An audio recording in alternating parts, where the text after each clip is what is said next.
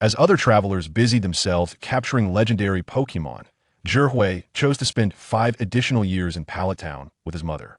These 5 years allowed him to become the most extraordinary student in Professor Oak's notes, utilizing his Ice-type EV to unravel the mysteries of Articuno's Blizzard and improving Machamp's combat data from Master Shiba.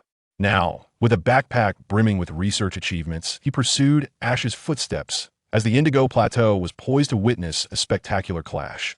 When the tactical professor faced off against the passionate champion, the fiery showdown between brothers would illuminate the entire Pokémon League pathway. Chapter 1. Pallet Town.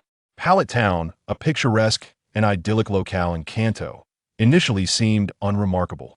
Yet it was renowned throughout the Kanto research community, primarily due to the presence of the esteemed Professor Oak, the most authoritative figure in the entire region, if not the entire league. Nestled within expansive mountains, Professor Oak's laboratory stood as a beacon of knowledge. The terrain was diverse, featuring forests, hills, lakes, and mountains, providing an ideal habitat for a myriad of Pokémon to thrive. Inside the lab, an elderly man clad in a lab coat was engrossed in a bowl of instant noodles. While gazing at a screen, he was none other than the illustrious Professor Oak. Amidst this setting, countless adorable Pokémon frolicked freely, while a boy of about 10 years enthusiastically conducted a health check on a fiery red fox with 6 tails. Professor, this Vulpix has fully recovered and is developing exceptionally well. It qualifies as outstanding. It appears Xiaoxing has done an excellent job in raising it, the boy reported earnestly.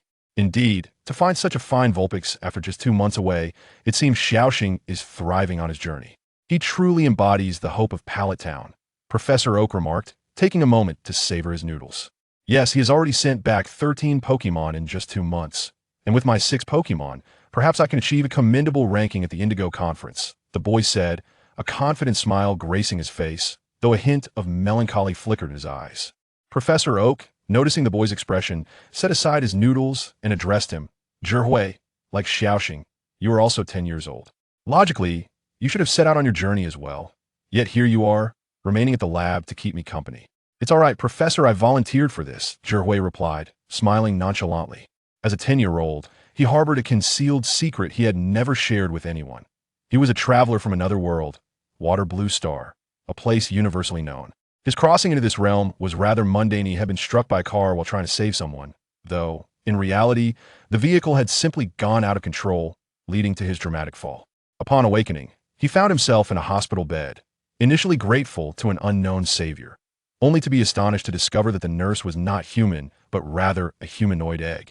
At that moment, Zhihui was nearly knocked off his bed in surprise, recognizing the egg as a Chansey, a staple companion of Nurse Joy from his previous life. Subsequently, he encountered Nurse Joy herself, and joy filled him. He had survived being hit by a car and was granted a second chance at life. Moreover, his childhood favorite anime was Pokémon, so being transported to this world felt like a dream come true. With an abundance of irresistibly cute Pokémon and a wealth of diverse landscapes, the allure of this world was undeniable, especially since it was safe enough for 10-year-olds to explore without peril. As time passed, Zhihui was astonished to discover that his mother in this life was none other than Hanako, Ash's mother from the anime, and his brother was the series protagonist, Ash himself. His mother was gentle and generous, while his brother, though fiery, was obedient. After an initial period of adjustment, Zhihui quickly grew fond of his new family and eagerly awaited his 10th birthday to receive his starter Pokémon from Professor Oak. One night, while staying up late, Zhihui found his mother, Hanako, exhausted and asleep in her chair.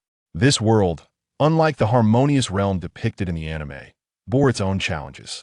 Every child received a Pokémon upon turning 10, yet to obtain one of the coveted starter Pokémon Charmander, Squirtle, or Bulbasaur had to pay an additional tax each year. Otherwise, the starter Pokémon could end up being a common Caterpie or Rattata found in the nearby Viridian Forest. In Zhihui's family, while both parents were nominally present, his errant father had been traveling for 3 years without returning. It was conceivable that something untoward had occurred, leaving Hanako as the sole provider for their household. Managing 2 children was already a daunting task, and the added financial burden of taxes made it even more challenging. Ash, carefree as he was, remained oblivious to these troubles, but Zhihui was acutely aware. Thus, he made the difficult decision to tell his mother that he did not wish to become a Pokémon trainer and transfer the tax burden onto Ash. To further alleviate expenses, he voluntarily became an assistant at Professor Oak's lab to study Pokemon knowledge. After all, this world thrived on the symbiotic relationship between humans and Pokemon, and the most lucrative paths were invariably linked to Pokemon. Take Sylph Company. For example, they dominated the league by developing technology for Pokeballs, amassing wealth, and becoming one of the top conglomerates in the region. This route, however, was not suitable for Zhihui, a mere 10-year-old without connections. As a commoner, the most achievable path for him was to become a Pokemon researcher. A Pokemon professor with a reputable name would attract substantial funding and support from the league, ensuring a comfortable life. While he might not amass untold riches, a modest fortune was certainly within reach.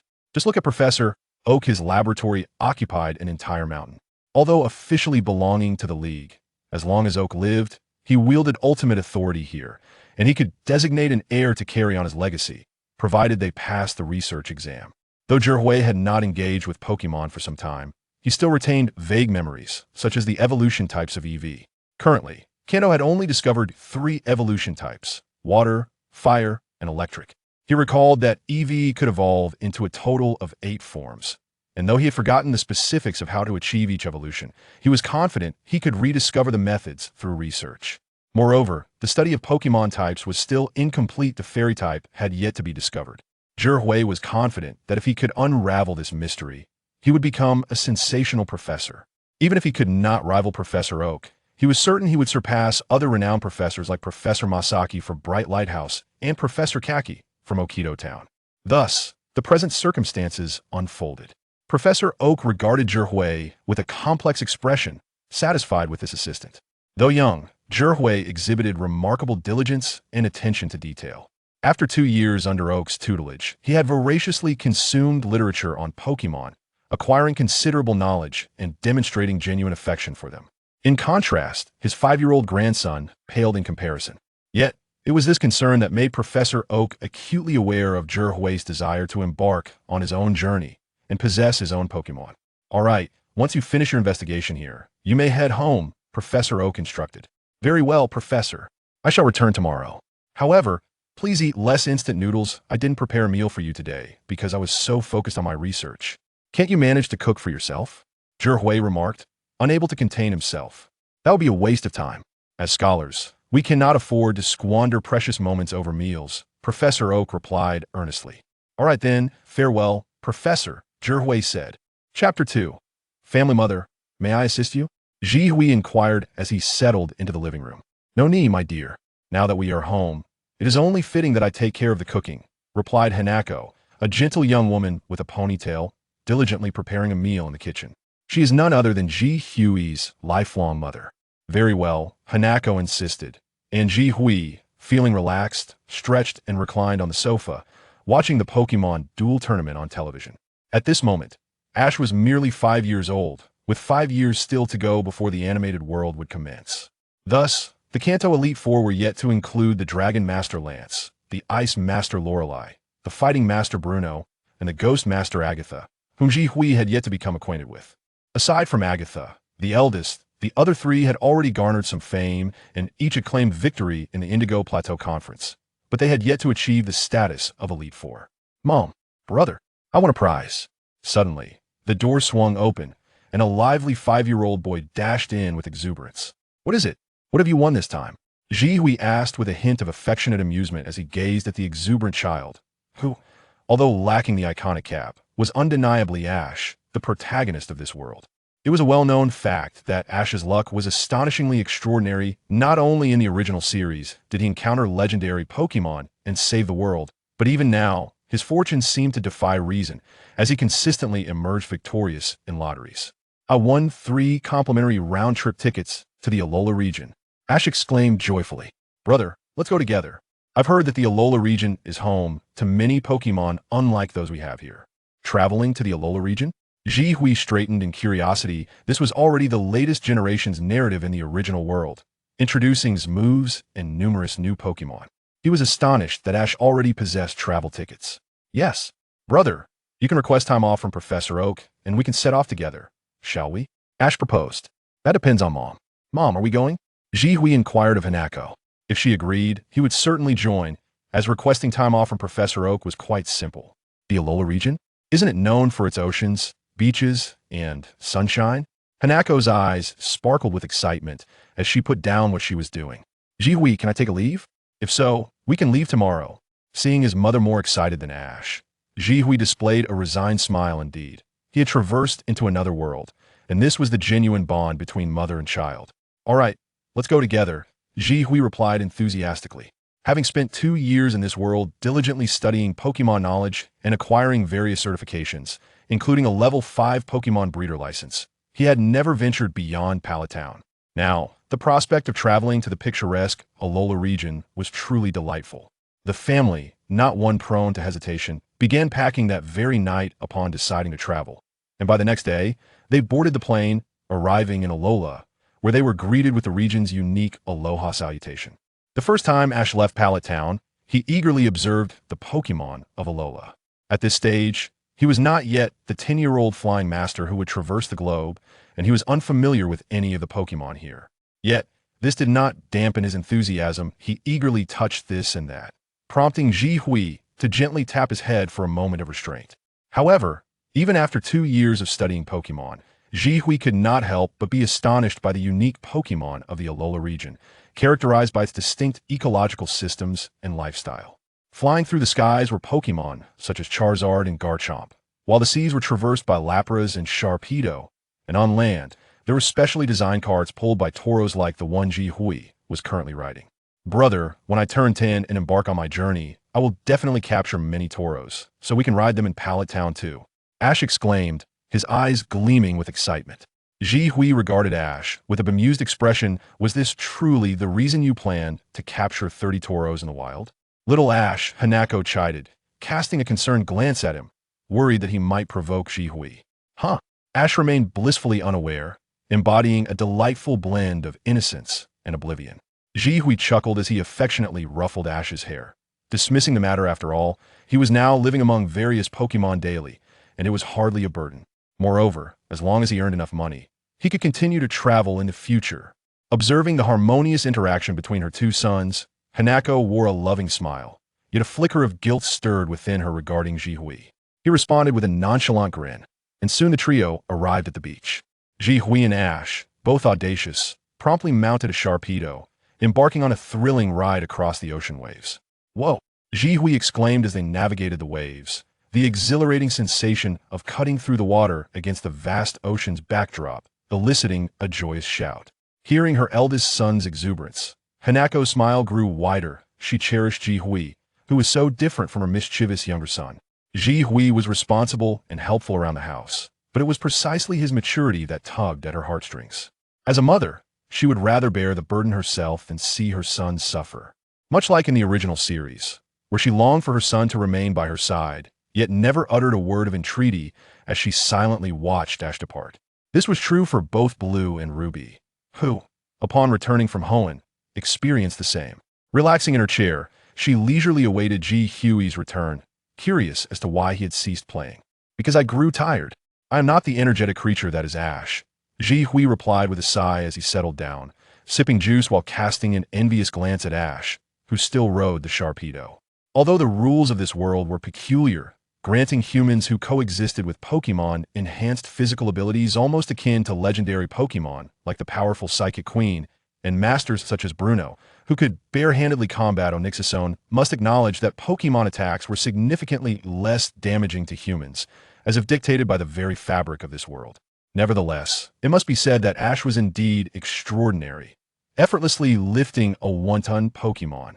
Though he had yet to reach the age of 10, his remarkable capabilities did not diminish in light of his youth. Chapter 3. Peril in the Jungle. Jihui. Are there any girls you fancy here? Xiaoji inquired while surfing, as Jihui and Hanako engaged in conversation. Their discussion soon veered towards the topic of lifelong commitments. Jihui, feeling somewhat exasperated, wished he could express to his mother that he was merely 10 years old. What did he know about love? However, he understood that voicing his thoughts would be futile.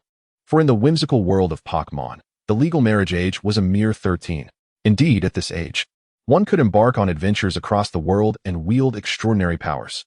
Otherwise, characters like Brock, who was just 15, wouldn't be relentlessly pursuing romantic interests and proclaiming intentions of marriage. Mom, I need to focus on my studies and aspire to be a doctor, I simply have no time. Zhihui insisted, seeking an excuse to evade the topic. Research and dating can proceed concurrently. There are plenty of girls here, Hanako replied. That would be distracting. Besides, you're so beautiful, Mom. If I were to find a girlfriend, she couldn't possibly differ too much from you, or else you'd find her bothersome, and she'd feel inferior. Zhihui reasoned. Flattering words to appease me, Hanako retorted with a roll of her eyes, before her expression brightened as she pointed to the right. Who says there are no beautiful women here? Just look over there. What is going on? Zhihui asked curiously, turning to gaze in the direction she indicated. Only to be taken aback. There stood a striking woman in a light blue swimsuit, with cascading red hair framing her exquisite face, its tips slightly curled. Her complexion was fair and flawless, rivaling even Hanako's beauty. Moreover, her figure was astonishingly alluring, with a slender waist and ample curves that would earn a perfect score. She is truly a beauty, Zhihui thought, his heart fluttering unexpectedly.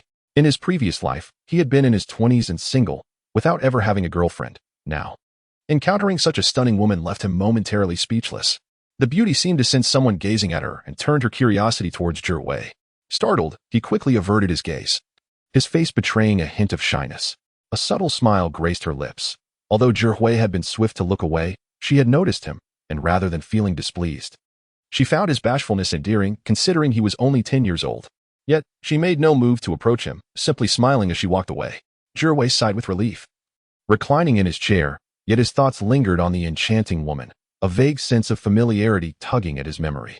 Later, after dinner, Zhihui still had spotted the beauty again, but the family enjoyed a delightful holiday together. Post-dinner, Xiaozhi was coaxed by Hanako, while Zhihui ventured out for a stroll. Under the golden glow of the setting sun, he walked along the beach, feeling the soft sand beneath his feet, and watched the water-type Pokémon frolicking on the surface. Particularly the mesmerizing Milotic, renowned for its beauty. Its long, pearly body leaped gracefully, sending up white splashes that sparkled in the warm sunlight, enhancing its allure. Zhihui marveled at the tranquility of the Pokémon world, a harmonious blend of nature and humanity. As he wandered freely, Zhihui found himself drawn into the forest, savoring the serenity, when suddenly, a white blur lunged at him. Caught off guard, he was knocked off his feet, and upon looking up, found himself staring into a pair of frightened azure eyes. In his arms was a small fox-like creature, resembling the Alolan Vulpix. Recognizing the Pokémon instantly, Zhihui's excitement surged. The Alolan Vulpix, or Ice Vulpix, was a new addition from the 7th generation, having transformed from fire to ice, its cuteness amplified. Upon realizing he had encountered a Vulpix, Zhihui couldn't contain his exhilaration. The Alolan form of Vulpix evolves into an Ice Ninetales, possessing both ice and fairy types, an area he was eager to research. He had been pondering how to ask Professor Oak for assistance, but now, possessing this Ice Vulpix and demonstrating its evolution would provide undeniable evidence. His heart raced with joy. However, Zhihui's exhilaration was short-lived as the Vulpix darted away, inadvertently stepping on his face in the process. Feeling aggrieved, he suddenly heard a furious roar in the distance, followed by a wave of golden energy. Realizing the impending danger, he scrambled to his feet, chasing after the Vulpix, his mind racing with the thought of the devastating move. Hyper Beam. It was the ultimate attack of the normal type, a benchmark for assessing a Pokémon's strength. If a Pokémon could unleash Hyper Beam, it was certainly formidable. As he glanced back, Zhihui beheld an imposing figure charging toward him, a massive brown bear, its chest adorned with a circular mark. The Beartic. Zhihui's heart sank. How had he unwittingly attracted its ire? Panic surged within him, but with the Vulpix at stake, he dashed forward.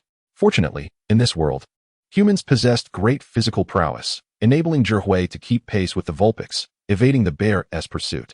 With each passing moment, the Beartic grew more enraged, unleashing Hyper Beam after Hyper Beam. Zhihui internally lamented, isn't there supposed to be a brief pause after using Hyper Beam? Why is it still attacking? Frustration mounted.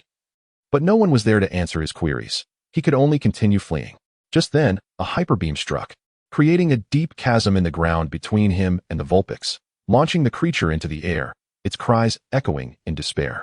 Zhihui instinctively reached out to catch the Ice Vulpix, rolling down a slope to shield it with his body. The Vulpix let out a soft, puzzled whimper, seemingly taken aback by the human's protective gesture. It's all right. We will be safe, Zhihui reassured, gently stroking the Vulpix's little head. Despite his aspirations to study fairy types, his genuine affection for Pokémon had flourished during his 2 years as a research assistant. He truly cherished them. Hearing the bear's roar again sent a shiver down his spine, compelling him to rise and flee once more. Safety was still not assured. After what felt like an eternity of running, Zhihui, bruised and battered, was eventually caught by the bear tick, lying helplessly on the ground. He gazed up at the bear's enormous paw descending toward him, despair flooding his heart. He silently hoped the bear would show some mercy, perhaps leaving him incapacitated rather than dead. In that moment of hopelessness, a cold, commanding voice rang out. Meteor Mash, a pink hippopotamus, adorned with a massive spiral shell, appeared before him, its right fist glowing with a soft white light. With a resounding impact, it struck the Beartic's paw, causing the formidable creature to stagger backward, while the hippo remained unharmed. This is a Duskull. Use Psychic. Another icy voice commanded. Zhihui watched in awe as the once ferocious beartic bore a look of terror, rendered immobile by a powerful psychic force. The Duskull's eyes shimmered with otherworldly light, and the beartic was effortlessly hurled away, disappearing into the night sky like a shooting star. Having narrowly escaped disaster, Zhihui held the Vulpix tightly, relief flooding through him. What a blessing it is to be alive. Are you all right, little brother? Zhihui had just seen the enchanting beach beauty approach him. She bent down, offering a gentle smile as she spoke. Dai Hema, glasses, beauty, are you Kina? Zhihui suddenly realized, understanding why she seemed so familiar to him. Chapter 4, Kona-o? You know me? Kona inquired curiously, gazing at Zhihui. Of course. The stunning champion of the last quartz conference, not to mention the most renowned champion in the past 2 decades, Zhihui replied with a smile. Is it really that exaggerated? The pride of the quartz conference is that Dragonite over there, Kona remarked. That is true. But Dragonite benefits from being the guardian deity of Kanto. In terms of fame, Miss Kona, you undoubtedly reign supreme, Zhihui asserted confidently. After all, in the past 20 years, there have only been 3 female champions, and among them, Kona is the most beautiful. Regardless of the world, good looks are always advantageous. Is that so? Kona's expression remained composed, but a glimmer of delight danced in her eyes. Clearly, no one dislikes being praised, especially when the compliment is close to the truth. She glanced down at the injured Vulpix in Zhihui's arms. Is this your Pokémon? It looks badly hurt. You should hurry to a Pokémon center. Yes. Zhihui, noticing the pitiful state of Vulpix, felt a sudden jolt of urgency. Without further ado, he turned to Kona and said, Miss Kona, I'll see you later. I need to take Vulpix for treatment. With that, Zhihui swiftly made his way to the Pokémon Center, where he entrusted Vulpix to Nurse Joy for care. After completing everything, Zhihui sat outside, panting heavily, feeling utterly exhausted from the taxing run. He had been chased by a beartic and then carried Vulpix all the way. Even though humans in this world possess extraordinary physical capabilities, he still found it overwhelming. In fact, if it weren't for the unique physical traits of humans in this world, he certainly wouldn't have been able to run such a distance in his previous life. Take a break. You look worn out. Kona appeared seemingly out of nowhere, offering Zhihui a bottle of drink. Miss Kona, how did you end up here? Zhihui asked, perplexed as he accepted the beverage. I was worried about your Vulpix. As a Pokémon trainer, you truly are rather careless, letting your Pokémon sustain such serious injuries, Kona replied, sitting beside him. Being a specialist in Ice-type Pokémon, and given that Alolan Vulpix is an Ice-type, she felt compelled to check on it. That Vulpix isn't even mine. I just found it being chased by a beartic in the woods and decided to protect it, Zhihui clarified. Not your Pokémon. A wild one. Kona's eyes lit up. Upon hearing this, Zhihui immediately straightened up, his demeanor shifting to one of wariness. The earlier admiration for the beautiful older sister now replaced with caution. Beauty is priceless, but a Pokémon with fairy attributes is of far greater value, and he would never part with it willingly. Little brother, no need to be so tense. I do indeed have my eyes on that Vulpix. It's Ice-type, adorable, and possesses considerable strength. I genuinely like it, but since you've been protecting it, I want to take it from you, Kona said with a gentle smile. Though she was indeed intrigued by the Ice Vulpix, Zhihui exhaled in relief. If Kona truly tried to take it from him, he wouldn't stand a chance. The conventional logic of capturing Pokémon dictates that one must first defeat the wild Pokémon before attempting to capture it. However, Zhihui currently had none, and he intended to follow the same path as his little brother, Ash, relying on emotional bonds for capture. Regardless, he decided to first take Vulpix to Professor Oak's lab, and then explore the fairy attributes. However, if you can't capture it, I might just take it, Kona added. Adjusting her glasses, Zhihui rolled his eyes and turned away, unwilling to engage further with her. Why the sulky demeanor? Kona observed with amusement. You know who I am, but I don't even know your name. Who are you? You look around 10 years old, which means you should have become a Pokémon trainer by now. Why not challenge the Pokémon leagues in various regions instead of coming to Alola? My name is Zhihui. I haven't received a starter Pokémon, so I haven't challenged any Pokémon league. I'm currently an assistant to Professor Oak at his lab. I'm just here for a vacation, Zhihui replied, feigning disdain but ultimately answering honestly. An assistant to Professor Oak? That sounds promising, Kona smiled, clearly impressed by Professor Oak's reputation. Absolutely. Trust me, within 3 years, I will become the youngest Pokémon professor in the history of the league, Jihui declared proudly. The youngest professor? Kona regarded Jihui with a hint of surprise. Having traveled for several years and dealt with family matters, she had her own set of experiences in judging people. She could tell that Jihui wasn't merely boasting. He genuinely had confidence. However, a 13-year-old Pokémon professor was indeed astonishing. With a slight smile, Kona addressed Jihui. In 6 months, the current Elite Four of the Quartz League will retire. I plan to participate in the Elite Challenge. You should come and watch. The Elite Challenge? Jihui nodded slightly. Unlike in the games of his previous life, where becoming a conference champion allowed one to challenge the Elite Four and ultimately defeat the champion to become the league champion. The real Pokémon world has several levels of distinction between the conference champion and the league champion. Being a conference champion merely grants the right to participate in the Elite Challenge. Exactly. Come cheer for me as I strive to become the first female champion of the Kanto League in a decade, Kona proclaimed with confidence. A female champion? Jihui couldn't help but smile slightly. In the anime, Kanto is indeed a fascinating region. Firstly, it has a unique legendary Pokémon. Other regions have 2 primary legendaries, such as Groudon and Kyogre in Hoenn, or Dialga and Palkia in Sinnoh, but Kanto has only one, Lugia, residing in the Orange Islands. There is even debate about whether Lugia belongs to Kanto or Johto. Secondly, Kanto is the only region without a champion. It only has the Elite Four, the Dragon-type champion Lance, the Ghost-type champion Agatha, the Ice-type champion Kona, and the Fighting-type champion Koga. The interplay of their types creates a significant challenge. Lance's powerful Dragonite, a flying type, is 4 times weak to Ice-type, so even if he is stronger than Kona, he cannot prevail. Kona's Ice-type is countered by Koga's Fighting-type, and Koga's Fighting-type is ineffective against Agatha's Ghost-type, while Agatha's Gengar cannot match Lance's Dragonite. In the end, none of the 4 could overcome the others to become Kanto's champion, leading Lance to Johto to claim that title. What does that smile mean? Kona asked, looking at Jihui curiously. Nothing in particular. I truly believe Miss Kona is the strongest. My whole family will come to support you, Jihui replied. Do you genuinely mean that? Kona said nonchalantly. Every participant in the Elite Challenge possesses immense confidence in themselves, and she naturally believed in her potential to win. Jihui chose not to elaborate further, simply sitting there in boredom. Suddenly, he heard some commotion and, out of curiosity, turned to see 2 trainers around 10 years old engaged in a Pokémon battle, watching with interest as a way to pass the time. Chapter 5, the 2 trainers faced off in front of the Pokémon Center, oblivious to the spectators around them. Each struck a flamboyant pose as they summoned their Pokémon. One was a plump creature resembling a balloon, while the other was a mutated grass-type Pokémon that bore a striking resemblance to a giraffe. Both Pokémon were familiar to Jihui. The first was Jigglypuff, affectionately dubbed the Pink Demon. In the animated series, this Jigglypuff followed Ash relentlessly, using its signature move, Sing, to traverse the world without ever failing, except against the ancient Pokémon, making it almost a bug-like entity. Although this particular Jigglypuff was not as formidable, it was certainly well-trained. The other, the grass-type giraffe-like Pokémon, could only be described as a disgrace among dragon-type Pokémon. The Alolan variant of the coconut tree Pokémon had undergone genetic mutations due to excessive sunlight, reaching an astounding height of 10.9 meters, acquiring an additional head on its tail, and shifting its type from grass psychic to grass dragon.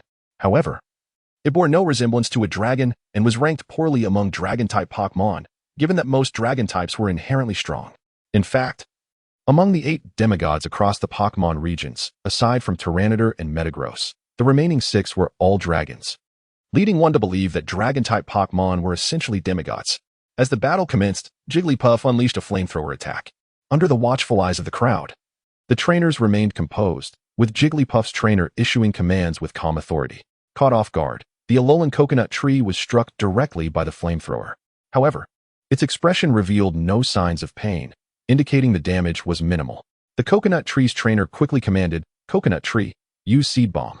The coconut tree joyfully responded, its leafy crown glowing green as several bomb-like objects materialized and hurtled toward Jigglypuff, striking it squarely and sending it reeling backward, its pink form now dusted with debris, appearing significantly harmed. Oddly enough, the coconut tree is a grass psychic type, so the flamethrower should have been highly effective.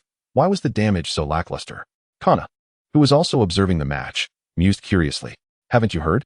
The Alolan region, due to its unique environment, has birthed many Pokémon unlike those in other regions. The coconut tree, for instance, has transformed from grass psychic to grass dragon, meaning it has a resistance to fire, resulting in only normal damage, Ji Hui explained. I see. I merely came here for a vacation and hadn't given it much thought. But now that you've mentioned it, it seems there are quite a few mutated Pokémon here.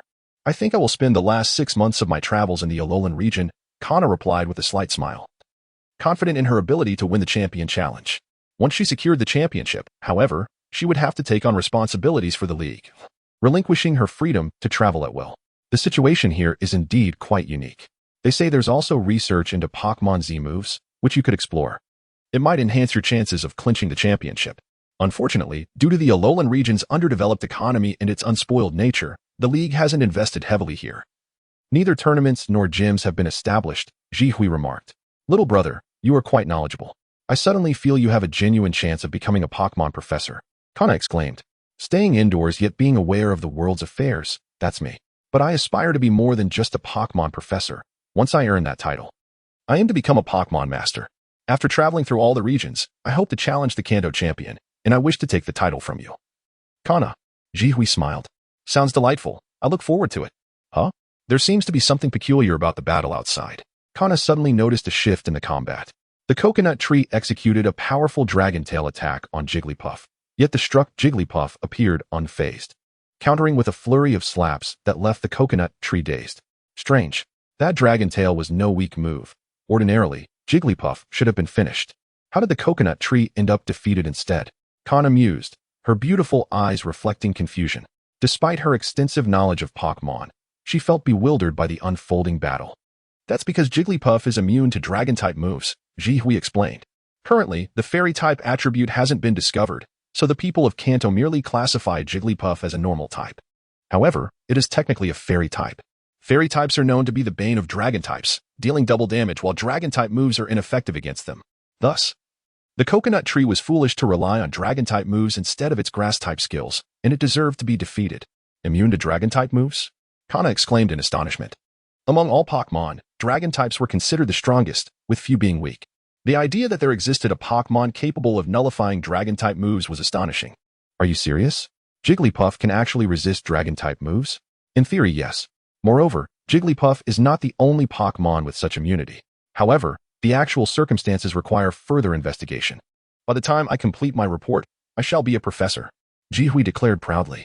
If you truly discover a Pokémon with immunity to dragon-type moves, you will undoubtedly become the latest academic sensation. Just don't forget about your sister. Kana replied. Pretty, gentle, and powerful trainers like you are unforgettable, Kana, Ji Hui said. Then let us both strive toward our respective goals and see who becomes a professor first or who claims the championship first, Kana proposed. Ji Hui's eyes sparkled with mischief as he suggested, Kana, how about we make a bet? Whoever achieves their goal first will have the other fulfill an unconditional favor. Sure. If you want to bet, I'll join you.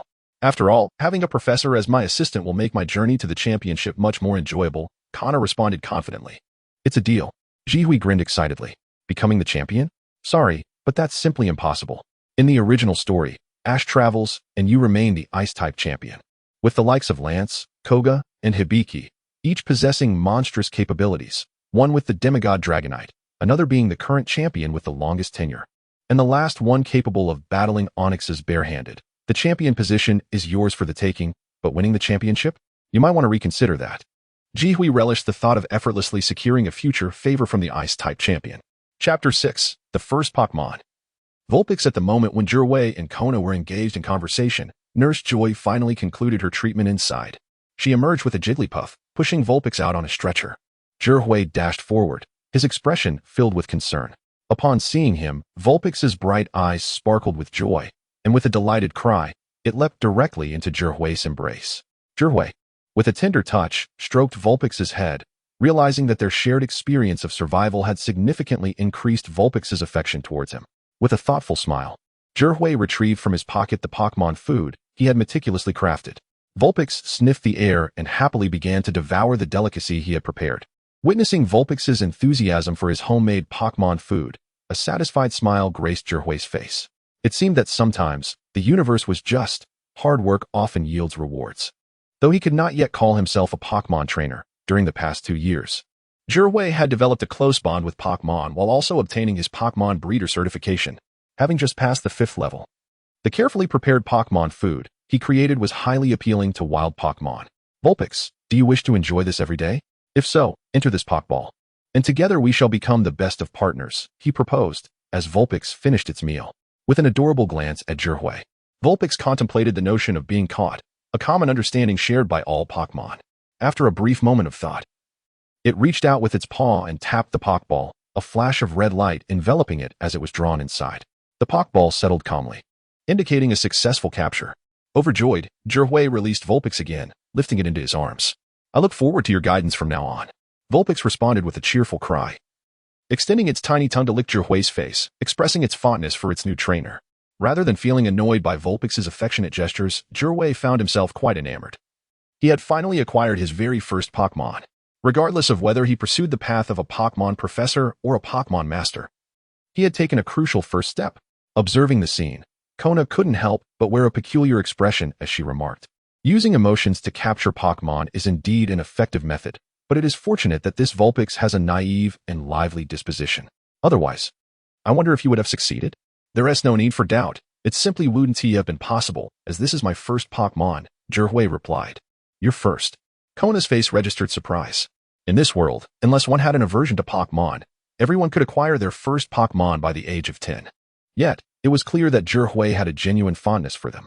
"Indeed, but I will obtain many formidable Pokémon in the future, and one day, I shall surpass you," Zhihui declared confidently. "Surpass me? How about I gift you a Pokémon? Just tell me what you want. As long as it isn't too rare or an ice type, I can procure it for you," Kona suggested with a smile. Specializing in ice types, she had forsaken numerous excellent Pokémon of other types during her travels. Given her enjoyable time with Zhihui, she was willing to offer him one. "You would truly gift me one?" Zhihui asked, astonished. "Absolutely. As long as it isn't too difficult to capture, it's quite easy for me," Kona affirmed. Zhihui pondered seriously for a moment before shaking his head. "No, I have yet to officially become a Pokémon trainer and still need to write my thesis. I don't have the energy to train 2 Pokémon.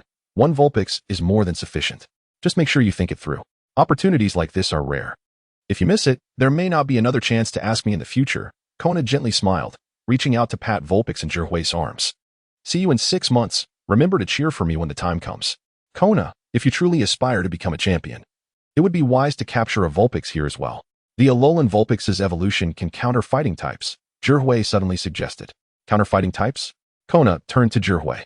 Ice types were weak to rock, fire, steel, and fighting types, but since rock and fire types were countered by water, and most ice Pokémon possessed water-type skills, especially her ace, the powerful water-type Pokémon, Lapras, she found no effective counters against fighting and steel types. Now, to say that she could counter fighting types?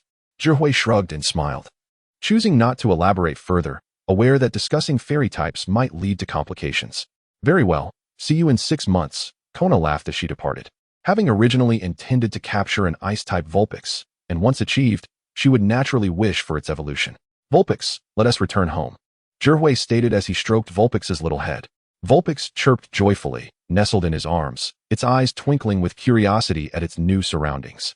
Having previously lived in the wilderness, it had rarely experienced the urban environment and found everything fascinating. Upon arriving back at the hotel, Zhihui encountered Ash, who was engrossed in watching a Pokémon competition on television. The moment Ash spotted Vulpix, he rushed over with uncontainable excitement, bombarding Zhihui with questions. Once he learned that Vulpix was Zhihui's Pokémon, he was overjoyed, spinning around with Vulpix in his arms. Zhihui chuckled and shook his head. When it came to understanding Pokémon, Ash, even in his entirety, could not rival half of Zhihui's knowledge. However, if it were a matter of passion for Pokémon, Zhihui could only equal half of Ash's fervor. Observing Ash's boundless enthusiasm for Pokémon, Zhihui found himself contemplative. Everyone knew Ash's dream was to become the world's greatest Pokémon master. However, aside from claiming a single Orange League title akin to a single-player game, he had not secured any other championships. The reasons for this were manifold, including Ash's own missteps. In the Hoenn, Sinnoh, and Kalos regions, he solely utilized Pokémon he had captured locally, treating his veteran Pokémon as obsolete. More often than not, it was a result of the writer's evident malice. In the Sinnoh region, Ash's strategies reached their zenith, and he was the only one to employ past Pokémon. However, this led to the most significant plot hole in the anime involving the legendary Pokémon. It was worth noting that although Ash lost, both his Sceptile and Pikachu achieved legendary status by defeating 2 legendary Pokémon, while the runner-up had failed to even take down one. But now, this was the real world, devoid of scripts. As an older brother, shouldn't he train his younger sibling to prevent him from remaining so naive? While enthusiasm and bonds were Ash's greatest strengths, blind zeal could easily lead to foolishness. If the younger brother was foolish, the elder brother would feel embarrassed as well.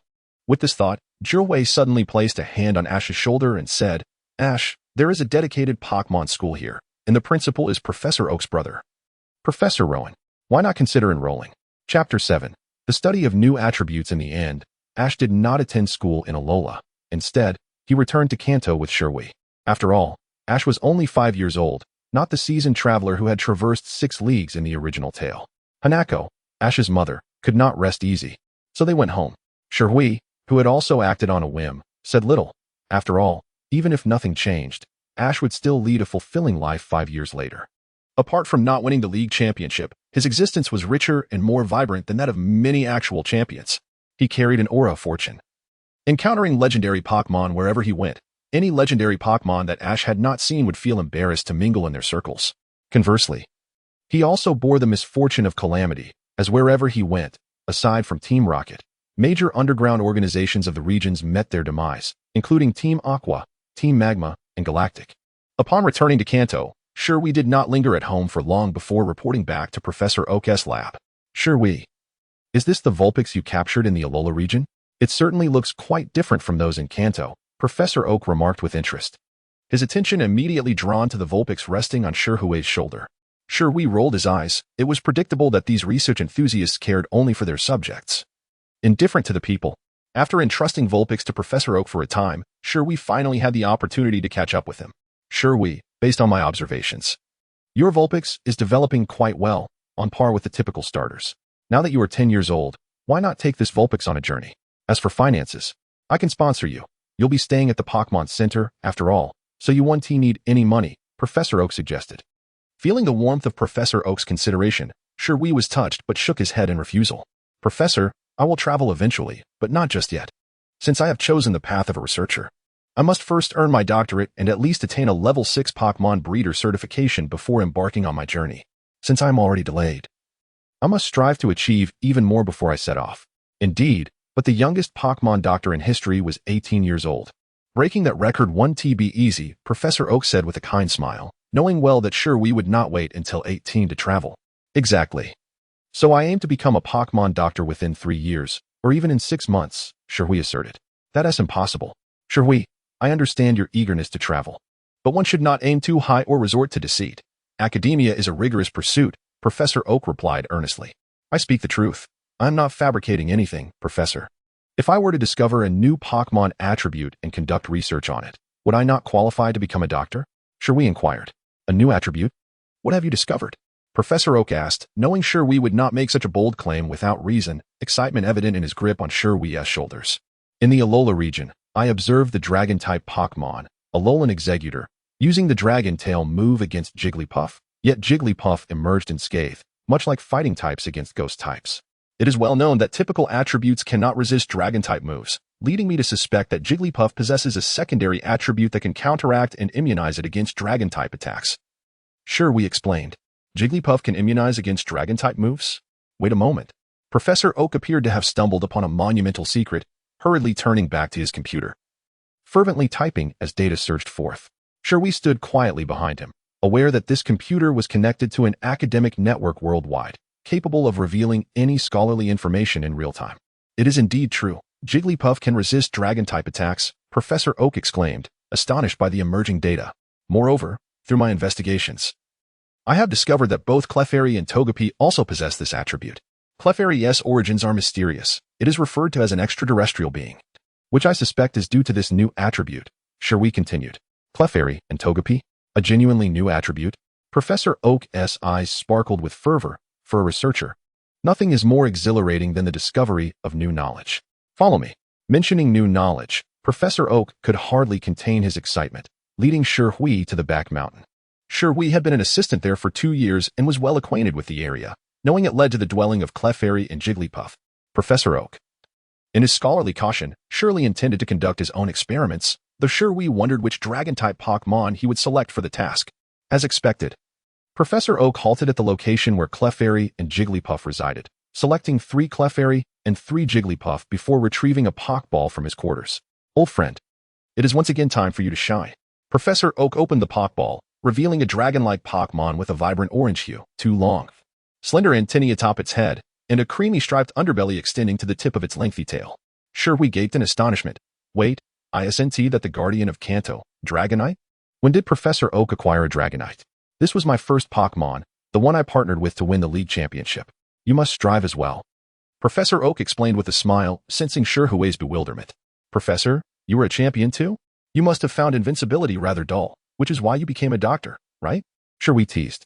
Not at all. I found academia to be an endless pursuit, which is why I became a scholar, Professor Oak clarified. Oh, Shirui nodded, somewhat understanding.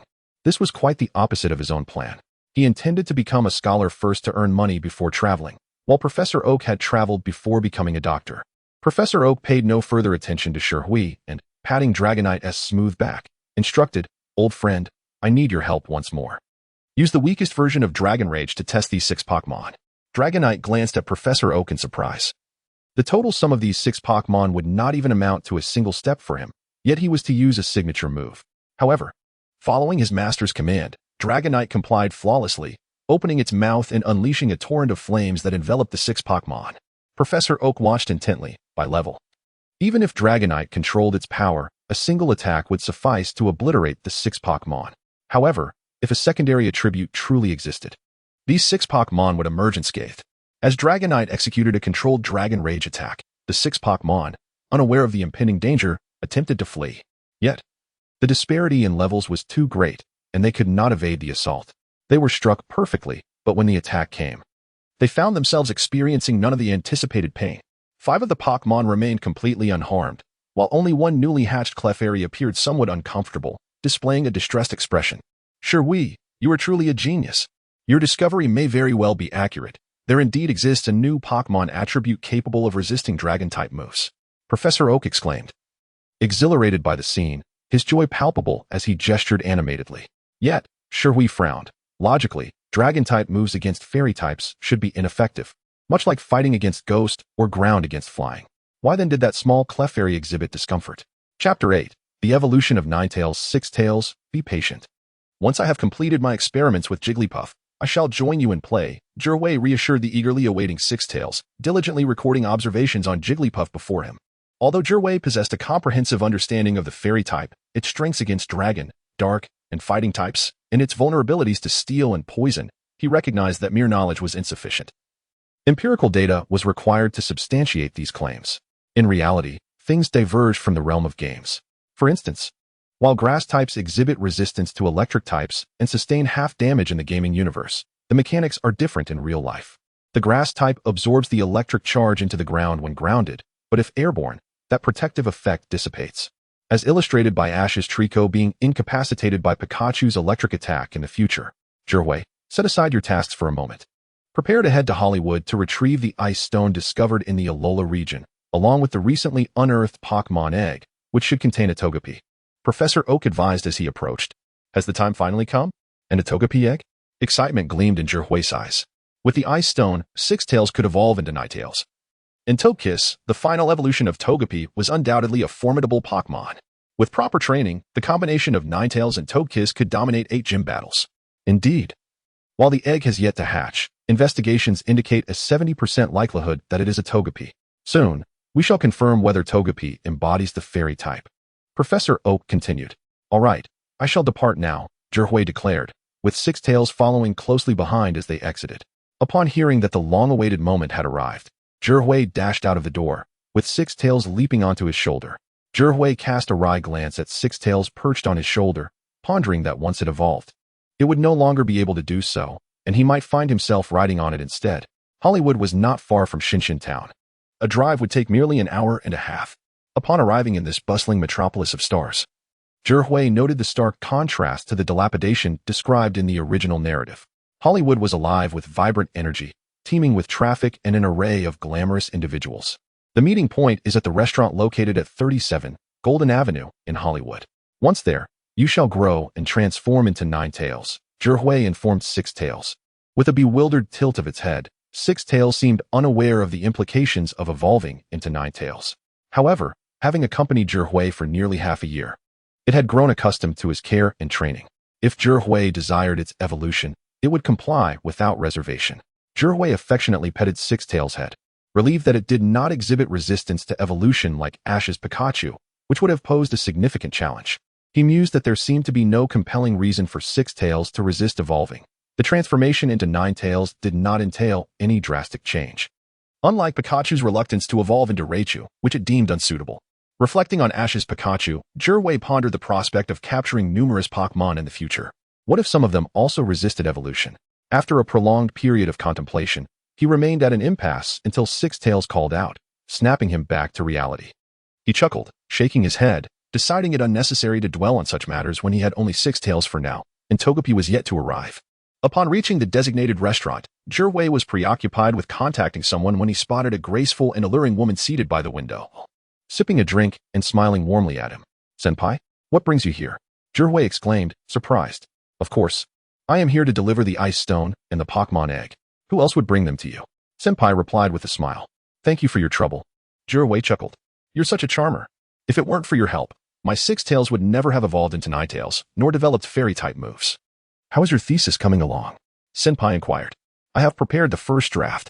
While it cannot be deemed a complete success yet, the moves developed with Jigglypuff and your assistance sufficiently demonstrate the existence of the fairy type," Zhihui replied. "Oh, so you are on your way to becoming a Pokémon researcher. Had I known, I wouldn't have wagered with you 6 months ago," she remarked. "One thesis alone does not qualify me as a researcher. I am merely a candidate, much like you are currently a champion candidate. In theory, if you win the upcoming champion challenge, you will still win the bet." Zhihui laughed, though he acknowledged that realistically, his chances against Shiba and Grandma Kiku were slim. Thus he believed the ultimate victory would be his. "Don't underestimate your elder sister. Do you believe I won't reclaim the Ice Stone?" Senpai teased, playfully flicking Zhihui's forehead. Since parting ways in Alola 6 months prior, they had maintained regular contact, with Senpai's Ice Ninetales evolving under Zhihui's guidance. "I would never." Zhihui feigned innocence. "You, Senpai, are unparalleled. No one can stand against you, not even Shiba or anyone else. Enough jesting. Here is the Ice Stone and the Togepi egg, which is on the verge of hatching. Be sure to be the first one it sees. Otherwise, it will not recognize you as its master," Senpai said, retrieving the Pokémon egg and Ice Stone from her backpack. "I understand," Zhihui responded eagerly, accepting the Pokémon egg and Ice Stone, fully aware of the blunders made by Ash in the anime. "Hoof," Six Tails curiously called out, gazing at the Ice Stone with eager eyes. Zhihui smiled and offered, "Shall we evolve now? If so, extend your paw." Six Tails tilted its head thoughtfully before reaching out to touch the Ice Stone. In an instant, a wondrous, ethereal light enveloped its body, and the temperature around them plummeted. Though it was not Zhihui's first experience witnessing a Pokémon evolution, it was indeed his first with his own Pokémon, and he could hardly contain his excitement. As the light faded, Six Tails had vanished, transformed into a pristine white Ninetales. The other patrons in the restaurant gasped in amazement, murmuring among themselves, "What a beautiful Pokémon! What type is it? It must be Ninetales, but why is it white? Aren't they usually cream-colored? Is it a new variety? Why hasn't this new Pokémon species been announced? Isn't that Miss Senpai, the recently popular champion candidate? Is that Pokémon hers? Miss Senpai the Ice Master?" Before Zhihui could share a moment with his newly evolved Ninetales, the surrounding chatter drowned him out. He turned to Senpai, saying, "Your reputation is quite formidable. It seems that in the future, if we go on a date, we must choose a more secluded location." Chapter 9. Meow Meow. As Kina pulled Zhihui along at a brisk pace, they halted in front of an upscale fashion boutique. "These fans are utterly terrifying. You haven't even become a superstar yet, and look at this chaos. If you actually become the champion, I will truly have to maintain my distance from you." Zhihui gasped, breathless. "If you wish to keep your distance, then perhaps you should release my hand. For holding on like this seems rather presumptuous," Kina retorted, freeing her hand from his grasp. "Ah, I momentarily lost focus," Zhihui chuckled sheepishly, though inwardly he mused that if he could indulge in such liberties openly, he would certainly hold on. "Stop it. You're just a cheeky little rascal," Kina teased, rolling her eyes playfully at him. "Kina, that's an unfounded slander. My integrity is well recognized in Shinshin Town, not to mention throughout the entire Kanto region. Granny Orange, Shiba, Dr. Nemu, and Dr. Soramori all attest to my impeccable character," Zhihui protested. "I want to bicker with you. I don't know how skilled you are at training Pokémon, but your verbal prowess ranks among the top 3 of those I know, Kina remarked. Indeed. During Pokémon battles, I SNT at the trainer's role to guide with their voice. I speak swiftly, just as Pokémon battle rapidly, Zhihui replied confidently. In Pokémon battles, the essence lies in the bond between trainer and Pokémon. During combat, their minds must unite. The speed of speech is secondary. Otherwise, if you speak too quickly, the Pokémon won't be able to react, rendering your words futile, Kina countered. But my bond with the Ninetales, my Ninetales is undoubtedly the strongest. Zhihui exclaimed, calling out to his Ninetales nearby. The Ninetales' eyes sparkled as it joyfully approached, leaping towards Zhihui, only to forget that its body had grown larger and it could no longer pounce as it once did. Zhihui was dramatically knocked to the ground. Ouch, Ninetales. You've grown quite big now. You can't just tackle me like before. Zhihui lamented, stroking Ninetales' head as it tilted curiously, seemingly oblivious to his words, and licked his face with its delicate tongue. All right, that's my fault. Tomorrow, I'll train with Shiba to build some muscle. And then I'll be able to withstand your tackles. Zhihui groaned, lying on the ground like a defeated dog. Kina watched in amusement as she reached for her Pokeball and released her own Ice Ninetales. Zhihui's Ninetales, still licking him, suddenly spotted Kina's Ninetales and dashed over with shining eyes. They had known each other long before when they were both a Vulpix and a Ninetales, respectively. Now, at last, they were both Ninetales. Initially puzzled, Kina's Ninetales soon approached happily, and upon recognizing its old friend from their days as Vulpix, the two Pokémon joyously frolicked together. Get up already. You look utterly ridiculous lying there. Kina chided. Zhihui shrugged and attempted to rise, but as he lay there, he suddenly noticed a standing Meowth holding a bouquet of flowers, as if making a romantic proposal. Following the gaze of the Meowth, he spotted an elegantly adorned Meowth in the boutique window, seemingly waiting for its owner to emerge. Why does this scene feel so eerily familiar? A sense of déjà vu washed over Zhihui. What's wrong? Why aren't you getting up? Is that Meowth so captivating? Kina asked, perplexed. No. It's just that it feels strange. I only recall one bipedal Meowth, akin to a legendary creature, Zhihui replied. Akin to a legendary creature? Kina's interest peaked. Though her specialty lay in ice-type Pokémon, she wouldn't mind capturing one if it were a legendary. Indeed, look. Zhihui and Kina stood by, watching as the Meowth approached the one in the window and began to speak. Kina was instantly dumbfounded, unable to believe her eyes. A Meowth can talk? How is that possible? Zhihui's expression shifted to realization. How could he have forgotten? They were in Hollywood, the place where Team Rocket's Meowth had spent the most time before joining the crew. This moment mirrored the beginning of the Meowth's song in the Pokémon anime, where it learned to speak. The Meowth, smitten by the glamorous Meowth resembling Madonna, began to profess its affection, but Madonna, being a well-cared-for pet, looked down upon the stray Meowth and mocked it, asking if it could provide the same comforts as her owner. This taunt spurred the Meowth to learn human ways, adopting bipedalism and mastering human speech. After an unimaginable effort, it became one of the few Pokémon in the world capable of speaking without possessing psychic abilities, rivaling even Pikachu in the Pokémon universe. Regrettably, despite its efforts, Madonna still rejected it, delivering a heart-wrenching remark. A Meowth that walks like a human and speaks is disgusting. Thus began the Meowth's descent into villainy, vowing to become the wealthiest being and reclaim Madonna, even if it meant resorting to theft. Yet, when the Meowth returned to Hollywood later, despite triumphing over the cat boss, it still didn't forcibly take Madonna, only to be further wounded by her words.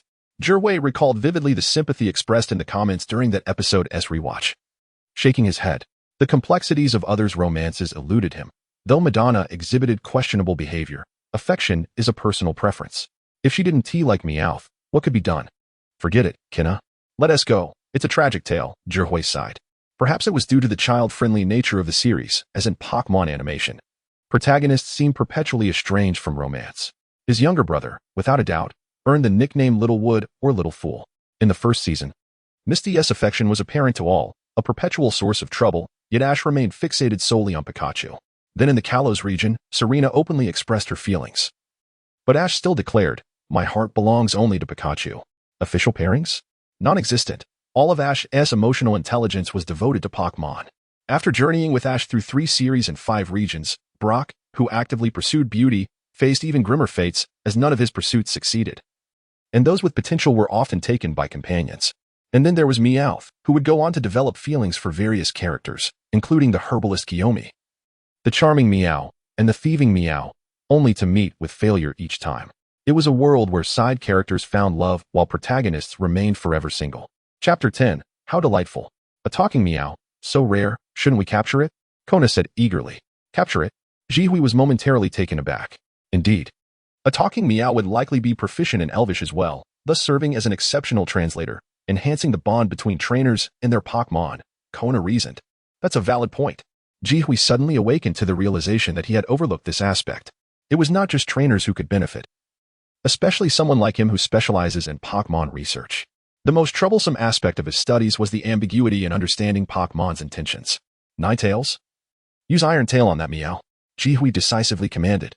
Ninetales, who had been frolicking happily, was taken aback by Jihui's order but quickly complied, sprinting towards the meow that was contemplating grand ventures. With its 9 pristine tails flickering with a silvery glow, Ninetales struck the meow repeatedly before it could react, leaving it dazed and bewildered. What an unpleasant sensation, the meow thought. Jihui, quick on the draw, threw a Pokeball, which struck the meow perfectly. The ball shook a few times before coming to a halt. Capture successful. Jihui snapped his fingers in delight, filled with excitement, chiding himself for having been overly influenced by the animated series of his previous life, instinctively perceiving the meow as a human rather than a Pokémon, momentarily forgetting to capture it. Now, it didn't matter. If it was useful to him, he would secure it first. As for how to handle the meow later, having watched countless episodes of the Pokémon anime, he felt he understood the feline's nature well. However, Jihui's elation was short-lived as he suddenly felt a sharp pain in his ear. Kona, her eyes wide, glared at him. Jihui, who was it that told me stealing Pokémon is shameful? Jihui chuckled awkwardly, acknowledging that, after Kona's reminder, he had acted decisively to capture it, but it seemed that Kona had intended to do so first, making him a thief. Sister Kona, do say something. Whether it's punishment or reward, I accept it. Even if it means kneeling on durians, I'm fine with it, Jihui declared resolutely. You said it. Then, you shall be my assistant for a month. Until the Elite Challenge begins, you will serve as my dedicated Pokémon caretaker. Also, tomorrow I have a presentation at the Pokémon Research School. Help me draft a speech, Kona stipulated, releasing her grip on Jihui's ear. Being a caretaker is fine. But Sister Kona, you want me to be your ghostwriter for the speech? That's a bit much, Jihui protested, rubbing his ear. What do you know? My grandmother is a professor at that school, and I've attended classes there, so I'm practically a student. She wants me to exemplify an outstanding graduate. But as a Pokémon professor, there are no secret techniques to impart. Ultimately, it's about understanding a Pokémon's heart, transforming oneself into a Pokémon, embodying ice and water. But I can't say that outright, so I need you to help me draft a credible speech. Make sure it's well-written, or I'll have Dragonite freeze you, Kona threatened menacingly. That's just cruel. Be careful. I might report you to the league, Jihui retorted. Doesn't matter. Once I become the league champion, I can mistreat you openly without consequence, Kona boasted proudly.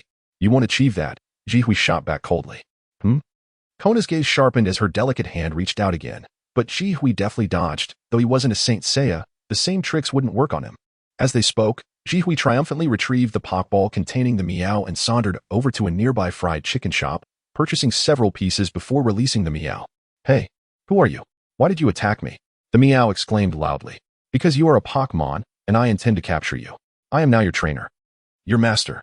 You must obey, Jihui replied. Impossible. I aspire to be the greatest villain in the world. I will never heed the commands of a human. I'm leaving now. The meow scoffed, preparing to walk away. This starkly contrasts the Pokémon world with the games. In games, only trainers release Pokémon, but here, Pokémon can abandon their trainers. Much like in the original story, where Ash captured Chikorita in the Johto region, nicknamed Prideful Leaf, who left home one night out of jealousy towards Pikachu. Had Pikachu not retrieved her, she would have truly separated from Ash.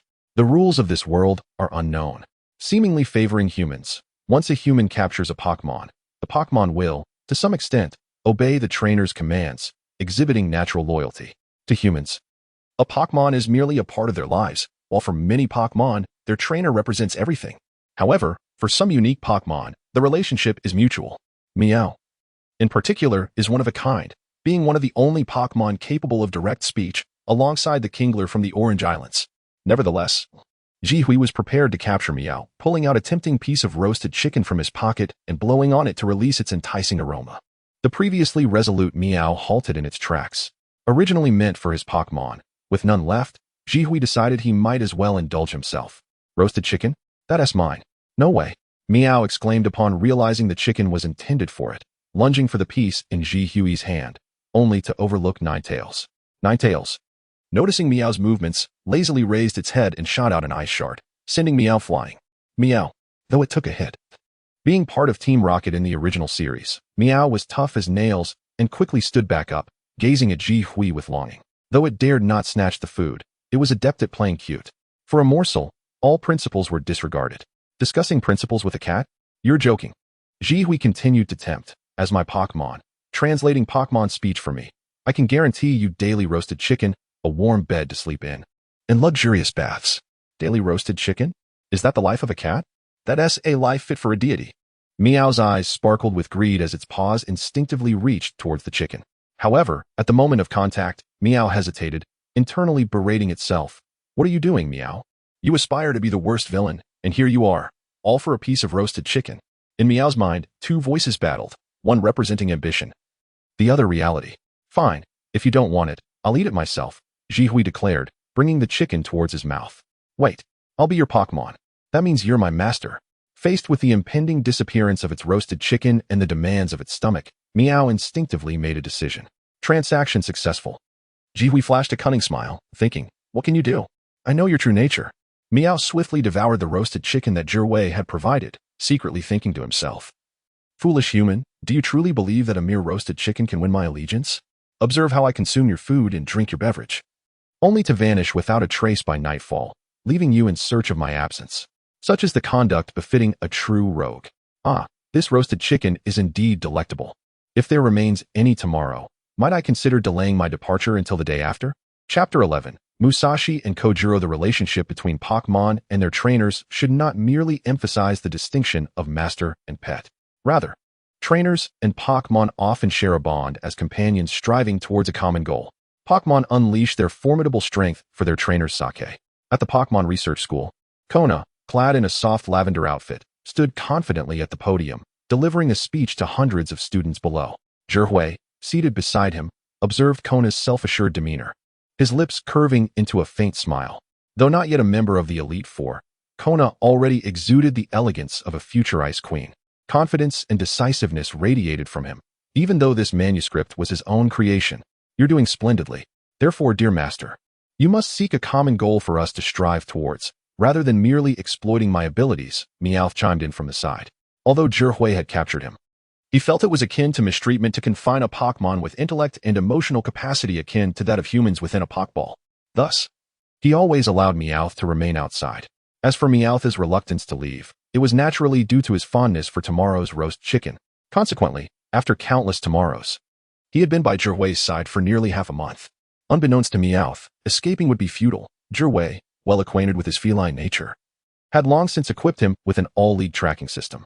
As long as Ji Hui wished to find him, even if Meowth fled to the ends of the earth, Ji Hui would be able to locate him. Ideally, your ambition is to earn wealth, is it not? In a few years, once I have sufficient capital, I shall engage in business for you, and even procure a pure gold coin, Ji Hui remarked with a smile. Meowth's ambition, or rather, Team Rocket's ambition, was singular, to amass riches. Vast and plentiful. Due to their affiliation with Team Rocket, this ambition manifested itself as a desire to ascend the ranks, to become a cadre, and to relish the exhilaration of leadership. Though Ji Hui had never comprehended their obsession with capturing Pikachu, it was evident from their business dealings at the league conferences that they were diligent and pragmatic, already on their way to prosperity. Their pursuit of Pikachu was, in essence, a waste of talent. Pure gold coins. Coins for cats. Meowth's eyes sparkled with excitement, his gaze towards Ji Hui radiating newfound warmth. His plan to escape was temporarily shelved, at least until he could deceive Ji Hui into handing over the coins. Excuse me, may I have some space? At that moment, a gentle voice broke through, and Ji Hui looked down to see a boy and girl, both students, approaching with a crouched posture. Ji Hui chuckled inwardly. They arrived halfway through a professional lecture, suggesting they were either exceptionally diligent students or rather lackluster ones. Given their demeanor, the latter seemed more plausible. However, as he observed them, a sense of familiarity washed over him. One bore short, pale blue hair, while the other sported long, purplish-red locks. Turning to Meowth beside him, he felt they formed a peculiar trio. Hey, Kojiro, why waste words? Just sit down. And you, as a Pokémon trainer, put your Pokémon back in its Pokéball. What's the point of having it out? The girl with purplish-red hair scolded Kojiro, then turned to Ji Hui. Her tone brusque. Isn't that inappropriate, Musashi? This is someone else's seat, the boy with pale blue hair interjected apologetically. Upon hearing this, Zhihui confirmed his suspicions. Indeed, these two were Musashi and Kojiro, the infamous duo of Team Rocket alongside Meowth. The trio had been pursuing Ash from Kanto all the way to Alola. Regardless of how many new companions Ash acquired, these three would always be present, their antics enduring through every iteration of the map. Some even claimed that the true protagonist of the Pokémon saga was not Misty or May, but Musashi. For no other character had as much screen time as she did. Yet, Zhihui felt discomfort at Musashi's commanding tone. Among the trio, she was undoubtedly the most difficult to get along with, embodying a blend of queenly arrogance, sundry tendencies, and capriciousness. You two latecomers. Just because you're tardy doesn't mean you can expect Meowth to give you his seat. Not happening. Meowth chimed in, not one to hold back. What? How can a Pokémon speak? Kojiro exclaimed in astonishment. Mind your business. How dare a mere Pokémon defy humans? You want me to kick you? Musashi shot back, her expression menacing as she stood. To Zhihui's surprise, Meowth instinctively appeared intimidated. He raised an eyebrow, pondering whether Musashi truly possessed the qualities of a humanoid Pokémon and could even learn moves like Scary Face. Musashi, Kojiro, what are you doing? A teacher, resembling a stern disciplinary figure, rose to reprimand them. Upon hearing this, Musashi's fierce demeanor faltered, and she shrank back, sulking alongside Kojiro. The teacher continued. You've both accumulated enough demerits. If you don't make up for them, prepare for expulsion. Zhihui shook his head, realizing this must have been the incident that led to their expulsion from the Pokémon Research School. Fools, sneaking in to attend class, yet daring to stand up and threaten others. Meowth scoffed.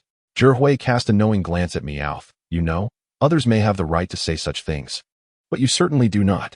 Your own foolishness is hardly less than theirs, so don't mock them too harshly. What is this? Are you having second thoughts about giving Meowth his coins? Meowth eyed Zhihui suspiciously. Rest assured, you shall receive what is rightfully yours. However, I intend to devise a comprehensive training plan for you. You must train diligently and not attempt to escape, Zhihui replied. What? No way, master. All my energy has gone into learning human speech. I've maxed out my skill slots and can only scratch wildly. Meowth protested. Even a single move like Scratch can take you far, Zhihui reassured him. In the original series, there was a certain incident deemed a bug in the Sinnoh region. Meowth fell for a Glamour and contemplated abandoning Team Rocket to settle down and start a family. This attraction led to a showdown with Ash and his companions, during which Meowth surprisingly defeated Ash's formidable Infernape, marking a significant humiliation for the latter. Thus, theoretically, with proper training, Meowth could indeed become a formidable contender. After all, he was Zhihui's second Pokémon, and nurturing his battle capabilities was essential. Zhihui sought not for him to conquer the world, but simply to rise above mediocrity. Chapter 12. The Pokémon Competition. As Zhihui conversed with Meowth, Kona's speech reached its conclusion, met with thunderous applause from the audience, a testament to their appreciation of his oration. However, whether it was the content of Kona's speech or admiration for his beauty remained a mystery to Zhihui, as most attendees from the Pokémon Research Academy were at that age of infatuation. Rising to join Kona, Zhihui was greeted by a kindly silver-haired grandmother who remarked, You must be Zhihui, whom Kona often speaks of. Indeed, Zhihui recognized the elderly lady as Dr. Uzi, Kona's grandmother and a distinguished professor at the Pokémon Research Academy, renowned in academic circles. This manuscript is commendable. It possesses the potential to become a new doctoral thesis. Dr. Uzi stated approvingly. Grandma, I wrote this speech. Kona protested. Do not deceive your grandmother. If this were your work, at least 60% would focus on Ice-type Pokémon, with the remaining 30% on Water-type and the final 10 on others. Yet, your manuscript, while predominantly about Ice types, includes substantial insights on Water, Fire, Dragon, and Flying types, along with a strong emphasis on the trainer-Pokémon relationship. This is undoubtedly beyond your capabilities, Dr. Uzi replied. Faced with Dr. Uzi's revelation, Kona playfully stuck out her tongue. Zhihui was taken aback. Before outsiders, Kona appeared self-assured, but in his presence, she resembled a mischievous older sister, a delightful side he had never witnessed before. Noticing Zhihui's presence, Kona's face flushed with embarrassment as she shot him a warning glare. Forget what just happened, or I'll freeze you. Feigning ignorance, Zhihui retorted, If I had reacted quicker, I would have taken a photo. Dr. Uzi chuckled. Zhihui, Kona tells me you plan to become a Pokémon doctor before venturing out as a Pokémon trainer. Are you truly prepared for that? After all, research and battling are two entirely different realms. What Pokémon do you currently possess? I have 2 Pokémon, this Meowth and an Alola Ninetales, along with an unhatched Togepi egg, Zhihui replied. Alolan Ninetales? Kona took the ice stone from me to give to you, didn't she? Dr. Uzi smiled at Kona. Alolan Ninetales is a formidable mainstay. Would you be interested in participating in the Pokémon competition hosted by the Academy? The Pokémon competition? Isn't that internal? Jihui inquired. Can I join? Certainly, I have some influence, Dr. Uzi reassured him. In this competition, only one Pokémon is allowed to battle. The ultimate victor can earn 5 academic credits, which may not be of use to you, but it comes with a Pokémon egg as a reward. I will give you a hint. This Pokémon has great potential and could become quite powerful with proper training. Thank you, Doctor. Jihui expressed his gratitude. Do not be too hasty in your thanks. I merely suggested you participate. I did not guarantee your victory. There are many exceptional students here, and you may not prevail. Dr. Uzi cautioned. Well, I see it as a chance to gain experience, but I am confident, Jihui replied. It is commendable for youth to possess such vigor. Registration is now open. The competition begins in 3 days and, according to the schedule, will conclude in 7, allowing Kona to participate in the Champion Challenge. However, with just a Ninetales, an Ice-type Pokémon, you may find it vulnerable to Fire types, of which there are plenty among the Academy's mainstay Pokémon. You might consider heading to the western river of the Academy to fish for Water-type Pokémon. If fortune smiles upon you, you might catch a Froakie or a Gyarados, both of which can counter Fire types effectively. Can Water-type Pokémon be fished freely? Jihui queried. Indeed, similar to a wild area, but you can only capture them naturally. Coercive means are not permitted, Dr. Uzi explained. Jihui nodded, contemplating. If I truly cannot capture one, I could always summon Ash, who has 30 Tauros and has never failed. As Jihui, Kona, and Dr. Uzi engaged in lively conversation, on the other side, Musashi and Kojiro were enveloped in gloom. Their relationship had yet to evolve into the inseparable bond it would later become. They were merely 2 struggling students united by their mutual misfortune. Both were at the bottom of their class, desperately clinging to their academic status. They had hoped to earn credits by attending the lecture, but Musashi overslept while Kojiro, excited by rumors of nearby Bellsprout, went to search for it, only to find nothing but a bunch of Flab B. Thus, they arrived late. Originally, tardiness was a minor issue, but their subsequent public quarrel exacerbated the situation, prompting the disciplinary director to chastise them without mercy for over half an hour, leaving them with a warning. Any further infractions would result in expulsion. What a pompous teacher, Musashi grumbled. But he is a teacher. We cannot offend him, Kojiro replied. Feeling wronged. What of it? Just because he is older and a teacher means nothing. He must have no future. I will surpass him and take all his Pokémon until he has none left, Musashi declared. But for now, he remains a teacher. We should focus on avoiding expulsion, Kojiro insisted. True. What opportunities are left for earning credits at the Academy? Musashi pondered. Not many, as the year-end approaches. The only possibility for us to avoid expulsion seems to be the Pokémon competition. If we win, we could earn 5 credits for second place, and 3 for the top 4. If we exert ourselves, we could still remain, Kojiro suggested. Then we shall enter, Musashi resolved. However, to participate in the Pokémon competition, we must use our own Pokémon, not those rented from the Academy. We do not even have a single Pokémon, Kojiro lamented. His initial Pokémon was a Herdier, which could have served as a strong ally, but he had left it at home when he fled, having only rented Pokémon for training. Once we join Team Rocket, we will have access to Weezing and Victreebel, Musashi mused. Isn't it possible to obtain Pokémon for free at the Western River? Kojiro suggested. But those Pokémon are hard to capture, Musashi countered. Enough with the excuses. Are you in or not? Musashi pressed. I'm in, Kojiro nodded. Chapter 13, Shimmering Pokémon. The Pokémon Research Academy, a prominent institution in the Kanto region, boasts expansive grounds that surpass the size of Professor Oak's laboratory by 2 to 3 times. It is equipped with state-of-the-art facilities and exceptional faculty, as well as the West River, a renowned locale for fishing aquatic Pokémon.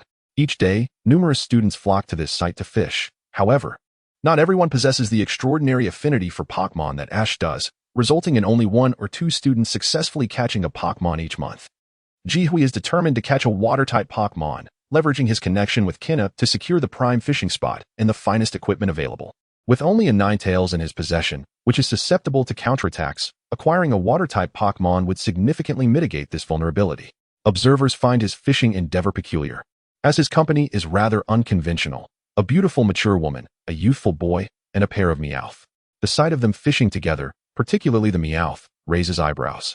Even Kinna herself is perplexed and inquires, do you believe the Meowth, being a cat, is adept at catching fish for you? Remember, Water-type Pokémon like Magikarp and Goldeen are actually fearful of Meowth. No, You're overthinking it.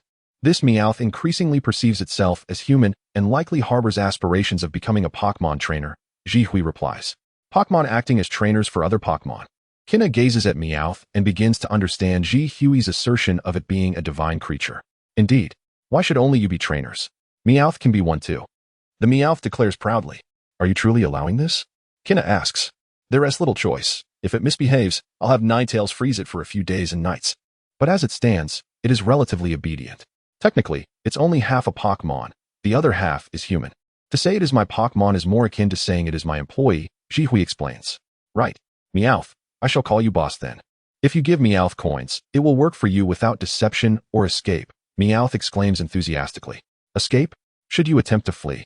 You'll find yourself sleeping on park benches and eating cold leftovers. Can you even leave? Jihui scoffs, harboring intentions to render Meowth somewhat helpless. Intending to cultivate its proficiency in Pokémon language and mechanics while allowing it to become inept in other life skills, ensuring it risks starvation upon leaving his side. Meowth can certainly escape, but I pity you too much to leave, Meowth retorts with feigned pride. Secretly contemplating how to secure sufficient benefits here to ensure a comfortable life after parting ways. Enough bickering, or you'll scare the Pokémon away, Kina smiles, noting that such banter between a Pokémon and trainer is likely a unique occurrence. Is it truly possible to catch formidable water-type Pokémon here? Jihui questions. Certainly. There are even rare Pokémon. My grandmother mentioned that there are a few shiny Pokémon here. If fortune smiles upon you, catching one would be splendid, Kina responds. Catch one, sell it, and then purchase an excellent Pokémon egg, right? Jihui chuckles. Shiny Pokémon? What are those? Meowth queries, puzzled. Shiny Pokémon are simply alternate-colored Pokémon. The only distinction from regular Pokémon is their coloration. They are less varied than Pokémon from the Alola region. Jihui explains, shaking his head. When I read novels, I often encountered protagonists who believed shiny Pokémon were exceptionally powerful. Upon seeing a shiny Pokémon, they would assume its base stats had mutated, even claiming that shiny Pokémon have a 20% increase in base stats. However, the truth is far less dramatic. Shiny Pokémon exist solely to satisfy the collecting and bragging desires of some individuals. In reality, they are merely differently colored. Any notion of them being uniquely powerful is unfounded. For instance, Ash's shiny Noctowl, while initially perceived as having a normal color, exhibits no exceptional traits aside from being clever. Intelligence is not a guaranteed trait of shiny Pokémon, as many Pokémon, like this Meowth beside me, exhibit remarkable intelligence. In terms of performance, the allure of Ash's Swellow in the Hoenn region far surpasses that of shiny Pokémon. Thus, when I think of shiny Pokémon, my first inclination is to sell them, Jihui muses. This aligns with the gaming world where many Pokémon collectors prioritize rarity over strength. Thus, a shiny Pokémon, which appears once in 10,000, holds significant allure for them. There are tales of collectors trading shiny Pokémon for mythical Pokémon eggs. However, such collectors are rare, as only individuals of status, often affiliated with the League, can afford to exchange mythical Pokémon eggs. Many coins? Jihui is indifferent. But Meowth's eyes gleam with excitement as it fixates on the water Pokémon, yearning for a shiny Pokémon. Jihui casts a sideways glance at Meowth, silently pondering the improbability of capturing a shiny Pokémon. Little does he know, his remarks have spurred not just Meowth, but also Musashi and Kojiro, who are not far away. Did you hear that? Shiny Pokémon. Let us act. We must find one today, even if we have to turn the place upside down. Musashi and Kojiro declare with resolute expressions. Both are currently impoverished. Musashi has been poor since childhood, while Kojiro has endured a meager existence since leaving home. It is indeed astonishing how Kojiro, a once privileged child, has come to endure such hardship. His family's wealth is staggering. Not only does it extend throughout Kanto, but they also possess several villas in the Sinnoh region. Capturing a Kojiro could mobilize hundreds of fighter jets. Perhaps it can only be said that the lives of the affluent are beyond the comprehension of ordinary people. Chapter 14. The Shimmering Magikarp. Magikarp. Why is it always Magikarp? Musashi, with his fishing rod in hand, relentlessly cast his line, reeling in one lively Magikarp after another. Before long, dozens of Magikarp surrounded him. As he felt himself becoming overwhelmed by the growing number of Magikarp, Musashi's temper flared. He forcefully yanked his rod, stirring the water into a murky tumult, causing nearby Pokémon to scatter in panic. Several students from the nearby academy, who were on the verge of catching their own fish, found their efforts thwarted by Musashi's disruption. Angrily, they stood up and glared at him. What are you doing? Let those who want to fish do so. Why are you bothering us? Faced with such hostile glares, most would have fled in fear, But Musashi was not one to cower. With defiance, he shouted back. What are you saying? Just because one person can't catch a decent Pokémon, you all think you can stop us? Who do you think you are? Which class are you from, lacking such basic manners? Isn't that Musashi from Class B, the one who always ranks at the bottom of the exams? What purpose does the school have in keeping someone like that? They should just expel him. I heard he is nearly out of credits and on the brink of expulsion. What is he even doing here? One remarked. He probably hopes to catch a Pokémon before he gets kicked out. Greedy. Hypocritical. A chorus of condemnation erupted from the students, all targeting Musashi. Although Kojiro was not the focus of their ire, he instinctively shrank back, creating distance from Musashi. Feel free to shout. I'm not even here. What is the big deal? I'm still a student. I want to fish, and what can you do about it? All of you, with your so-called skills, should be fishing elsewhere. The fact that you're here means you're all broke and lack good Pokémon, Musashi retorted boldly. The group, already incensed by Musashi's antics, could hardly tolerate his open provocation. Particularly, one student clad in expensive attire brandished a Pokeball and summoned a Dragonite. Dragonite. Use Hurricane, he commanded. With a flap of its wings, Dragonite conjured a violent gust of wind, whisking Musashi into the air, where he let out a series of yelps. Even Kojiro was caught up in the chaos, being lifted off the ground. Jihui watched in awe and remarked to Kana, do the students here even have Dragonites? Isn't that terrifying? Quite normal, actually. Some of these students are from aristocratic families within the Alliance, while Dragonites are rare. Certain individuals always manage to possess one for various reasons, Kana explained. True, Jihui nodded. The so-called near-mythical Pokémon may be rare, but in the anime, many bystanders possess them. For instance, Ash caught a Dragonite during a flying ring competition in the Sinnoh region, and that Dragonite was weak enough to be defeated by a single attack from a Honchkrow. In fact, you should worry more about Charizard. After all, Dragonite is 4 times weak to ice types, so even if powerful, it doesn't pose a significant threat to you. Charizard, on the other hand, has even more resistances. Kana added. Indeed. But let us hope no one has a Blaziken or an Infernape here, Jihui mused. Charizard, a fire-flying type, is countered by ice types, while fire types resist ice, resulting in normal damage. Unlike Blaziken, which has fighting-type moves that counter ice types and is purely fire-type. To be honest, Jihui felt a twinge of fear at the thought of encountering fire-type Pokémon, since both ice and fairy types deal half damage to fire types. However, fire-type Pokémon were abundant and powerful, making it a certainty to face them in competitions. Jihui pondered the possibility of capturing a formidable water-type Pokémon. If luck were on his side, he could snag a shiny Pokémon and leverage Professor Oak's connections to contact Pokémon collectors, not seeking a legendary. Just a starter Pokémon would suffice. Suddenly, Meowth felt a tug on the fishing rod, exclaiming in delight, I've got something. It's a shiny Pokémon. As the hook broke the water's surface, splashes erupted, revealing a blue and white Magikarp leaping into the air. No way, it's truly a shiny Pokémon. Jihui gasped, astonished that Meowth had indeed caught a water-type Pokémon. The shimmering blue and white Magikarp left Kana speechless. I was merely jesting. It's been nearly 40 years since anyone caught a shiny Pokémon here. And now, Meowth has managed to reel in a shiny Magikarp. Blue and white, how unfortunate. Magikarp lacks any particularly powerful moves. Even though a shiny is rare, its value isn't high unless it evolves into a shiny Gyarados. But Gyarados is originally blue and light yellow. If cleaned, the light yellow hardly differs from white, making it hard to distinguish, thus diminishing its value, Jihui remarked. Oh, it's still low in value? Meowth's initial excitement waned in an instant. Not necessarily. If it doesn't evolve, it can still fetch a price.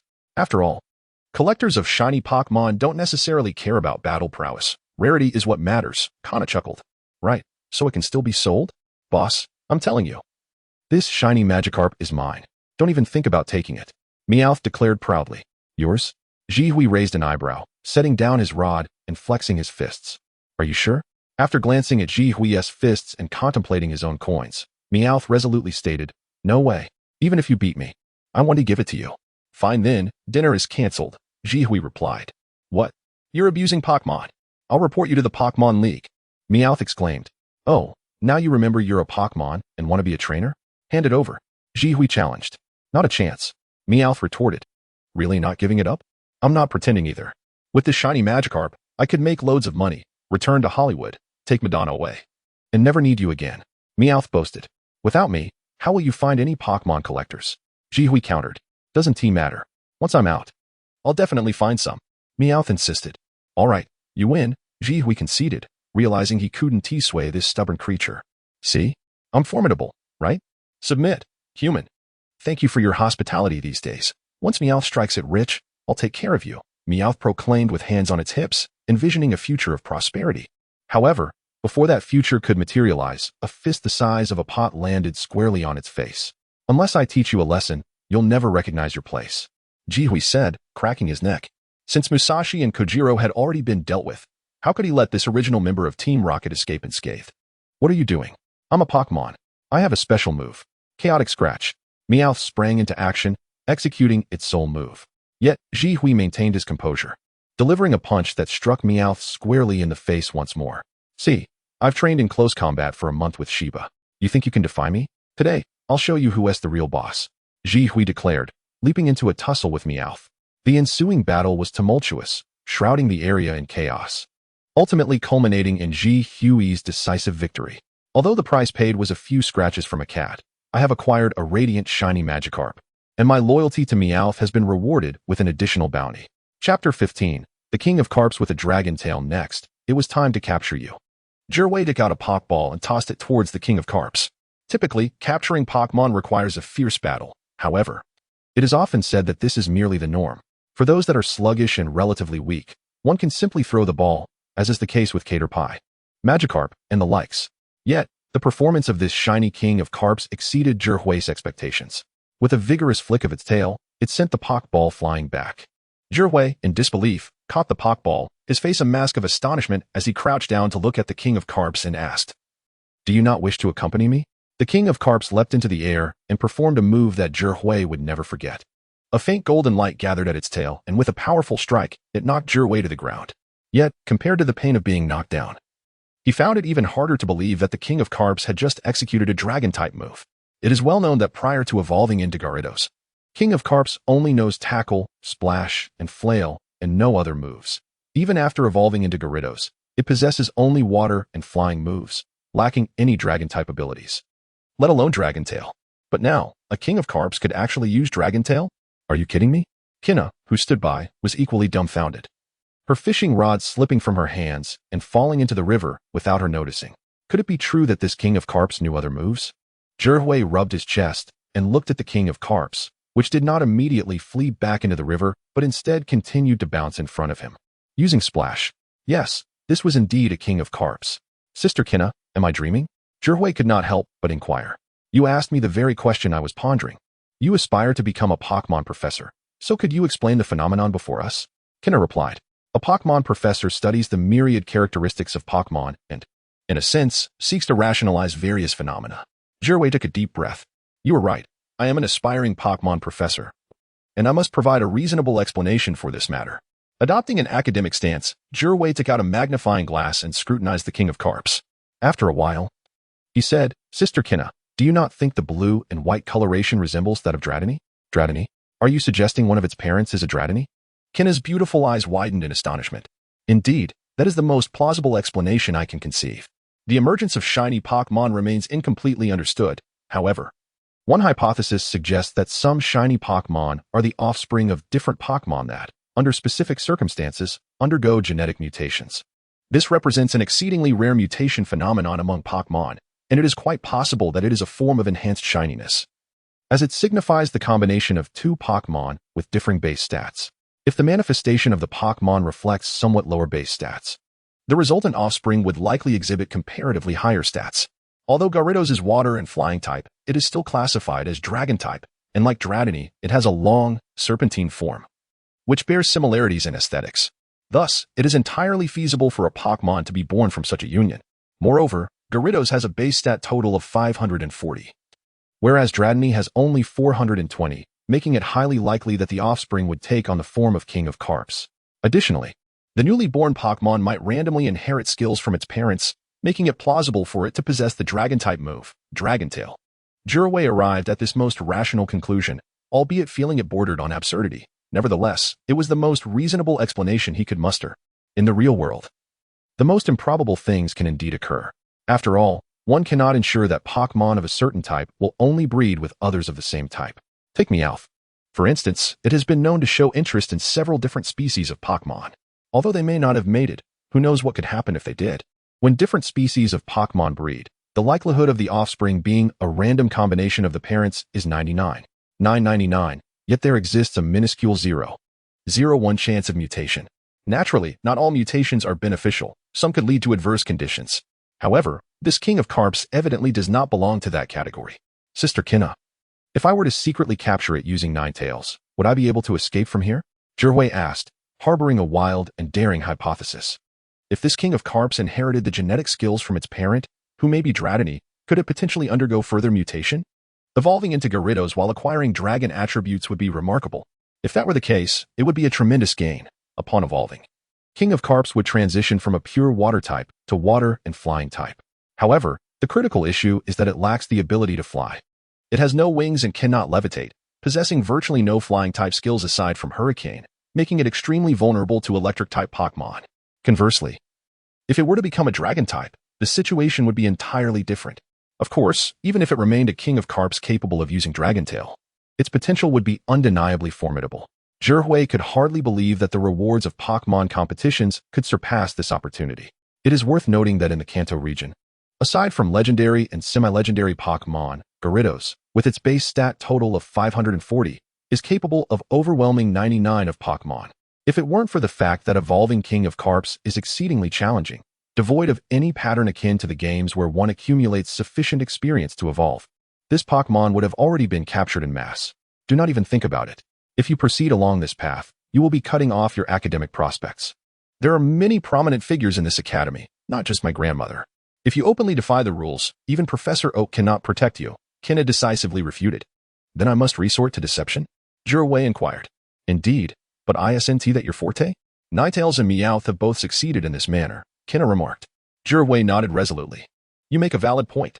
He produced the Pokémon food he had prepared earlier and placed it before the King of Carps, initially displaying a look of confusion.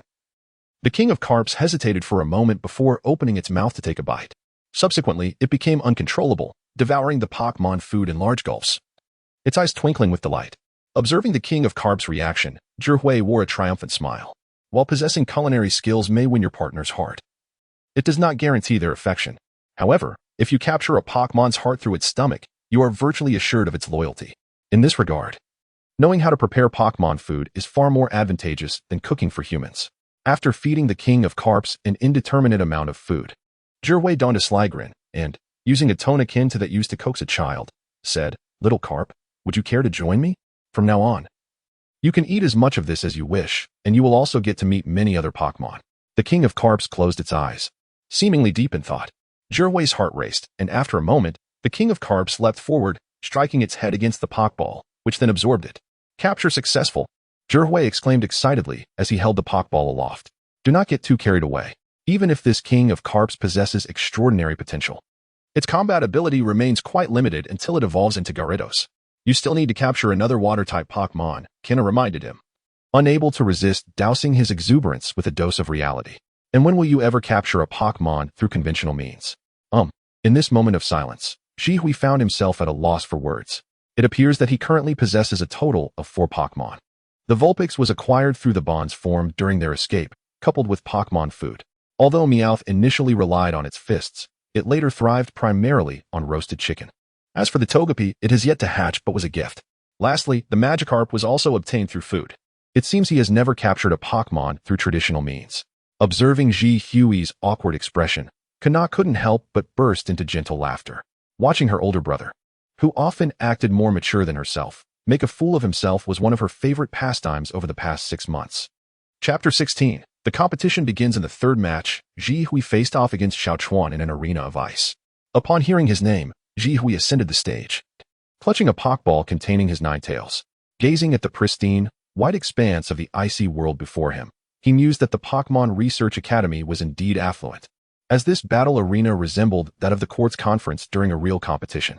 Xiaochuan, though his name bore the character for small, was already 15 years old. Upon noticing that his opponent was merely a 10-year-old boy, he felt a surge of delight, as if he had drawn a bye. With a kiss to his Pokeball, Xiaochuan dreamily declared, Come forth, my sweetheart. A beam of red light materialized, revealing a charming yellow creature upon the icy arena, Pikachu. Jirhui blinked, observing the adorable Pokémon before him, and felt a sense of reassurance. Not all Pikachu were the illustrious companion of Ash. Most ordinary Pikachu were rather weak, particularly those not of the fire type, which was fortuitous for him. It was indeed a tale of trials, after 3 days of fishing by the river. Aside from the initial Magikarp, he had failed to catch any other water-type Pokémon, leaving him with only his Ninetales to rely on. With no time for extravagance, Jihui simply released Ninetales. As it emerged onto the icy arena, it emitted a joyful cry, its 9 snow-white tails shimmering with glistening ice particles under the sun, radiating a captivating brilliance akin to that of a noble princess. The students from the Pokémon Academy, primarily hailing from Kanto, were mesmerized by the beauty of this Alolan Ninetales, exclaiming in awe.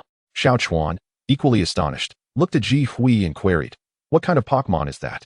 A white Ninetales? Could it be a shiny Pokémon?" Ji Hui smiled and explained, "This is an Alolan variant of Ninetales, differing from its Kanto counterpart due to environmental factors. And it is an Ice-type Pokémon. Your Pikachu has nothing to fear." With a dramatic flair, Xiao Chuan shouted, "Pikachu, use Thunderbolt." Pikachu emitted a cute cry, unleashing an impressive surge of electricity aimed at Ninetales. "Ninetales, use Quick Attack." Ji Hui commanded calmly. Ninetales, responding to the instruction without hesitation, dashed forward as a flash of white light, reaching Pikachu just as the Thunderbolt landed at its original position. Pikachu, taken aback by Ninetales' speed, emitted a terrified cry. Xiao Chuan, equally bewildered as a trainer, watched in shock as Pikachu collided perfectly with a nearby ice pillar, causing it to shatter and leaving Pikachu in evident distress. From the coach's seat, Kona beamed with pride at this display. The first-time commander had creatively employed a quick attack as a dodge and counterattack, showcasing a level of skill that surpassed many novice trainers, even approaching that of an elite trainer. "Pikachu, are you alright?" Xiao Chuan asked. Concern etched on his face as he looked at his Pokémon. Pikachu, emerging from the ice, crackled with electricity from its cheeks, voicing its displeasure with a disgruntled Pika. "Alright, I understand. Pikachu, you want to win, right? Let's use Quick Attack," Xiao Chuan shouted, filled with fervor. Pikachu transformed into a streak of yellow light, racing toward Ninetales with astonishing speed. A commendable velocity, Ji Hui remarked, a smirk gracing his lips. "Ninetales, use Iron Tail on the ice ahead." Ninetales radiated a silvery sheen as they struck the ice surface with force, causing a significant section to collapse and reveal a pool of water beneath. As Pikachu charged towards Ninetales, it was met with panic upon witnessing the collapse, desperately attempting to halt its advance. However, the momentum proved too great, and with a splash, Pikachu plunged into the water. "Pika! Pika!" It cried in alarm, for it was an electric mouse, not a water rodent. "Ninetales, use Ice Beam," Ji Hui commanded. Issuing a decisive order, Ninetales unleashed a beam of white light, accurately striking the submerged Pikachu, freezing it entirely in place. "Pikachu! Pikachu! Get up and fight!" Xiao Chuan exclaimed in disbelief, desperately urging his Pokémon to break free from the ice. Ji Hui, overhearing, rolled his eyes in disdain. "Do you think your Pikachu can break free like ashes? That Pikachu defeated a nearly full-health Regice with a single Thunderbolt?" The referee, undistracted, raised his flag decisively.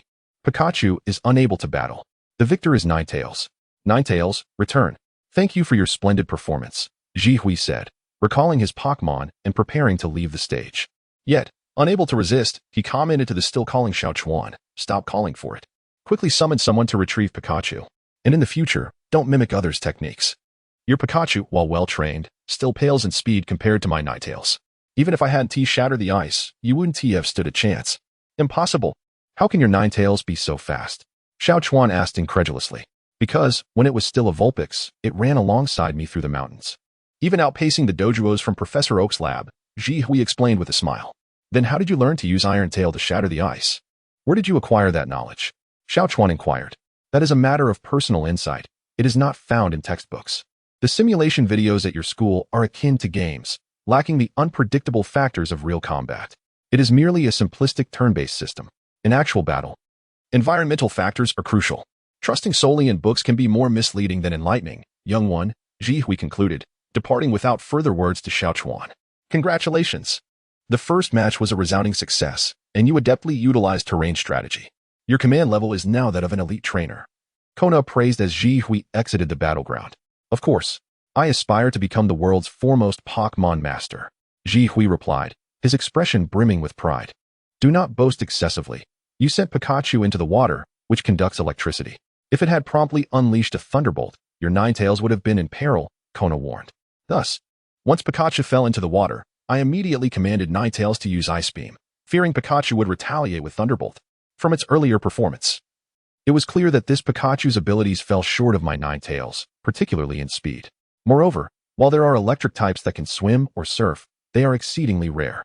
When Pikachu fell, it would undoubtedly panic, and given Xiao Chuan's evident inexperience, the likelihood of failure was substantial, Ji Hui asserted confidently. Indeed, the command skills of these students at school leave much to be desired. That is why I ventured out to travel after only a few years of study. Many lessons cannot be gleaned from the academy. Kona nodded in agreement. Chapter 17. A fateful encounter, by the way. Where's Meowth?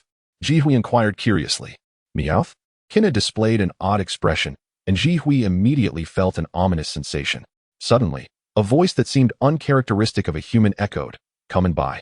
Magical Pokémon competition wishes charms. The more you buy, the better your luck, the greater your chances of victory." Ji Hui's face twitched. If he wasn't mistaken, that voice belonged to Meowth. Sure enough, when Ji Hui cast his gaze in that direction, he found Meowth clad in clothing, loudly hawking its wares. "I swear, I truly have some regrets about capturing this Pokémon," Ji Hui remarked. "Why not gift it to me then?" Kina suggested. "Forget I said anything," Ji Hui replied. Having already endured so much embarrassment because of this creature, he couldn't simply abandon it now. Doing so would make all his prior losses seem futile. Kina chuckled softly. "Actually, it's quite impressive to capture a Pokémon that can earn money. It might even support you in the future. I fear I may never see that day." Ji Hui responded. "Your next match is at 3 in the afternoon. You have plenty of time. Are you planning to rest a bit or tend to your Meowth?"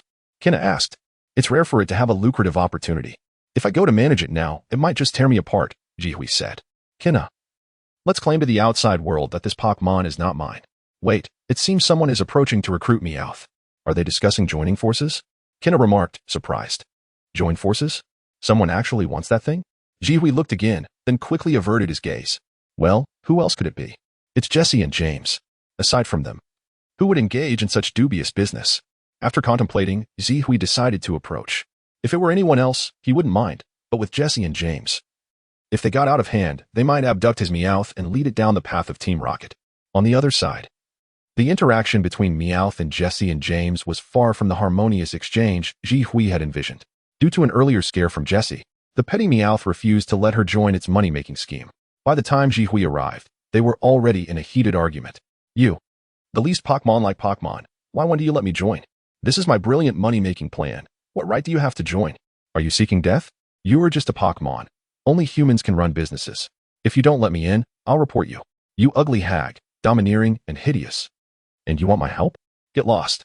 As Jesse's beautiful face contorted into a terrifying visage, more frightening than any Pokémon's ghostly face, Ji Hui felt a wave of despair wash over him. "Jesse, Meowth, you truly possess remarkable courage. Don't you realize that this woman can single-handedly defeat a Steelix?" Indeed. As soon as Meowth finished speaking, Jessie began swinging her fists, delivering a devastating punch that sent Meowth flying. She then prepared to follow up with a flying kick. But fortunately, James swiftly restrained her, saying, "Jessie, calm down. Randomly attacking people is against the law. Get off me. I'm not hitting a person, just a Pokémon." Jessie seethed, kicking out again, causing James to tumble aside, following Meowth's trajectory. Jessie, fist clenched, advanced toward James and Meowth like a fearsome demon, while the two, now reluctant allies, instinctively huddled together, trembling in fear. Assaulting a Pokémon and committing acts of cruelty violates the Pokémon League's laws. Moreover, you must consult its trainer during such instances. A voice suddenly rang out, and before Jessie could react, a freezing beam struck her, encasing her in ice. "Boss." Upon seeing Ji Hui enter, the previously resistant Meowth dashed toward him as if he were a savior, never having appreciated his exploiting master more than at this moment. "Boss, someone attacked me." Meowth clung to Ji Hui's leg, its eyes brimming with tears, streaming down uncontrollably. Ji Hui mused that with such talent, Meowth could have a promising career as an actor. "I've already frozen her, Haven Ti, and you were conducting business without my consent. I haven't settled that with you yet," Ji Hui stated. "Boss, I did this all for you. Let us split the profits 50-50. Meowth proposed. 50-50? Well, I didn't expect you'd offer me a share. "All right, continue your business," Ji Hui smiled. "Thank you, boss," Meowth exclaimed. Having learned from the painful lesson of being attacked by Jessie that to thrive, one needs protection. "Wait, can I join in and make some money too?" James piped up. "No way. You're in cahoots with that hack," Meowth flatly rejected. "I'm just here with her. I don't know her." James quickly distanced himself from Jessie. "Really no connection?" Meowth eyed James suspiciously. "None. If you don't believe me, Watch. James kicked the frozen Jessie to demonstrate his innocence. Jihui couldn't help but smirk. The trio was indeed a comical group, ruthlessly selling out their teammate. However, James, as a wealthy heir, one would think he'd have a conscience about betraying a friend for mere pennies. Moreover, wasn't he afraid Jessie would emerge from her icy prison and retaliate? Well kicked. It's a deal. Let us do business together and become rich. Meowth proclaimed. Yes, rich. James's eyes sparkled as he clasped Meowth's paw, and in that moment, they seemed to have found the most significant companion in their lives. As if affected by the world's rules, the fortunes of the duo rapidly improved. Jihui felt a wave of exasperation, yet fearing that Meowth and James would grow too close and stray down a dark path.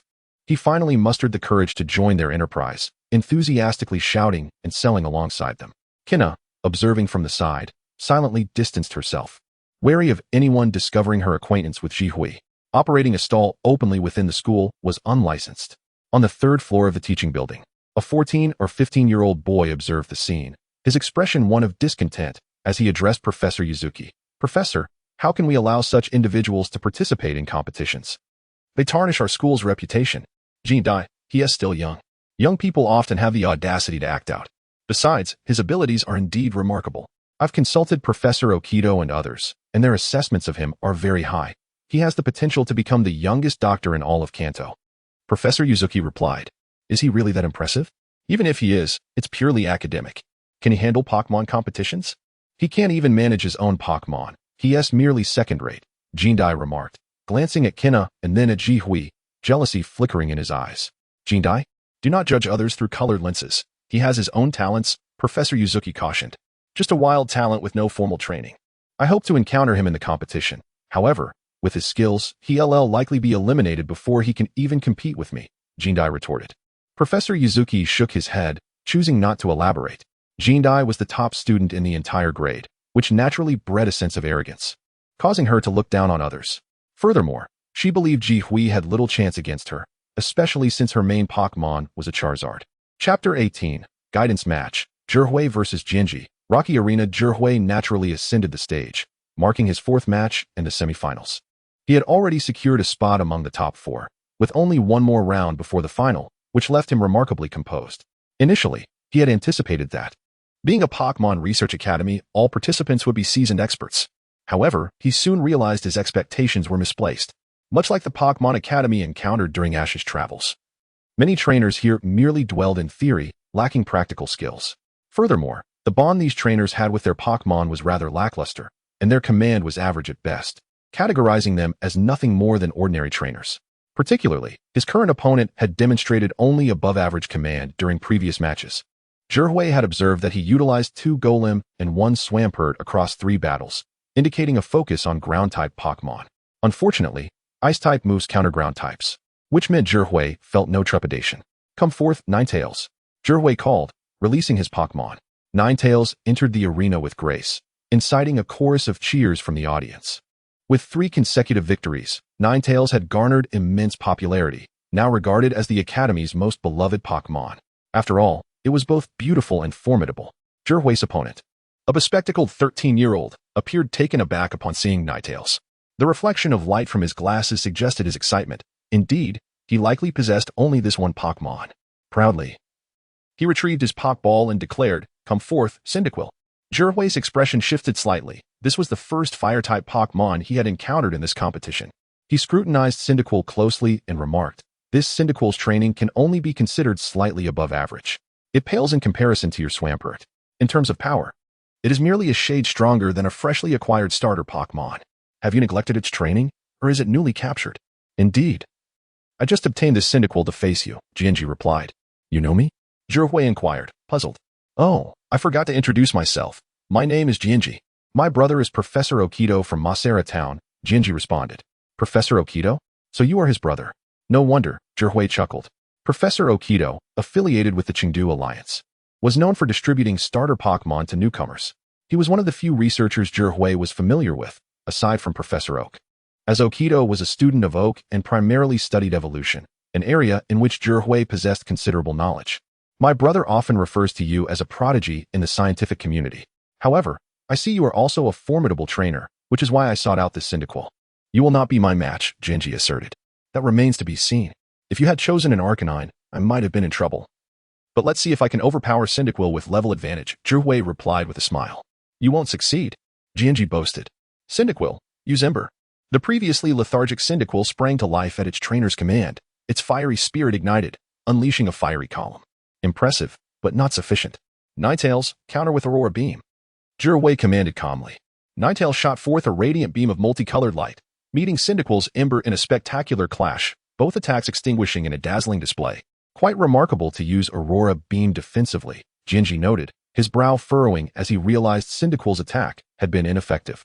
Such is a standard maneuver. Any elite trainer understands how to counter Pokémon's weaknesses. Moreover, employing moves creatively, rather than rigidly adhering to their definitions, is the key, Zhihui explained with a smile. Employing moves creatively? Jinji pondered, frowning. Ninetales, use Quick Attack. Zhihui suddenly commanded. Ninetales surged forward like a streak of light, colliding forcefully with Cyndaquil, who emitted a painful cry. Clearly hurt by the impact. How dare you attack while I'm speaking? Jinji protested indignantly. I'm merely providing you with a lesson. Remember, in Pokémon battles, the foremost rule is to maintain focus. Never let your attention waver, as full engagement is the greatest respect you can offer your opponent, Zhihui teased with a grin. Fine. I shall defeat you, Jianji declared resolutely. Cyndaquil, use Dig. Cyndaquil nodded, quickly burrowing into the ground, while Ninetales, unable to learn the Dig move, stood perplexed. Now, you can no longer reach my Cyndaquil and must await my attack, Jianji boasted triumphantly. Is that so? Ninetales, use Mist. Zhihui replied with a smile. Ninetales unleashed a thick white fog that enveloped the entire arena, obscuring visibility. Now, how will Cyndaquil attack? Zhihui countered. Oh, Jinji stammered, glancing around nervously. Cyndaquil, hidden underground, faced uncertainty, for if it failed to strike accurately, it could easily fall prey to Ninetales amidst the fog. I cannot ascertain your research capabilities, but your command skills are rather mediocre. Although it is the Pokémon that ultimately battle, their motivation stems from the trainer. A trainer must exude confidence at all times. Only then can their Pokémon reflect that confidence. Arrogance is preferable to sheer confusion, Zhihui remarked, shaking his head. Ninetales, close your eyes and listen. Cyndaquil cannot remain underground indefinitely. When it emerges, there will be subtle vibrations in the ground. That is when you shall strike, Zhihui instructed. Listen with my ears. Jianji remained perplexed, but then, amidst the mist, a pained cry from Cyndaquil echoed. As the fog began to dissipate, Ninetales stood proudly, while Cyndaquil lay dazed. Cyndaquil had lost its ability to battle, resulting in Zhihui's victory. The referee promptly declared the outcome. You are truly impressive, both in research and Pokémon battles. Next time, I shall train harder to defeat you, Jinji said, recalling Cyndaquil. Ninetales and I eagerly await your next challenge, Zhihui replied with a smile, leisurely descending the stage. He was merely one step away from the Pokémon egg of the competition, and if he maintained this level, the Research Academy would pose no challenge. A splendid guidance match, Kona remarked, handing Zhihui a drink with a smile. A guidance match? Zhihui expressed his surprise. Indeed, it was a beautifully executed public guidance match. Your insights during the battle were so astute that even I found them quite relevant. Many of the Academy's students lack such knowledge, Dr. Utsu approached with a warm smile. If you have time in the future, would you consider joining our academy as a teaching assistant? A teaching assistant? Zhihui chuckled, shaking his head. He aspired to become a professor and a Pokémon master. He hardly had time for such a role. What? Do you think our academy unworthy of your talents? Just because you've won a few matches, you seem to have developed an inflated sense of self, Jinai interjected, unable to contain her sarcasm as she accompanied Dr. Utsu. Zhihui frowned, glancing at Jinai with confusion, pondering, who is this person? Why does she seem so combative upon first encounter? Chapter 19 Rivalry? Dr. Utsumi, feeling displeased, pondered. What is wrong with Masada? It seems as though she is targeting Zhihui. Doctor, I am merely questioning his capabilities. What qualifications does someone who has never attended any academy have to serve as our teaching assistant?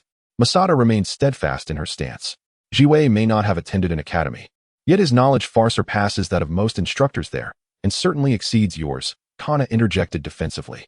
Masada was taken aback, her eyes clouding with shadows. Kana, we haven't seen each other in years. How can you assert that he knows more than I do? I must be superior to him. Because you are 15 and still not a doctor, while in 3 years, he certainly will be, Kana replied. That is merely in academic research. My aspiration is to become a Pokémon master, Masada retorted. Yet your best achievement in various competitions is merely reaching the top 16, Kana remarked pointedly. I will undoubtedly prove my superiority by defeating him tomorrow, Kana.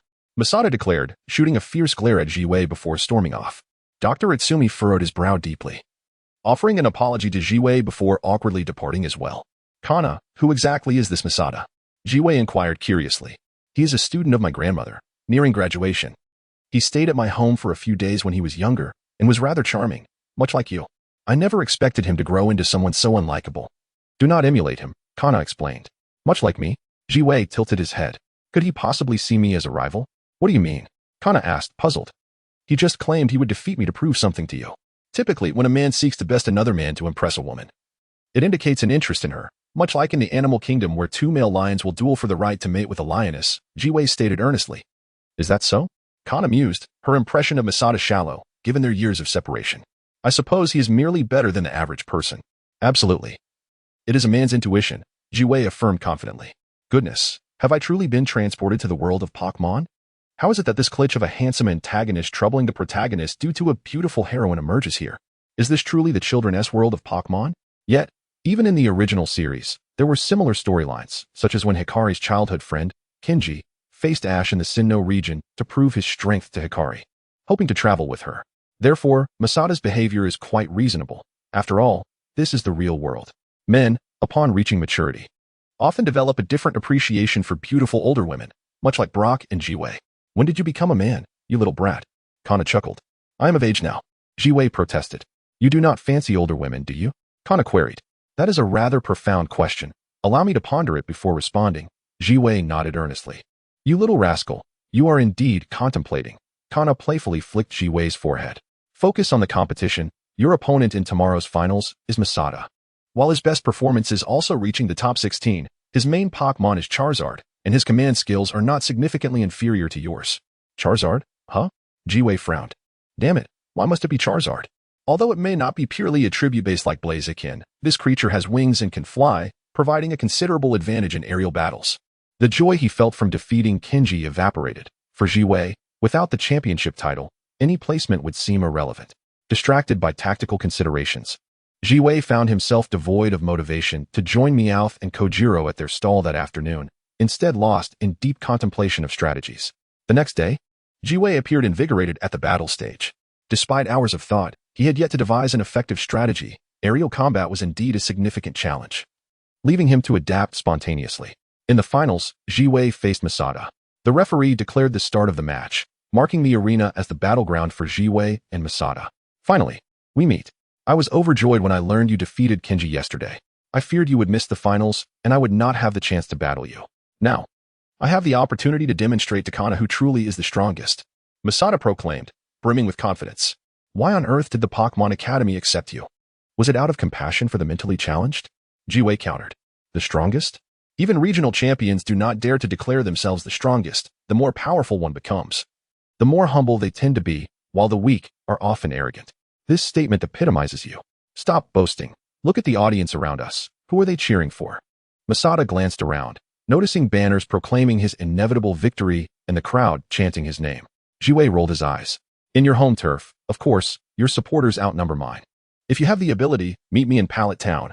I can gather a throng of locals to show you. Just then, two unexpected voices rang out from the audience. Masada's triumphant expression froze, while Jiwei turned in confusion to see Kojiro holding a banner and Meowth waving a small flag, cheering for him. Indeed, it was only the two of them. The rest of the crowd was unfamiliar, and Kana would never stoop so low as to shout out in support. Contestants, please release your Pokémon. The referee interrupted, unable to bear the bickering without any Pokémon being summoned. You are here to compete, not to argue. Very well. Masada conceded, retrieving her Pokeball. Come forth, the mighty dragon soaring through the skies, Charizard. The majestic Charizard appeared in the arena, flapping its wings and showcasing its formidable strength, eliciting awe from the audience once more. Do you even possess basic knowledge? Charizard is a fire-flying type and has no direct association with dragon types, understand? Jiwei quipped, provoking Masada's fury as he released his Ninetales. However, unlike previous appearances, Ninetales' entrance garnered little excitement this time, as no one wished to see a champion emerge from an internal school competition, particularly not someone from outside the institution. Only a few, indifferent to the school's reputation, were captivated by Ninetales' beauty. You know nothing. Charizard is undoubtedly the mightiest, far surpassing your Ninetales. Watch as I defeat you. and then Kana will see who is truly strong, Masada declared. Oh, the youth of today, merely 15 years old. No wonder you are so immature, Jouet remarked, shaking his head in bemusement. He found himself somewhat perplexed by Masada's logic, yet he reminded himself that children often possess a simplistic reasoning. Then, an idea struck Jouet, a cunning strategy to gain the upper hand. Oh, by the way, I forgot to mention, I once shared a room with Kana. Unable to target Pokémon, he decided to aim for the trainer instead. Chapter 20. Victory. As Jouet's voice echoed, the entire arena fell silent in an instant. Moments later, a cacophony of wolf howls erupted. He shares a room with my goddess. Kill him. Jin Dai, don't be cowardly. If you're a man, eliminate him. Oh my god. My goddess is sleeping with another man? No way. Wait, isn't he just 10 years old? Is this really necessary? Get lost. 10 years old or not. He is still a boy. I've never had such privileges. How dare he be so close? Kill him. Right, he is 10. He will grow up. Just eliminate him. Countless voices surged, and the male students' eyes glimmered with fury, their murderous intent enveloping the arena. The former champion of the court's conference, and the most beautiful flower of the academy over the last decade, Kina was the epitome of beauty and strength. A goddess in the hearts of countless students. The fact that she shared a room with a boy was utterly unacceptable. What a disgrace. Kill him. Seated below, Kina blushed, secretly cursing that little rascal Jouet. Dr. Eugene's expression turned peculiar as he asked Kina, what is going on? You don't actually have feelings for Jouet, do you? What nonsense are you spouting? He is just a child. Kina retorted indignantly. 10 years old is already considered an adult, Dr. Eugene countered. Kina, her face flushed, remained silent, thinking to herself that once this competition was over, she would twist Jouet's ear off. The spectators were incensed, but Jin Dai's rage eclipsed all others. His face turned crimson as he bellowed, Charizard, use Dragon Rage. Upon receiving the command, Charizard unleashed a fierce spiral of flames aimed at Ninetales. Jouet couldn't help but chuckle at Jin Dai's choice of Dragon Rage, feeling as though the heavens were truly in his favor. Though Dragon Rage differed from the game, in reality, it was a genuine Dragon-type ultimate move, albeit presented differently. Charizard utilized a pillar of fire energy, while Gyarados employed a water vortex. Nonetheless, it was still a Dragon-type move. Ninetales, in response to Dragon Rage, dashed forward with a flash of electricity. It nodded, transforming into a streak of white light, charging against Charizard's energy pillar at breakneck speed. Are you trying to die faster? Jin Dai scoffed, laughing derisively. Yet before he could fully relish his amusement, he watched in shock as Ninetales collided with Charizard, sending it soaring through the air. Use Ice Beam on Charizard's wings. Jin Dai was momentarily stunned, but Jouet's command came without hesitation. Ninetales let out a cry, emitting a beam of white light that froze Charizard's wings, enveloping them in a thin layer of frost. It seems your academy's best student isn't all that impressive, Kina remarked. Right from the start, Jouet trapped Charizard's wings with Ice Beam, effectively negating its aerial advantage. This match has become quite unpredictable. How did Ninetales withstand Charizard's Dragon Rage? It was as if it hadn't been harmed at all. If not for that, Jin Dai wouldn't have fallen so quickly into a disadvantage, Dr. Eugene pondered. That is a pertinent question, but I want to provide an answer. Let us watch the rest, Kina replied languidly. Dr. Eugene shot Kina an annoyed glare, but continued to observe. Ninetales, use Quick Attack on Charizard, then follow with Iron Tail. Jouet commanded. Ninetales transformed into a white streak, striking Charizard's left leg with its 9 tails, each shimmering with white light. Despite Fire-type Pokémon resisting Steel-type attacks, the combined force of Ninetales was formidable, resulting in Charizard emitting a pained cry as it crashed heavily to the ground. Only then did Jin Dai, the trainer, react, calling out in concern, Charizard. With a roar, Charizard attempted to reassure Jin Dai and struggled to rise. But with frozen wings and an injured left leg, it stood weakly, lacking strength. Charizard, use Flamethrower to finish this. Having learned from the previous lesson, Jin Dai dared not employ any Dragon-type moves and instead opted for a Fire-type move that countered Ice types. Ninetales, defend. Ninetales cried out, summoning a faint yellow crystalline energy barrier that shielded it from the flames. As the dazzling magic sparkled, it prepared to attack Charizard's left leg. Charizard, dodge. Jin Dai commanded. But Charizard's injury hindered its movement, resulting in a direct hit. With a resounding crash, it fell again, raising a cloud of dust. Where's the Pokeball? Just hand it over, Kina exclaimed from the sidelines. The match isn't over yet, Dr. Eugene replied. However, the outcome seemed imminent. With Charizard's wings frozen and its left foot battered, mobility was severely compromised. Jouet's Ninetales excelled in speed, rendering any type advantages moot if it couldn't land a hit. The results will surely manifest soon. Just wait a moment, Dr. Eugene insisted. No, don't underestimate Zhihui. Though young, he often displays a maturity beyond his years. In adversity, he fights fiercely. In prosperity, he plays it safe. Now, with a swift assault, he stands a significant chance of victory. However, Ninetales has mediocre defenses. If struck by a fire spin, the situation could turn dire. Thus, he might choose to prolong the match, ensuring Charizard exhausts more stamina. I suspect he'll use Mist to obscure vision, employing tricks to boost his attack power before delivering the final blow. But such tactics will take time. I'll return for a beauty sleep, Kinna declared confidently. Dr. Eugene frowned, watching the match unfold. Indeed, after achieving 2 remarkable successes, Zhihui refrained from further aggression, instead releasing Mist and maneuvering around Charizard like a kite. Had Charizard's wings not been frozen, it would have soared to the skies. But now it was too afraid to move. In this obscured visibility, the audience was left bewildered for 20 minutes until Charizard finally collapsed, while Ninetales stood triumphantly, wagging its tail despite evident fatigue. Come back, Ninetales, Zhihui called, recalling it into its Pokeball. Thank you for your efforts. What did you do? How could Ninetales withstand Charizard's Dragon Rage unscathed? Jindai questioned incredulously. I'm sorry, but that's a scholarly secret. If you wish to know, 5 days from now. Purchase an academic journal where my first doctoral thesis will be published, Zhihui replied with a smile, turning to leave. Wait, what's the deal between you and Senior Kinna? Jindai couldn't help but call after him. Why should I tell you? Zhihui shrugged, stepping off the stage. He wouldn't disclose that he had lost a bet to Kinna, and as a result, had cared for her Pokémon, ultimately falling asleep from exhaustion. Reflecting on it now, he lamented his foolishness in agreeing to play cards with Kinna, who undoubtedly had that dim-witted Hippowdon cheat with psychic powers. If only Ralts weren't so rare, he would have certainly caught one to see whose psychic abilities prevailed. Chapter 21. An unpleasant feeling. Be gentle, Kona. You're about to twist my ear off. Zhihui pleaded, cowering in desperation. He had accompanied Dr. Uchi to obtain a Pokémon egg, only for Dr. Uchi to inform him that Kona had already taken it. Now, with no egg in hand, his ears had borne the brunt of the ordeal. And you still dare to call me Kona? What will you say in the competition? Kona retorted, feigning a fierce demeanor. I'm not lying. I'm merely speaking the truth. In this day and age, can one not even speak the truth? Zhihui insisted, trying to defend himself. Say that again? Kona tightened her grip, causing Zhihui to wince in pain. He could only beg for mercy, ultimately being forced to concede defeat, sign a humiliating agreement, and pledge to provide professional care for Kona's Pokémon before finally retrieving his much-coveted egg. The egg was predominantly a deep navy blue, intertwined with pure white accents. Zhihui scrutinized its exterior, attempting to discern the Pokémon within, and then contemplated a possibility he dared not voice. What's with that terrified expression? Kona inquired, puzzled. I'm merely concerned about hatching a glutton I cannot afford to raise, Zhihui replied, shaking his head.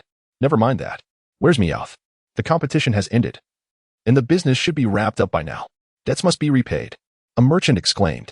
Boss, help me. Zhihui's words had barely left his lips when a commotion erupted nearby. Zhihui sensed trouble brewing and instinctively sought refuge behind Kona, who remained oblivious. Suddenly, he spotted Meowth and Kojiru being chased frantically by a group of merchants, their expressions filled with dread as they wished for extra legs to escape. Realizing the gravity of the situation, Kona contemplated slipping away, but Meowth, with sharp eyes, spotted Zhihui and dashed over, clinging desperately to his leg. Master, I finally found you. Who are you? I don't know you. Zhihui feigned ignorance. No, master. How could you abandon your most loyal servant, Meowth? Meowth cried, clutching Zhihui's leg, while Kojiru quickly latched onto his other leg, proclaiming, Boss, I'm also your most loyal little brother, Kojiru. You can't abandon me. Zhihui struggled, but both legs felt ensnared by these two tenacious creatures. He groaned, good grief. I feel like I'm going to die. Returning to the matter at hand, he reflected on the original story. How could Sakaki possess such a grand spirit to keep these shameless individuals, along with Musashi and Team Rocket? You're a Pokémon trainer, right? Then you owe us money. They owe us a total of 50,000, one merchant asserted, seizing Zhihui's hand. 50,000. Zhihui's eyes widened, shooting a murderous glare at Meowth and Kojiru. The two turned away sheepishly, yet their grip on his leg remained unyielding, resolute in their decision to cling on. How on earth did you two accumulate such a debt in just a few days? Wasn't he there a prophet before? Zhihui inhaled deeply before continuing. I'm sorry, but I don't know these two. This Meowth isn't even my Pokémon. Just skin them alive. Master, are you really going to abandon your most loyal servant?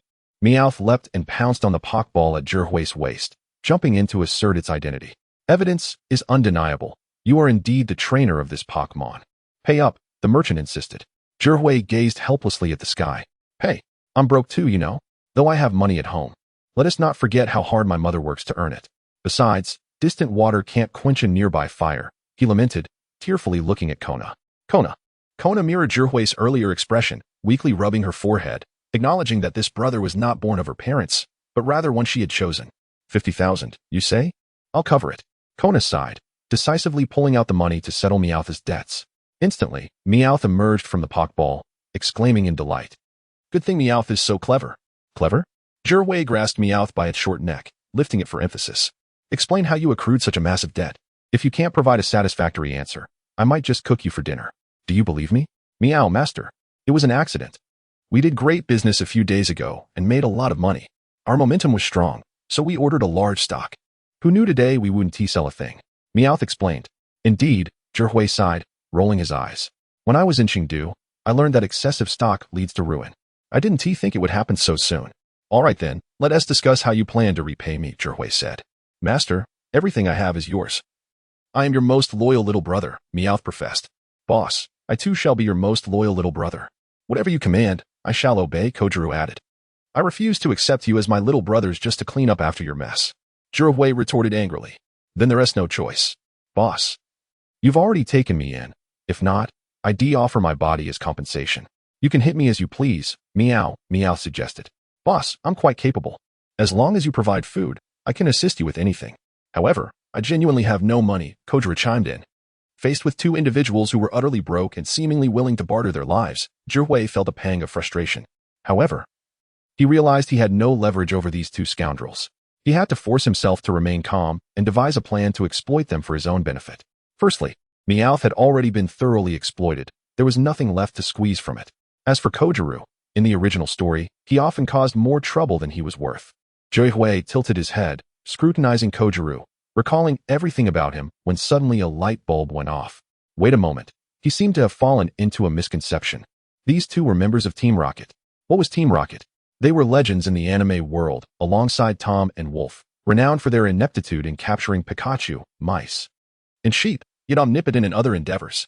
Especially Kojiru, who was not only adept at bottle cap identification, makeup, and disguise, but also had experience in mechanical engineering and had stolen Ash's first kiss, more attractive than many women. Not to mention the sole heir of the affluent Suzuki family.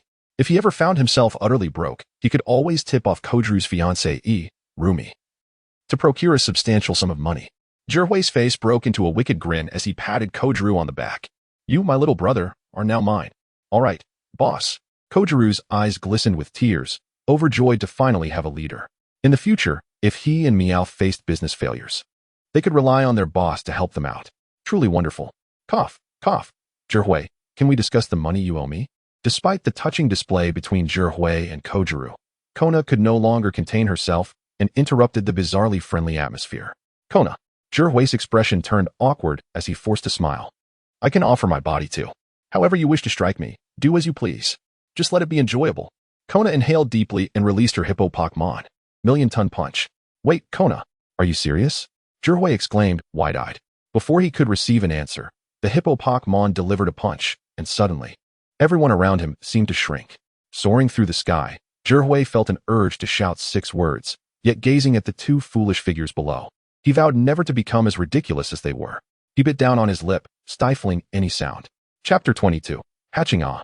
This is the exclusive hotel of the Pokémon League. How delightful. Meowth sighed contentedly as it reclined on the soft bed. After concluding the competition at the Pokémon Research Academy, Zhihui had accompanied Meowth and Kojiru to the venue of the Champion Challenge, led by Kona. As a seeded contestant in the Champion Challenge, Kona enjoyed certain privileges that other competitors did not. Foremost among these was accommodation, while others were confined to Pokémon centers. Kona had access to 2 rooms, one for herself and one for her relatives. However, since her relatives were quite affluent, one room was insufficient for their needs. So she generously offered the other room to Zhihui and Kojiru for free. Now come on, don't just lounge around in comfort. In a bit, we need to help take care of Kona's Pokémon and act as translators. This is a crucial time for her, and every Pokémon must receive the best care. Zhihui instructed. Of course, if I could reside in such a place every day, I wouldn't mind being a translator daily, Meowth replied. Hey, boss. Can I continue my business? Kojiro inquired. Just focus on helping me take care of things and consider obtaining a Pokémon breeder certification, Jiraiya suggested. Certification? Kojiro raised an eyebrow. Indeed, you possess an extraordinary gentleness and attention to Pokémon, but your combat command skills are merely above average, without a particular passion for battling. You are better suited for coordinating between trainers, breeders, and Pokémon researchers, Jiraiya explained. Really? Am I suitable for that? Kojiro expressed surprise. Yes, but only if you put in the effort. Also, prepare a Pokémon, Jiraiya added. A Pokémon? Let's discuss that later, Kojiro replied. Fair enough. Just behave yourself. Or I might have to knock some sense into you. Jiraiya playfully threatened, flexing his fist. I've always been well behaved, Kojiro retorted, retracting his neck. Jiraiya smiled. Kojiro was indeed easy to get along with, often displaying an unusually good temperament, which explained why he was frequently taken advantage of by Musashi in the original series. Wait a moment, boss. That Pokémon egg is glowing. Meowth suddenly exclaimed. Jiraiya's expression brightened as he gazed at the glowing egg, which was from the Pokémon Academy. To his surprise, it hatched sooner than expected. What kind of Pokémon will it be? Meowth queried. I'm not sure, but Dr. Utsu mentioned it has high potential. Jiraiya replied. High potential? Could it be a legendary Pokémon? Kojiro speculated. Could it be Articuno? Or perhaps the mythical Mew? It might even be a Ho-Oh egg. Stop right there, you two. Do you have any common sense? This is an award given to students by the Academy. How could it possibly be a legendary Pokémon? If we're talking about legendary Pokémon, the most it could be is a Houndoom or a fully evolved Arcanine. With a base stat total of 555, very few legendary Pokémon exceed that. Jiraiya chastised them, annoyed by their fanciful thinking.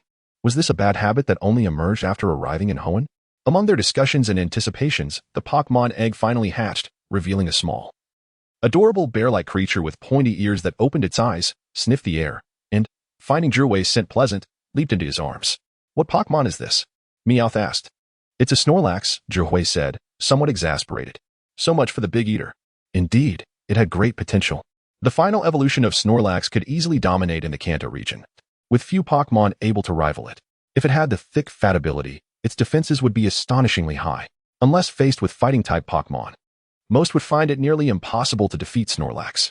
A typical example was Ash's Snorlax, who, during the Orange League, could continue sleeping undisturbed even when attacked by 5 Pokémon at once, including Pikachu, Charizard, Kingdra, Bulbasaur, and Squirtle. However, alongside its strength, this creature was notoriously lazy and had an insatiable appetite, requiring 400 pounds of food daily just to sleep, followed by immediate slumber after each meal. For anyone without vast resources, how could they afford to care for it? Jiraiya wondered if the Pokémon blocks in Hoenn had been developed. If not, he might have to follow Ash's example and leave it at Professor Oak's lab to be fed there. Snorlax? Isn't that a glutton? What about my rations? Meowth complained. In the future, no work means no food, Jiraiya replied. I promise to be obedient, Master, Meowth assured. Good to hear. Now, let us go take care of Kona's Pokémon, Jiraiya said. As they approached Kona's room, they found her lounging on the balcony, basking in the sun. Jiraiya couldn't help but roll his eyes. Kona, the competition is tomorrow. Is it truly wise to be so relaxed? That's precisely why I must relax before the competition. If I were to train intensively now, my Pokémon would be overwhelmed. Both trainers and Pokémon need to be completely relaxed at this time, Kona replied nonchalantly, her gaze drifting to the Snorlax in Jiraiya's arms. That must be the Pokémon egg Grandma gave you that hatched, huh? A Snorlax, not bad. Just remember, once it evolves, its appetite will increase tremendously. You might want to ask Professor Oak for assistance in raising it. You're absolutely right, Jiraiya nodded. Now, let me attend to your Pokémon. Kona had a total of 9 Pokémon. Seadra, Hippowdon, Swalot, Cloyster, Lickilicky, Dugong, Ninetales, Alolan Sandshrew, and Mamoswine. Jiraiya was quite familiar with all of them, having taken care of them on multiple occasions, and as soon as they saw him, they all rushed over. Jiraiya smiled as he tended to each Pokémon, starting with Seadra, which Kona had caught during her childhood and had grown up alongside her. Seadra was also her strongest Pokémon, having once helped her secure victory in the Indigo Conference, a true powerhouse. Kona continued to lounge lazily, relishing her lifestyle of enjoyment while Jiraiya took care of her Pokémon, contemplating that if she won, she would definitely make Jiraiya her Pokémon caretaker for free. Unbeknownst to Jiraiya, Kona's thoughts remained a mystery. Even if he did know, it wouldn't concern him, as he was certain she wouldn't win the championship. At that moment, Jiraiya held the competition schedule, filtering through potential opponents for Kona. He eliminated weaker contenders without hesitation. The schedule was quite interesting, divided into 4 groups. cleverly separating the three seeded contestants, Dato, Kona, and Shiba. The fourth seeded contestant was no stranger, Akira, the gym leader of the Shallow Red Gym, who would later become the Poison-type champion of the Chengdu region. However, during Ash's journey, this individual was merely a gym leader, and he was bound to lose in this competition, so Zhihui paid little attention to him and moved on. Chapter 23. The birth of the four heavenly kings. After 7 days of intense competition, the new generation of the four heavenly kings has finally emerged: the Dragon King Dewei, the Ghost King Josie, the Ice King Kina, and the Fighting King Shiba. Under the spotlight, thousands of spectators fixated their gaze upon them as Dewei, Josie, Kina, and Shiba stood upon the highest stage of the quartz plateau, adorned with infinite glory and flowers, receiving the admiration and cheers of all the trainers from the Kanto region. In the audience, witnessing the four celebrated figures, Zhihui could not help but tremble slightly. The four heavenly kings represented the strongest forces in the region, towering peaks that every trainer aspired to conquer. During these 7 days, Zhihui, having accompanied Kina, experienced the true essence of battles at the kingly level, leading to the dissolution of his previous pride after sweeping through the Pokémon Research Academy. Indeed, there existed a multitude of formidable Pokémon and trainers in this world. Brother, when I am able to travel, I will surely challenge one of them and become the new king, Ash exclaimed excitedly to Zhihui. Having formed a connection with Kina through Zhihui, he had arrived early, witnessing the journey from the first day to the present. With your level, it would be quite an achievement just to collect 8 badges. The new king will undoubtedly be mine. The spiky-haired boy, Shota, scoffed at Ash's fervent words, showing no mercy. The king challenge was a rare spectacle, and Shota, curious as ever, had come along with Professor Oak. It will definitely be me who becomes the king, Ash retorted defiantly, gazing at Shota with eyes wide in challenge. Enough with the banter. You two. I shall leave room for you both to aspire to the future title of king, but the champion title is reserved for me, Zhihui interjected. What?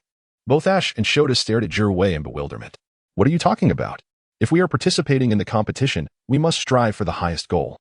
The title of king is not the endpoint, nor is the championship. The journey of a Pokémon trainer is boundless, Zhihui asserted. Such passionate fervor, the vitality of youth.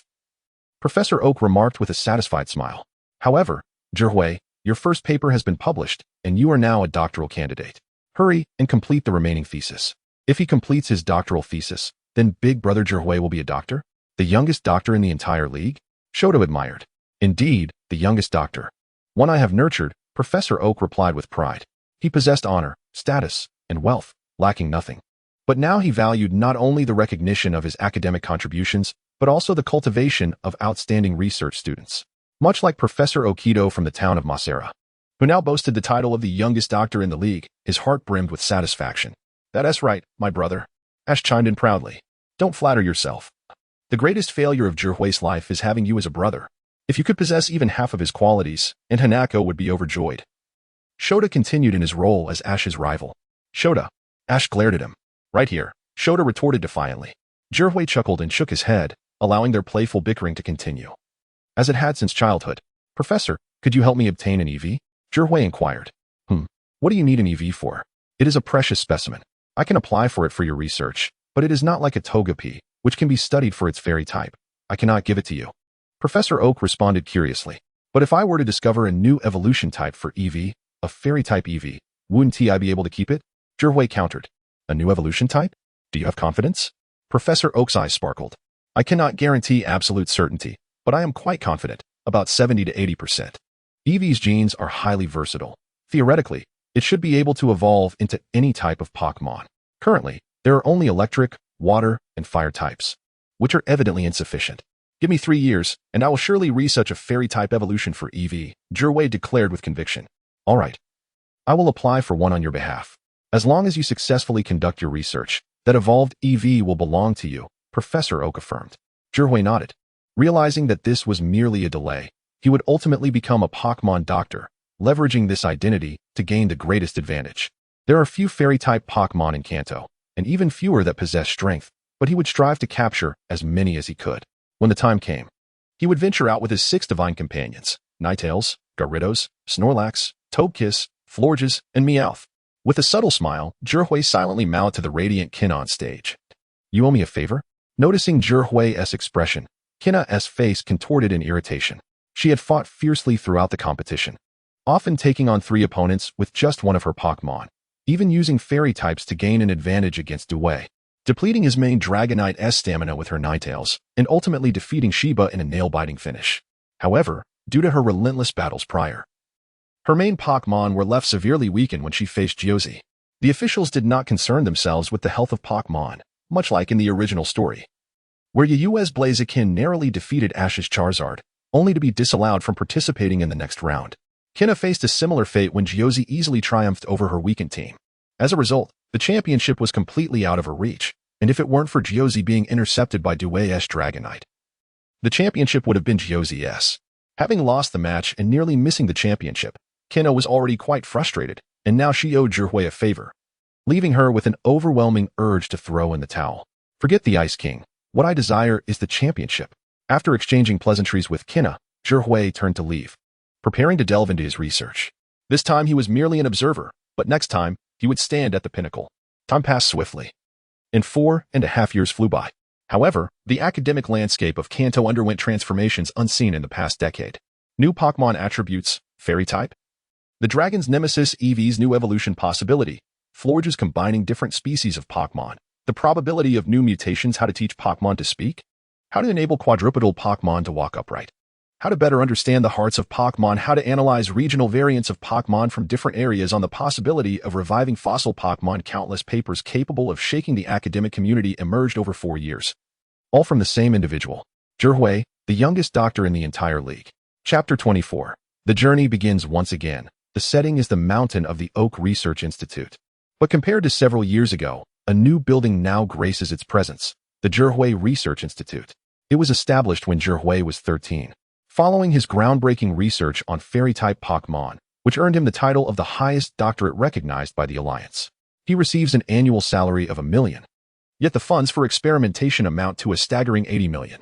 This place is teeming with various Pokémon, from the adorable Clefairy and Pika to the fierce yet timid Blissey, who spends its days seeking an audience to serenade, only to find none and resort to doodling instead.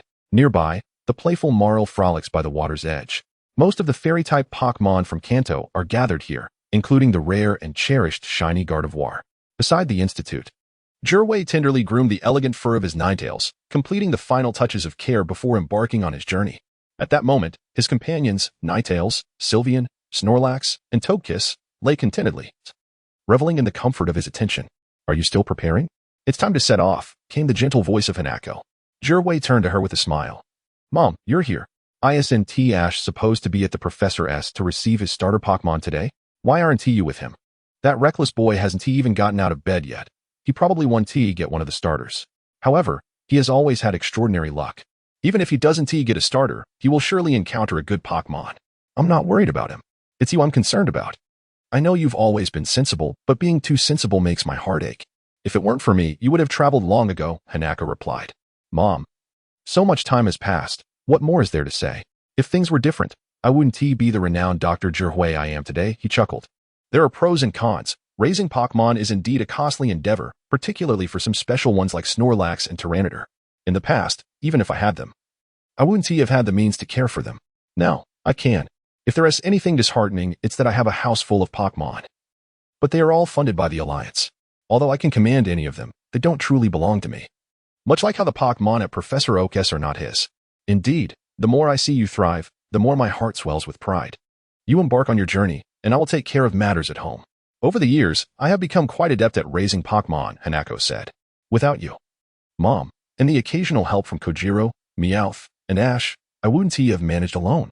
I truly wonder how my professor handles such a large research institute by himself. Zhihui remarked.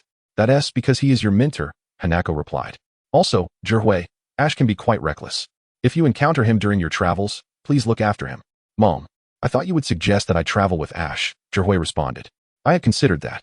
Having you two together would provide mutual support. However, if you travel together, Ash will become overly dependent on you, which wouldn't be beneficial for him. You should only keep an eye on him for a short while. Nothing more, Hanako advised. All right, but rest assured, despite Ash being a bit foolish and directionally challenged, he is still my brother. He possesses exceptional survival skills in the wild and has extraordinary luck. He may even encounter good companions along the way, Zhihui reassured her. If Ash hears you say that, he will surely cry, Hanako said with a tender smile, stroking Zhihui's cheek. Now go, the vast sky outside is your realm. Take care, Mom. If you miss me, just give me a call, Zhihui said.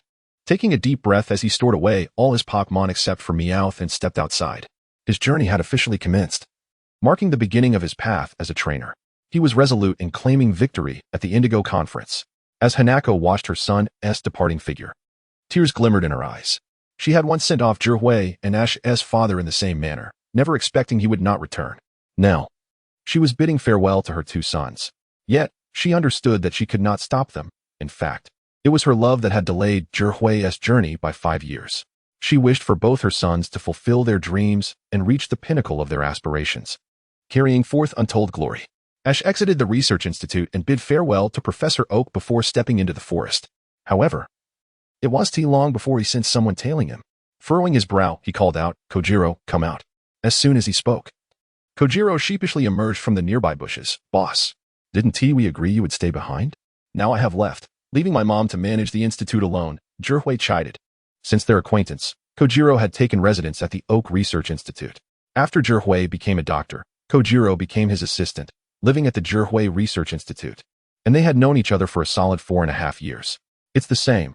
That Gardevoir at the institute only listens to Aunt Hanako. With it around, teleportation is swift, and you know I've spent too long at the institute.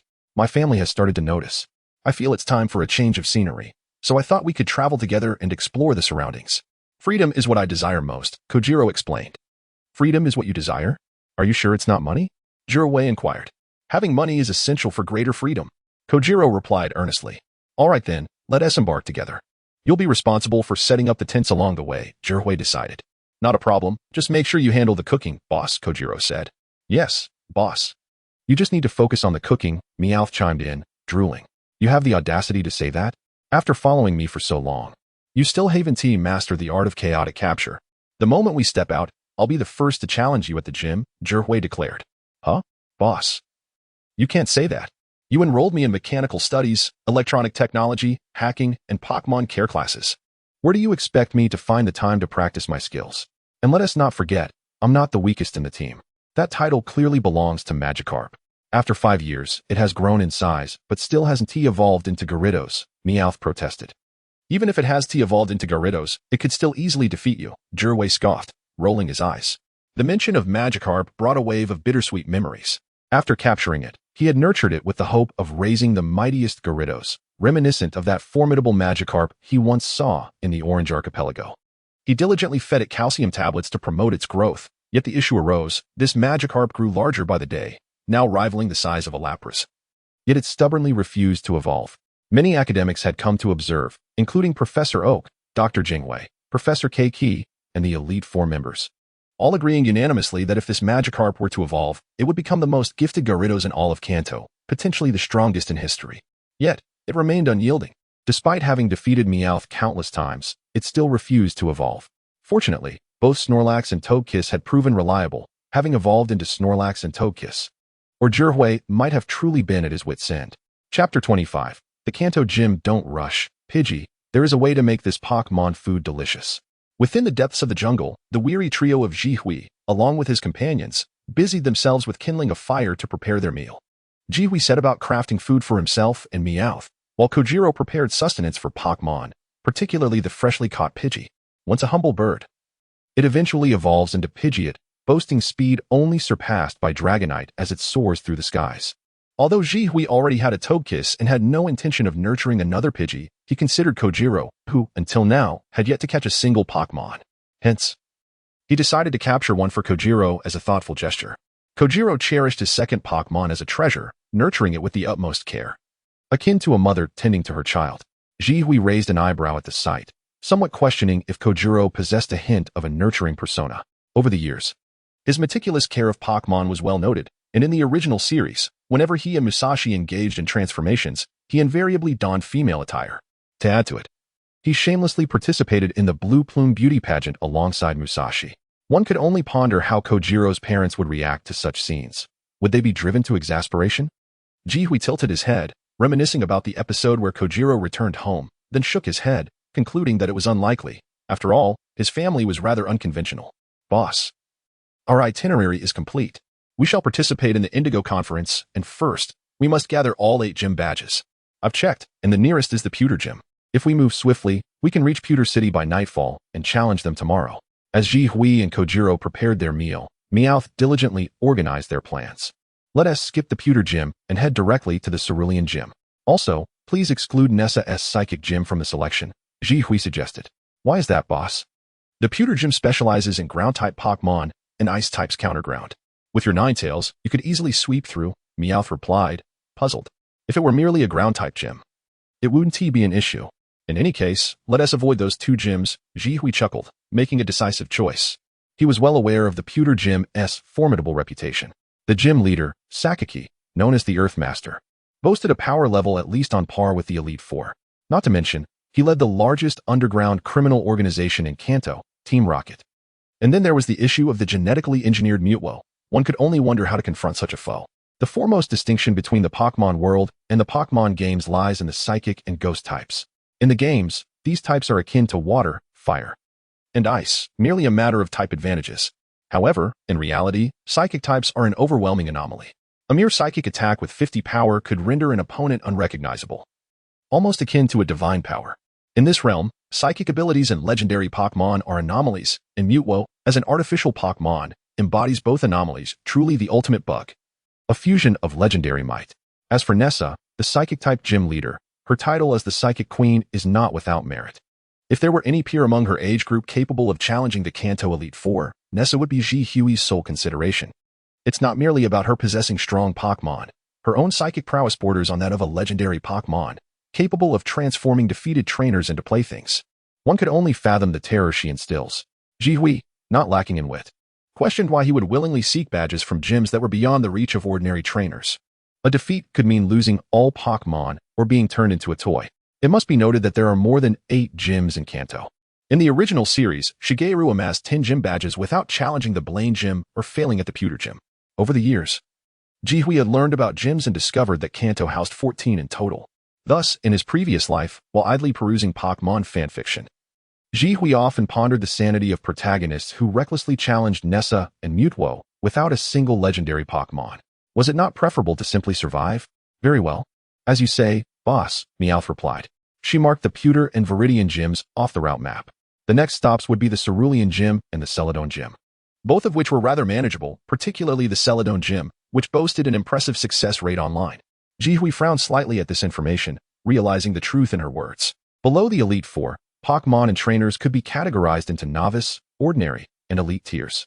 Generally, gym leaders fall within the elite tier, selecting Pokémon that correspond to the challenger's strength, effectively allowing for a degree of leniency. Other regions' gyms typically fit this criterion. However, Kanto's were notoriously inconsistent, showcasing a vast disparity in strength. The situation truly defied explanation. The strong, such as Nessa, Sakaki, and the former Elite Four member Shaba, were at the pinnacle, while the weak, like the Celadon, Cerulean, and Rainbow gyms, only boasted ordinary-level trainers. Only a few, like the Leaf Gym's Masashishi and the Light Gym's Aki, could be said to align perfectly with their stated strengths. This observation merely scratched the surface. A deeper dive would reveal even more complexity. Nessa and Sakaki have been discussed, leaving Shaba and Aki as the most formidable contenders. Shaba, a former champion, was effectively semi-retired, and few knew of his gym. Meanwhile, Aki was actively preparing for a challenge against the Johto Elite Four next year, treating challengers as mere playthings, handing out badges to those who could meet the minimum requirements. In stark contrast, Masashishi remained unforgiving towards challengers, utterly failing to fulfill the responsibilities of a gym leader. With these thoughts in mind, Ji Hui's desire to challenge diminished significantly. Given his current prowess, the only potential source of pressure would be Shaba from the Orange Islands. If Aki were to take things seriously, he could pose a challenge as well. The rest, he felt, could be easily overcome. The Celadon Gym, renowned for its aquatic ballet performances? Indeed, the thought alone invoked memories of graceful displays. Kojiro, who was tending to Pidgey, perked up with excitement. Oh yes, the Celadon sisters. The floral beauties of Kanto, I adore them. Meow? Meowth chimed in, sharing his enthusiasm. Ji Hui, bemused, remarked. While it's understandable for Kojiro to be smitten after a prolonged singlehood, Meowth, as a cat, could you not maintain a more conventional orientation? What's wrong? Cats can be human too. The heavens never decreed that I could not be. Meowth retorted, indignant. Boom. Before Meowth could finish, a deafening clap of thunder echoed across the sky, followed by a colossal bolt of yellow lightning descending from above, unleashing a terrifying force. Oh heavens, I was mistaken. Meowth is indeed a cat, not a human. Please do not strike me. Meowth trembled, dropping to the ground, hands cradling his head, legs quaking, tail quivering in fright. Jihui gazed at the ominous lightning with a look of astonishment. The sheer power of this thunderstorm was reminiscent of a legendary Pokémon. Given the timing, it was unmistakable. The legendary lightning god, a figure of fearsome reputation. Noticing the trembling Meowth, Jihui couldn't help but give him a gentle kick. All right, rise and shine. Grab the camera. What follows will be a segment worthy of great value. If utilized wisely, it could fetch a handsome price. Film a video? Meowth replied, dazed, his legs still quaking. Chapter 26. The first encounter with Xiaoxiao. What a marvelous Pokémon is that. I have never seen it before, exclaimed Kojiro, his eyes wide with astonishment as he gazed at the Ho-Oh soaring through the sky. Foolish Kojiro, it's evident you haven't studied. That is clearly a shiny Spearow. Meowth declared proudly, turning to the boss. A shiny Spearow? Zhihui couldn't help but chuckle, looking curiously at Meowth. Meowth, while you are correct, this rather unattractive bird bears no resemblance to Ho-Oh whatsoever. It is an affront to the name. Are you not afraid it might retaliate with a sacred fire? After all, it is the guardian deity of Johto, presiding over the skies, a true divine being. Is it not? Meowth retorted sharply. Indeed, it is a legendary Pokémon, Ho-Oh.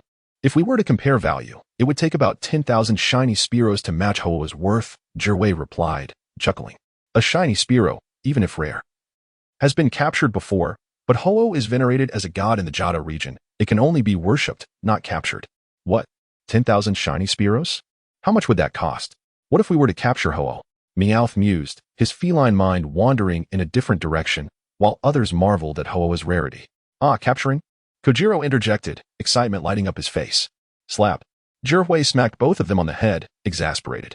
Can you two think for a moment? Do you even grasp the concept of a legendary Pokémon? Even if I combined all my Pokémon, we would still stand no chance against Ho-Oh. Are you too keen on discovering what flying truly means? If so, I can send you soaring into the sky, right next to the sun. Is it really that formidable? Meowth and Kojiro shrank back, realizing they had provoked something beyond their understanding, as they watched Ho-Oh gracefully depart. All right, let us hurry into the city and find a place to dine, Zhihui remarked, satisfied with the clarity of the recording. Dining sounds splendid. Let us go, Meow? Meowth exclaimed, suddenly invigorated, shedding its earlier lethargy as it dashed forward. Dining. Kojiro tossed the camera aside, his legs propelling him after Meowth like a motorized vehicle. Zhihui rolled his eyes. You two are as broke as your faces are clean. The money is with me. Why rush? What use is it? Do you have any money? Halfway through their sprint, Kojiro and Meowth realized they had no money on them, exchanging startled glances before trudging back. After some commotion, they finally arrived at a restaurant late at night, indulging in a lavish feast. Zhihui, with a wry smile, addressed them. You two certainly move fast, trying to portray yourselves as superhumans, are you? If you possess such abilities, why not forego dining and spending? Nonsense. We aim to scout out the best places for you, boss, and report back. Meowth defended. Exactly. Even if we were to exhibit our superhuman abilities, I would carry something, not just run. Kojiro added. Carry something? Meowth suddenly spotted a figure nearby, struggling with an object that resembled a lump of charcoal, and exclaimed, precisely. To demonstrate one's strength, one must emulate that individual and train oneself. Train? Zhihui shifted his gaze to the street, spotting a girl with short orange hair, laboriously hauling an object resembling a bicycle. He thought to himself, Super Hualong girl. She was the female protagonist of the Pokémon Adventure series, traveling alongside Ash, aspiring to become the world's strongest water-type Pokémon trainer. Eventually, due to her sister's incompetence, she was compelled to return home and assume the role of gym leader, thus ending her journey with Ash. As for the object she carried, there was no doubt it was the result of Pikachu's infamous bicycle destruction. All right, let us finish this meal and head to the Pokémon Center, Zhihui said. Why go to the Pokémon Center? That's for novice trainers under 15 years of age. We're not 15, we have to pay. It's better to stay at a hotel, Kojiro protested. To see Ash, of course. And to ensure he is well, Zhihui replied, resigned. Though he suspected Ash would be fine. Still, it was worth checking in, especially when they reached Pewter City. He planned to let Brock look after Ash, as his mother would be worried sick otherwise. Ash, he is here too? Unbelievable, he hasn't lost his way, Kojiro exclaimed, astonished. Having spent years in Pallet Town, he and Ash had become quite familiar. Fools often have their good fortune, Zhihui remarked, shaking his head, refraining from elaborating further, hoping to preserve some dignity for Ash. After all, on his first day out, he had been chased by a flock of Spearows, nearly meeting his demise before his journey had even begun. Meowth and Kojiro's appetites seemed to transcend dimensions. Despite being nearly full, they adhered fervently to the principle of finishing every morsel, leaving their plates cleaner than their faces. At this point, Zhihui found himself perplexed. Was the inertia of the plot truly this immense? These two characters had always feasted heartily in the original narrative. Yet since joining him, although they might not indulge in extravagant meals daily, their quality of life was undeniably high. Their voracious appetites now made it seem as though he had been depriving them. Eventually, the trio, laden with their belongings and resembling a leisurely post-meal stroll, ambled towards the Pokémon Center, where they found Ash and Xiaoxia attentively surrounding Pikachu, likely having resolved their earlier bicycle dispute. Pika Pika. Ash and Xiaoxia were so engrossed in their concern for Pikachu that they failed to notice Zhihui's arrival. However, Pikachu, with its inherently keen observational skills, spotted Zhihui immediately and emitted an excited cry. Zhihui smiled, approaching to gently stroke Pikachu's electric cheeks. Long time no see, Pikachu. Indeed, Zhihui recognized this Pikachu well. As a student of Professor Oak, he had cared for it for an extended period. Pika. Pikachu chirped joyfully. Despite the fatigue of the day, it found the events amusing. Feeling a sense of camaraderie with Ash and delighting in reuniting with Zhihui, who had once looked after it. Brother, you're here, Ash exclaimed, first with excitement. Then recollecting how he had inadvertently injured Pikachu, he quickly lowered his gaze, feeling the weight of the admonishments from Xiaoxia, Junsha, and Nurse Joy. What's wrong? Are you unhappy to see me? Zhihui feigned ignorance. No, brother, it's just that I caused Pikachu such serious harm. I feel like an incompetent Pokémon trainer, Ash lamented. The moment he uttered those words, he revealed his potential to become a competent Pokémon trainer. As a novice, he had the right to make mistakes. He merely needed to ensure he didn't let Pikachu suffer like that again. A trainer and their Pokémon should be the best of partners, Zhihui advised. I understand. Brother, I will never allow Pikachu to suffer such injuries again, Ash vowed, his gaze resolute. That's good to hear. When the Indigo League begins, I hope to face you in the finals, Zhihui stated. I will surpass you and become the world's greatest Pokémon trainer, Ash declared, clenching his fist with fervor. Then first, please return my bicycle. In the perennial chill of the cold water, Wang Xiaoxia's voice resonated quietly, dousing Ash's enthusiasm with a single basin of icy reality. Instantly, Ash wilted, retreating to a corner to draw circles in despondence. Chapter 27. The caring Zhihui, you are his brother, so you should compensate him. Xiaoxia extended her hand toward Zhihui. In theory, yes. I could afford to replace a bicycle, but Xiaoxi insists on being an adult, and 1T asked me for money. So he'll have to work to repay you himself, Zhihui replied. What? No way, brother, working to repay? Come on, just help me out. Xiaoxi pleaded with a distressed expression. Not a chance. You created this trouble. You must resolve it, Zhihui said as he playfully flicked Xiaoxi's forehead, secretly thinking. If I pay for your bicycle now, how will I be able to accompany you on your travels across 3 regions? Alas, as the older brother, I remain single and must arrange a future partner for my younger sibling. What a burden it is. Having passed the trouble back to Xiaoxi and Xiaoxia, Zhihui stepped aside and dialed Professor Okido's phone number. Zhihui, you've arrived in Masera City, yet you're even slower than Xiaoxi. As his older brother, you must not fall behind. Professor Okido appeared on the screen, looking the same as ever, clad in his lab coat, eating instant noodles. I filmed a segment about Ho-Oh during my journey. Zhihui cut straight to the chase, eager to state his purpose. Ho-Oh? Professor Okido paused momentarily, then, neglecting his noodles, exclaimed excitedly, is that true? Do you have the footage? Hurry, send it over. All right, just a moment. Zhihui used his device to transmit the video. After a while, the screen lit up with Professor Okido's delighted voice. It truly is the legendary Pokémon Ho-Oh. Zhihui, this is a monumental discovery, especially for the Johto region. If they learn that Ho-Oh has appeared here in Kanto, they will undoubtedly rush over. Those from the bell tower, right? That is why I sought you out. If I trade this information with them, could I perhaps exchange it for a more formidable ghost-type Pokémon? Zhihui inquired. That's indeed a possibility. Though you are being rather cunning, Professor Okido chuckled reproachfully. There's no choice. Psychic and ghost-type Pokémon are quite rare and difficult to capture. The Bell Tower folk specialize in nurturing ghost-type Pokémon, like the renowned trainer Komatsu from the Uzuriha Gym, whose ghost-type Pokémon are top tier. I would be content with just a Ghastly, Zhihui explained. Very well, I shall assist you. However, you already possess 6 Pokémon. Any additional ones must be returned. Professor Okido warned. No, Professor, don't forget that I am also a doctor, and I have the special privilege of 3 Dr. Pokeballs, allowing me to carry 9 Pokémon with me. Additionally, Meowth's Pokeball is at home, so it does not count towards my limit, Jihui clarified. True. You are a doctor. I cannot outsmart you. I initially planned to borrow some Pokemon from you for research. In that case, capture more Pokemon and send them to me for study, Professor Okido said, somewhat disheartened. Capturing more Pokemon is quite challenging. You know how it is. Once I capture them, I must take full responsibility, so I won't capture too many. However, I can send you some fascinating videos. Soon. I'll send you a video of Clefairy dancing around a moonstone in prayer. I also need to write a paper on fairy-type Pokemon. Otherwise, I want to meet this year's requirements, Jihui added. Clefairy dancing? That sounds delightful. Send it to me. Professor Okido laughed. By the way, there is something else. Zhang Hui mentioned that his research is approaching a critical point, and that mysterious Pokemon is about to arrive. I hope you can assist him when the time comes. A mysterious Pokemon. Jihui's smile broadened knowingly. Isn't that mysterious Pokemon the colossal Dragonite that most fanfiction protagonists inevitably capture? Much like the enormous Onyx in the mountains, it's a common companion for main characters. However, Jihui was not particularly interested. It wasn't that he didn't want it. In fact, he would gladly accept any Dragonite. But the question remained, would such a massive creature, comparable to Groudon, be easy to capture? It is well known that in the Pokemon world, smaller Pokemon are not necessarily weak, but larger ones certainly possess formidable strength, especially those of colossal size, which are akin to cataclysmic deities. The ancient Pokemon of the Kanto region, such as the ancient Lugia and ancient Jengar, as well as the guardian deities of the Hoenn region, Kyogre, and the landbound Groudon, are all capable of unimaginable destruction.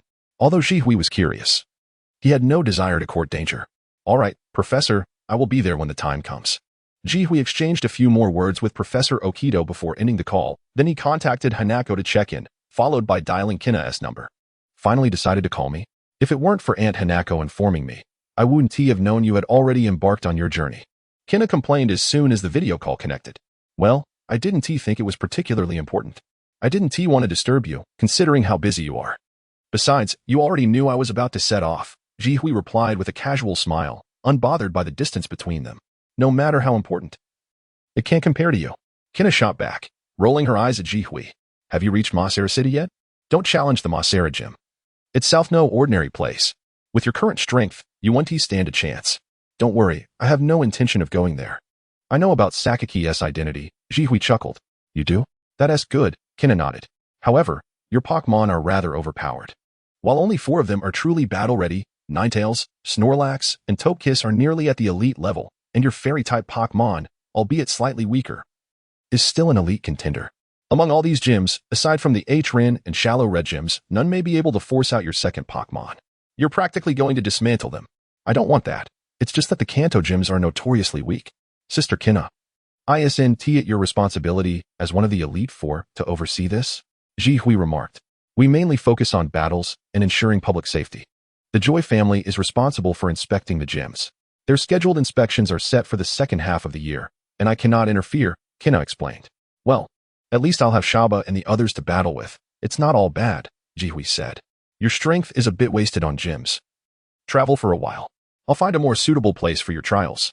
As for participating in the Indigo Conference, as long as you pass the Pokemon evaluation exam, you should be fine. You, a doctor, surely can't fail the Pokemon evaluation exam, can you? Kina teased. That tedious exam.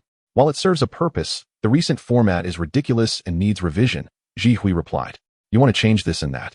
Trying to work me to death, are you? If you want to make changes, win the Indigo Conference and then the Elite Four Challenge.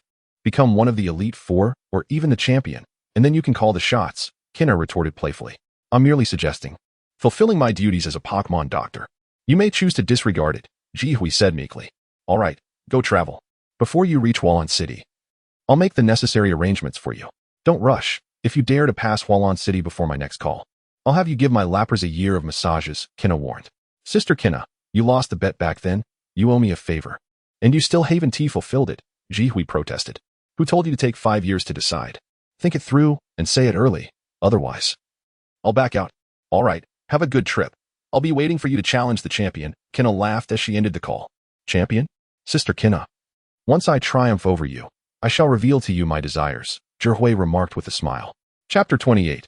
Xiao Gang at last. They arrived at Nibi City. Xiaoji exclaimed excitedly towards the city. Indeed, we have arrived, responded Jihui nonchalantly, as he was not directionally challenged. thus they made swift progress. Like in the original story, Xiaoji captured a Caterpie and a Pidgey and soon encountered a young warrior. Although Jihui had no desire to belittle this insignificant opponent, the boy had eagerly sought a challenge, leaving Zihui with no choice. Even with the formidable QB, he opted to send out Meowth, the weakest of his Pokémon. Known for its erratic flailing, yet astonishingly, even Meowth was unable to secure a victory. Jihui could hardly be bothered to grind for experience points. However, it was not entirely futile, as it allowed Xiaoji's Metapod to evolve into Butterfree. Thus, the group, 4 people and 1 cat, made their way to Nibi City. From now on, you and I are rivals, Xiaoji confidently declared to his brother. I will be the first to earn the Nibi Gym badge. That is impossible. Aside from sharing part of my name, you do not possess even half of my skills and Pokémon commander knowledge, retorted the ever-cynical Xiaoxia. What do you mean, Xiaoxia? Although my brother is impressive, I am not lacking either. Xiaoxi countered defensively. You will realize when you see Xiaogang. With your current abilities, you won't even manage to secure a single gym badge. Xiaoxia continued to rain on his parade. Just you wait. I will show you that I can obtain the Nibi gym badge. Xiaoji insisted, filled with determination. Observing the banter between the two, Jihui smiled faintly. Xiaoji was naturally passionate. Despite facing significant setbacks, he often recovered after a good night's sleep, so Jihui was not worried about Xiaoji's disappointment, but rather his overconfidence. Each time Xiaoji grew overly confident, it typically marked the onset of his struggles. In the original narrative, whenever he inflated his ego, a formidable opponent would emerge to ground him in reality. However, reality may not always present such challenges, hence having a companion nearby to provide constant guidance was invaluable. The group, filled with laughter and chatter, entered the Nibi gym. As the door swung open, bright lights illuminated the space, revealing a figure seated in meditation at the center. Gazing ahead, who dares disturb my peace? He inquired. I am Xiaoji from Xinshin Town, here to challenge you. Xiaoji proclaimed with his classic, spirited declaration. This is your first gym battle, isn't it? Understand that gym battles differ from casual skirmishes. They adhere to the official rules of the Pokémon League. The man replied slowly. Xiaoji appeared somewhat bewildered. Wasn't a battle simply a battle? Is there really a difference? Only 2 Pokémon may be used. Do you understand? The man recognized Xiaoji's naivety, recalling his responsibility as a gym leader. He stood up and asked, how long have you been with your Pokémon? About 2 weeks. Xiaoji answered. Ah, so it is in its most adorable phase. Pikachu, hearing the praise, displayed an adorable expression, only to be met with the unexpected remark. Then perhaps you should refrain from battling. It promptly wore a look of utter disbelief. Our matters do not require your interference, busybody. Xiaoji grumbled in discontent. Regrettably, as the gym leader, I cannot refuse a request for a battle, the man remarked with a resigned expression. He snapped his fingers coolly, causing the surrounding gates to open, merging the battlegrounds into a rocky arena. He was Xiaogang, the gym leader of Nibi Gym. He appeared quite serious and formidable. Xiaoji likely stood no chance against him, Xiaoxia remarked. Serious? Jihui reacted with a peculiar expression. Indeed, this was the same Xiaogang who had accompanied Xiaoji through 3 regions, Kanto, Johto, Hoenn, and Sinnoh. Prior to the Unova region, he had even been known as the steadfast Xiaogang, always surrounded by female protagonists. Yet, could one truly associate the term serious with him? The thought of the later version of him, who would dash towards mature women at the mere mention of his name, made it difficult for Jihui to reconcile the idea of seriousness with him. What transformations had he undergone to reach such a point? Pondering this, Jihui said to Xiaoxia with a knowing look, cherish the current Xiaogang. You will come to understand just how precious he truly is. Huh?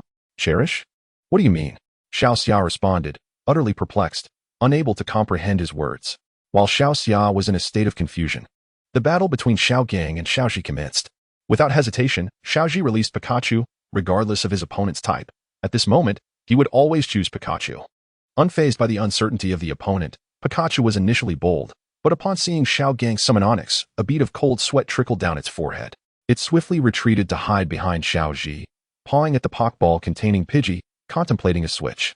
Unfortunately, this action did not receive approval from its trainer. Xiaoji firmly picked Pikachu up, saying, do not act on your own, switch with Pidgey quickly. Reluctantly, Pikachu returned to the battlefield, gazing at its trainer with a confused expression, seemingly weighing the options of either obeying and fighting or zapping its trainer and making a run for it. Fortunately, a loud shout interrupted its deliberation. Xiaoji, you fool.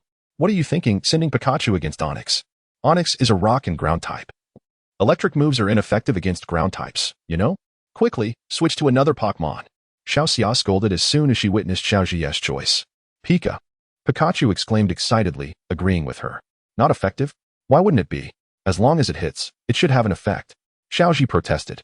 There are no absolutes in research, right, brother?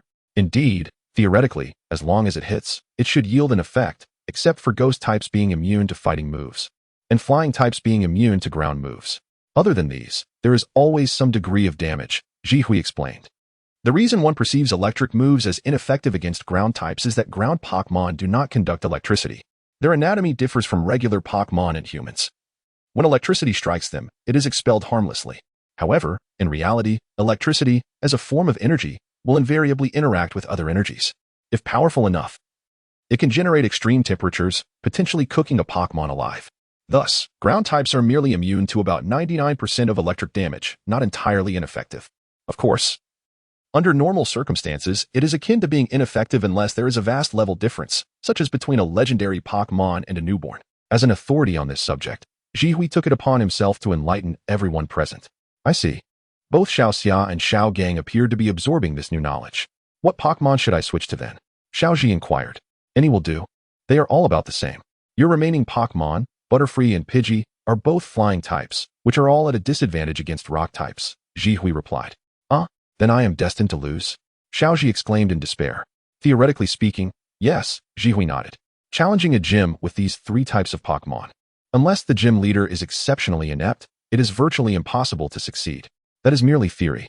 I believe that Pikachu and I can overcome this challenge. Right, Pikachu? Xiaoji declared, raising a fist confidently. Pikachu replied, looking quite pitiful. Chapter 29. A flirtation with Xiaojiang. Pikachu faced off against Onyx, while a novice trainer confronted a seasoned gym leader. In terms of both Pokémon and trainers, Ash was utterly overwhelmed.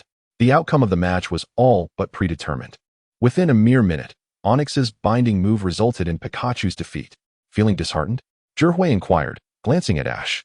Ash, unable to meet Zhihui's gaze, replied, I don't know. If you wish to avoid such failures in the future, you must diligently memorize the fundamentals of Pokémon knowledge. Not knowing that ground-type moves are super effective against electric types or that rock types are strong against flying types is simply unacceptable. I can understand this being your first time. But do not let it happen again, Zhihui admonished earnestly. Over the years, he had attempted to teach Ash these essential concepts, yet Ash's memory seemed fleeting. Consumed daily by the care and play with various Pokémon, leaving his knowledge forgotten. Presently, Ash's only commendable trait was his passion and love for Pokémon, with his skills merely hinting at potential. As Ash faced defeat, Zhihui seized the opportunity to impart some wisdom. I understand, brother, Ash responded. All right, Kasumi. I would appreciate your assistance in teaching him these basics. If Ash exhibits any arrogance or disobedience, feel free to strike him. I will take responsibility. Moreover, for every correct action, a slap will earn you 1,000 yen until you have repaid your bicycle, Zhihui declared. What? Brother, is that really necessary? Ash exclaimed in shock. Indeed, a slap equates to 1,000 yen, Zhihui affirmed. All right, Zhihui, I will ensure Ash becomes well-versed in all the necessary knowledge, Kasumi agreed enthusiastically. Ash, cradling Pikachu, sat despondently aside, feeling as though life had grown dim. Next, it is my turn. Would you like to rest before our battle? Zhihui asked, disregarding Ash as he turned to Xiaojiang. No need. I haven't exerted myself much, Xiaojiang replied nonchalantly, while Ash's heart sank further. Very well, then I shall not hold back. Ninetales, make your appearance. Zhihui called forth his Ninetales. Is that Ninetales? Why does it look different from the ones here? Xiaojiang questioned curiously. Indeed, it is beautiful, Kasumi remarked, her eyes sparkling with affection. Despite her focus on water-type Pokémon, she could not resist the allure of cute and beautiful creatures, much like our favorite Pokémon. Togepi was not a water-type yet held a cherished place in her heart. I know, that is Alolan Ninetales. My brother mentioned that the Alola region has some Pokémon that differ from those here, Ash interjected, emerging from his gloomy state to enlighten Kasumi and showcase his knowledge. Alolan Ninetales, Xiaojiang mused, then added, it appears to be an ice-type Pokémon. Rock types are strong against ice types. Are you sure you want to use an ice-type Pokémon? That's not quite right. While rock types do have an advantage over ice types, your Pokémon can possess moves beyond their primary type, Zhihui kindly reminded him. Let us see your strength, then. The rules remain the same. 2 Pokémon, starting with Geodude, Xiaojiang declared, releasing his only remaining rock-type Pokémon. Zhihui observed Geodude with a nuanced expression. The Nibi Gym was known for its rock types, and Xiaojiang's persona was that of a rock-type master. Yet, as time progressed, Geodude had become his only rock-type Pokémon. Even Onyx had forsaken rock for steel, not to mention the subsequent Pokémon like Zubat and Happiny. After a moment, Zhihui gravely advised, treasure your Geodude. If you lose it, you will have no rock-type Pokémon left as a gym leader. Huh? Xiaojing was taken aback. He had always cherished his Pokémon, but now that the battle had begun, his focus shifted to issuing commands. Geodude, use Tackle. Zhihui appreciated Xiaojing's decisiveness, but questioned his command. Ninetales, use Powder Snow, but do not exert too much force. Ninetales opened its mouth, releasing several ice particles that accurately struck Geodude, causing it to become dazed. You did well. Return, Geodude, Xiaojing encouraged, recalling his Pokémon before sending out Onyx. You are indeed formidable, but my Onyx will not be weak either.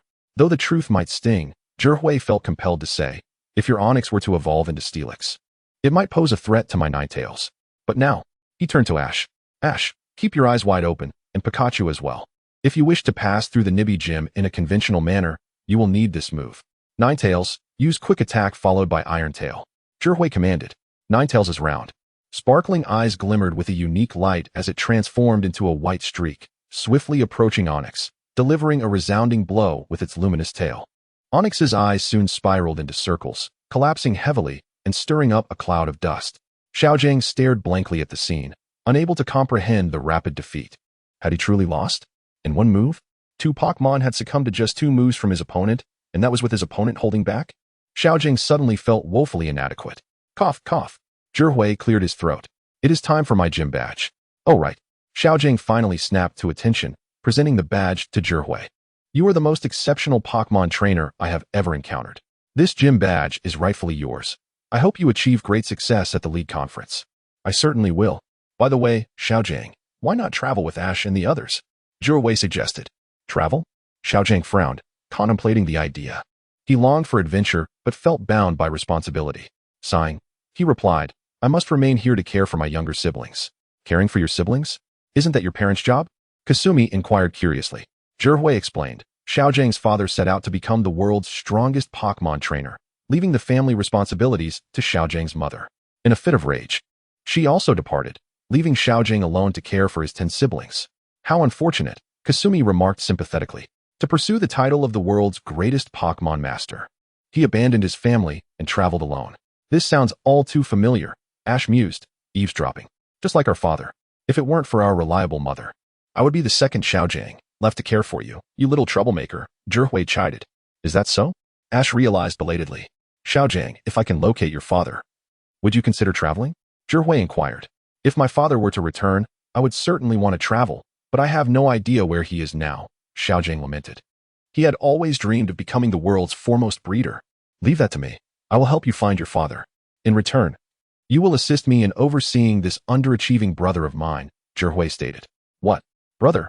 I am not an underachiever. Ash protested. Zhihui, ignoring the situation entirely, grasped Xiaoji by the collar and led him outside, saying, in the evening, I will be at the Riverside Power Station for classes with Xiaoji and Xiaoxia.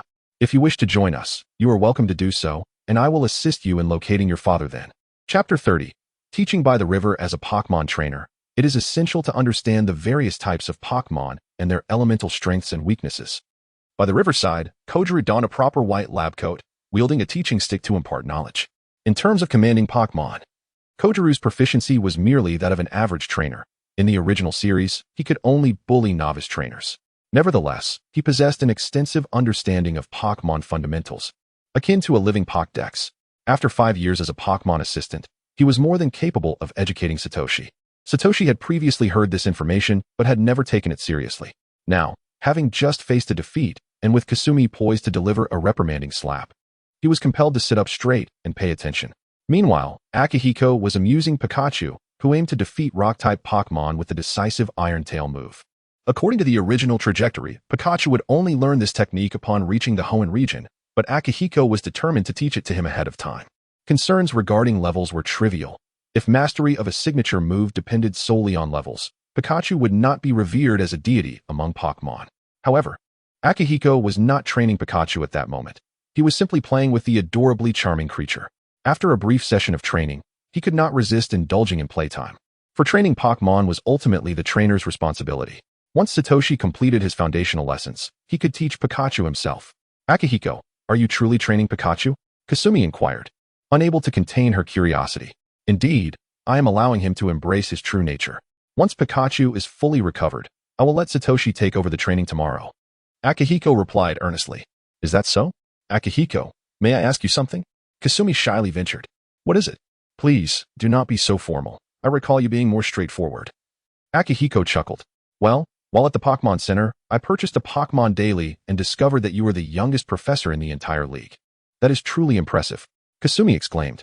Just hard work, Akihiko humbly responded, awaiting her next question, for if that were all, there would be little to discuss. Additionally, I happened to buy a Pokémon magazine and found out that you know Master Conan, and you were even rumored to be her romantic partner. Could you introduce me to her? Kasumi requested. Rumored partner? Akihiko frowned. Who irresponsibly spread such gossip? Isn't it true? Kasumi asked innocently. Of course not. I must track down the culprit responsible for this slander and express my gratitude, Akihiko declared with a fierce expression. Then you do not know Master Conan? Kasumi's excitement waned. Not at all. I have known her for 5 years and have maintained contact ever since. In fact, I assisted in the evolution of her Ninetales, Akihiko explained. I even have a key to her home. Oh, I see. Akihiko, could you inquire about the Water-type Pokémon Master's guaranteed winning techniques for me? Kasumi requested. Guaranteed winning techniques? Akihiko's expression was one of disbelief. What are you talking about? The special secret techniques that make Master Conan's Elite Four undefeated. Kasumi clarified. Who told you that the Elite Four are invincible? Also, who claimed that victory guarantees secret techniques? I should take you to meet the Elite Four and help you adjust your perspective, Akihiko responded, exasperated. Indeed, in the minds of ordinary people, the Elite Four held almost mythical status, but in reality, the truth was far from such notions. Akihiko, do you know all the members of the Elite Four? Kasumi asked, her eyes sparkling with excitement. Yes, I do, Akihiko nodded, contemplating before continuing. Kasumi, since you call me Big Brother, I will not hold back. Your strength still requires improvement. You currently possess 3 Pokémon, Stereo, Starmie, and Goldeen, yet their abilities are merely average. In particular, Stereo's strength is inferior to that of Starmie. With your current capabilities, you are far from becoming the world's strongest Water-type Pokémon master. I am aware. That is precisely why I left home to travel, Kasumi admitted. A hint of embarrassment in her voice. Indeed, for the sake of your family, you must grow stronger.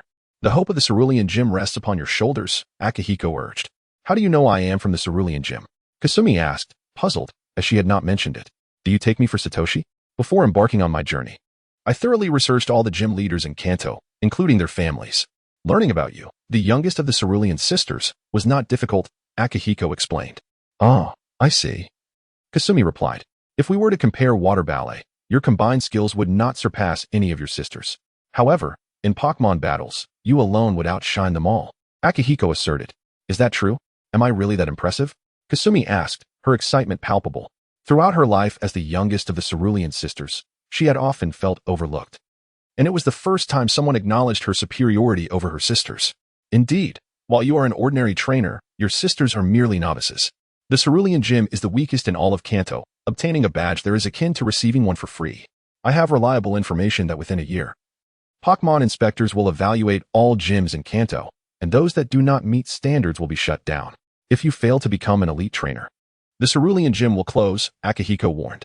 A year. Kasumi's expression shifted dramatically as thoughts of her 3 sisters filled her mind.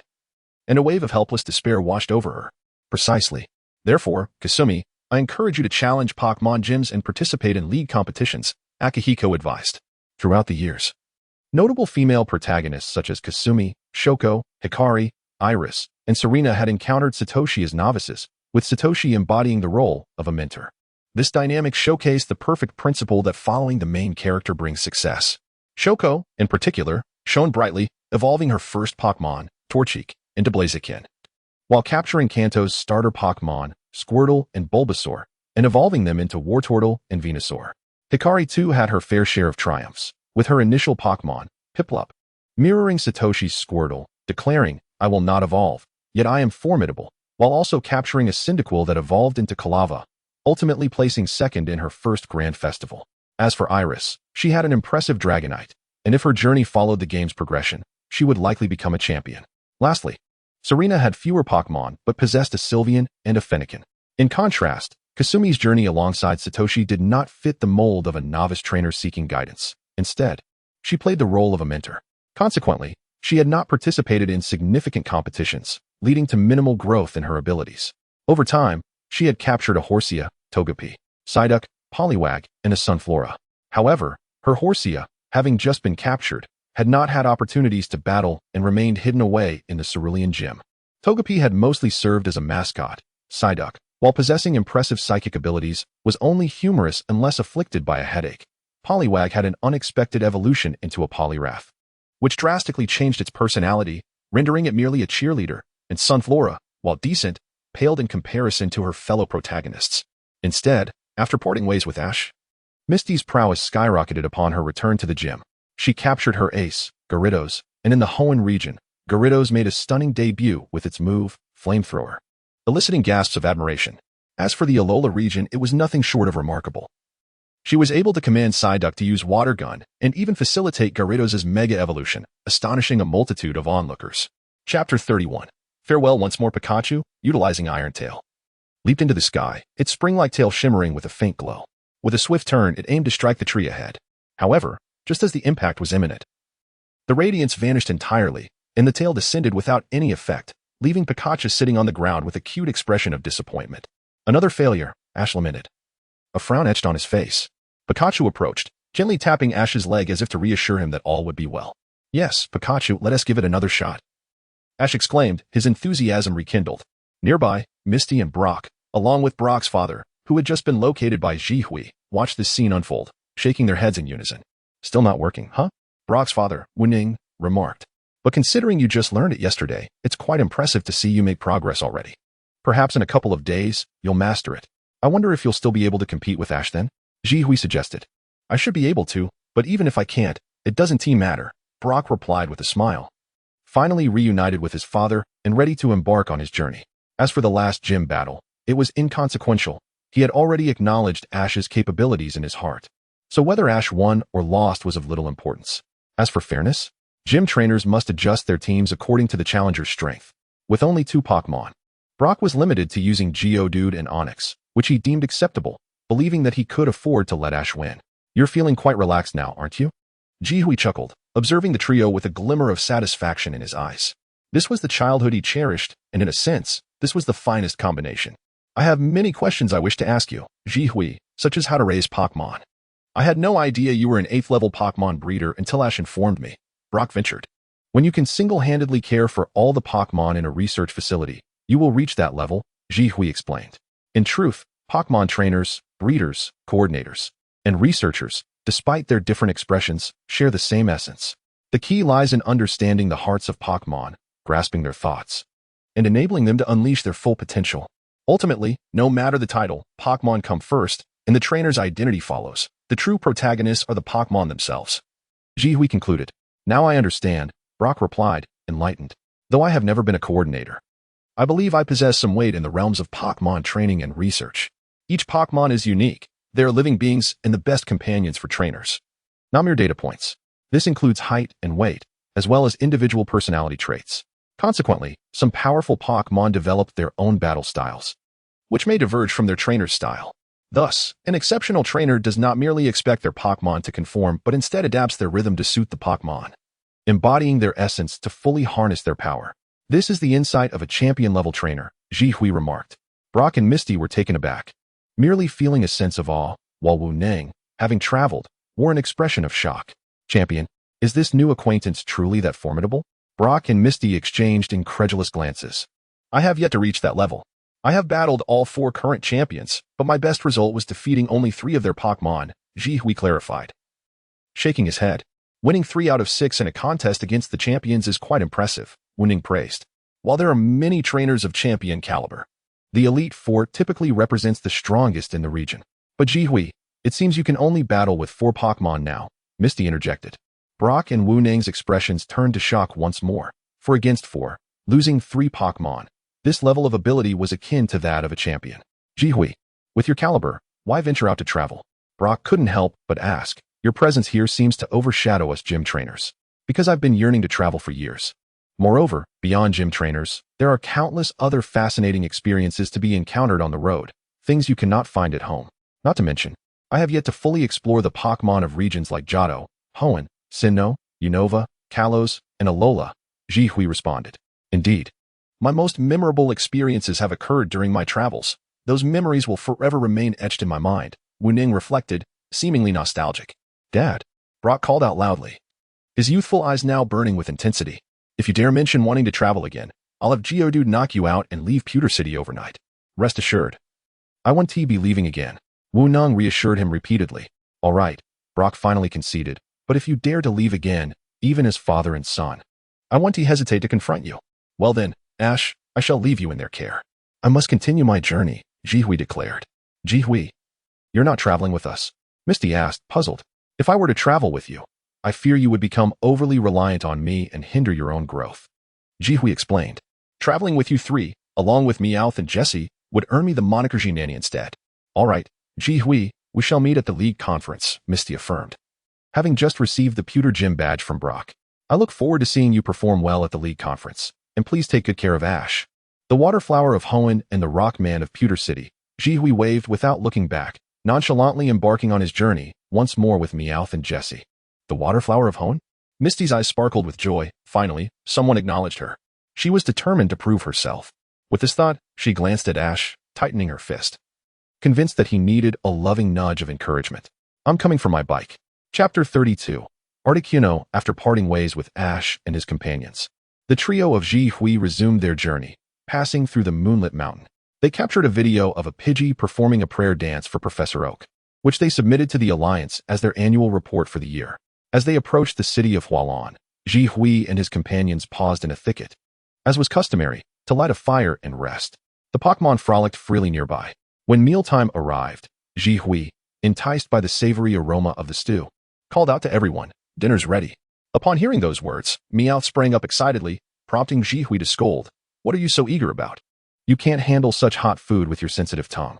This is for me and Kojiro. You'll have to wait until we've finished, or you'll burn your tongue, and it will be on me. Don't worry, boss. Just let Ninetales use Ice Beam to cool it down quickly, Meowth suggested. Ninetales' special move ISNT for that purpose, and Ninetales needs to eat too. If you want to eat sooner, pray for some snow, Ji Hui replied. How is that even possible? The weather is perfect for sunbathing on the beach. How could it possibly snow? Meowth grumbled. That's your issue then, Ji Hui shrugged, preparing to ladle out the soup, when suddenly a snowflake drifted down. Ji Hui exclaimed, what in the world? What's with this weather? Aren't there beach beauties swimming at Blue Plucky right now? Snow? Are you kidding me? Or is Meowth's mouth enchanted? Whatever it says, happens. Ji Hui glanced at Meowth, contemplating whether to have him wish for a legendary Pokémon to appear next. Boss, look at the sky. Kojiro suddenly shouted. What? Is there really a legendary Pokémon? Ji Hui chuckled, lifting his gaze, only for his smile to freeze in place. In the sky, a breathtakingly elegant bird, entirely adorned in ice blue, soared gracefully, scattering glimmering ice particles that refracted a spectrum of beautiful colors. The legendary Kanto bird, Articuno. There really is a legendary Pokémon, Ji Hui exclaimed, immediately turning to Meowth. From now on, you shall be known as the flag-planting expert. Boss, it's Articuno. Let us catch it quickly, Meowth urged excitedly. As if I needed you to tell me. Articuno, I want you, Ji Hui declared, his eyes sparkling as he signaled to his Pokeball. Bokujis, although caught off guard by Ji Hui's sudden command, was a commendable Pokémon and promptly took to the air, wings fluttering, launching two air blades toward Articuno. Articuno, in its rapid flight, seemed unprepared for the unexpected assault, letting out a mournful cry as it narrowly avoided crashing to the ground, rising with an irate glare. No creature enjoys being attacked without provocation. Articuno, I aim to capture you, Ji Hui shouted from below. In a fit of anger, Articuno unleashed a special water sphere, swiftly targeting Bokujis. Bokujis, use bounce attack, Ji Hui commanded. Bokujis responded with a determined call, executing a graceful somersault in the air, perfectly evading the water pulse, then circled around to strike Articuno from behind. The move, known as the return attack, was a guaranteed hit in the game. And while such guarantees do not exist in reality, its high accuracy combined with the element of surprise made it a formidable offensive strategy. Articuno emitted another pained cry, and Ji Hui frowned. If his memory served him right, Articuno was known for its high defenses and considerable health. How could it be so easily impacted by a single attack? Infuriated from the repeated assaults, Articuno retaliated with an icy blue beam directed at Bokujis. Bokujis, use magical shine and perform a return dance, Jihui urged urgently, recognizing the Ice Beam as a powerful Ice-type move that could severely damage Flying-type Pokémon. Bokujis, heeding the command, flapped its wings, skillfully dodging the icy pillars while shimmering with dazzling light, before charging once more at Articuno, colliding directly into it. Articuno screeched in distress. Jihui wore a peculiar expression. The return dance was a move he had crafted himself, akin to the punch guard invented by Ash in the Sinnoh region. It wasn't a conventional Pokémon move, but it could be executed effectively in reality. Bokujis, naturally elegant, had not been corrected by Jihui regarding the move but rather encouraged to develop it specifically for evading attacks, significantly increasing its dodging capability. The subsequent strikes, enhanced by the spinning motion, amplified the power of magical shine. Yet, even with these advantages, Articuno's prowess should not have been so diminished. If it were truly this weak, capturing it would hold little value. After 3 successive exchanges without gaining any advantage, Articuno, now even more enraged, illuminated its wings and unleashed a steel wing attack, slicing through the air with deadly precision. Bokujis, don't be afraid. Counter with steel wing. Jihui commanded. Bokujis, though tense, activated its own steel wing, colliding with Articuno at high speed. However, the encounter did not unfold as Jihui had anticipated, rather than a stalemate. Articuno was swiftly and severely injured, crashing to the ground. How can this Articuno be so weak? Isn't it supposed to be a legendary Pokémon? Meowth questioned curiously. It seems its wings are injured, Kojiro observed keenly. Injured wings? Jihui suddenly realized which Articuno this was. The distinction between the anime and the game was significant. In the game, the battle arena was in the Hoenn region, while in the anime, it occurred in Kanto. The first battle facility in the battle frontier featured a trainer named Dara who had fought against Ash using an Articuno. That Articuno had suffered injuries preventing it from landing. And Dara had aided it, forging a friendship without capturing it, allowing him to command it instead. This was evidently the same Articuno. Bokujis, return. No need to attack further. Jihui instructed, calling for a ceasefire. Bokujis obediently descended, looking up at Jihui with an expression that yearned for praise. Well done. Thank you, Jihui smiled. Recalling how he had nurtured Bokujis from its egg, caring for it like a father. Bokujis chirped happily, affectionately nudging Jihui with its head. Jihui stroked its head and approached the injured Articuno. Upon noticing Jihui's approach, Articuno displayed a wary expression, letting out a sharp cry as a warning. I'm sorry, I didn't realize you were injured. I don't wish to take advantage of your plight. Let me help heal your wounds first. And then we can battle, Jihui assured. However, Articuno would not relent. As a wild Pokémon, it naturally harbored a strong mistrust of humans. Especially after having been ambushed. It retaliated by unleashing another water pulse. Jihui was struck directly and stumbled backward. Although not severely injured, he felt considerable pain, finding himself in a rather disheveled state. Meow, how dare you harm the boss? Meow swiftly leaped forward, assuming a protective stance, as the Pokémon, eagerly awaiting their meal, rushed over. Whether it was the meticulously groomed Ninetales or the drowsy Snorlax, they encircled the Articuno, ready to defend it fiercely against any further aggression. It's all right. There's no need for such concern. Everyone disperse and return to your meals. Meow, please translate for Articuno. We harbor no intentions of harm, Zhihui urged his Pokémon. Understood. Meow responded, turning to Articuno to convey, my master, and I mean you no harm, and would never take advantage of your vulnerability. We have come to rescue you. While you may doubt my master, you cannot doubt me. We are both Pokémon. This declaration typically enhanced Meow's rapport with other Pokémon by 20%. A tactic that had proven effective time and again. However, today was an exception. Wild Pokémon often held a certain animosity towards those domesticated by humans. And given Articuno's current state, Meow's bold approach resulted in him being frozen solid by a blast of icy energy. Despite its injuries, Articuno's repeated use of its powerful moves clearly exacerbated its condition. Did Firebird or Zapdos injure you? You're in grave danger. You may resist being captured by me, but you cannot ignore your own life. Trust me, please, Zhihui implored earnestly. Articuno tilted its head, seemingly contemplating, yet its gaze remained wary. Consider this. If I were to capture you, I would need your formidable strength, not your weakness. If I intended to harm you, I would simply have my Togekiss attack you directly, wouldn't I? So please, trust me. Zhihui endeavored to convey his goodwill. He genuinely wished to capture Articuno. Relishing the thrill of securing a legendary Pokémon, yet more importantly, he desired Articuno's health. He would willingly forego capturing it for that reason. This quality is what every competent trainer should possess, and Zhihui embodied it. Gazing into Zhihui's eyes, Articuno seemed to sense his sincerity and ultimately nodded in acknowledgement. A smile spread across Zhihui's face as he approached Articuno with a healing spray, applying it gently to its wounds. Articuno let out a pained cry, a glint of ferocity flashing in its eyes. Bear with it. It may sting at first, but relief will follow swiftly, Zhihui's tender voice reassured. Sensing no immediate threat to its well-being, Articuno allowed Zhihui to continue the treatment. Zhihui focused intently on healing Articuno. His preparations for this journey far surpassed those of Ash, the novice trainer.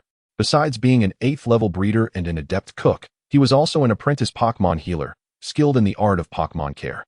Chapter 33. Taming the Articuno. Under a sky adorned with shimmering stars and enveloped in silence, a campfire flickered in the heart of the jungle, warding off any lurking beasts.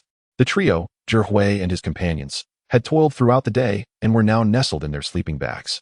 After a half-day of rest, the Articuno, having recovered significantly from its wounds, gently flapped its wings and discovered that it could soar once more. Elated, it circled in the sky. Feeling its body was not as robust as before the fiery encounter, yet it could now glide freely. That human had not lied to it, the Articuno mused. Then flew down to land beside Zhihui, gazing at the sleeping figure with a curious expression. This human was quite peculiar, initially intent on capturing it. He had commanded another Pokémon to attack, yet when it was injured, instead of seizing the opportunity to throw a Pokeball, he had tended to its wounds and thereafter showed little concern for its potential escape. Tilting its head in contemplation, the Articuno pondered for a moment before resting its beak gently on Zhihui's head, radiating an unusual glow. This was the mind's eye. In battle, it allowed the user to sense the opponent's actions, ensuring the next strike would surely land.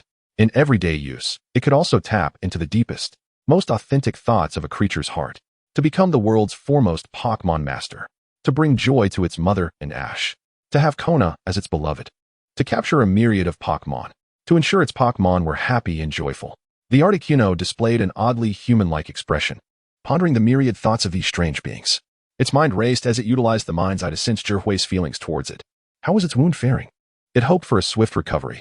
Once healed, it yearned for a rematch, envisioning victory and the prospect of capturing Zhihui. Yet, there lingered a worry that upon waking, Zhihui might simply depart, leaving it at a loss. But the priority was its health. A Pokémon was a partner, not something to be forcibly captured. If it were to leave, it hoped the Articuno would remain healthy and joyful. If it stayed, it could be captured, followed by defeating the Moltres and Zapdos. The thought of vanquishing Moltres and Zapdos filled the Articuno with intrigue. The trio, Moltres, Zapdos, and Articuno, were revered as the legendary birds, the strongest in the Orange Archipelago. Each known as the gods of fire, thunder, and ice, yet they were born enemies. The world's rules were fascinating. Nearly always, the three would emerge together, each aware of their fated nemesis, engaging in fierce battles. However, Articuno found itself at a disadvantage. Fire conquered ice, and electricity triumphed over flight. Thus, both Moltres and Zapdos had the upper hand.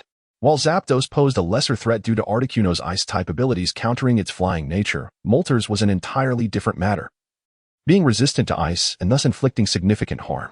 Recalling the earlier battle with Togekiss, where it had been utterly dominated, Articuno felt a surge of conflicted emotions. Should it engage? It could potentially defeat those inferior birds, Moltres and Zapdos. Caught in a web of turmoil, Articuno wrestled with its pride as a legendary creature, yearning for freedom and resisting capture while simultaneously being lured by the temptation of triumphing over its adversaries. What to do?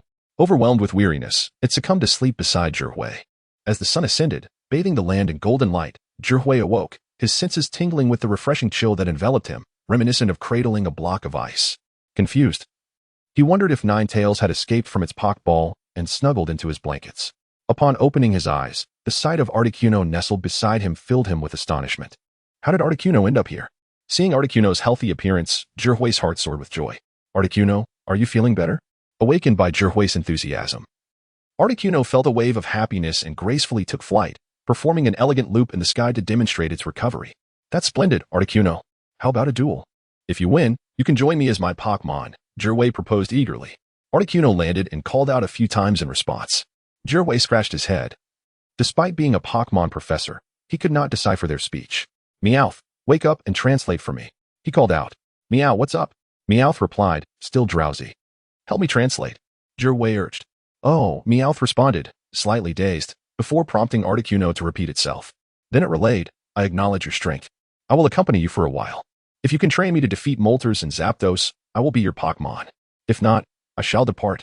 So, you are willing to be my Pokémon? Zhihui exclaimed with excitement. Articuno nodded with a hint of pride, spreading its wings wide. Overjoyed, Zhihui embraced Articuno, deciding to capture it first and worry about the future later. Defeating Moltres and Zapdos would not be insurmountable. Ice countered flying, and with access to water-type moves, he had strategies against Moltres as well. Articuno reciprocated the embrace, acknowledging its temporary trainer. I look forward to your guidance. Zhihui tossed out his Pokeball, successfully capturing Articuno. At last, he had tamed his first legendary Pokemon. Ecstatic. He planted a kiss on the Pokeball, finally possessing a fifth fighting Pokemon. With the arrival of Gengar, he would have a full roster of 6 Pokemon for the league. Captured. Congratulations, boss. Meowth cheered. Thanks to that declaration. Your bonus for this month is increased by 1,000, Zhihui added. 1,000. Meowth exclaimed, instantly wide awake. Finally, a pay raise. What is going on? Shouldn't you be getting some proper rest? Grumbled Kojiro, yawning as he awoke. Traveling all day is exhausting, and now I can't even sleep comfortably. This is inhumane exploitation. Hearing Kojiro's remark, Zhihui's expression darkened. You've pushed me to this. He inhaled deeply, feigning surprise. Lumia? What brings you here? Lumia? Lumia. Kojiro, who had been struggling to keep his eyes open, suddenly perked up and dashed off without hesitation, only to end up tumbling into a river. Zhihui raised an eyebrow at the scene, amused that Kojiro had been overheard bad-mouthing him, an offense deserving of dire consequences. Boss, that seems rather unethical, Meowth noted. A rare flicker of conscience surfacing. You were quite right. Your bonus of 1,000 is now revoked, Zhihui replied. What? Boss, I didn't say anything. Kojiro deserves his fate for speaking ill of you behind your back. It's justice served. Meowth quickly asserted. Well said. The bonus is reinstated, plus an additional 500, Zhihui chuckled. Chapter 34. Reunion with Kona. First encounter with Ashida in the Pokémon Center of Hualan City. Zhihui lounged on the sofa, seemingly enjoying his drink. However, the frequent glances he cast towards the entrance betrayed his restless spirit. Boss, there's no need to be so anxious, Kona remarked. She said she'd arrive at noon. And it's only 11 o'clock. Meow meow, having eaten to its satisfaction, sprawled lazily on the sofa. Nonsense. I'm not anxious at all. Zhihui retorted earnestly. Come on. Even I can see that your eyes are glued to the door. What is the fuss? We're all friends here. What could you possibly be hiding from us? Xiao Zilong chimed in. Xiao Zilong, is your salary sufficient these days? Zhihui countered. Threatening me with my salary again? Can you come up with something new? Xiao Zilong grumbled. What else do you fear apart from your paycheck and Rumika? Zhihui replied. You don't want me to use your salary as leverage, do you? Are you hoping I'll tip Rumika off and sell you for some cash? Forget I said anything, Xiao Zilong muttered, peering out the window. But really, if you like someone, pursue them. Don't linger in this ambiguous state. It's unhealthy. Much like you, who fell for someone at first sight. Pinned love letters by the second meeting, and fled from your wedding on the third, Zhihui shot back mercilessly. How do you know that? Xiao Zilong exclaimed in horror. He had never confided in anyone about this. Your secret is safe with me. But tell me, do you think I could ever locate that love letter you buried? Zhihui chuckled. Boss, just pretend I said nothing. Xiao Zilong quickly conceded, knowing that letter was the most shameful aspect of his life. Zhihui cast a triumphant glance at Xiao Zilong, refraining from revealing that he was indeed eager to read that letter, which was currently secured within a mechanical vault in the Xin region.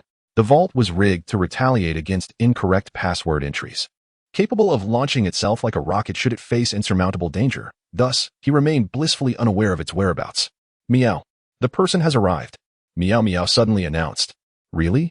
Zhihui's eyes brightened as he hastily set down his drink. In the blink of an eye, the individual was outside. Not anxious? You're even more eager than I was back in the day, Xiao Zilong scoffed. Zhihui dashed out of the Pokémon Center and spotted a sleek sports car pulling up.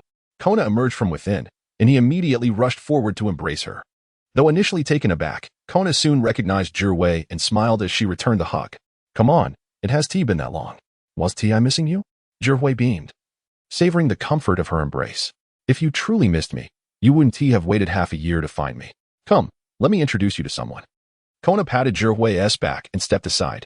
Zhihui followed her gaze to see a middle-aged, stout man wearing sunglasses and casual attire sitting in the car, who smiled and greeted. Hello, young man.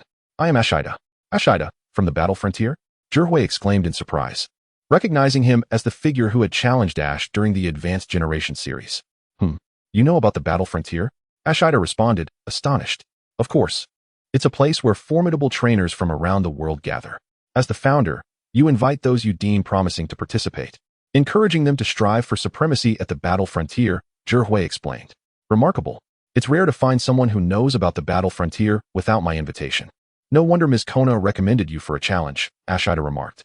Is this the place you found for me to hone my skills, Sister Kona? It makes sense.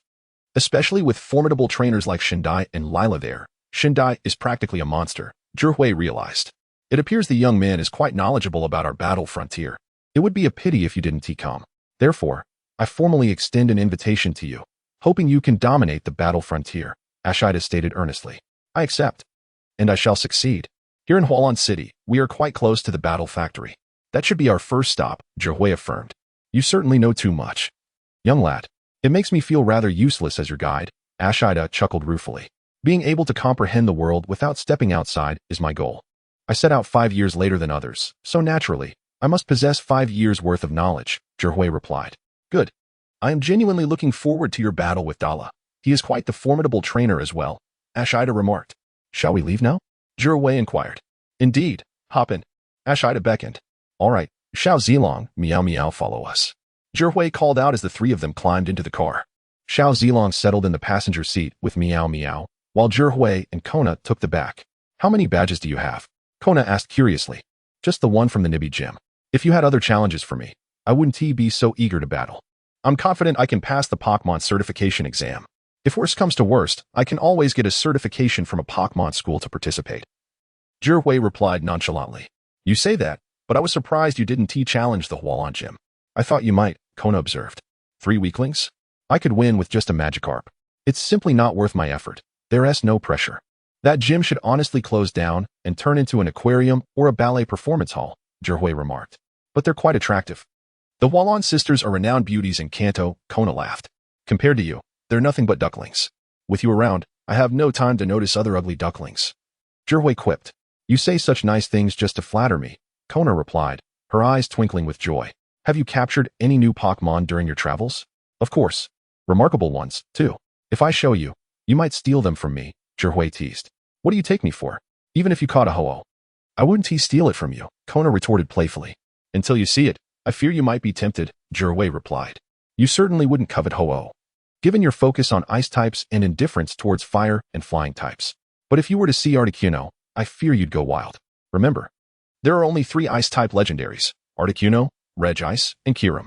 If you specialized in ice types, laid eyes on Articuno, it would be quite the spectacle. Chapter 35, Battle Factory. Yashida was no stranger to the Battle Factory, having visited it on several occasions. Thus, he maneuvered swiftly and steadily, arriving at the destination in no time. Upon disembarking, Zhihui and his companions spotted a throng of individuals dedicated to the cultivation of various Pokémon, such as Venusaur, Machamp, Rhydon, and Zapdos. With Zhihui's expertise as a Pokémon doctor and an 8th-level breeder, he instantly discerned the exceptional quality of the Pokémon being nurtured here, which heightened his interest in the upcoming battle. Before Zhihui could speak, a thunderous sound filled the air, and a plane descended beside them. From the cockpit emerged a middle-aged man clad in a red cap and black-framed glasses, greeting Yashida. Yashida, what challenger have you brought me this time? Hello, Dala. This time, I present the youngest doctor in the entire league, none other than Dr. Zhihui, brother of the Kina champion, Yashida replied. Dr. Zhihui? The discoverer of fairy-type Pokémon? An impressive individual indeed. Dala extended his hand upon descending from the aircraft. Greetings, I am Dala, the brain behind the Battle Factory, and my passion lies in inventing. Hello, I am Zhihui. My main interest is Pokémon. Zhihui shook his hand. Only Pokémon? That sounds rather monotonous. I believe one should have personal interests beyond Pokémon. I enjoy inventing, like this very plane which I constructed myself, Dala remarked. Zhihui shrugged in response, pondering if all illustrious Pokémon trainers had side endeavors. Much like the Sinnoh champion, Zhulan, who, besides being a champion, is also a scholar of ancient Pokémon culture and history.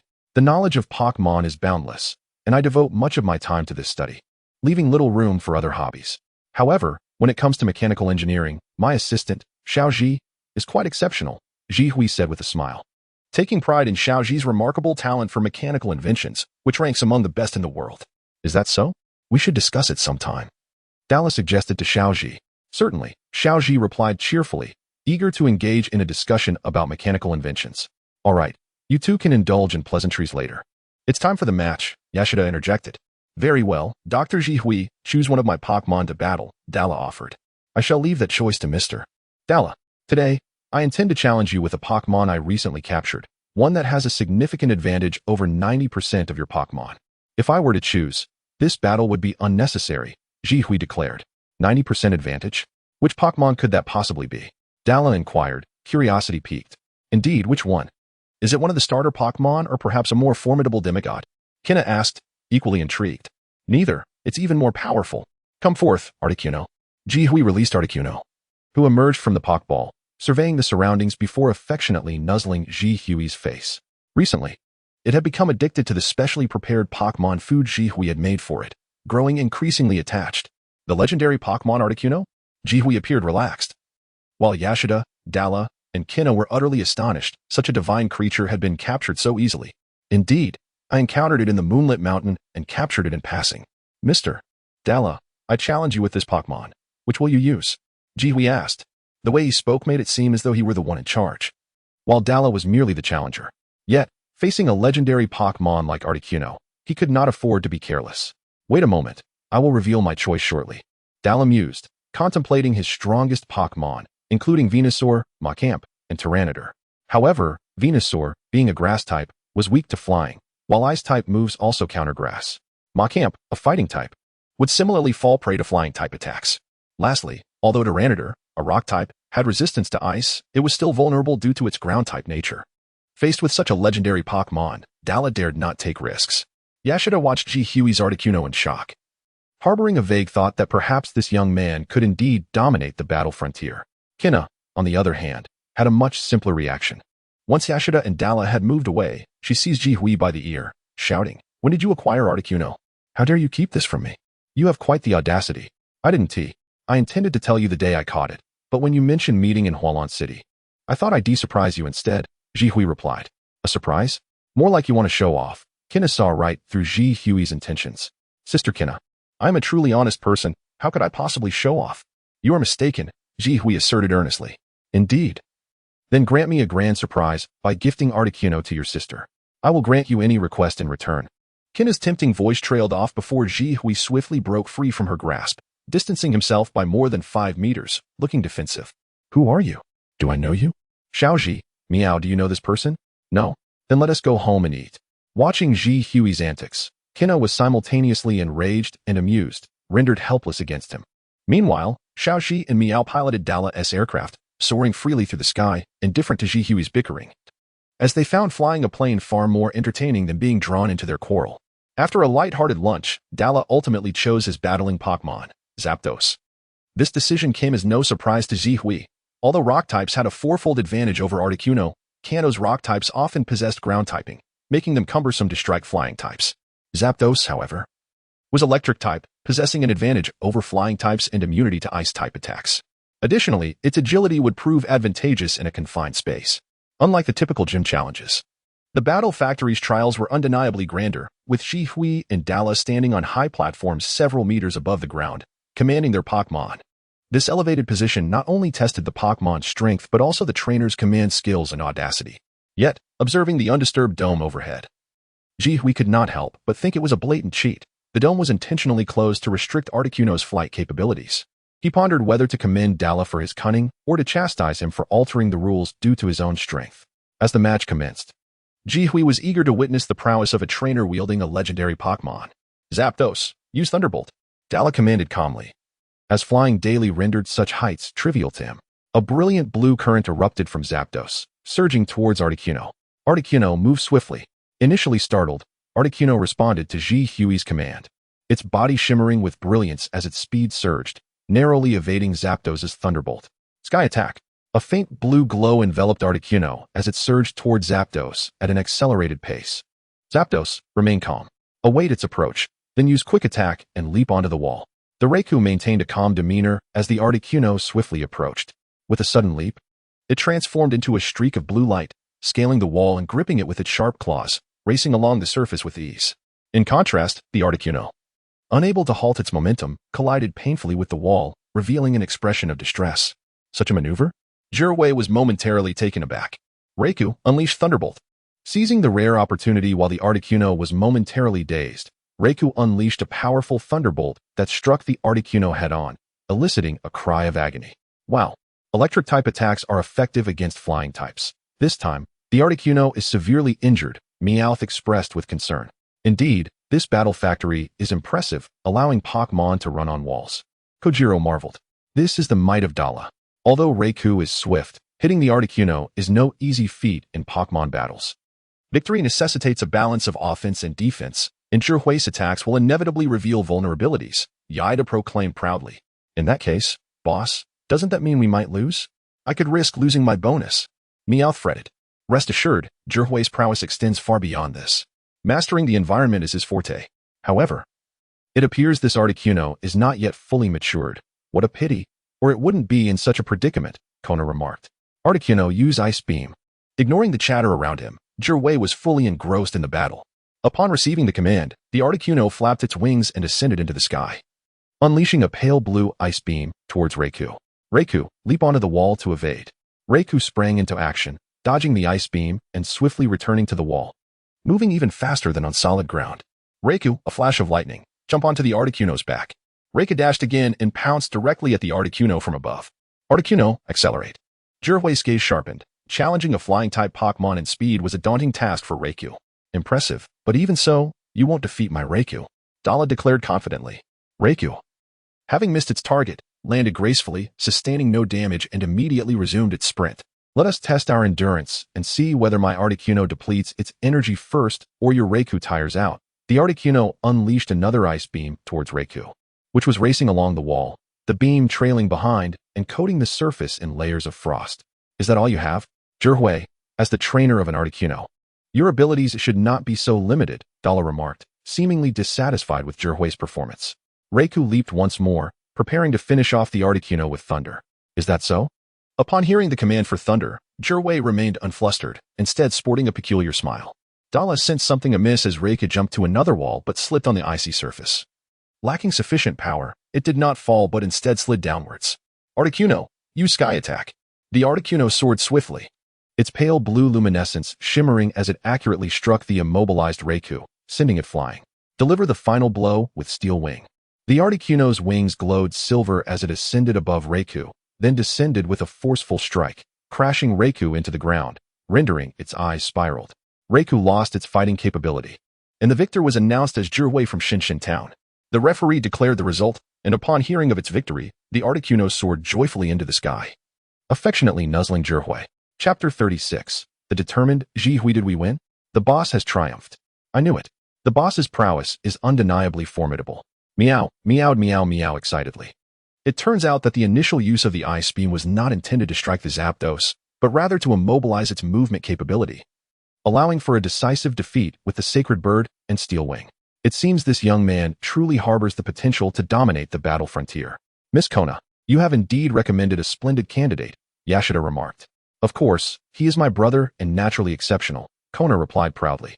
Dara sighed, recalling the Zapdos, and said to Zhihui, you truly deserve to be called a trainer of legendary Pokémon. I accept my defeat with grace. This is a testament to your knowledge and skill. Dara presented Zhihui with the proof of victory. This match has taught me a great deal, and I hope to have the opportunity to battle you again. Zhihui smiled as he accepted the symbol of victory. If given the chance, I would never refuse. Here is a box specifically for storing the proofs of victories in the battle frontier. I shall give it to you as well, Dara added. Thank you, Zhihui replied as he took the box.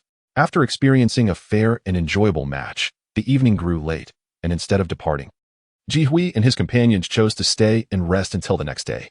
The moonlight bathed the earth in a silvery glow, and the forest stood in serene tranquility. Kona languidly reclined on a lounge chair on the balcony, attuned to the sounds of nature. This was her usual habit, relishing the symphony of the wild.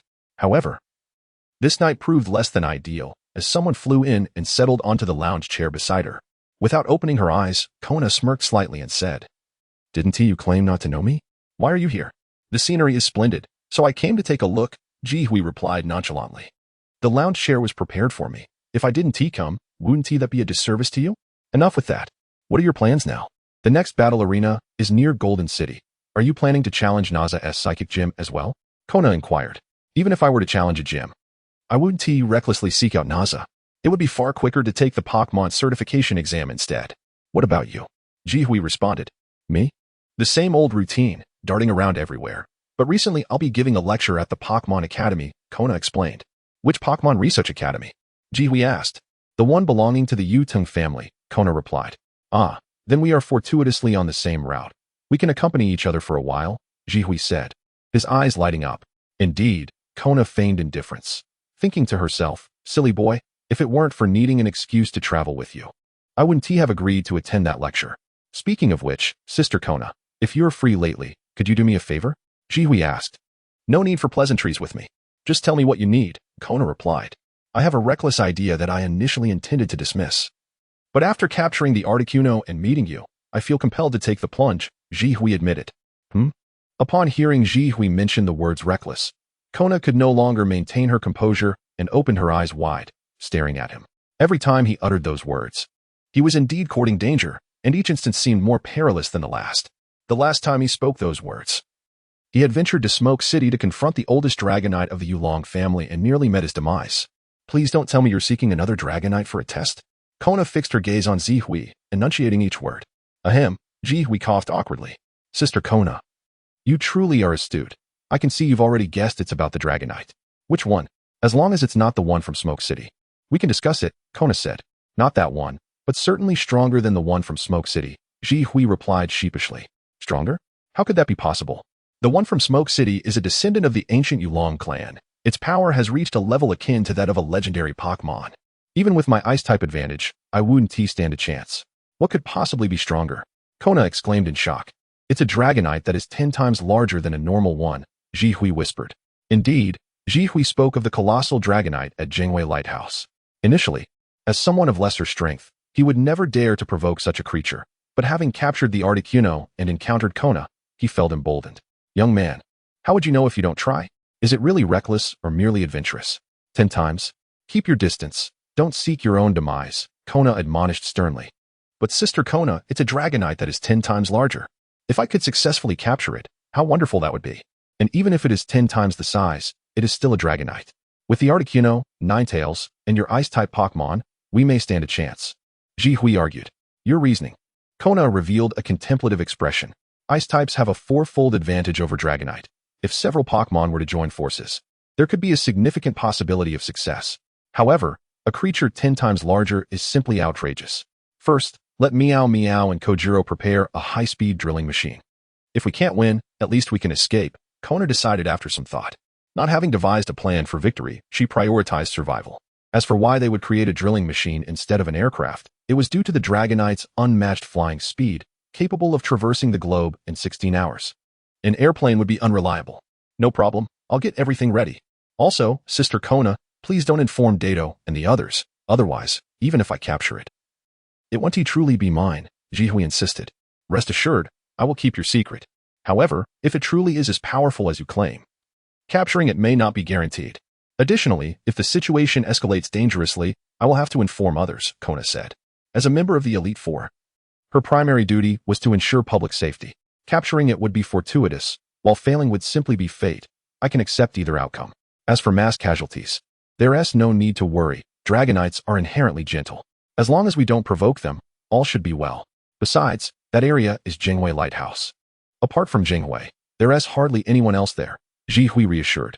Well, if it's at Jingwei Lighthouse, then that's a relief, Kona nodded in agreement. Alright, Sister Kona, rest easy. If things escalate, I will halt immediately. If all else fails, I'll notify the Alliance. For capturing such a powerful Dragonite would undoubtedly delight them immensely, Jihui said. Indeed, Kona smiled faintly, gradually relaxing and savoring the tranquil night scenery. Jihui also fell silent, and together they enjoyed the serene beauty, and anyone witnessing this moment would likely mistake them for a couple rather than siblings. Chapter 37. In truth, my mother only gave birth to me the Years Research Academy, reputed for its ultimate guide to Pokémon victories. Boasts exorbitant tuition fees and state-of-the-art facilities. Its primary focus is on the youth aged 5 to 15. As Kojiro drove to the academy, a nostalgic expression adorned his face, reminiscent of his own youthful days as a student, brimming with vitality. Observing his surroundings with the wisdom of someone who had weathered many storms, he was abruptly drawn to a Pikachu engaged in a battle with a Colorola. He scoffed. Which fool would pit an electric-type Pikachu against a ground-type Colorola? ISNT, that inviting disaster? No sooner had he uttered these words than a familiar voice echoed. Pikachu, use Thunderbolt. Truly foolish, Kojiro continued. Using Thunderbolt against a ground-type? Is he courting death? Just then, a sharp slap descended upon his head from Chiwi, who could no longer contain his irritation. Kojiro stared at Chiwi in bewilderment, questioning, "What did I do to deserve this?" Despite acknowledging that the other was somewhat insufferable, he remained silent, for he was his brother. "Oh, it's Satoshi." Kojiro finally recognized the individual, his face flushing with embarrassment. Can Pikachu truly win against Coloradola in a battle of opposing types? It seems that the one battling is the top student from the elementary class, side-eye Yuding. Kona observed closely. It's a 50-50 chance. It all depends on fate. Chiwi replied. 50-50? Kona's eyes widened in disbelief. Is it really that balanced? Chiwi shrugged. I can assure you, unless he's up against a champion or Elite Four. Satoshi's battles are always 50-50. As for that Pikachu, while it may not have fully matured, it possesses incredible potential. Kona smiled as she continued watching. Thanks to Chiwi, she had come to know Satoshi and held a favorable impression of him, although his knowledge of Pokémon was lacking. To the point where no one would believe he was the brother of a professor, his passion for Pokémon was unparalleled. With enough battles, he could evolve into an exceptional trainer. In the heat of battle, Coloradola nonchalantly swung its bone club to deflect the thunderbolt, and under its trainer's command, it menacingly glared at Pikachu. Kona nodded, noting the standard tactics employed, now waiting to see how Satoshi would perform. Under Kona's expectant gaze, Satoshi made a comical face and declared to Pikachu, "Pikachu, don't lose just because of a glare." Pikachu, pulling a long face, stared intensely at Coloradola, who seemed momentarily startled before returning the glare. Kona couldn't help but chuckle. Is this the true level of a 10-year-old? Chiwi, your training could use some improvement. Crossing his arms, Chiwi remarked, "You know, my mother really only had me as a child. Come now. It won't be long before you're cheering on your brother again," Kona teased, glancing at Pikachu, who had just been smacked in the face by Coloradola. It's not entirely hopeless. Under similar levels, Satoshi's Pikachu doesn't have a type disadvantage, Chiwi replied. No type disadvantage. Kona was perplexed, focusing intently, eager to witness any changes, only to be left astonished. She witnessed Coloradola's bone boomerang hurtling towards Pikachu, who nimbly dodged it, swiftly closing the distance. With a deft maneuver, Pikachu toppled Coloradola's head, leaving it disoriented. Satoshi then shouted, "Do whatever you like." Thus, Pikachu seized Coloradola's tail and relentlessly attacked, culminating in a series of flawless moves that knocked Coloradola out. Observing this scene, Kona's expression turned quizzical as she turned to Chiwi. Isn't Pikachu an electric type? It shouldn't be able to bite or grapple wildly, let alone execute a flying knee. That Pikachu actually possesses dual attributes, electric and fighting. Known colloquially as the Fighting Pikachu, Chiwi stated with utmost seriousness. Satoshi was indeed a marvel, and the Pokémon he cultivated were equally extraordinary. Prior to capturing Infernape in the Sinnoh region, Satoshi had no fighting-type Pokémon. His sole fire-type, Monferno, was given away shortly after evolution. Yet, every Pokémon he trained with 4 legs seemed to inherently possess fighting-type skills. Bulbasaur and Bayleaf, both proud in their own right, were adept in fighting moves. And as for the Hoenn region's Lizard King, it was renowned for its signature move Leaf Blade.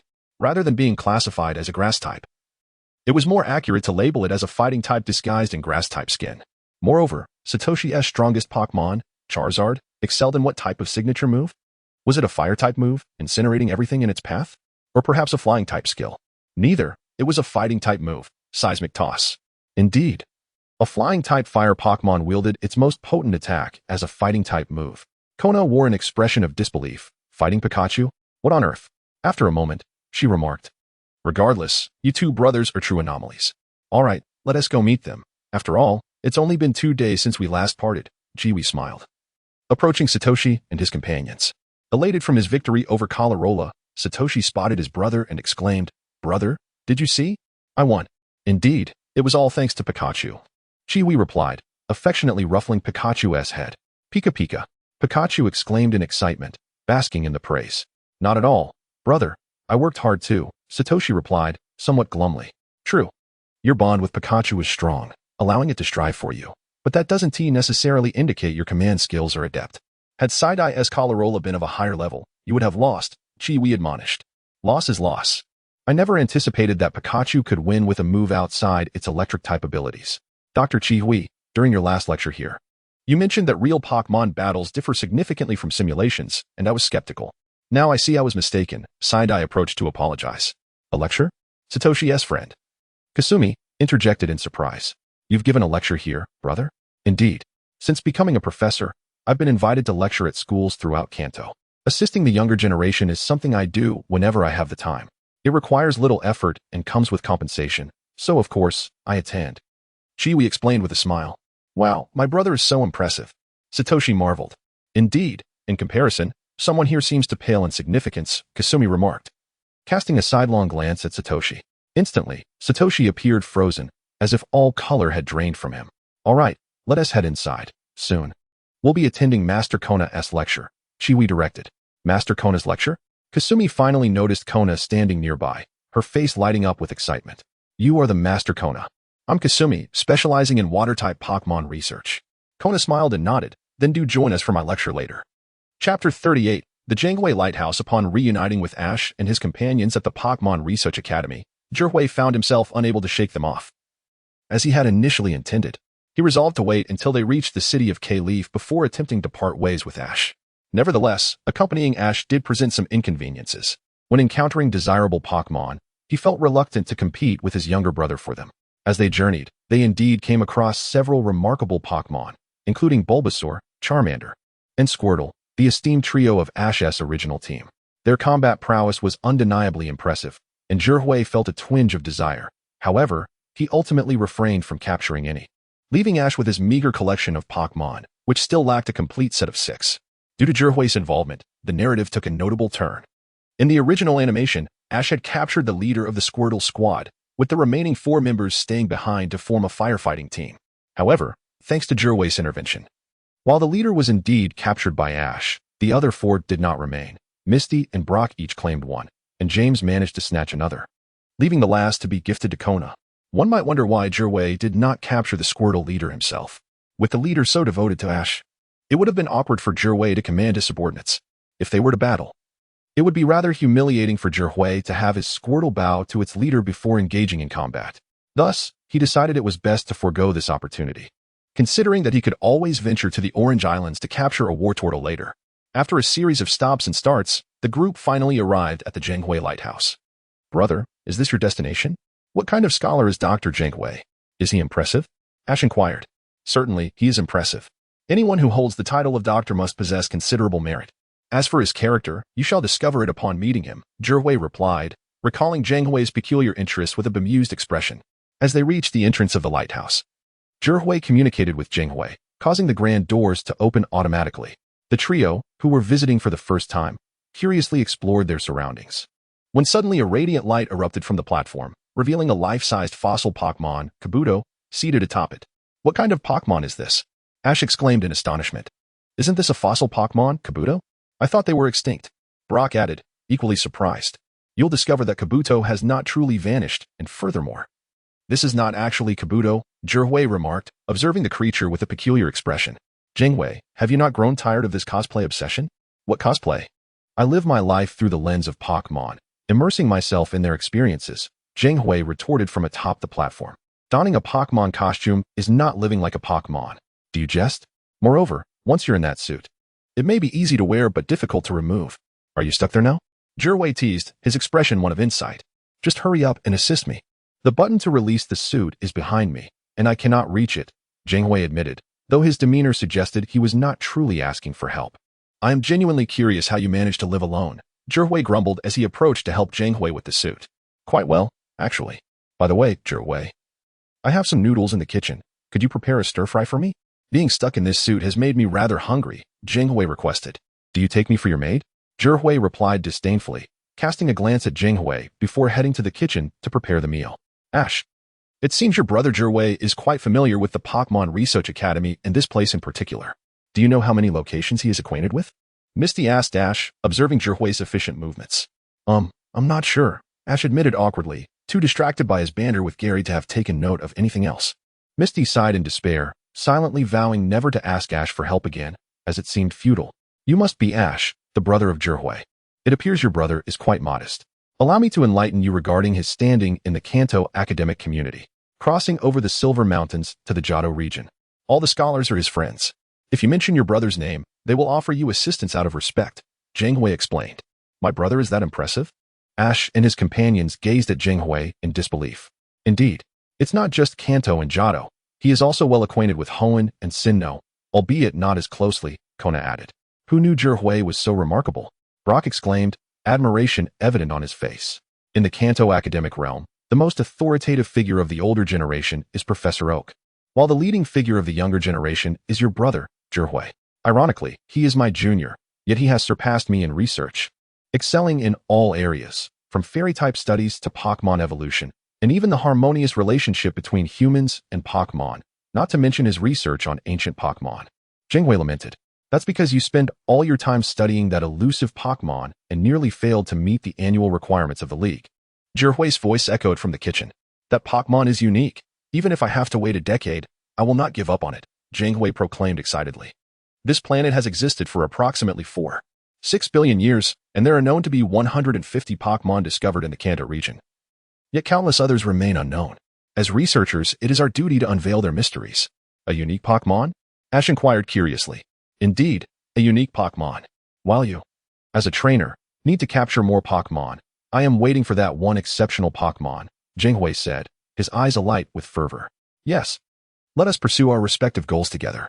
I will capture more Pokémon and surpass Gary, Ash declared passionately. Ash, be quiet. You are a Pokémon trainer, not a breeder. Do you truly believe you can manage so many Pokémon? In the end, you may end up neglecting the ones you have captured. Remember, for most Pokémon, their trainer is their entire world. Gary is more composed and knowledgeable than you. If you possessed even half of his knowledge, you would already be an elite trainer. However, do not emulate him when it comes to capturing Pokémon, Zhihui stated as he emerged with a bowl of stir-fried noodles. Is that so? Ash replied sheepishly. Indeed, Gary has captured 45 Pokémon, and he collects them without hesitation. Not that he would repeatedly use Pokémon like Rattata.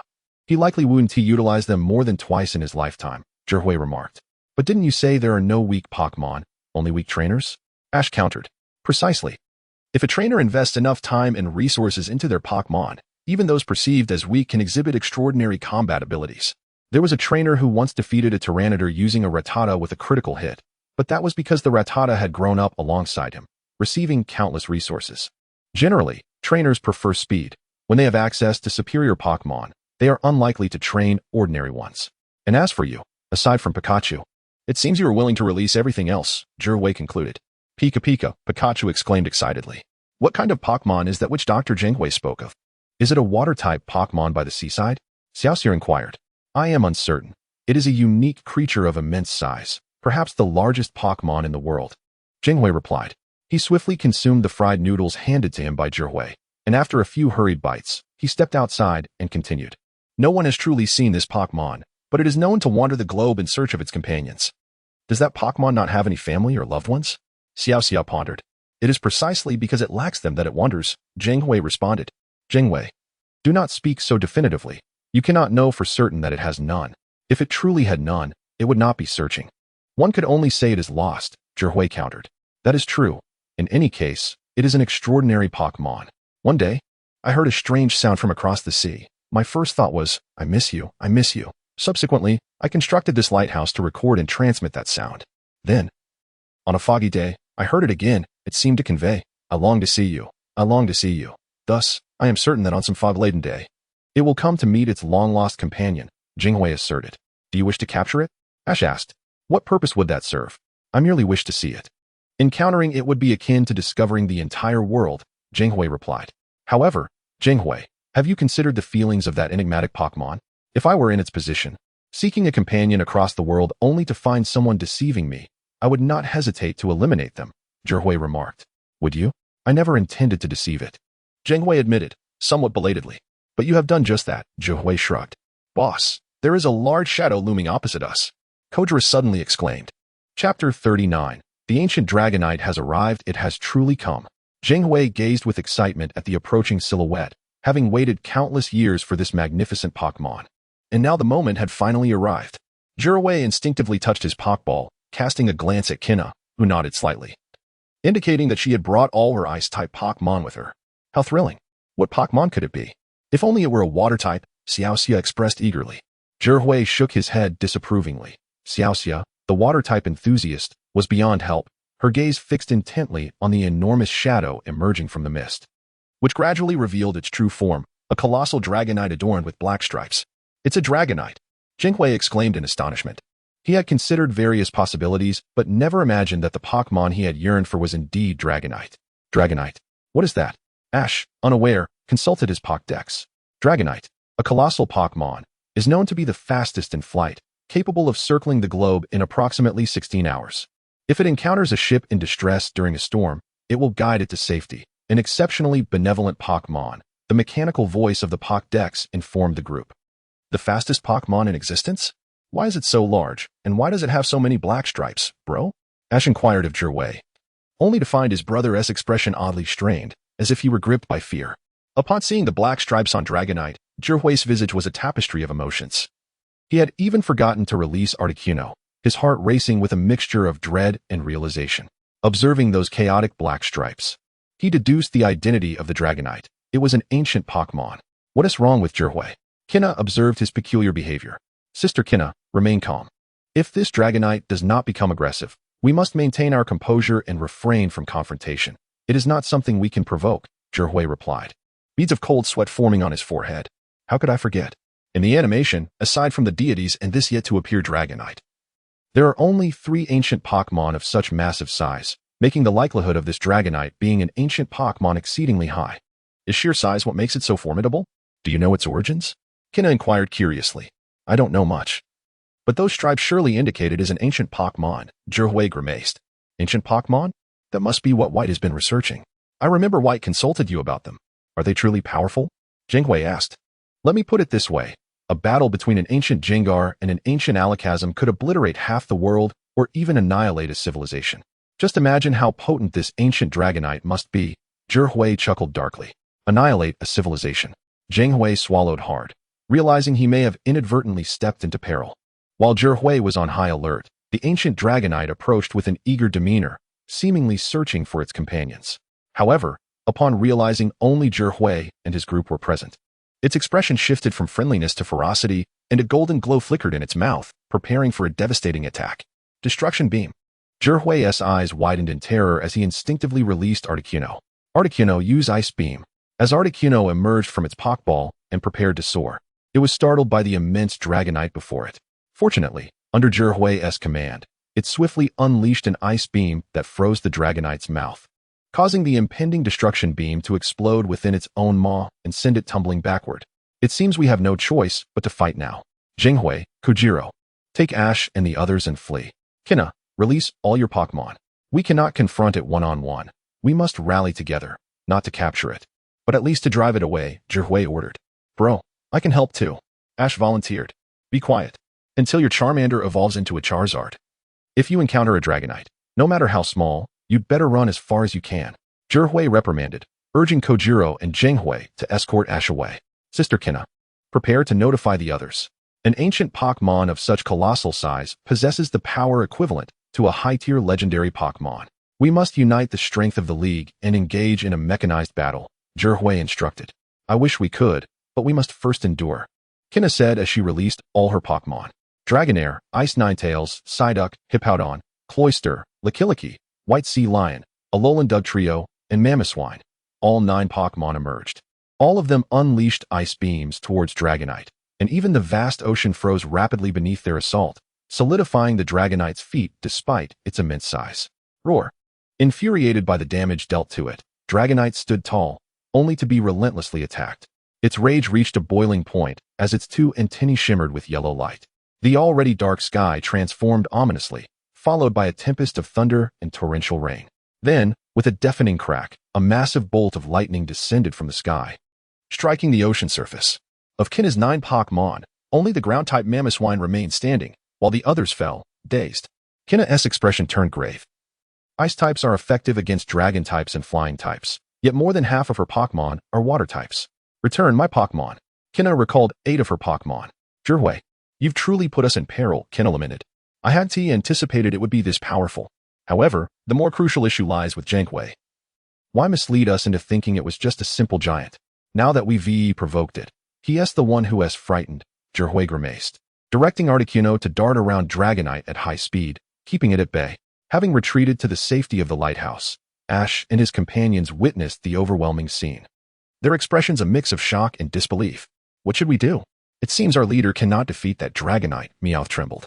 If I had searched for companions for years only to discover I'd been deceived and then attacked beforehand, I would certainly retaliate fiercely, Kojiro said weakly. My fault. Jingwei scratched his head sheepishly. We can't simply stand by. They are all Pokémon. Let us try to communicate with it, Ash proposed boldly. Communicate? Are you trying to get us killed? Meowth protested.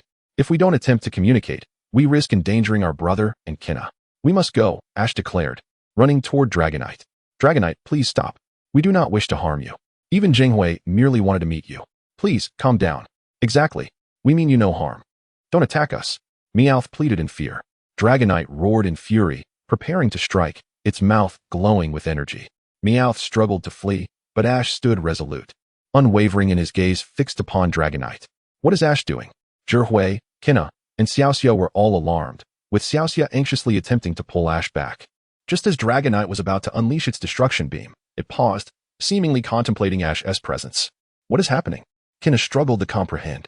Perhaps, just perhaps? Ash's father is not my father, but rather Arceus. Zhihui managed a strained smile. He found it exceedingly difficult to articulate the issue using conventional language, yet, when such an incident transpired with Ash, it felt utterly natural to him. This is what you refer to as a maximum affinity, isn't it? Kina also forcibly concocted a rationale for himself. The ancient Dragonite seemed oblivious to the dialogue between Zhihui and Kina, emitting a few more cries. The terrified Meowth, having finally discerned the situation, relaxed and said, You expressed disdain for being deceived, yet you perceive Ash as a good person. If we can assist you in locating your companions, you shall refrain from attacking us. The Dragonite nodded in agreement. Companions? What do your companions resemble? Are they colossal Dragonites like yourself? Zhihui inquired with curiosity. The Dragonite responded with several cries, which Meowth expertly translated. I am uncertain. All I know is that they are of similar size to me, adorned with black stripes. Black stripes? Would Haunter, Jengar, or Jigglypuff suffice as your companions? Zhihui shouted from the platform upon hearing Meowth's translation. Instantly, the ancient Dragonite turned its head and roared at Zhihui, prompting Meowth to translate once more. As long as they are the same size as him, any Pokémon species qualifies as his companion. If you can assist him in finding them, he will forgive you, and even present you with a gift. That is not feasible at the moment, but within 3 months. I can aid you in your search. However, how shall I locate you then? Perhaps you could accompany me on my journey for a while? Zhihui employed his persuasive charm. The Dragonite emitted another cry, and Meowth relayed, Boss, he does not trust you. He believes you are deceiving him into traveling with you for your own protection. He claims to have been deceived by humans once before and cannot endure a second betrayal. When you have clues, you may call for him here. Very well, rest assured. I shall not deceive you. I have never misled a Pokémon, Zhihui replied, a tinge of disappointment in his voice. The ancient Dragonite regarded Zhihui intently, nodded earnestly, and then flapped its wings, taking to the skies. Chapter 40. Keep going, Ash. At long last, it was over. Zhihui let out a deep breath and sank onto the ground. Though he had always believed in the prowess of the colossal Dragonite, he had not anticipated its strength to be of such magnitude. The thunder attack must have been at least 1 billion volts. Next time, if anything like this occurs again, do not involve me. Kona also exhaled in relief, despite her extensive experience, having battled the Elite Four and faced Team Rocket. She had truly been on the brink of disaster just moments ago. Kona, do you believe me when I say I won't bother you again? Zhihui chuckled. Kona rolled her eyes in disbelief. I shouldn't have saved you back in the Alola region. That one act brought about a significant hassle. Kona grumbled in frustration. There are no remedies for regret, nor is it possible to rewind time. So you must accept your fate, Zhihui declared proudly. Although the previous events had been perilous, for the youth, such thrills only served to amplify their excitement. Kona shot Zhihui an annoyed glance as she leaned back to rest. Ancient Pokémon were indeed terrifying. And compared to this, even the Dragonite from earlier seemed like a mere child. Zhihui, that Pokémon of yours was the legendary Articuno, wasn't it? Just as Zhihui and Kona were basking in their relief, Zhonghui returned, excitement gleaming in his eyes. Let me study it. Not a chance. The thought that most of this turmoil had been instigated by Zhonghui soured Zhihui's disposition. You want to research my Pokémon? Keep your distance. After all these years of friendship, you're willing to sever ties over this? How unreliable. Zhonghui retorted. Enough of your nonsense. Consider the compensation for nearly costing the youngest doctor in the entire league, the most beautiful Elite Four member, and the world's only talking Meowth, along with 4 vibrant youths, their lives due to your recklessness. You better articulate a satisfactory compensation plan, or I might just claim this lighthouse for myself, Zhihui asserted. The lighthouse belongs to the league. You can't just take it, Zhonghui shrugged. However, Upon witnessing Ji Hui's menacing gaze and recalling that he was indeed at fault, he sheepishly proposed, "How about I pay for a vacation at the beach near Lamperucci as an apology?" Indeed, the wealthier one becomes, the more stingy they seem. It's unlikely you will offer any genuine compensation, but I accept. You will cover the transportation costs, Ji Hui replied. Absolutely. But can I at least study that Articuno? Zhang Hui's eyes sparkled with eagerness. You have one night to study it before we depart tomorrow. However, if you provoke the Articuno and end up frozen solid, that's entirely on you, Ji Hui warned. That won't be a problem. If I had known you would acquire a legendary Pokémon upon leaving, the League should have awarded you a doctorate long ago, and I wouldn't have ended up in this situation, Zhang Hui remarked. If I had left earlier, you wouldn't have sponsored me, would you? Besides, capturing a legendary Pokémon requires strength, okay? This ancient Dragonite is far superior to my Articuno. So who's to blame if you can't capture it? Ji Hui countered. Don't try to provoke me. Zhang Hui shot Ji Hui a glare before happily heading off to study the Articuno. Hey, are you guys alright? Ash rushed in. Everything's fine. Are you worried about me? I'm more concerned about you, running right up to a Dragonite and nearly getting blasted away. Thankfully, this Dragonite had some sense. If it had been an ancient Jengar or an ancient Alakazam, you should walk as far away as possible. If you dare to act recklessly, I will not recognize you as my brother, Ji Hui admonished. Yeah, Meowth, you dragged me into this too, Meowth complained. It was an impulsive moment. I didn't think it through, Ash admitted sheepishly. All right, kids can be impulsive sometimes, but if it weren't for Ash, we might not have resolved this so well. Kona interjected. That was just luck. Not every situation will favor you, Ji Hui remarked, continuing until he felt satisfied, then turned to Ash, who was sulking, and said, Come on, cheer up. Zhang Hui is treating us to a free trip to Lamperucci Beach. We should enjoy ourselves. Lamperucci? Upon hearing this, Ash not only perked up, but even Brock, Misty, and Kojiro displayed excited expressions. The blue skies, white clouds, vast ocean, and sandy beaches. What an exhilarating prospect. The quickest way to Lamperucci is by boat. Since we've already extorted Zhang Hui, why not head to Kurei Town and board the Saintin? That way, it would also be convenient for Ash to challenge the Kurei gym, Kojiro suggested. As he had become familiar with the doctors over the years and was not one to hold back when it came to extorting. The Street Inn? That's the top-tier luxury cruise liner. I used to assemble models of it as a child. Can we really go? Misty asked eagerly. The Street Inn? No way. We can't take that ship. Find another option. Ji Hui frowned. Why can't we board it? Come on, you can't be trying to save Zhang Hui money, Kojiro protested. If you want to board only to find the ship wrecked, I will personally fund your solo trip. Ji Hui forced a smile. Wrecked? What do you mean? The ST, and has always been reliable. Meowth queried, looking curious. Only under normal circumstances. In reality, if you board that ship now, you'll encounter the largest underground organization in Kanto. Ji Hui explained. Team Rocket? How did you find out? Kona inquired. That's a secret. Rest assured, they aren't formidable foes. Nothing serious will happen, Ji Hui replied calmly. According to the original storyline, no one died. Only Ash and his friends, along with Team Rocket, went missing, while the bystanders were adept at self-preservation. As for Ji Hui, why wouldn't he go? That would be foolish, even if he knew it was safe. Embarking on a ship likely to sink and confronting Kanto's largest underground organization was simply not wise. I think I should call Shiba, Kona decided, still feeling uneasy. Okay, Ji Hui replied. So, which ship are we taking? Ash asked. Any ship will do. The scenery along the way is secondary. The destination is what matters, Ji Hui dismissed. True, Ash nodded. By the way, can you battle me with Pokémon? A 6-on-6 match? Ji Hui looked at Ash, whose enthusiasm was palpable, and exchanged glances with the others, all of whom wore expressions questioning his confidence. Ji Hui pulled out a Pokeball containing his Togekiss and released it. Togekiss. Unleash your most powerful aura sphere upon the sea, Ji Hui commanded calmly. Togekiss joyfully soared gracefully through the sky before gathering an aura sphere at its chest and swiftly launching it towards the ocean's surface. The once tranquil sea erupted into a colossal tsunami, towering 10 meters high, leaving Ash momentarily stunned. Is this my brother's strength? Unless you can empower your Pokémon to such a level, do not challenge me. Pikachu is too adorable. Please do not put him through such hardship, Ji Hui stated solemnly. Pikachu, brimming with excitement, leapt from Ash's shoulder to Ji Hui's. Pikachu, even you are ignoring me now? Ash exclaimed, looking forlorn. Even Pikachu has grown weary of you. It is time for some serious reflection. You must diligently train your Pokémon. Do not wait until defeat strikes before you begin to prepare.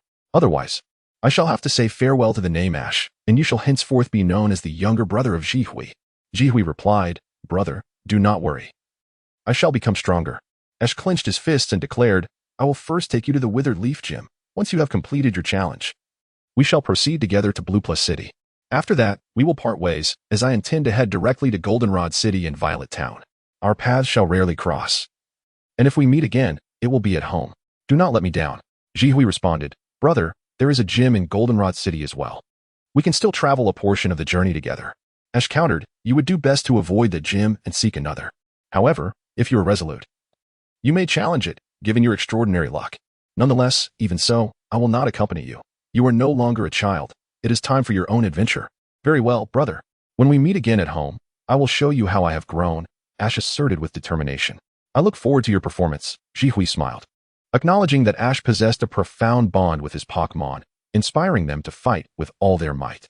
If he diligently studies the art of Pokémon battles under his guidance, his future achievements are indeed worthy of anticipation. Chapter 41. The Holiday in Landpeaky at last. We have arrived in Landpeaky City.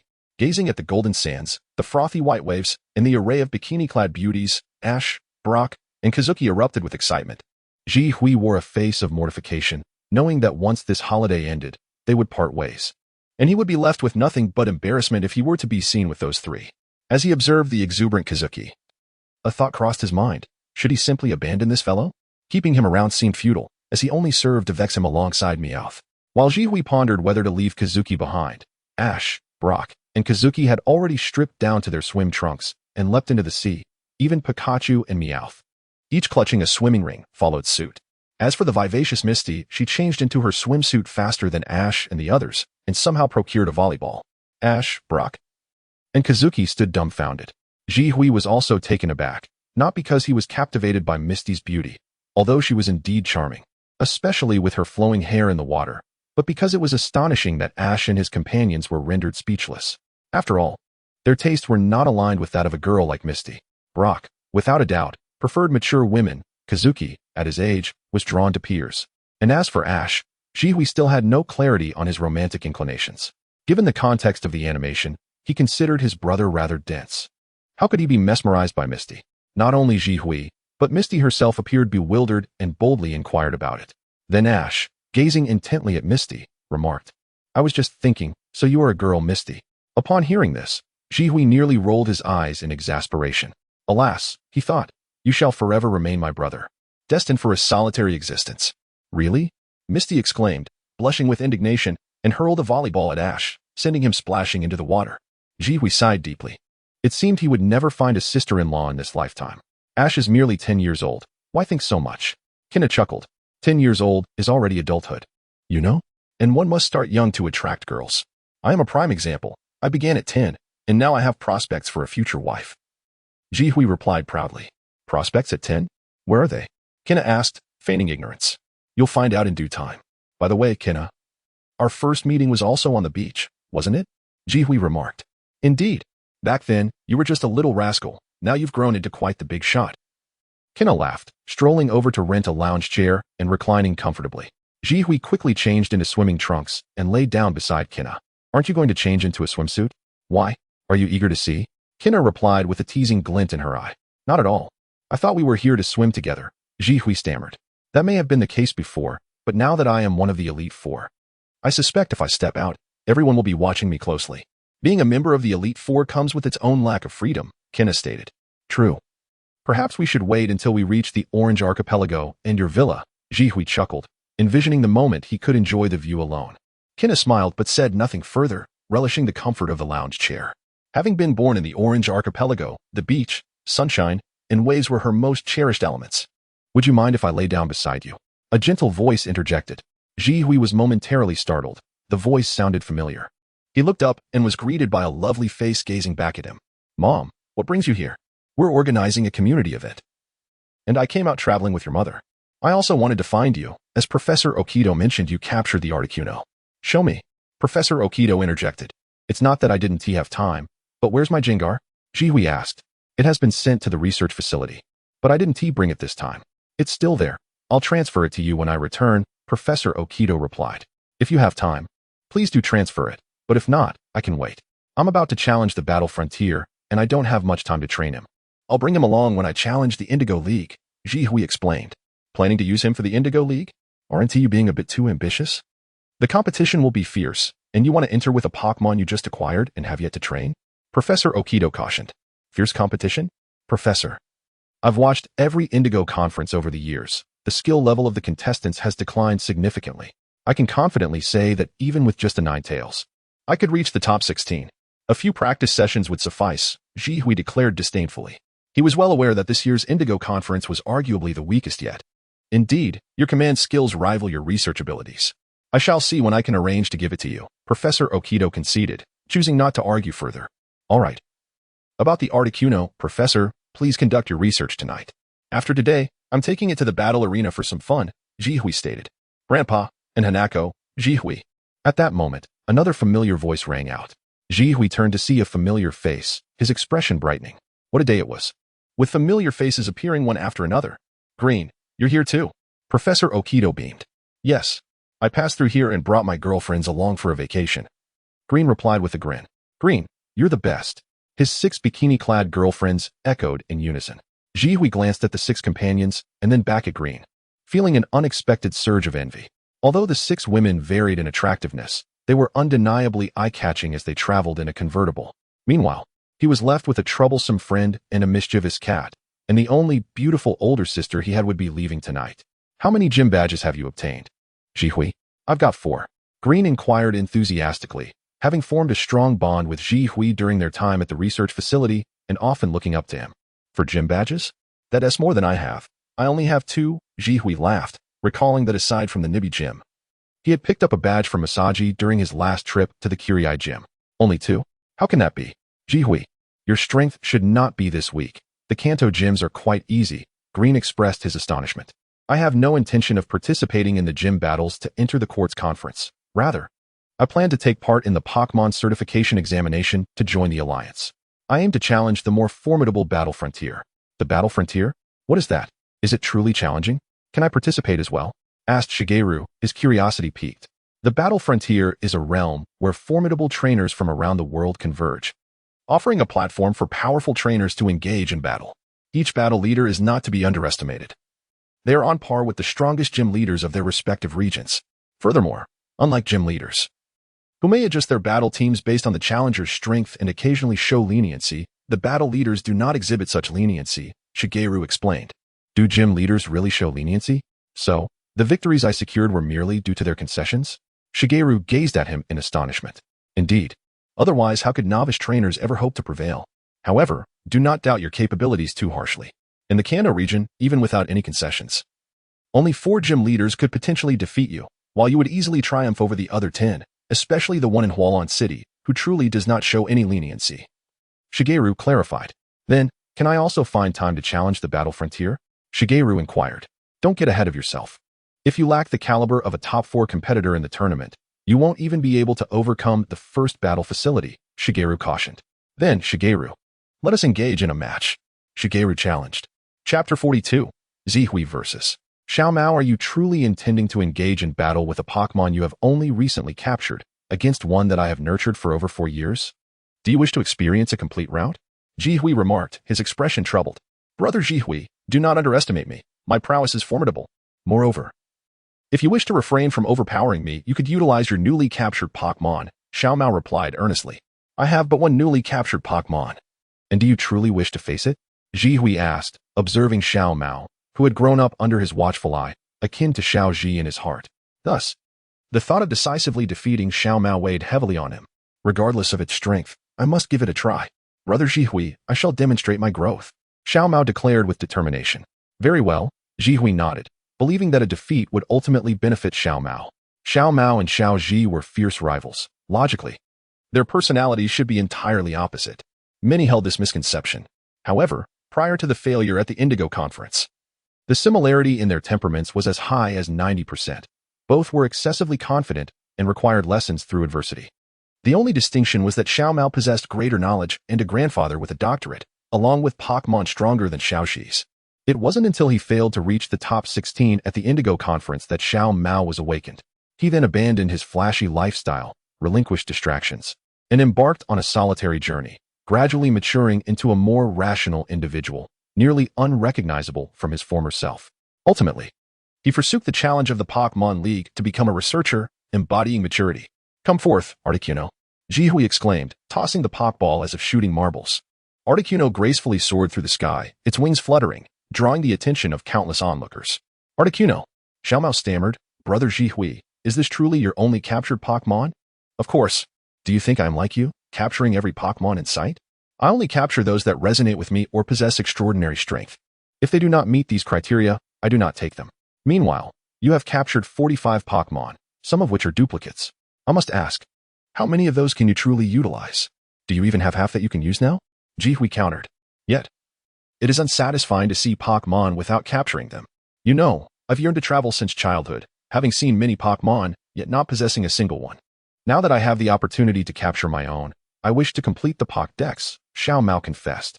Alright, it seems you have been pent up. Very well. Let us duel privately without a referee. 6 against 6, you may attack first, Jihui proposed. Alright, Brother Jihui. In that case, I shall not hold back. Come forth, Geodude. Xiaomao declared, releasing the rock-type Pokemon. Geodude impressive. To have such a second-stage evolved Pokemon after a short journey is commendable, Jihui acknowledged. Noting that Xiaomao's Geodude would likely evolve into Golem in the future. Rock-type is strong against ice and flying, thus it has a quadruple advantage over your Articuno. Even a legendary Pokemon is not to be underestimated. Xiaomao stated confidently. Geodude, use Rock Slide. Geodude slammed its chest, causing large rocks to plummet from the sky, targeting Articuno directly. Better than Xiaoji, at least you can memorize the type advantages, but actual combat is not a simple game, Jihui smiled. Articuno, perform Ice Dance. Articuno called out and twirled gracefully in the sky, shimmering with a faint icy glow, elegantly evading the rock attack. How beautiful! Hanako exclaimed. Indeed, it is splendid. If Jihui finds battling gym trainers uninteresting, he could consider participating in Pokemon contests, Professor Oak remarked. Elegant and practical. Having evaded one attack, Geodude is now exhausted. Kona asserted. Water Pulse. As if to prove Kona's words correct, Articuno unleashed a blue sphere from its beak, striking Geodude squarely, causing it to fall. Its eyes swirling in daze. The rock-type attacks have a quadruple advantage against Articuno. Your Geodude, being both rock and ground-type, is also quadrupled by water-type attacks, Xiaomao. Jihui spoke in a tone of affectionate teasing, feeling as though he were merely sparring with a child. But there are no pure rock types in Kanto. They are all dual types. Xiaomao replied helplessly as he recalled Geodude. Who said that? The spiky-eared Piku and Kabuto are both rock and water type, sustaining less damage. Furthermore, Aerodactyl is rock and flying type, Jihui noted. Those are all extinct fossil Pokemon. Xiaomao exclaimed. Naive child, you are too innocent. If you dare, travel alone with Xiao Ji for a while, and you will see that the concept of extinction is merely a myth. Additionally, the technology for reviving fossils from the Sinnoh region has been developed, and it is only a matter of time before these fossil Pokemon are revived, Jihui explained. I see. Then I shall capture them when I have the chance. However, the match is not over yet. Now I shall summon my second Pokemon, Houndour. Xiaomao announced. Houndour? Jihui gazed at the small dog Pokemon before him, feeling a twinge of envy. Having connections certainly has its advantages, Houndour. The final evolution of Houndour boasts an impressive base stat total of 555, nearly the highest among non-legendary Pokemon. It is predominantly monopolized by the Kanto elite. He had yet to capture one, while Xiaomao had one at the outset. Houndour. Kojiro observed with a reminiscent expression. The fire type is also strong against ice type. Brother Jihui, watch closely. Houndour, use Flamethrower. Xiaomao commanded. Houndour opened its mouth wide, unleashing a torrent of orange flames towards Articuno. Articuno, respond with Ice Beam. Jihui ordered, fully focused as a professional trainer. Articuno complied, unleashing a blast of icy blue light that enveloped the flames, freezing them along with Houndour in a solid block of ice. Next, Jihui declared lazily. All right, Spearow, take to the skies. We will not be outdone. Xiaomao exclaimed. Spearow, a common bird Pokemon, yet its temperament is too aggressive for beginners. Additionally, training it is no easier than training a Pidgey, Jihui remarked objectively before adding. Articuno, do as you please. I shall step aside for a drink. With that, he casually took Kona's hand and wandered away to enjoy a beverage. Brother Jihui. Stop calling out. Your Pokemon is far outmatched by Jihui's. Even with type advantages, you cannot win. Besides, Articuno's ice type is strong against flying types.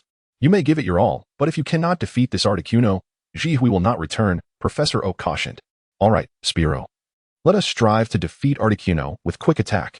Xiaomao rallied, fervently embodying Xiao Ji's spirit. However, as soon as Spearow charged forward, Articuno flashed with silvery brilliance and struck, sending Spearow tumbling. Blaziken, use flamethrower. Articuno retaliated with a water pulse, knocking Blaziken down as well. Golduck, hydro pump. Another water pulse from Articuno sent Golduck crashing to the ground.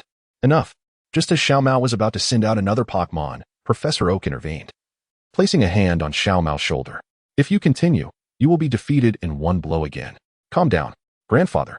Xiaomao looked at Professor Oak, bewildered. In terms of strength, aside from the inherently weak Magikarp and Meowth, it seems that only the Fairy-type Pokémon cannot single-handedly defeat 6 of your Pokémon, while the rest of your team would be unable to overcome even one. Professor Oak remarked that, as a former champion, although his physical condition has waned and he is no longer accustomed to battle, his keen eyesight remains intact. How can one be so formidable? Isn't it true that Zhihui primarily focuses on research? Even with the passage of time, it does not necessarily equate to strength. And the rapid growth of a Pokémon's capabilities typically occurs within a span of 1 to 2 years, after which it reaches a certain plateau, making further breakthroughs quite challenging, especially considering the longevity of Pokémon. Zhihui's Pokémon must have remained stagnant in their development for at least 2 to 3 years, suggested Xiaomao. However, 2 years ago, when Zhihui earned his doctorate, he faced Dewey in a match at the Research Institute, with Snorlax against Gyarados. And it ended in a tie, with Zhihui emerging victorious. Professor Oak continued. What? Xiaomao exclaimed, wide-eyed. He was aware of Zhihui's prowess, but never anticipated it to be to such an extent. Don't listen to my teacher's flattery. The reality is that Dewey underestimated me, thinking I was solely focused on research, which led to his defeat.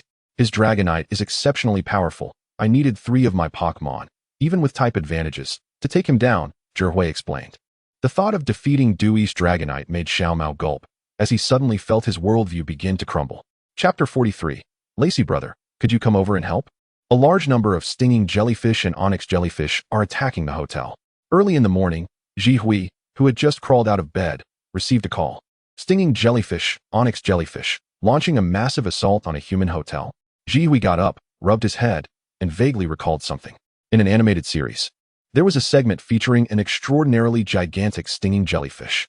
The plot summary revolved around a hideously ugly old woman who, in her quest for profit, recklessly destroyed the ecological environment, even obliterating the nests of the stinging jellyfish, which were Pokémon, to build a hotel.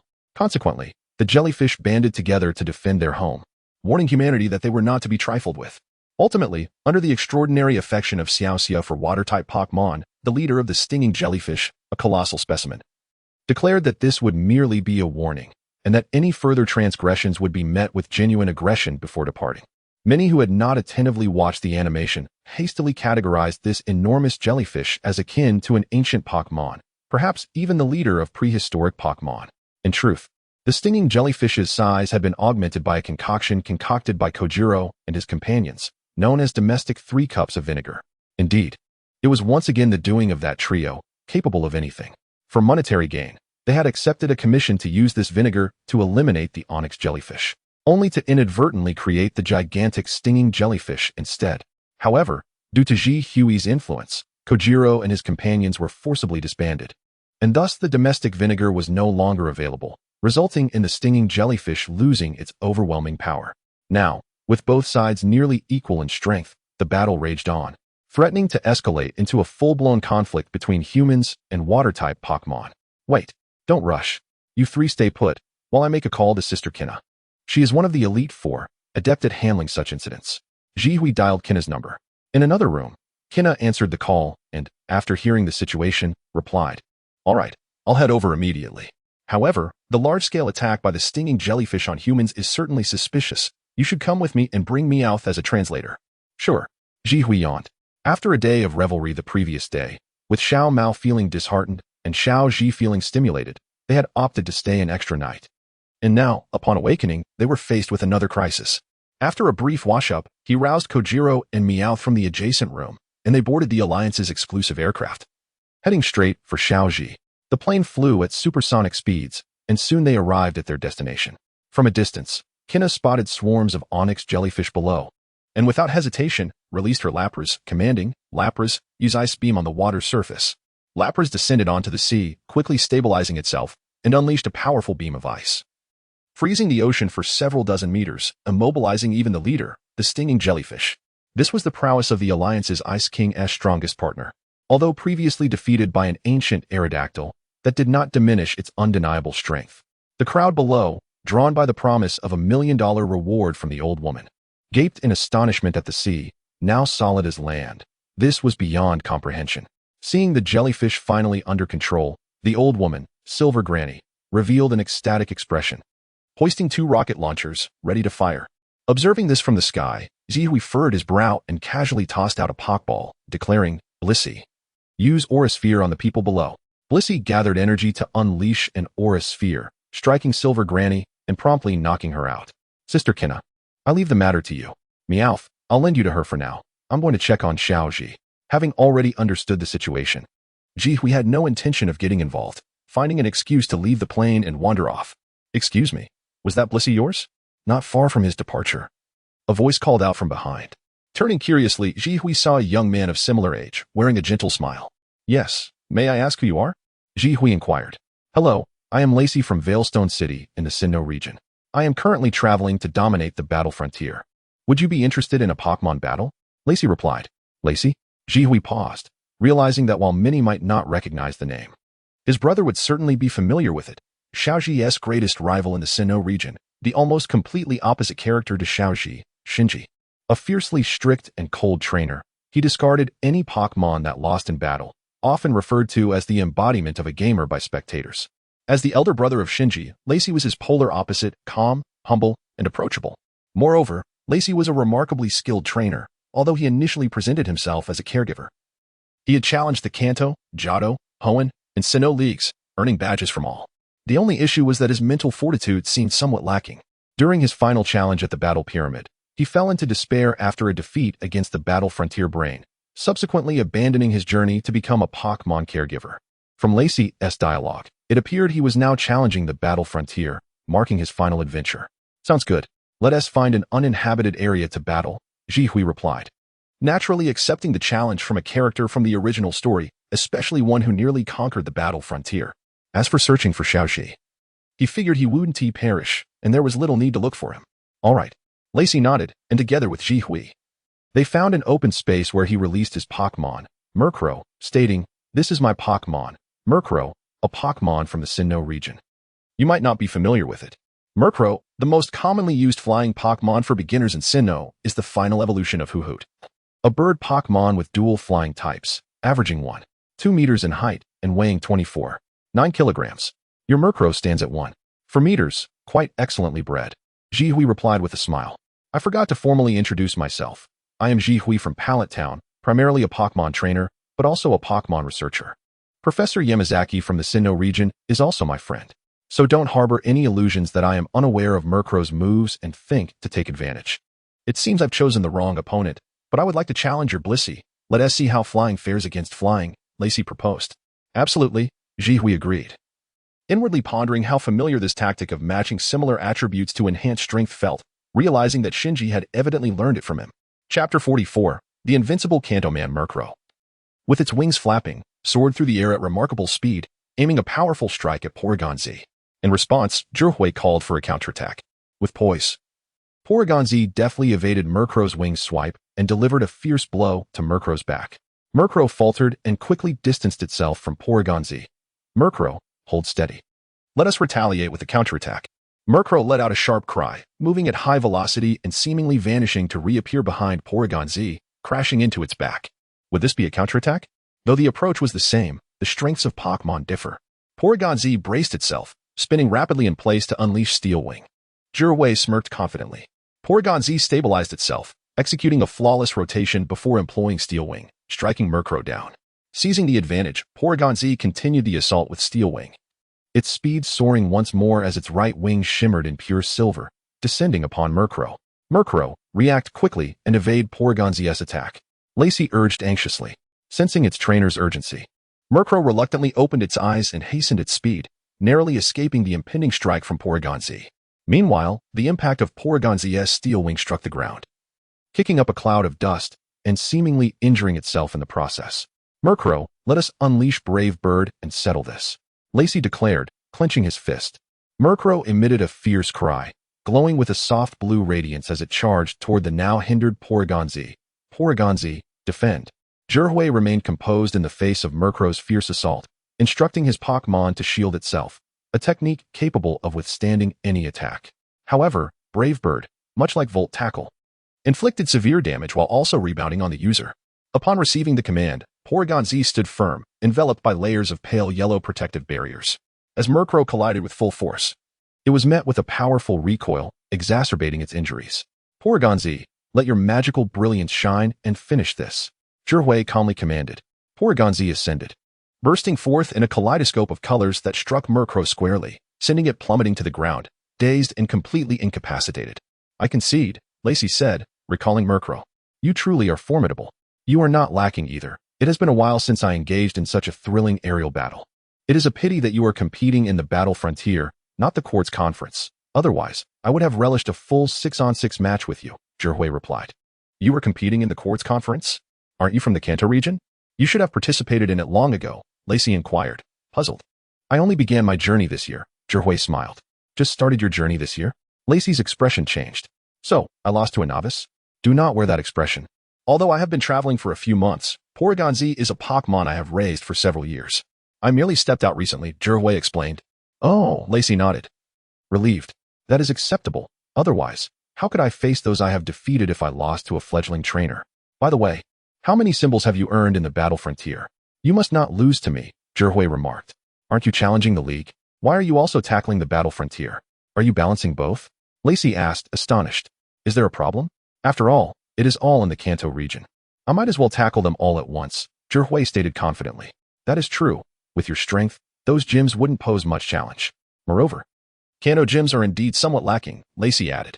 Perhaps you have not faced the gyms in Ilex, Goldenrod, or the Red Leaf Islands, Zhihui suggested. Are those three particularly strong? Lacey queried with curiosity. If you are not afraid of peril, you might want to visit the gym in Goldenrod City. But if you end up turned into a doll, do not blame me, Zhihui warned. Turned into a doll? I suppose I shall give it a try, Lacey pondered, still confused but determined. Good luck, Zhihui stifled a laugh. Since you think living is overrated, I won't stop you. Just hope you don't end up too traumatized. By the way, I have a younger brother named Ash, who is currently challenging the Pokémon League. If you happen to meet him, please lend a hand, Zhihui mentioned. A younger brother? I also have a brother named Shinji, who just received a grass-type Pokémon, Turtwig, from the Sinnoh region. He intends to come here to watch me challenge the battle frontier and seems interested in starting his challenges from Kanto. He may very well become your brother's rival. Lacey remarked. I can assure you that will certainly happen, and he will be a formidable opponent, Zhihui affirmed. In that case, I am rather eager to meet your brother. Lacey admitted. When you meet him, you will likely find him quite likable. Your personalities will undoubtedly resonate more than with your own brother, Zhihui noted. In the original anime, during the epic showdown between Ash and Shinji, Lacey, as Shinji's brother, found himself more concerned about Ash, leaving him bewildered as to whose brother he truly was. Your certainty makes me feel as though you are not merely a trainer, but a prophet, Lacey remarked. A prophet, you say? Then allow me to prophesy once more. Before you confront the final facility of the battle frontier, the battle pyramid, you better establish your own battling style. Otherwise, unforeseen events may transpire, Zhihui cautioned. The final facility is the pyramid? How do you know this? Aren't you supposed to discover the final facility after completing the preceding ones? Lacey queried, bewildered. That is not for you to worry about. Fate has brought us together, and I shall enlighten you. The battle pyramid's leader, Shindai, is undoubtedly the strongest in the battle frontier, possessing at least elite 4-level prowess, commanding 3 legendary Pokémon, Regice, Regirock, and Registeel, all divine beasts. Additionally, he presents every challenger with a unique puzzle tailored to their battling style, which can only be accomplished by themselves. Failure to solve this puzzle means they cannot advance. Zhihui elaborated. 3 legendary Pokémon. Lacey gasped in shock.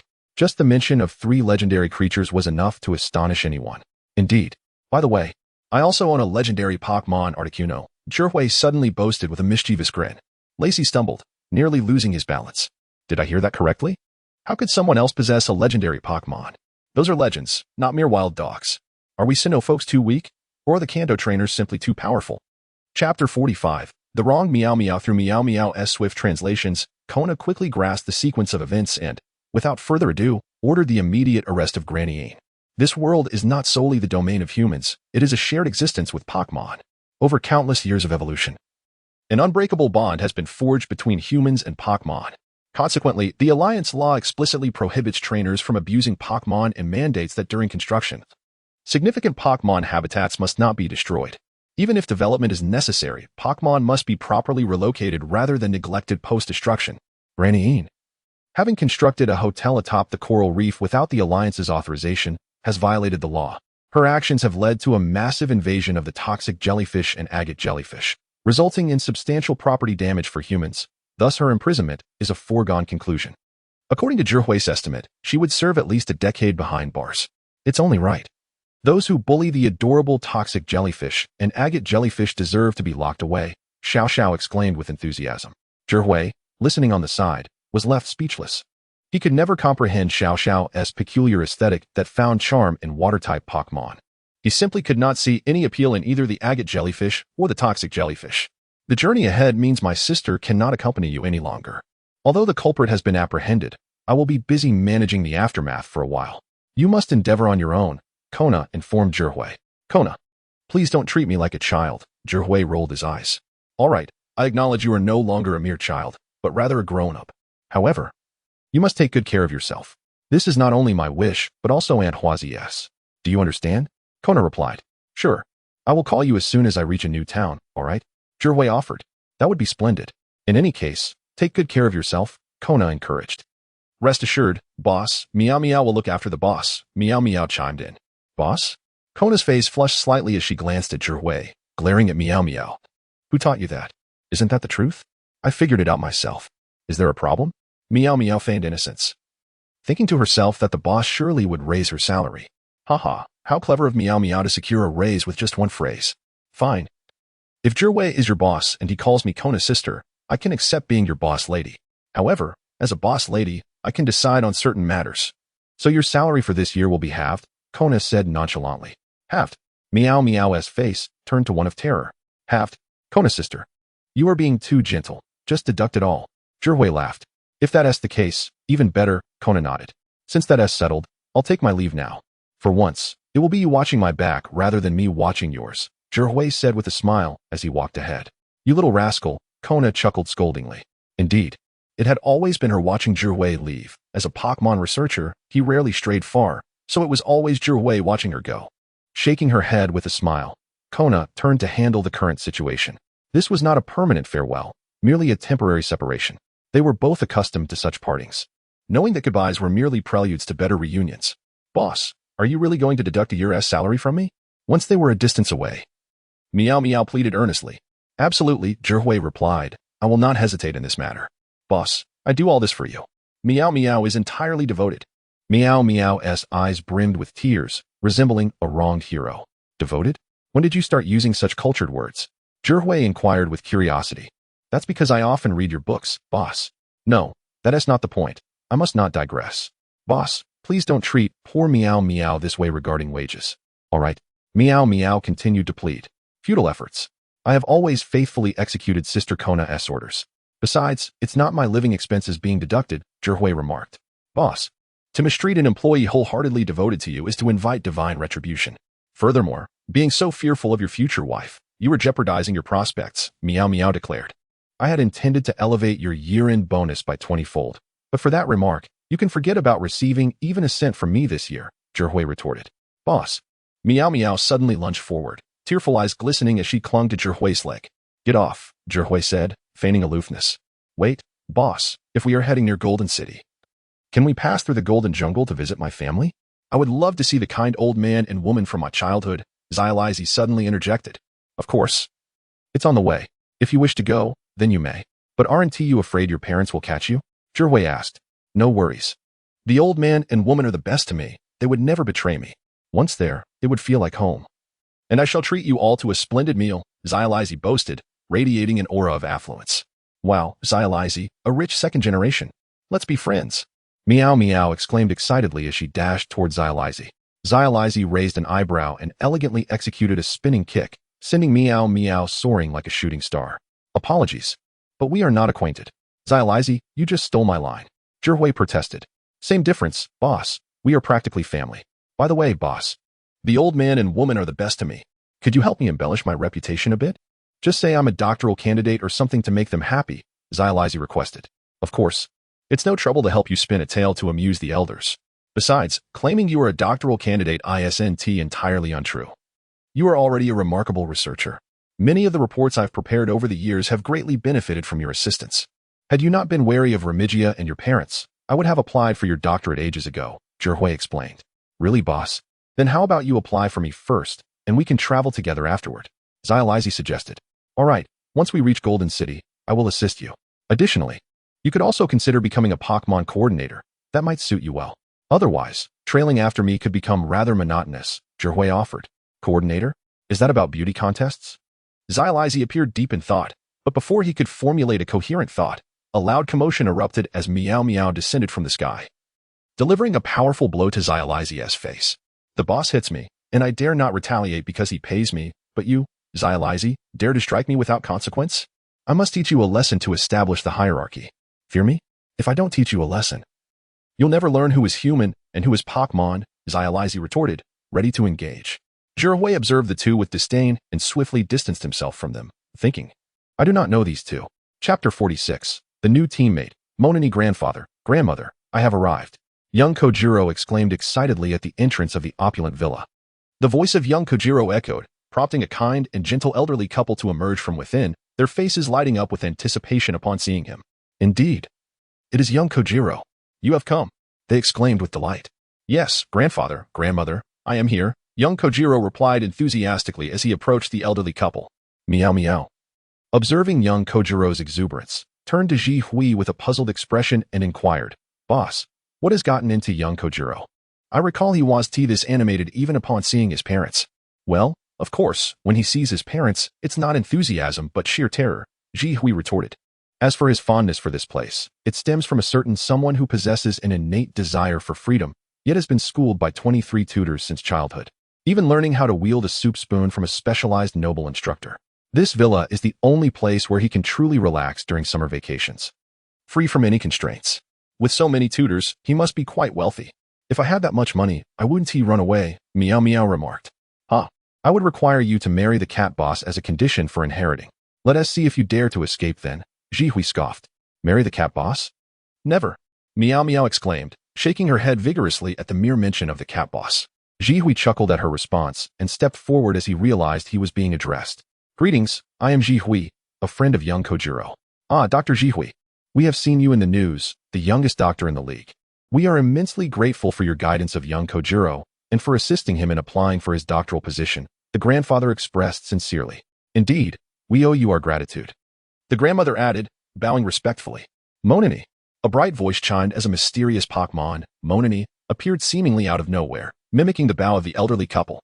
The synchronized gestures of the three left Zhihui feeling somewhat awkward, prompting him to say, please, rise. In truth, over the years, young Kojiro has been a great help to me. All that he has learned is rightfully his. Grandfather, grandmother, young Kojiro and I are like brothers. Let us not continue this. Please, stand up, he urged as young Kojiro assisted the elderly couple to their feet. Monani, however, stood up independently, seemingly indifferent to the commotion. You are fortunate to have such a wonderful friend, young Kojiro. If only grandfather and grandmother knew how successful you have become, they would be so pleased. The grandfather remarked with a sense of nostalgia. My parents? You didn't inform them of my visit here, did you? Young Kojiro asked, his eyes widening in alarm. No. Grandfather and grandmother are currently on an extravagant cruise trip abroad, the grandmother assured him. Oh, that's a relief, young Kojiro sighed deeply, his tension easing. Zhihui, who had been listening in, wore a peculiar expression. This response had also appeared in the animated series, where it had been stated that there was no issue. However, recalling that in the animation, young Kojiro's parents had pretended to be dead to trick him into returning home to marry Remica, he pondered that they should, in fact, be at home right now. Yet, considering how the elderly couple had feigned ignorance regarding young Kojiro's affiliation with Team Rocket, Zhihui harbored a suspicion that perhaps they were also deceiving young Kojiro. Monani, observing Zhihui's contemplative demeanor, mimicked his thoughtful pose, extending its tiny hand as if in deep thought. With its adorable appearance, it exuded a charm that belied any notion of worry, only amplifying its cuteness. Zhihui soon took note of this and bent down to gently stroke Monani's small head. In response, Monani imitated him, as if there were an imaginary person in front of it. Zhihui chuckled, realizing why young Kojiro cherished this Pokémon so dearly. Its charm was irresistible. Is this your Pokémon, grandfather and grandmother? Young Kojiro inquired, noticing Monani's antics. Indeed, this is Monani. Young Kojiro, please don't just stand outside. Come in. The grandfather kindly invited. Young Kojiro stepped inside without hesitation, as this was, after all, his home. Jihui observed young Kojiro's casual demeanor and couldn't help but smile. Compared to the young Kojiro who had once pretended to be an unknown president to amuse the elderly couple, this version of him was undeniably happier. Ultimately, young Kojiro was simply not cut out to be a villain, much like Musashi, who was currently unaccounted for. He was a good-hearted rogue, a good person caught in a web of mischief, lacking the resolve to truly be evil when doing good. He often lacked the malicious intent typical of a true villain, proclaiming instead, "We shall become the ultimate antagonist." When Jihui had watched the animated series, he had mused that these two should have honestly pursued careers as coordinators rather than down the path of villainy. After all, Musashi had maneuvered a collection of enigmatic Pokémon into the top 4 of the Sinnoh Grand Festival and the Tri-Crown Satellite Tournament. It was baffling why such characters chose a path with little promise. They entered the Pokémon greenhouse, a sanctuary where the elderly couple tenderly cared for injured Pokémon as if they were their own children. "You know, I used to love playing here when I was younger," young Kojiro shared with Jihui as they walked. "There are quite a few Pokémon here. Lineball, long-tailed monster hands, Yubo, truly a remarkable variety," Jihui remarked, surveying the greenhouse. "Indeed, the diversity of Pokémon here far surpasses the singular fairy types at our research facility." Meow Meow chimed in. "When have we only had singular fairy types at our research facility? Isn't Marilioli a water type?" Jihui retorted, playfully tapping Meow Meow on the head. "Moreover, our research facility is situated on the same mountain, and you frequent it daily. What are you lamenting about loneliness?" "It feels different," Meow Meow replied. Jihui rolled his eyes and bent down to examine the Pokémon closely. After 7 years as a Pokémon researcher, studying these creatures had become second nature to him. The elderly couple exchanged satisfied glances, pleased to see young Kojiro forging such a valuable friendship. Meanwhile, Monani had stealthily sidled up to young Kojiro, feeling utterly comfortable in his presence. Chapter 47. Departure to the battle arena. The sensation of sleeping in a sleeping bag within the jungle for several consecutive days proved to be quite uncomfortable. Finally arriving at the luxurious villa, the trio of Jihui, Xiaoshuang, and Meow Meow indulged in the lavish comforts of aristocratic life. Reluctant to depart from such splendid surroundings, particularly Meow Meow, who luxuriated in the Pokémon greenhouse, found life to be utterly delightful, eating and sleeping in blissful cycles, leading one to believe that he had transformed from Meow Meow into a Snorlax. Ultimately, it was Jihui who first regained his resolve to continue their journey, insisting that they could not linger any longer, particularly as he noticed Meow Meow's belly had grown considerably. If they did not set off soon, Meow Meow would be unable to move at all. At this moment, the trio stood at the villa's entrance, bidding farewell to the elderly couple. "Young Master Xiaoshuang, are you truly leaving already? Won't you stay a few more days?" The old man and his wife expressed with reluctance. "Indeed. We have unfulfilled goals to pursue and cannot afford to waste time here, lest my determination wane. Moreover, if we linger too long, Lumei Jia will arrive." Xiaoshuang replied with conviction. "Speaking of Miss Lumei Jia, she has been searching for you all these years. Perhaps you should meet her?" inquired the old woman. "No. You haven't informed Lumei Jia of my whereabouts, have you?" Xiaoshuang exclaimed, his face pale with fear, and Monani mirrored his expression, both exhibiting synchronized trepidation. "No. But young Master Xiaoshuang, you should decide soon," the old man advised. "I am aware," Xiaoshuang dismissed, then pulled Jihui and Meow Meow away, leaving a cloud of dust in their wake as they shouted back, "Goodbye, old man and old lady." The elderly couple exchanged glances, the old man shaking his head in both exasperation and contentment. "I recall when young Master Xiaoshuang was frail. Who would have imagined he would emerge so robust after venturing out? Yet, he remains as gentle as ever, which is sufficient," remarked the old woman. "Indeed. Young Master Xiaoshuang will surely live as he wishes," the old man nodded. "Monani, let us return." As he spoke, the old man realized he had not heard the familiar voice of Monani. Turning curiously, he asked, "Where is Monani?" "It seems to have vanished after parting with young Master Xiaoshuang." The old woman too expressed her confusion. The trio of Jihui made their way toward the battle arena, quietly calculating the time. They estimated it would take 2 or 3 days to arrive, at which point they could engage in Pokémon battles and claim another emblem. However, as Jihui had predicted, Meow Meow, having indulged too much, could not walk far before halting, leading the three to stop by a riverbank, where they set up a fire to prepare a meal. Although the food prepared by the elderly couple was delicious, nothing compared to the fare made by their boss. It had been several days since they had enjoyed such flavors. and Meow Meow could not help but exclaim at the delightful aroma wafting through the air. Just as Meow Meow voiced his appreciation, a charming little Monini leaped forth, mimicking Meow Meow's expression of yearning. "Monini, what are you doing here?" Xiao Shuang, who was busy preparing Pokémon food, exclaimed in astonishment upon seeing Monini. The little creature, filled with joy, leapt into Xiao Shuang's embrace, nuzzling against his chest while calling out affectionately. Initially taken aback, Xiao Shuang soon succumbed to Monini's endearing charm and began to play with the little creature. "Gee," we chuckled, "Xiao Shuang, it seems this Monini has taken quite a liking to you and has chosen to accompany you. Congratulations on acquiring your third Pokémon. Is that so, Monini? Do you wish to travel with me?" Xiao Shuang asked excitedly. Monini chirped happily, tapping a Pokeball at Xiao Shuang's waist, and promptly entered it. "Indeed. Our party gains yet another companion," Ji Hui remarked. "The more Pokémon we have, the more enjoyable the adventure. I will prepare their food just as perfectly as before." With no mistakes whatsoever, Xiao Shuang assured with confidence. "Let us hope so, but Xiao Shuang, when will you earnestly capture a Pokémon? Pidgey was a gift from me. Squirtle was merely an afterthought when everyone else left, and now Monini has essentially chosen you," Ji Hui teased. "Is that so? It doesn't matter. What matters is that I capture Pokémon, regardless of the method," Xiao Shuang dismissed, releasing Monini with a wave. As Monini sensed the opportunity to continue traveling with Xiao Shuang, it gleefully waved its hands, emitting a strange light that caused Xiao Shuang to sway along with it. Soon, Meow Meow, Ji Hui, Ninetales, and Togekiss all found themselves caught in the rhythm as well. "What is happening?" Meow Meow exclaimed in surprise. "I want food." The Pokémon was bewildered. This must be Monini's special move. Expressing its joy, Ji Hui mused, observing Xiao Shuang sway happily along with Monini, showing no signs of displeasure. "This is the sway dance," Ji Hui said, a mix of amusement and exasperation in his voice. The sway dance is a chaotic move that causes nearby Pokémon and humans to sway along with the user, if the user intends to attack. It can confuse the Pokémon. If no attack is intended, it is merely a delightful way to share excitement and cuteness.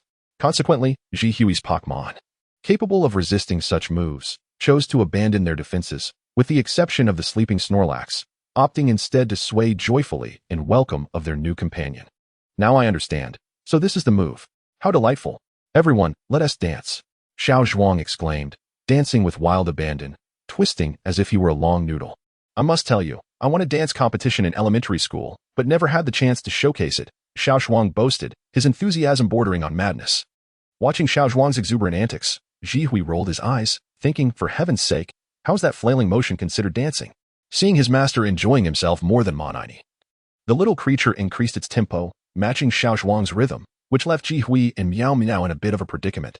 After swaying for what felt like an eternity, they finally regained control of their bodies. Ji Hui sighed heavily, casting a helpless glance at Monini.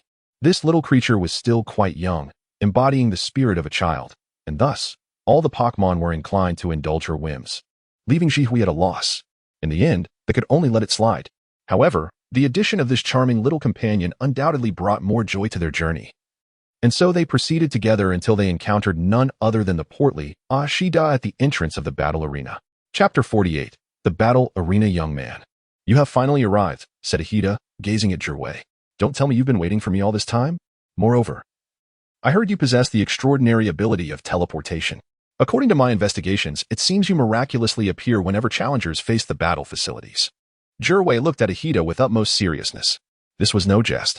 One must understand that in this world, teleportation is indeed possible, requiring no superhuman abilities. Merely the companionship of a hoodie. Yet, that is not the crux of the matter. The real concern is that your opponent this time is formidable, hot-blooded Cucumber Fragrance, an expert in fighting-type Pokémon, who holds great admiration for both the Azure Gym's Asi and the martial arts Gym's Tungshu. Hot-blooded fighting? It's something most men cherish, but regrettably, I do not possess any fighting-type Pokémon, so I must rely on type advantages, Jirwei lamented, shaking his head. "Isn't a regular battle merely about type advantages? Are you suggesting that one can triumph despite type disadvantages?" Ashida inquired. "Type disadvantage in fighting?" Jirwei's expression shifted, recalling a certain master who overcame two fighting-type Pokémon, Cherylum and Superpower King, with a single Snorlax. "Allow me to introduce you," Ashida said with a smile, leading Jirwei towards the battle arena, where the trainer hot-blooded Cucumber Fragrance awaited.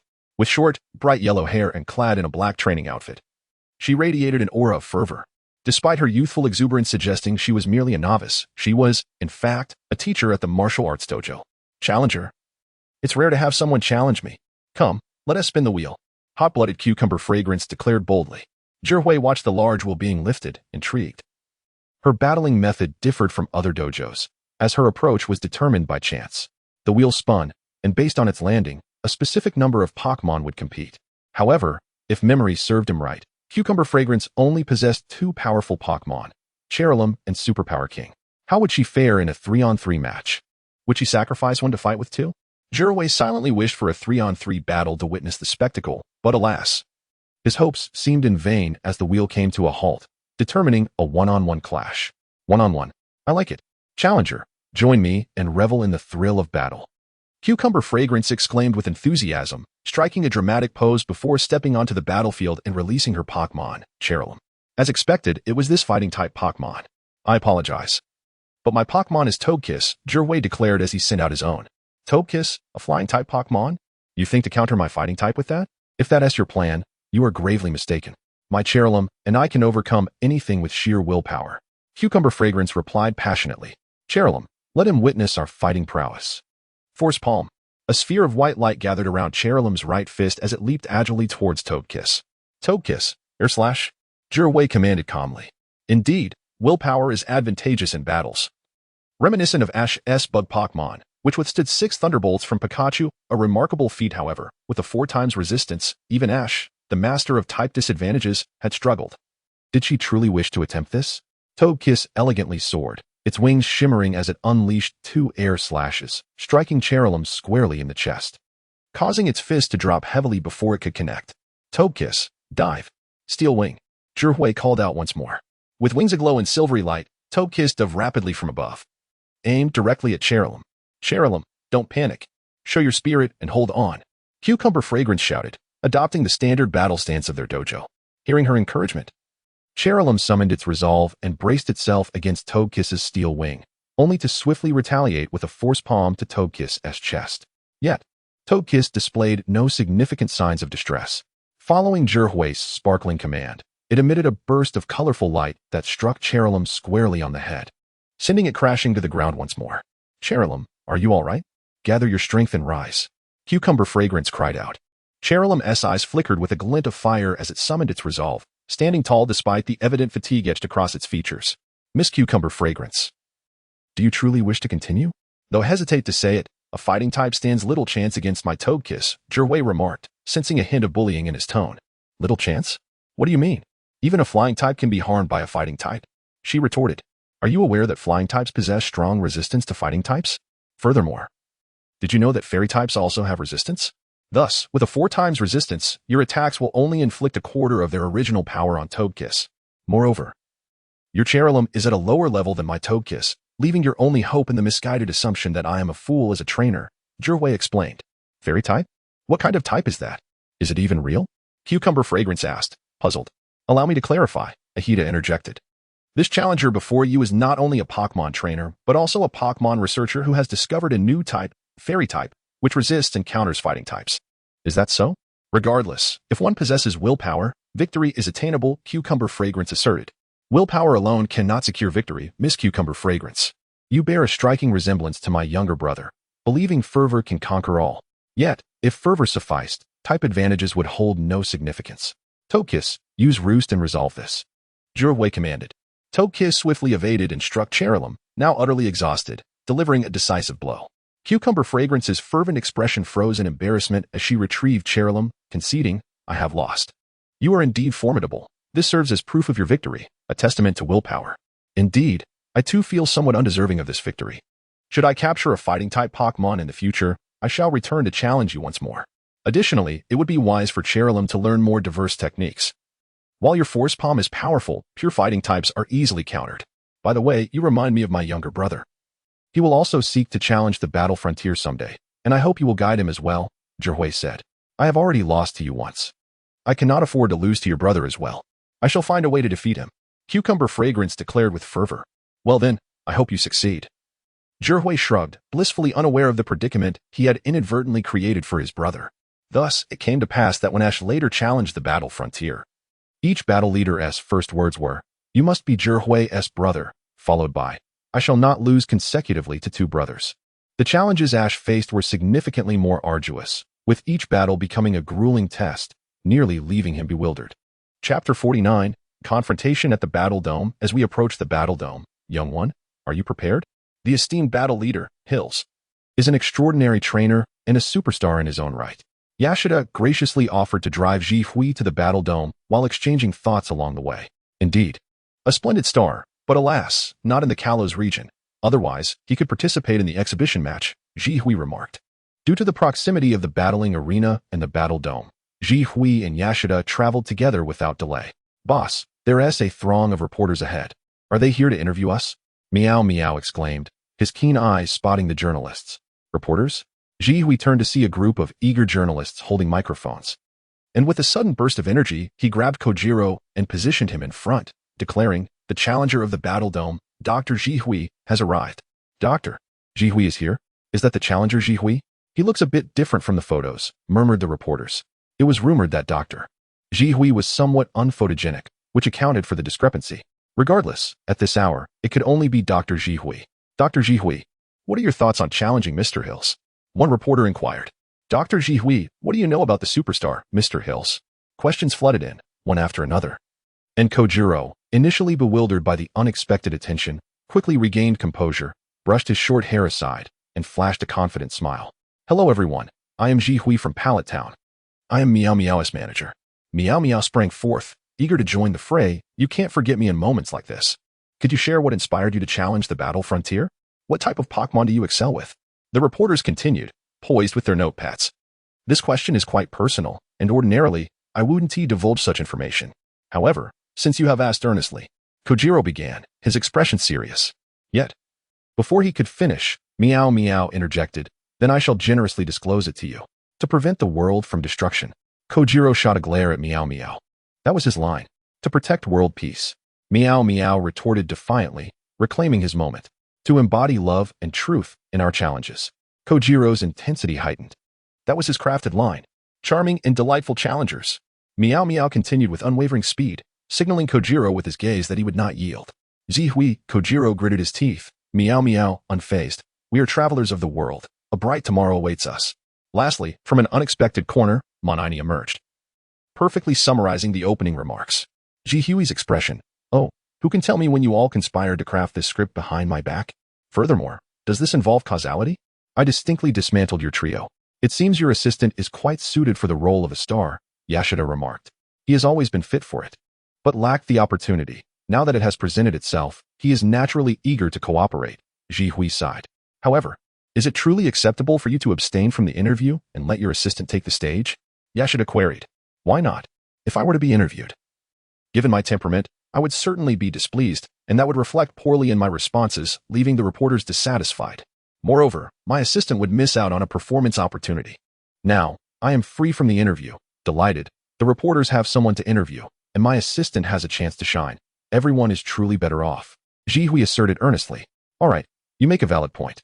You may let your assistant handle the interview, but you must personally face the challenge. Hills is a formidable opponent. Yashida insisted. An artist of ice and fire. Come to think of it, I have yet to utilize both at once. It's the perfect moment to try. Shall we head inside? Ji Hui proposed. Very well, Yashida replied with a smile, guiding Ji Hui into the arena while leaving Meow Meow and Kojiro to handle the reporters. Upon entering the Battle Dome, Ji Hui surveyed the arena, filled to capacity with spectators, and marveled at the scene. Those aware of the competition knew he was here to battle, but those unaware would certainly think a superstar was holding a concert. Suddenly, a massive screen illuminated, revealing a shadowy figure, as an impassioned voice boomed. At last, the man has arrived. This man, at the tender age of 13, earned his doctorate in the league, discovering the new fairy type. Departing from Pallet Town, brimming with passion and wisdom, he stirred a whirlwind in the battle frontier. A challenger of unwavering will. His name is Ji Hui. With all eyes upon him, Ji Hui made a grand entrance, and the audience erupted into applause, the atmosphere reaching a fever pitch. Yet, in the face of the crowd's fervor, Ji Hui merely waved, acknowledging their presence. If they were truly cheering for him, it would bring him joy. However, in reality, they were merely anticipating the arrival of Hills, relegating him to the role of a mere supporting character. As expected, the screen that had showcased his video swiftly transitioned. Pokémon battles are like the fleeting beauty of cherry blossoms. O audience gathered in this grand arena. Indulge in the splendid moves and exquisite tactics, for the superstar of the dome, Hills, has arrived. As the announcement concluded, a flamboyantly dressed middle-aged man descended from the sky, making a dramatic entrance and addressing the audience. Welcome, lovely spectators, to the Battle Dome. Ji Hui observed Hill's flamboyant descent, recalling a famous saying by Hong Shixian, truly, with so many gym leaders, the oddities abound. Yet, while Ji Hui felt disdain, the surrounding audience erupted in ecstatic screams, their applause thundering far beyond the welcome Ji Hui had received. Covering his ears, Ji Hui thought to himself, he truly couldn't comprehend the aesthetics of this world. Although Hills was a decent individual, his appearance and sense of style left Ji Hui at a loss for words. Unaware of Ji Hui's sentiments, Hills stood before him, exclaiming, Ji Hui, I look forward to your performance today, one worthy of the symbol of battle. Certainly. I also wish to experience the artistry of your ice and fire tactics, Ji Hui replied. It seems the doctor has done his homework on me. However, what I practice is not merely tactics but art. Allow me to present my Pokémon, the fiery Boltund, and the mighty Swampert, ruler of water and earth, Hills announced. Fiery Boltund and ruler of water and earth. Such grand names are indeed befitting of a superstar. I shall send forth my childhood companions, Snorlax and Sylveon, Ji Hui declared as he simultaneously tossed out 2 Pokeballs. 2 beams of red light materialized, revealing a large and a small Pokémon before the audience. The multitude of gazes converged, as Snorlax languidly yawned, seemingly indifferent to the attention. Meanwhile, the fairy-like Pokémon appeared somewhat timid, awkwardly hiding behind Snorlax. Your Pokémon seems a tad shy, remarked Hills. Indeed, this is her first encounter with such a grand spectacle, which is why I sought to bolster her confidence, replied Zhihui. Very well, as the challenger, you may initiate the attack, Hills stated, embodying the benevolence and grace expected of a battle leader towards challengers. Chapter 50. The victory of tactics. Then I shall not hold back any longer. Snorlax, unleash Ice Beam upon Swampert. With courtesy, Hills did not hesitate, and Ji Hui promptly issued the attack command. Snorlax let out a mighty roar, releasing a torrent of icy blue light that shot straight towards Swampert. Arcanine, use Flamethrower. Arcanine leapt forward, a powerful jet of flame erupting from its mouth, effectively blocking Snorlax's Ice Beam. The fairy Pokémon seized the opportunity, casting a dazzling spell. Unfazed by the thwarted attack, Ji Hui maintained his composure and continued to issue commands. If even such a level of attack could not be countered, Hills would hardly be worthy of his title as the battle leader. Upon receiving the command, the fairy Pokémon immediately set aside its bashfulness and devoted itself wholeheartedly to battle, radiating a brilliant spectrum of colors towards Arcanine. Swampert, defend, Hills commanded simultaneously. While he had a penchant for the flamboyant, he also viewed artistry as a form of combat. Swampert leapt once more, enveloped by a faint yellow shield that absorbed both Snorlax's and the fairy Pokémon's attacks. Arcanine's offense and Swampert's defense were in perfect harmony. It was no wonder Hills was the battle leader. Yet, as an artist, shouldn't you display a greater sense of artistry? Let me witness a more exquisite performance, Ji Hui suggested with a nod. A challenger's request should never be denied. Arcanine, quick attack, Hills replied. Arcanine dashed swiftly, transforming into a streak of lightning, and in an instant, collided with the unsuspecting fairy Pokémon. Ji Hui's expression shifted, indeed, with a base stat total of 555. And regarded as a legendary Pokémon in the Pokédex, Arcanine's quick attack was swift beyond the fairy Pokémon's capacity to evade. However, this was not necessarily a disadvantage. Observing the distance between Arcanine and Swampert, a glimmer of insight flashed in Ji Hui's eyes. Snorlax, use Body Slam on Arcanine. With a gleam of white light emanating from its right arm, Snorlax launched a fierce attack. Swampert, counter with Dynamic Punch. In a movement reminiscent of teleportation, Swampert appeared before Arcanine, intercepting Snorlax's formidable blow with a powerful punch, the 2 beams of light colliding. Snorlax narrowed its eyes, releasing a fiery glow, and then delivered a decisive punch that sent Swampert staggering, positioning itself between Swampert and Arcanine, unleashing a barrage of strikes upon Swampert. Meanwhile, the fairy Pokémon sprang into action, casting its dazzling spell towards Arcanine. In an instant, the tides of offense and defense shifted, as Ji Hui's Pokémon separated Hills' Pokémon, disrupting their synergy. Truly impressive for a scholar. You recognize that the synergy between these 2 Pokémon cannot rival that of Arcanine and Swampert, transforming a doubles battle into a singles match, Hills praised. No, I believe my prowess in doubles is not to be underestimated. However, resolving matters swiftly is my preference, Ji Hui replied confidently, addressing Snorlax, defeat this Swampert, and I shall treat you to the finest energy cubes, and grant you a month of rest without battles. Upon hearing of the delectable rewards and the promise of a respite from fighting, Snorlax let out an exuberant roar and proceeded to unleash a flurry of punches upon Swampert, embodying the spirit of a glutton. Your strength is indeed formidable, yet defeating me in such a manner is impossible. Allow me to showcase my most cherished performance art. Hills declared, excitement and determination gleaming in his eyes. Arcanine, use overheat. A plume of smoke erupted from Arcanine, followed by 5 radiant pillars of orange flame shooting forth in various directions. The fairy Pokémon flinched, instinctively dodging aside. What a spectacular display! I have never witnessed overheat executed in such a manner. Isn't it typically unleashed from the mouth? Kojiro marveled, contemplating how remarkable it would be if his own Houndour could perform similarly. This is merely the beginning. Witness further, for Hills embodies the essence of tactical mastery, and his strategies are exceedingly formidable, Ayashida asserted confidently. Swampert, use Water Pulse. As if to validate Ayashida's words, Hills issued another command, and Swampert expelled a Water Pulse, gathering moisture from the arena that spiraled into a swirling vortex, ensnaring both Snorlax and the fairy Pokémon. Despite Arcanine's overheat, the two attacks did not negate each other, but rather intertwined perfectly, resembling a water and fire tornado that assailed both Snorlax and the fairy Pokémon. Jihui, do you comprehend? This is my favorite form of artistry, the fusion of water and fire, Hills proclaimed with pride. Indeed, it was both magnificent and practical. This was the hallmark of Mr. Hills. Yet, Mr. Hills, are you aware? While I have faith in the capabilities of Pokémon, I also cherish data. Thus, prior to each battle, I meticulously gather information. Your affinity for the properties of water and fire is well known to me, so you need not worry. Employing them signifies your impending defeat. Seeing his 2 Pokémon ensnared, Jihui remained unfazed, instead wearing a confident smile. Defeat?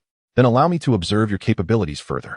Swampert, use Water Pulse. Arcanine, execute Overheat. Hills commanded. Fairy Pokémon, summon Sunny Day. Jihui replied calmly. The fairy Pokémon perched atop Snorlax, gripping its ears with its tiny claws for stability, emitted a radiant glow that intensified the light of the sky, subsequently amplifying the power of Arcanine's overheat, which obliterated Swampert's Water Pulse. While the fusion of water and fire was indeed aesthetically pleasing and functional, such complexity requires careful consideration, particularly regarding the balance of ultimate move potency. Sunny Day enhances the power of fire-type moves, thus rendering the fusion impossible, Jihui explained. Impressive to devise such a countermeasure. Yet, even so, the battle is far from over. The wonders of doubles battles extend beyond this, Hills remarked. No, once Sunny Day is invoked, the battle has effectively concluded. Mr. Hills, have you forgotten the secondary effect of Sunny Day? Snorlax, unleash Solar Flare, Jihui declared. Snorlax opened its mouth wide, concentrating a brilliant light source that erupted instantaneously, striking Swampert with pinpoint accuracy. In an instant, Swampert collapsed, rendered dazed. Sunny Day, in its second effect, accelerates the gathering speed of Solar Flare, eliminating the need for a turn of buildup, allowing for immediate release. Remarkable. I have never witnessed anyone dismantle Hill's water-fire fusion technique in such a manner. Truly, a scholar specializing in data possesses unparalleled tactical acumen, Ayashida remarked. Indeed, my esteemed employer. And with Solar Flare's quadruple effectiveness against Swampert, victory is assured, Meow exclaimed excitedly. Exactly. Swampert possesses dual water and ground types, while it can resist electric-type moves. This results in a quadruple weakness against grass-type techniques. Even Leaf Blade could potentially incapacitate it, let alone the grass-type ultimate move, Solar Flare, Ayashida elaborated.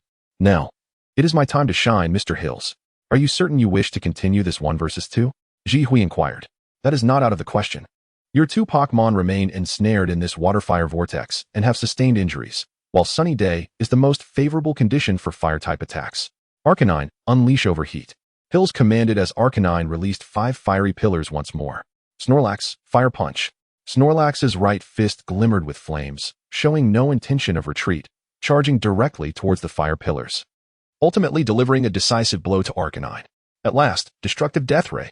The Snorlax's half-closed eyes radiated an intense battle spirit, and then a beam of light erupted from its mouth, resembling a cataclysmic event as it unleashed a striking yellow beam that struck the Arcanine, resulting in an instant defeat. My Snorlax, having indulged in a plethora of food since childhood, has developed extraordinary defensive capabilities. I can proudly assert that among all the Pokémon I have encountered, including the champions, he stands unrivaled in terms of defense. Additionally, he possesses the thick fat ability, which halves the damage from fire attacks. Jihui remarked, a flawless strategy. I concede my defeat with admiration. Young one, I look forward to your future endeavors. Hills recalled his 2 Pokémon, descended from the stage, and presented a token of strategy to Jihui. Thank you, Jihui replied, accepting the token, as the fairy Pokémon and Snorlax both beamed with joy. Chapter 51. The King of Carp Competition. You're collecting the symbols at an impressive speed, boss. At this rate, we will soon gather all 7 symbols for the battle expansion zone, Meow Meow remarked. Indeed, boss is truly formidable, Kojiro praised while tending to the fire. Have you both taken leave of your senses? Your flattery is as sweet as honey. What do you want? A raise is out of the question, Jihui retorted. Boss, you misunderstand us. Are we the kind of people who would do that? Meow Meow feigned a look of great grievance. Humph, Jihui replied with a cold demeanor. Flattery without cause is suspicious. Boss, considering how arduous our journey has been, now that we are nearing the city, shouldn't we swing by Rainbow City to buy some perfume? Meow Meow suggested. Buy perfume? What does a Pokémon need with perfume? Are you trying to impress some lady? Jihui shot back, flicking Meow Meow's head. Of course. You once told me to earn money to woo Madonna, so now I must buy some perfume to gift to her, Meow Meow declared. And then you'll be spraying the perfume I gave you while living with that cat. Huh? Jihui quipped. That cat named Madonna is probably a stray Pokémon by now, mingling with the likes of you. Impossible. Meow Meow's eyes widened fiercely. All right. Let's not dwell on impossibilities, Jihui conceded. There's a town called Zealine ahead. We'll stop there for a break and then head to Rainbow City tomorrow to get you your perfume. Thank you, boss. Meow Meow exclaimed excitedly. Jihui wore a look of resignation, noticing Kojiro's equally enthusiastic demeanor. What has got you so worked up? He inquired. Is Meow Meow buying perfume to charm his girlfriend? You're not still hoping to pursue Rumiko, are you? Who said that? I'm just looking for a men's fragrance to enhance my appeal, Kojiro retorted. Without even a partner. You spend your days only with me and Meow Meow. Who are you trying to impress with that perfume? Jihui scoffed. Using perfume is about self-improvement. Your thinking is narrow-minded. Kojiro replied disdainfully. Jihui simply replied, choosing to ignore the rest and focus on preparing food for everyone. After some lighthearted banter, the trio resumed their journey towards Rainbow City.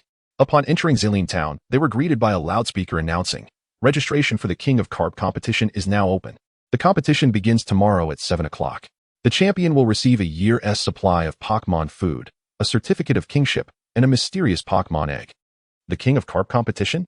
Jihui raised an eyebrow. A contest to test the prowess of the King of Carp? Yes, it's a competition for the King of Carp. Our King of Carp is undoubtedly the best in the world. We should enter. The certificate of kingship and a year's worth of Pokémon food are enticing. And who knows, we might even hatch a Snorlax. Meow Meow exclaimed. The King of Carp competition sounds worthwhile, Jihui agreed. While the Pokémon food may not be exceptional, a Snorlax is always welcome. And as for the certificate of kingship, it could prove useful in capturing a Drowsy in the future. The Pokémon egg is a bonus. He nodded. Such enticing rewards were certainly worth pursuing. With his King of Carp, as long as the competition's events were reasonable, whether it involved swimming speed, battle prowess, or jumping ability, it would surely triumph overall. If it came down to battle skills, Jihui could confidently declare, I'm not targeting anyone. I just want to say that everyone here is trash. Bring it on. The three made their way to the registration area, which was bustling with energy. Flanked by personnel distributing event brochures, Jihui casually picked one up while waiting in line and perused the details. He discovered that the competition had a strict protocol. First, all King of Carps would undergo physical examinations with rigorous requirements. Any weighing less than 12 kilograms would be disqualified. It was notable that King of Carps typically weighed around 10 kilograms, and trainers rarely specialized in training them to exceed that weight. It was fortunate that the rewards were so alluring. Otherwise, Jihui suspected that few would be here. Next contestant. Please summon your King of Carp and place it on the scale, the official requested monotonously. Jihui glanced at the scale, raising an eyebrow. Could we possibly use a different scale? I wouldn't want my King of Carp to damage yours. I can't be held liable. Sir, you jest. Our scales are guaranteed to be of high quality. Even an adult standing on one poses no risk. The official maintained a professional smile. Are you sure? Jihui quietly released his King of Carp, which leaped onto the scale with a thud, rendering the device utterly useless. The official's stoic expression froze as he stared in disbelief. What am I witnessing? Is there truly a King of Carp of such size? Is it truly a King of Carp and not a Wylord in disguise? The official retrieved a specialized flashlight from his pocket, shining it on the King of Carp, which remained undisturbed, casually blowing bubbles. Jihui glanced at the official, surprised. The flashlight was no ordinary device but the latest innovation from the Xylov Corporation, capable of instantly assessing a Pokémon's condition. It was a privilege reserved for those with connections, as wealth alone could not procure it. However, considering that a group of individuals had organized a competition for King of Carp, it was likely a pastime for the affluent, which made it all the more understandable. Sir, your King of Carp is exceptionally impressive. We have decided to grant you the status of a seated contestant. Here is a hotel voucher for complimentary youth accommodation, the official said with a smile, handing Zhihui a hospitality ticket. Thank you very much, Zhihui replied with a smile, accepting the voucher and preparing to reunite with Kojiro and Meow Meow. Sir, may we keep this King of Carp with us? We intend to gather all the King of Carps to prevent contestants from administering any substances today, the official requested. Apologies, but that's not possible. My King of Carp cannot be separated from me, and I am not comfortable leaving my Pokémon with others. It could lead to them bullying other Pokémon, which is unacceptable, Zhihui firmly declined. Although the official made a valid point, he understood the risks of relinquishing his Pokémon to anyone other than the Pokémon Center. In that case, sir, please rise early tomorrow to accompany us for the examinations. We assure you that you will be present at all times, the official stated. That will be no problem, Zhihui responded amicably as he bid farewell. The official continued with the health check and weight assessment of the King of Carp. Seemingly unfazed by the earlier incident, none of the contestants noticed as he covertly communicated via phone, while the blonde-haired receptionist at the registration desk adjusted her earpiece, revealing a mysterious smile. The Plan had officially commenced. Chapter 52. The Plan excitement rippled through the town as the highly anticipated King Carp competition was finally about to commence. This time, the participants would showcase their King Carp swimming around the picturesque Xilin River that meanders through Xilin Town. We had meticulously prepared a series of thrilling challenges along the river, designed to test the extraordinary abilities of the King Carps.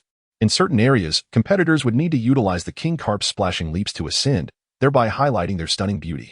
High-altitude cameras were strategically positioned to capture the event, while contestants and their partners could board our organizers' airships to witness the competition from above, ensuring that they could witness their King Carps in action.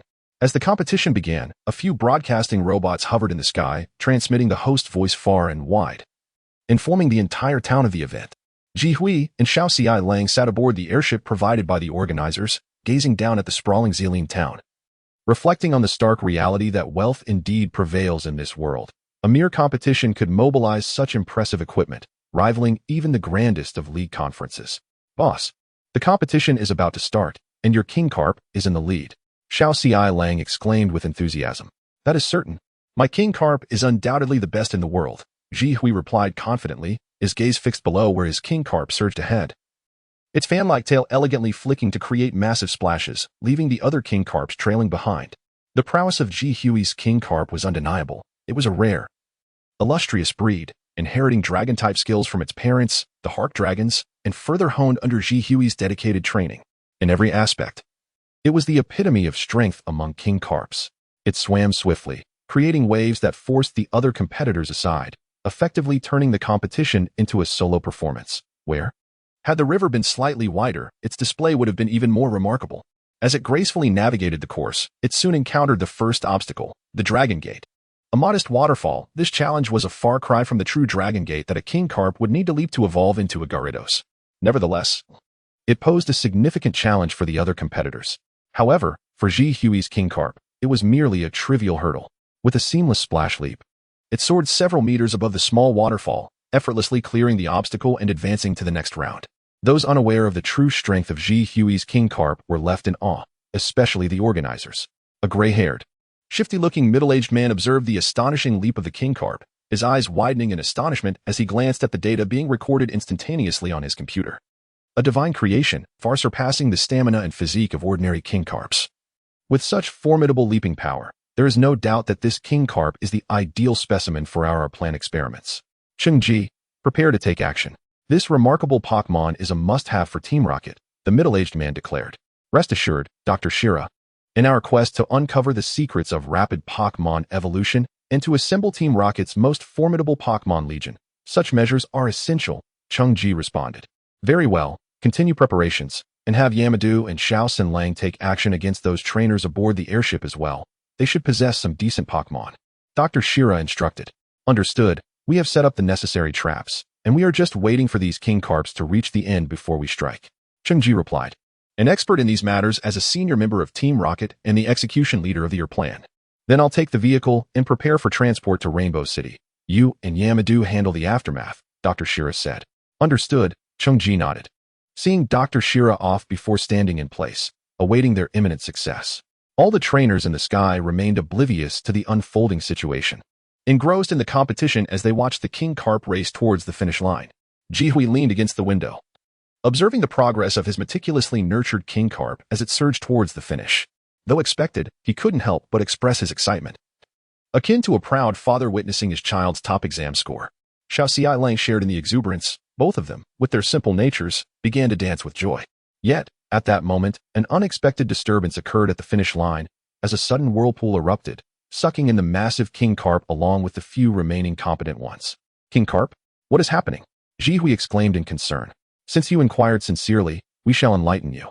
In order to prevent the destruction of Earth and to uphold peace, we, the charming yet mischievous villains, Yamadou and Xiao Sanlang of Team Rocket, are traversing the universe. A marvelous pink and peach hue tomorrow awaits us. The jarring and discordant voices of the two receptionists rang out as they discarded their usual disguises and spoke with flamboyant bravado. Yamadou, Xiao Sanlang. Ji Hui's expression darkened.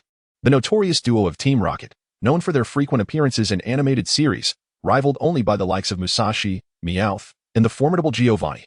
They had a reputation for being far more competent than Musashi's trio, having garnered Giovanni's favor to the extent that even incarceration would not prevent him from bailing them out. Jihui had not anticipated encountering them during his travels. Indeed, it is us. We have taken possession of your King Carp, which shall serve as a test subject for your plan. You should feel honored, but you must also surrender all your Pokémon to us, Yamadou declared. Our plan. Ji Hui's expression darkened further. He was well aware of this plan, as it involved the rarest and most powerful red Gyarados among the few shiny Pokémon depicted in the series.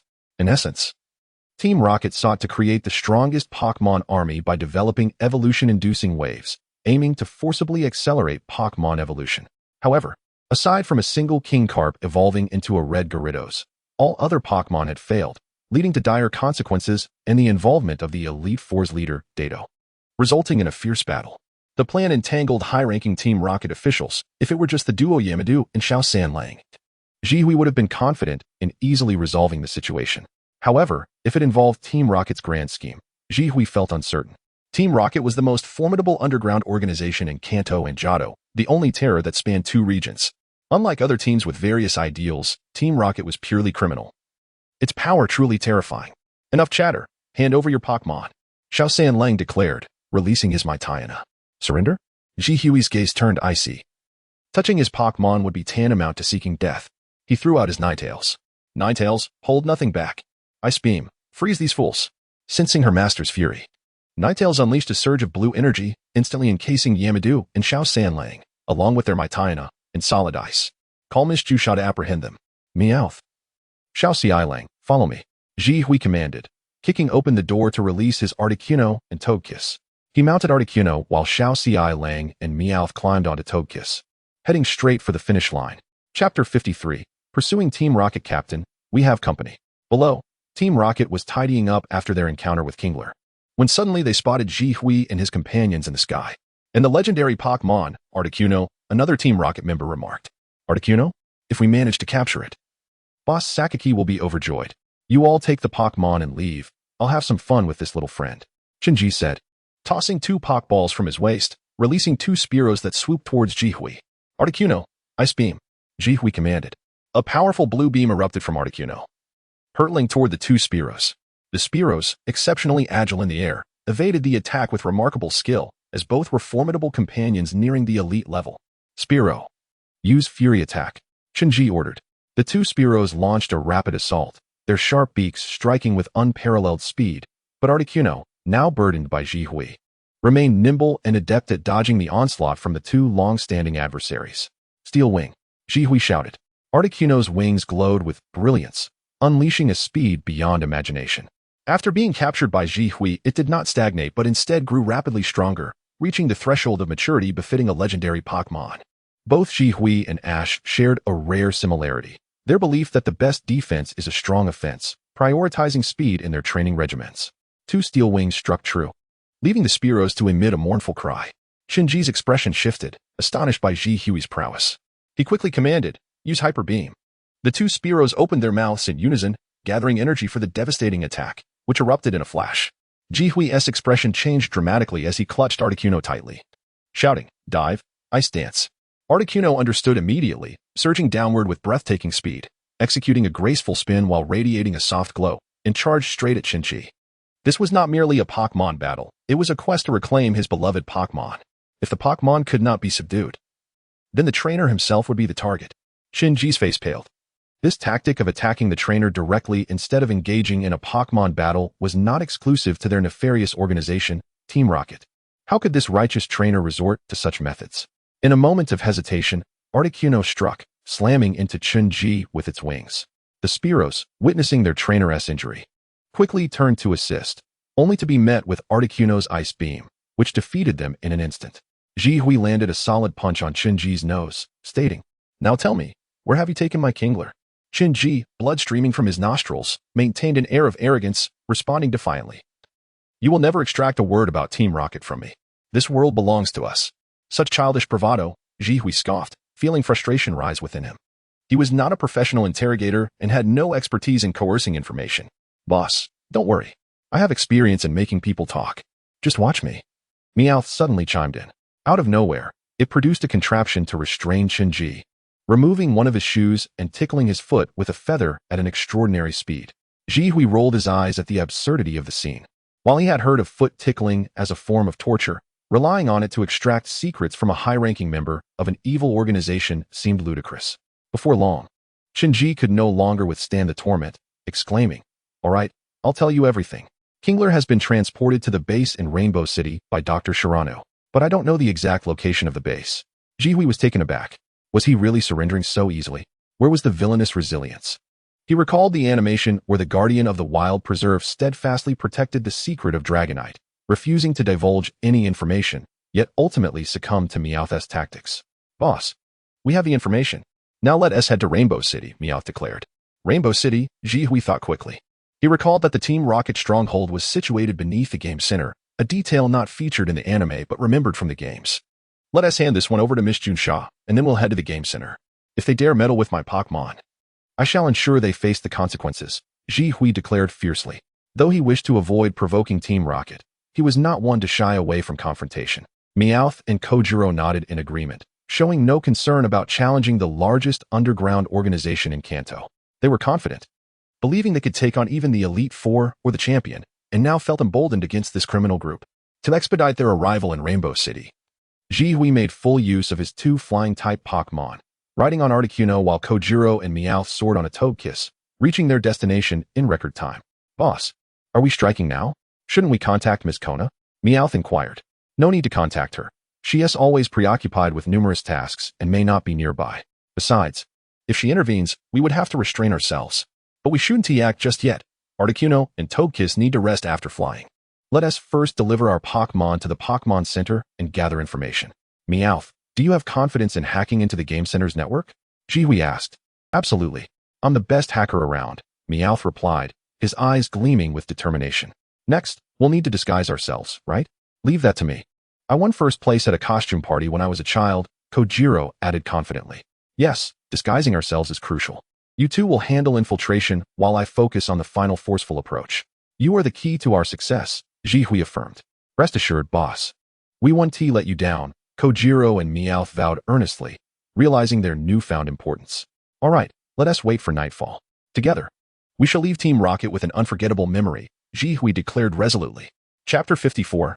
Infiltrating the base. "Boss, I told you so. This third-rate base is remarkably easy to infiltrate," Meowth boasted proudly to Jihui, standing beneath the Rocket team's base in Game City. "Be careful. Infiltrating is merely the first step. The crucial part is locating Magikarp without being discovered by the Rocket team," Jihui cautioned. He was not at all surprised by their ease of entry. After all, a glance at the animated series would reveal that no matter how mysterious the location or how stringent the guards, if Meowth and Kojiro aimed to enter, they would find a way. However, gaining entry did not equate to safety. These individuals often found themselves inside, only to stir up trouble and ultimately escape through tunnels. "Don't worry, boss. My disguise skills are unparalleled. No one will notice us," Kojiro proudly declared. "Don't be overconfident," Jihui replied cautiously. as he stealthily navigated the base with the two companions. "Hey, who are you?" Suddenly, a voice called out from ahead. Kojiro saluted, responding, "Hi, nice to meet you, sir." "Sir? Which department are you from?" the man inquired. "Dr. Shiranui wants us to hurry and deliver these items. The research is about to commence. We'll start with those Pokémon that have trainers, and then move on to the wild ones." "Dr. Shiranui?" Jihui raised an eyebrow, quickly asserting, "We are under Captain Shinji's command." "Ah, members of Captain Shinji. Then hurry along. Dr. Shiranui's research is at a critical juncture," the man replied. Jihui nodded and promptly followed the man, along with Kojiro and Meowth. As they progressed, they observed various captured Pokémon: Rattata, Oddish, Picker, Nidoran. All were unevolved Pokémon, each confined in cages, displaying expressions of pain. Jihui frowned inwardly. This underground organization, the Rocket Team, truly deserved to be dismantled. Yet, despite his anger, he maintained his composure. The Rocket Team had existed for so long for a reason. Their internal strength and connections with the League's upper echelons could not simply be eradicated through sheer passion. However, encountering them warranted a confrontation. Of course, before that, he needed to locate his Magikarp. Following the unnamed Rocket Team member, Jihui made his way to a secure chamber, where he was astounded by the array of professional Pokémon gadgets. He mused that while the Rocket Team operated underground, their technological prowess was undoubtedly among the world's finest. Eventually, Jihui arrived at the highest authority of the plan, Dr. Shiranui, who was currently in discussion with a bald middle-aged man. "Dr. Nanbua, with this new Magikarp, our plan is bound for success. Soon, we shall possess an army of fully evolved Pokémon, rendering the Rocket Team invincible," Dr. Shiranui proclaimed. "This is just a small part. The main objective is to research this further, enhancing the true Pokémon of our Rocket Team. I've heard that this captured Magikarp can even use Dragon Tail, right? If we can collect the appropriate genes, it may become even stronger," Dr. Nanbua added. "Indeed. The culmination of our Rocket Team's intelligence, the world's strongest Pokémon, is the core of our mission." Dr. Shiranui nodded. "Doctor, we have brought the items you requested," the Rocket Team member announced. "Finally, it has arrived. Now, it's time to commence the experimental research," Dr. Shiranui declared, pressing a button on the console. Before them, a vast water tank appeared, revealing countless water-type Pokémon: Tentacle, Squirtle, Horsia, Magikarp, Goldeen, Seal. Jihui's enormous Magikarp was among them, struggling desperately against its confinement, its tail shimmering with energy. However, no matter how fiercely it fought, it could not break free from its prison. Jihui's gaze sharpened. He had finally located his Magikarp. With this, he felt emboldened. After all, they were surrounded by researchers, and none of the Rocket Team's top brass were present, leaving him with little to fear. "Release all at once. Articuno, Togekiss, Snorlax, Sylveon, Ninetales," he commanded decisively. The 5 Pokémon responded simultaneously, channeling their strongest powers to unleash attacks in all directions. Articuno and Ninetales unleashed a freezing beam that encased everything in ice, while Snorlax, Sylveon, and Togekiss executed a destructive beam that obliterated the surrounding machinery. Caught off guard, Dr. Shiranui and Dr. Nanbua were hit by the intense onslaught, crashing against the wall. "What is happening? Who are you?" Dr. Shiranui demanded. "How ridiculous. You stole my Magikarp. And now you question my identity?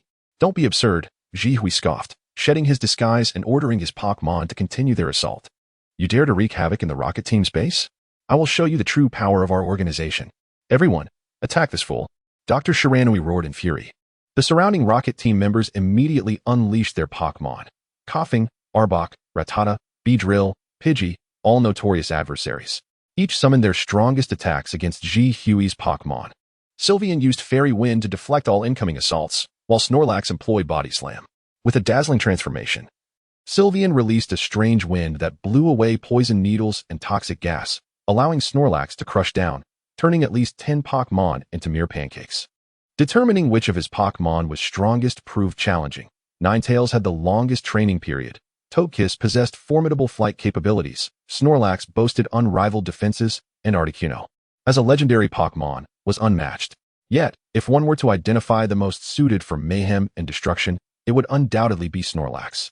Its immense size and astonishing strength resulted in unparalleled destructive power. With a single Body Slam, it cleared out more than half of the lesser Pokémon. "Who are you? How can you be so powerful?" Dr. Shiranui demanded, recognizing that such attack capabilities were of a champion-level existence. "That, you need not know. In any case, you will spend the rest of your life in prison. I will ensure that no one from the Rocket Team can bribe you out," Jihui replied coldly, directing his gaze at Togekiss. "Togekiss, Use Air Slash to shatter the water tank and free Magikarp. Togekiss chirped joyfully, flapping its wings to summon invisible blades of air that slice downwards to break the tank and liberate Magikarp. However, a pale blue orb of light suddenly emerged from nowhere, striking Togekiss fiercely. It cried out in agony, collapsing beside Ji Hui, a look of excruciating pain etched on its face. Ji Hui was taken aback. A single blow had rendered Togekiss nearly incapacitated. This level of power was unprecedented, even surpassing that of Lance's Dragonite. Where did the Rocket team acquire such a formidable Pokémon? Ji Hui turned sharply, nearly losing his heart in shock. There stood Dr. Nanbua, now accompanied by a peculiar Pokémon clad in armor. Damn it, this creature shouldn't be here at the Tokiwa Gym or the Rocket Team's headquarters. How did it arrive in Rainbow City? Chapter 55. The Terror of Telekinesis. Young man, I have discerned your identity. You are the youngest doctor in the Alliance. Are you not? I never anticipated that you would also be a formidable Pokémon trainer. Nevertheless, your audacity to approach our Rocket Team's base alone marks the commencement of your demise. For no Pokémon can rival this one. He is the strongest Pokémon in the world, Dr. Nanbua proclaimed with an air of pride as he regarded Zhiwei. Zhiwei's expression darkened, internally cursing the man.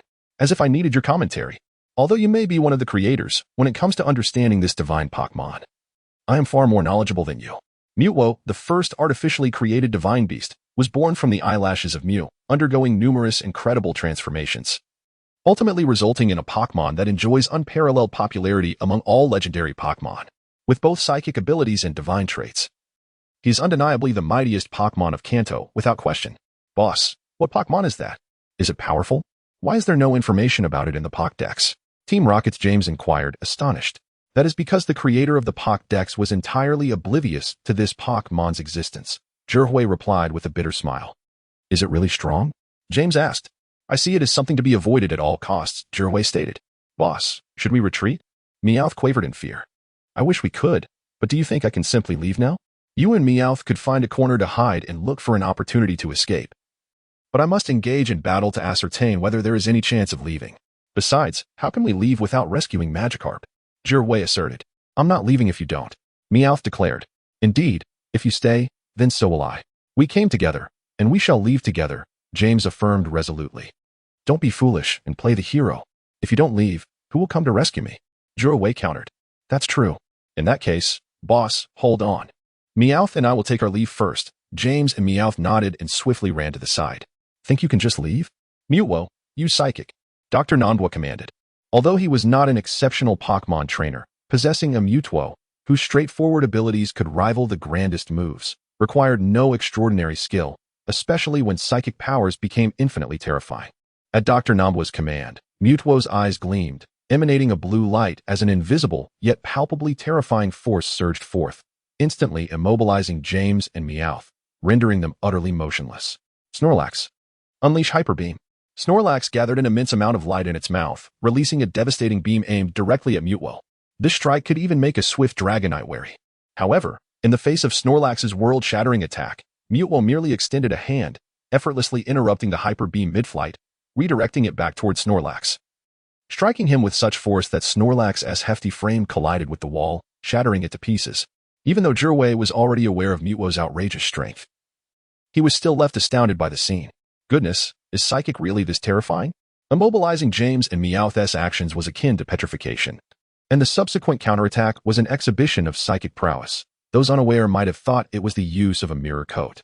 Articuno, use mist to obscure their vision, Zhihui shouted. Articuno immediately exhaled a thick mist, enveloping the surroundings in a dense shroud. Yet, Mutwo merely raised an arm and, with a wave of Psychic, dispersed the mist effortlessly. Zhihui stood there, feeling utterly powerless and despondent.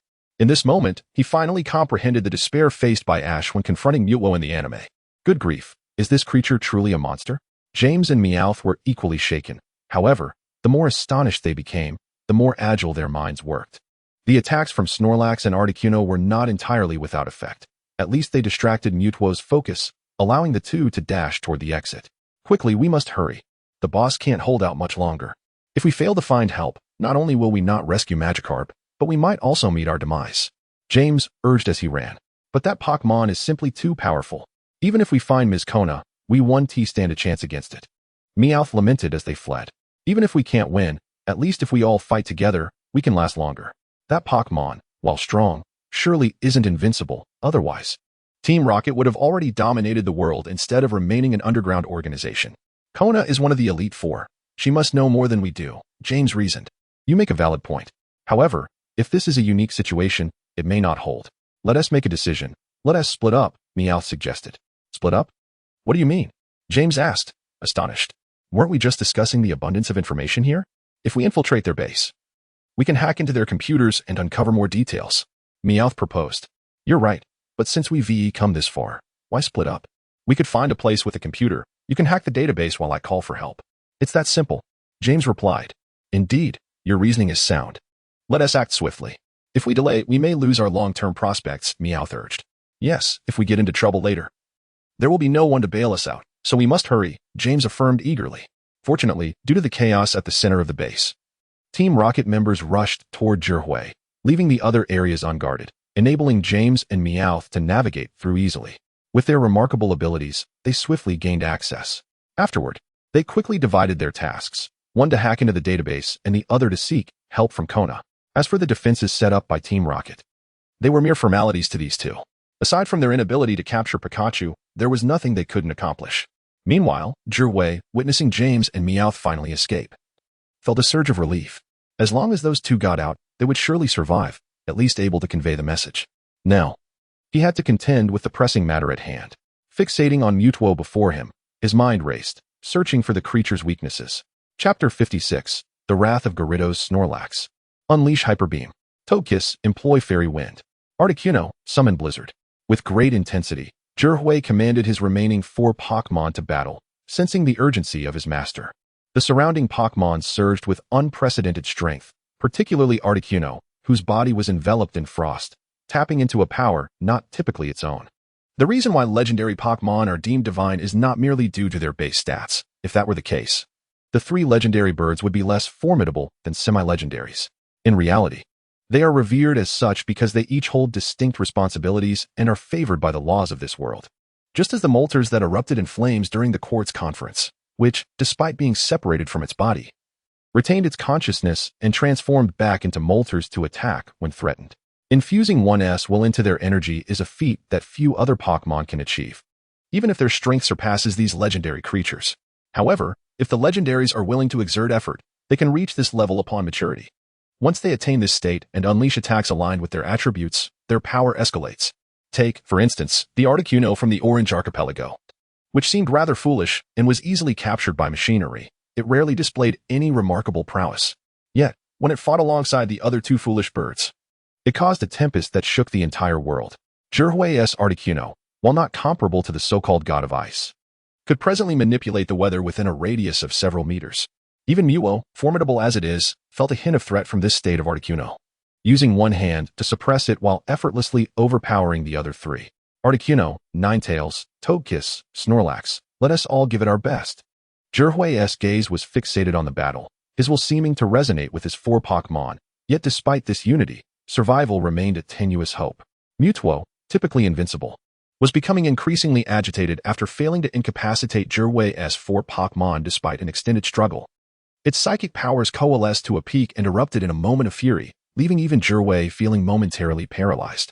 A wave of energy manifested in Mewtwo's hand, first launching an attack on Articuno before targeting Ninetales, Togekiss, and Snorlax in succession. Ultimately, all 4 Pokémon, alongside Zhihui, were sent crashing against the wall, rendered incapable of continuing the fight. To have pushed Mewtwo to such a brink showcased immense strength, particularly from the legendary Articuno, which was truly remarkable. Though the experiment base was destroyed, acquiring this Articuno had proven exceptionally worthwhile, as Dr. Nambwa smugly acknowledged. Suddenly, a series of rapid thuds caught Dr. Nambwa's attention, and with curiosity, he turned to see Magikarp crashing against the crystal barrier. He scoffed, "Don't get any ideas. This crystal is the pinnacle of our Team Rocket's technology. Even a Pokémon of champion caliber would need time to breach it, let alone you." The weakest Pokémon, Magikarp, who hasn't even evolved. The massive Magikarp's eyes widened with fury, especially as it gazed upon its fallen trainer and comrades. Fueled by rage, it persisted in its futile attempts to break through the crystal barrier. "What an annoyance," Dr. Nambwa muttered, pressing a button that sent a powerful electric current coursing through the crystal, delivering a violent shock to Magikarp, which immediately contorted in pain. Useless is still useless. even if mutated. Wait until the evolution wave completes, and you transform into Gyarados. You will become the ultimate tool for Team Rocket's conquest of the world, Dr. Nonbwa declared. Despite enduring excruciating pain, Magikarp lifted its head, rare ferocity gleaming in its eyes. Defying the immense electric current, it relentlessly rammed against the cage. Suddenly, a peculiar white light enveloped it. Has it evolved? Damn it, who allowed you to evolve at this moment? Dr. Nonbwa scolded, furrowing his brow. The evolution wave required an unevolved Pokémon, not an evolved Gyarados. It has finally evolved, Zhihui gasped, astonished. He had captured Magikarp 4.5 years ago, and despite having provided the best care, he never expected it would evolve at this very moment. With a blinding flash, the massive Magikarp vanished, replaced by a Gyarados 10 times the size of a typical one, exuding an aura of ferocity. Gyarados unleashed a torrent of golden light, a hyper beam powerful enough to shatter the crystal cage, hurtling towards Mutwo. Taken by surprise, Mutwo quickly formed a formidable barrier with its psychic abilities. But the attack still struck true, causing it to stagger. Gyarados, in a fit of rage, broke free from its confinement, glaring furiously at Dr. Nonbwa, readying a colossal hydro pump. Damn it, a mere fish transforms into Gyarados and thinks it can turn the tide? Mutwo, show it what you're made of, Dr. Nonbwa ordered. However, this time, Mutwo hesitated, unlike before. After being struck by hydro pump and sent flying, it only retaliated after Gyarados attacked again. Zhihui, witnessing this turn of events, realized he had discovered a subtle weakness in Mutwo. Mutwo was engineered by Team Rocket, yet it did not wish to be a mere tool, especially after developing human-like emotions, which ultimately led it to escape. Should Zhihui manage to damage the steel encasing Mutwo, it could break free from Team Rocket's grasp. Gyarados, cease your assault, and Mutwo, hold your fire for a moment. We can help you find freedom, to liberate you from your constraints. You are Mutwo, a Pokémon of liberty. Surely you desire freedom? Zhihui implored. Though Gyarados had evolved, it still retained memories of Zhihui and did not lose control, halting its attack. However, Mutwo ignored Zhihui's goodwill and unleashed a pulse bomb upon Gyarados, knocking it to the ground. Shortly thereafter, Gyarados rose again, its eyes brimming with malevolence. The confinement and subsequent assault had fully unleashed its wrath, rendering it unresponsive even to Zhihui's words, as it clashed head-on with Mutwo. Mutwo's telekinesis faltered under the sheer size of Gyarados, making it difficult to lift. Nevertheless, it managed to dominate Gyarados, though due to Gyarados' immense size, it was not defeated outright. Zhihui watched helplessly, knowing Mutwo's inherent coldness and its aversion to humans, while Gyarados' temperament had shifted post-evolution, becoming uncontrollable in its fury. Just as Zhihui felt an overwhelming sense of urgency without a viable solution, a voice crackled over the intercom. Boss, don't panic. We've already notified Miss Kana. Reinforcements are on their way. Chapter 57. The departure of Mutwo. Meow, are you still here? Zhihui inquired with curiosity. Not at all. Currently, Xiao Zilang and I are at the control center of this base. We have completely taken command here and are now observing all of your actions through surveillance cameras. Meow replied. You've seized control of the center? Zhihui gasped, realizing that the best decision he had ever made in his life was to recruit these two little companions. His expression then turned to one of joy. Can you control Mutwo? It was evident that Dr. Nonbwa was not Mutwo's trainer, but had merely utilized some mechanical means to control it. Thus, with Meow and the others now in control of the entire base, it stood to reason they should be able to manage Mutwo as well. Apologies, boss, but that's not feasible. The system lacks that program. It seems the direct control device is in Nonbwa's possession. Meow's voice carried an awkward tone. Then forget it. Just use the central system to call for help. You can leave now to avoid Mutwo's potential outburst, which could put you in harm's way, Zhihui said with resignation. However, boss, we can control the steel armor on Mutwo. According to our data, if we remove the armor, Mutwo will lose control and should no longer oppose you, Meow suggested. Is that an option? Then hurry, Zhihui exclaimed, elated by this unexpected turn of events. That's not permissible. You cannot proceed like this. The entire Team Rocket will not spare you. Dr. Sheila, injured and lying aside, shouted in an attempt to prevent Zhihui from taking actions detrimental to Team Rocket. Yet, would anyone heed her warning? Zhihui dismissed her with a disdainful glance and directed Snorlax. Give her a heavy blow. Snorlax, the creature responded. Though weary, it could perform the move effortlessly by simply lying down, so it posed no challenge. It promptly flattened Dr. Sheila into a mere silhouette. Zhihui scoffed, having always thought those who uttered such threats were foolish, as if refraining from his actions would spare him from Team Rocket's wrath. Moreover, failing to deal with Mutwo now would leave no future. A single powerful move from Mutwo could spell his end. In the control room, upon hearing Zhihui's command, Meow decisively pressed a button. Instantly, Mutwo, engaged in fierce combat, had its armor removed, revealing its true form. Mutwo paused in surprise before displaying an expression of sheer joy. Its psychic powers coalescing and then erupting in a massive, overwhelming display akin to a volcanic eruption or a sweeping tsunami, obliterating everything in its vicinity, including the game city below. Jihui recalled all his Pokémon except Snorlax, hiding behind it to escape unscathed. When he looked up, he was met with the sun. Astonished, reflecting on whether this was truly the might of a legendary Pokémon unleashed. Amazed by Mutwo's floating presence, Mutwo sensed Jihui's gaze, turned to him, and a voice echoed in his heart. "Thank you for granting me freedom." With that, Mutwo transformed into a streak of light and soared into the sky, vanishing from sight. Jihui scratched his head in resignation, realizing he lacked the protagonist's fate. Had he been blessed with such a halo, he might have captured Mutwo after this ordeal. Nevertheless, all was well that ended well.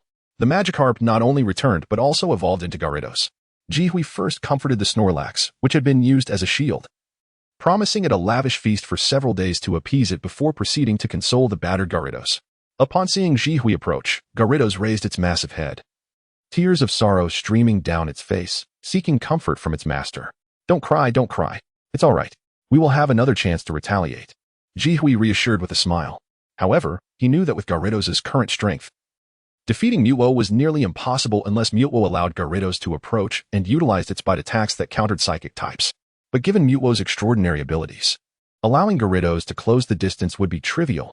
Teleportation was always an option. But for the sake of soothing Gyarados, he opted to comfort it first. After much coaxing, Gyarados finally gathered enough spirit to return to its Pokeball. Jihui stretched his body, preparing to summon Meow and Xiao Zilang to depart. Yet, just as he lifted his foot, a familiar voice rang out. "Brother, is that you down there?" Jihui looked up in astonishment to see the classic trio above him, along with an unexpected addition, Reiji. "What brings you here? How did you all end up together?" Jihui asked. "I came to challenge the Rainbow Gym. And as for why we're together, it's because I encountered Brother Reiji in Golden City," Ash explained. "Encountered in Golden City?"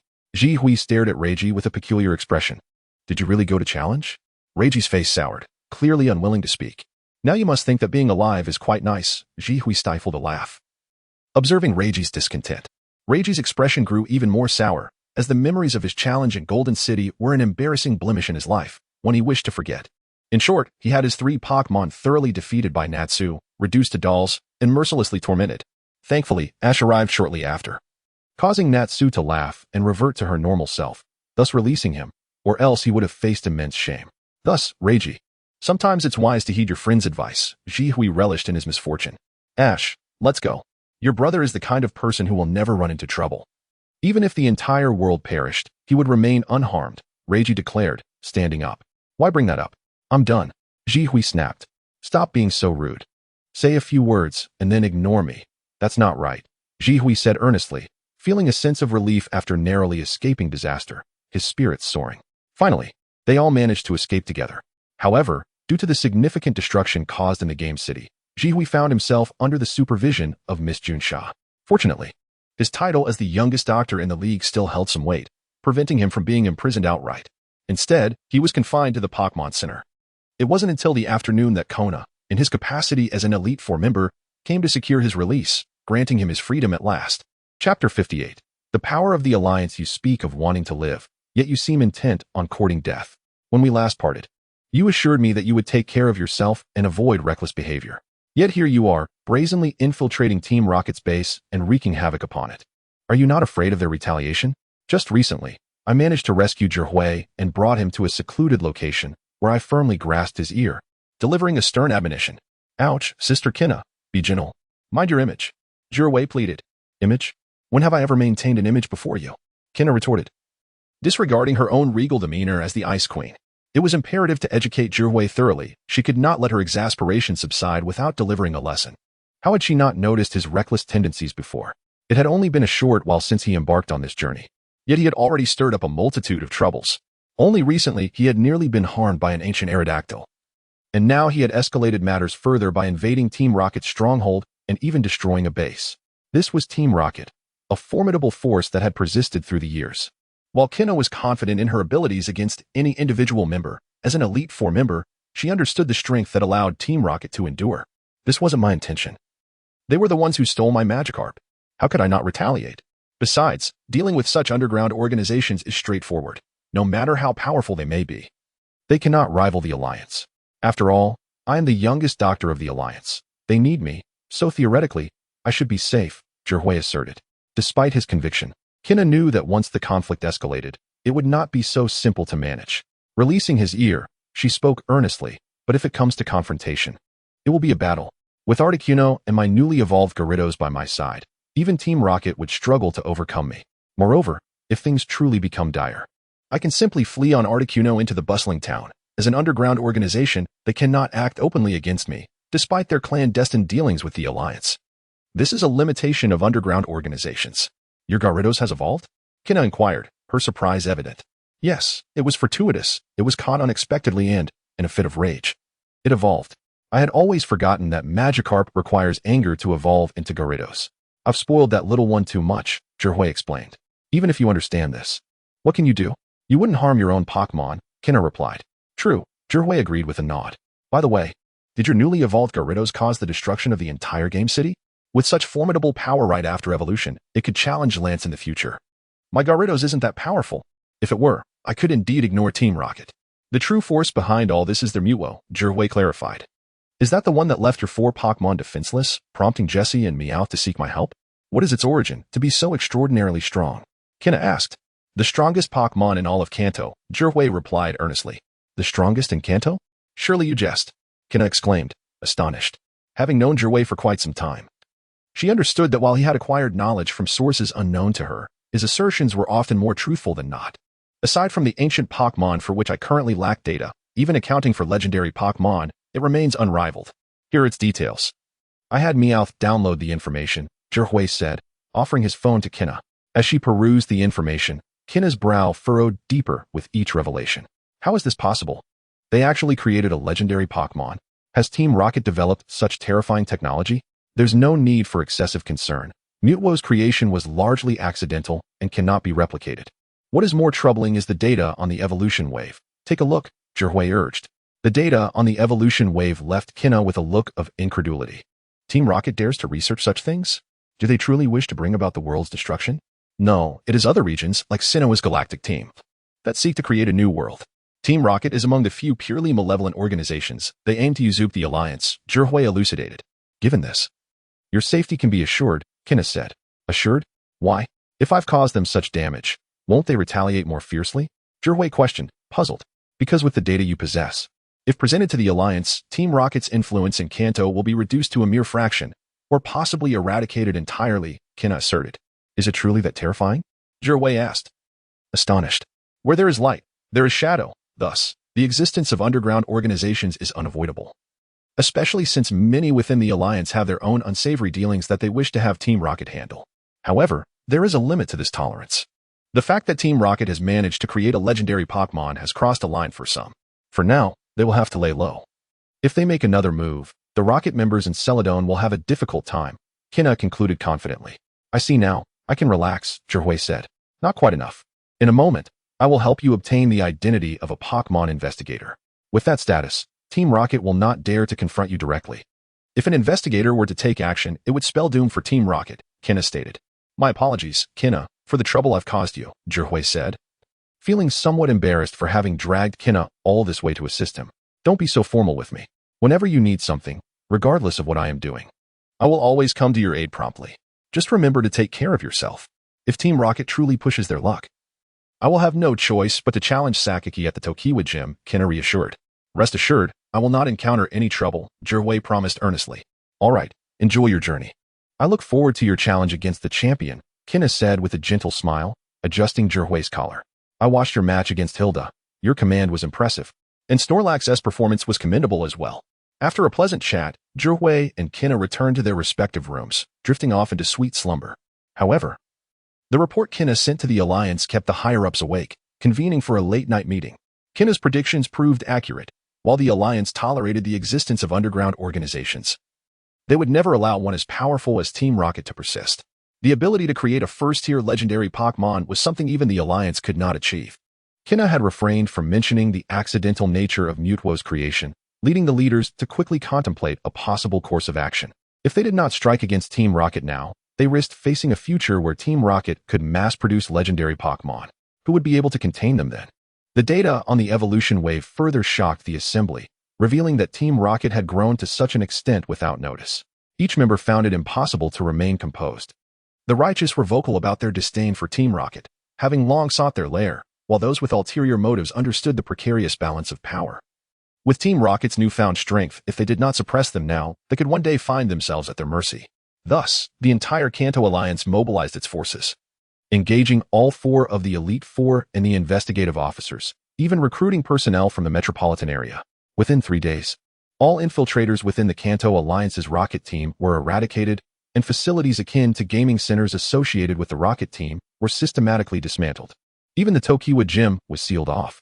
In just a few days, the rocket team transformed from a formidable powerhouse into a mere pariah.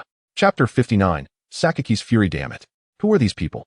In the rocket team's headquarters office, Sakaki, seething with anger, swept all the documents on his desk to the floor. In less than 10 days, the rocket team's influence in Kanto had diminished significantly.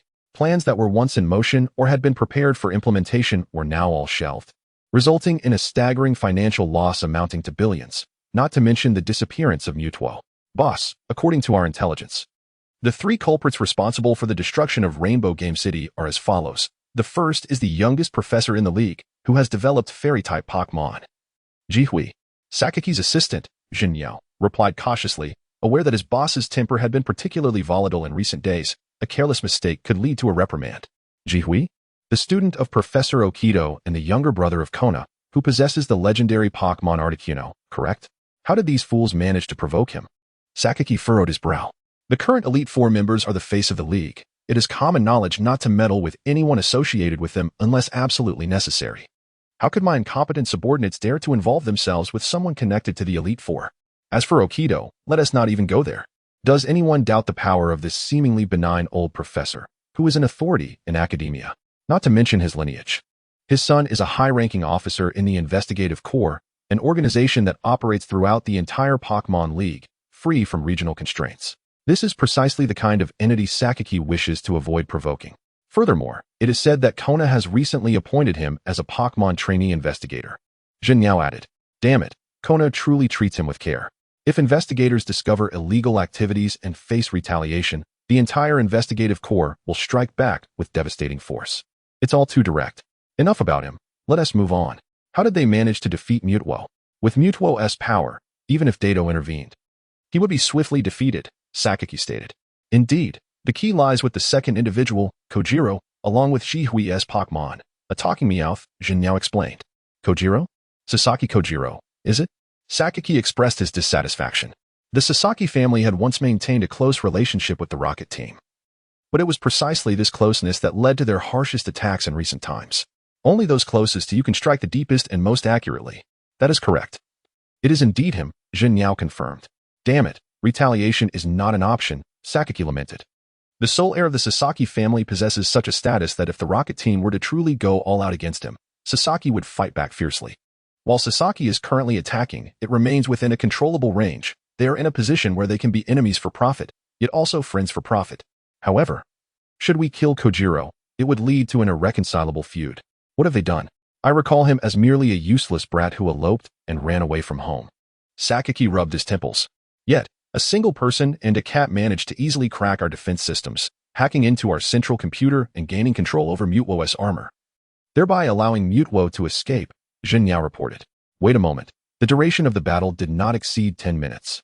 Are you telling me that a single person and a cat breached our meticulously established defenses in under 10 minutes? Are our researchers truly that incompetent? Who designed this defense system? Bring them to me, Sakaki demanded. Reporting, boss, it was Dr. Namboa, but he has already been captured, Jin Yao responded. Serves him right. He better stay locked up for a lifetime. Sakaki cursed in frustration, slamming his hand on the table. Why do such talents never appear in the rocket team? While Sakaki raged at the rocket team headquarters, Jihui remained unaware of these matters. Meanwhile, Kojiro and Meowth were delighting in the news that Jihui had agreed to raise their salaries. Boss, we've arrived in Aohong City, and we are quite close to the water gym. Would you like to challenge the gym for its badge? Kojiro suggested. No need. Aki has been dispatched to eliminate the rocket team, and his sister is currently managing the Aohong gym. However, her skills are on par with those of Ash. If I go, it would merely be a one-sided battle, Ji Hui replied. But boss, your next participation at the water gym is intended to feature Gyarados, right? Kojiro inquired. Indeed, Gyarados was previously just a Magikarp, incapable of battling. Now that it has finally evolved into Gyarados, I am eager for a proper fight. Gyarados is quite powerful now. Aside from Articuno, most Pokémon are no match for it. If it wants to battle, I will certainly permit it, Ji Hui stated. But with that in mind, I must ask, can any Pokémon at the water gym truly defeat Gyarados? Ultimately, it's still just a matter of an easy victory. Albeit in a different form? Kojiro remarked. Your point seems quite valid, Ji Hui mused, though he ultimately shook his head. Never mind, it's best not to go. Aki's sister is a die-hard ninja enthusiast, transforming the gym into a training ground for ninjas. It's too dangerous. I'll focus on collecting the 6 symbols of the battle facilities and then challenge the deity. Alright, since you're following the path of Pokémon certification, it's destined that you won't collect all 8 gym badges, so one more or one less makes no difference, Kojiro commented. Exactly, without all 8. I cannot summon the dragon god, so whether I have one more or one less is inconsequential. By the way, Kojiro, your home is not that far from Aohong City. Are you really not going back home for a visit? Even if you don't see your parents, at least you could see your beloved Arcanine, Ji Hui suggested. Little Ka? Kojiro scratched his head, displaying a conflicted expression. On one hand, he was always fearful of his parents. On the other hand, he truly wished to see his adorable companion. Forget it. Don't overthink it. When the time comes, the 3 of us can sneak into your house just like we did when we infiltrated the Rocket Team base. You can decide whether to take Arcanine with you or just to see it, Ji Hui proposed. Oh right, I can avoid seeing my parents and still meet little Ka. Boss, you're truly exceptional, Kojiro exclaimed excitedly.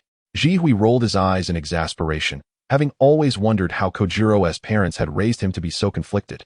Clearly born with a silver spoon in his mouth, a super-rich second generation, yet within the team, he was not only unassuming, but also somewhat meek. In the animated series, he was exploited by Masashi, and now he was being squeezed by Ji Hui, occasionally even bullied by Meowth. If he were any ordinary rich kid, no matter how good-natured or cultured he was, there would still be an inherent pride. Yet, Kojiro. Taking a deep breath, Ji Hui thought, well, this is precisely who Kojiro is. If he were arrogant, he wouldn't be Kojiro, nor would he be my subordinate. One should not be overly greedy. Chapter 60. The Battle at the Water Pipe. At long last, they arrived at the water pipe for battle, the 4th combat facility. Boss, you must give it your all and secure that badge soon. Ash has just obtained the badge from the Shallow Red Gym, making it 6 badges now. While we have merely 3, only half of what he possesses, Meow Meow remarked while tapping away at the computer. That's simply because the Kanto gyms are too easy to conquer. Alright? Just keep watching. I assure you that before we acquire the 7th emblem from the battle expansion area, Ash won't gather 8 badges, Zhihui retorted with dissatisfaction. By the way, Chief, what is the name of the battle leader at the water pipe? Is she formidable? Kojiro asked with curiosity. If I remember correctly, her name is Xiaoji, and she specializes in the use of the Lickitung and Milotic. As for her strength, it is quite commendable. Battle leaders typically possess considerable skill. Zhihui replied. Not just commendable, but exceptional. Do you understand? Zhihui's words were abruptly interrupted by a group of women standing defiantly with their hands on their hips, glaring at him disapprovingly. You must be the challenger, Zhihui from Masera Town. We are here on behalf of our big sister to escort you to the water pipe. And to hear you say that our big sister is merely commendable is quite humiliating. We will hold you accountable for this slight, the leader of the group scowled. As a challenger facing off against the water pipe, if your big sister is indeed exceptional, she should be able to teach me a lesson, so let us get going. Zhihui replied, not expecting his casual remark to be overheard by Xiaoji's fervent admirers. He opted not to elaborate further, as explaining to zealous fans was futile. After all, they were strangers, and once the battle concluded, they would remain so. Just wait and see how my big sister will educate you.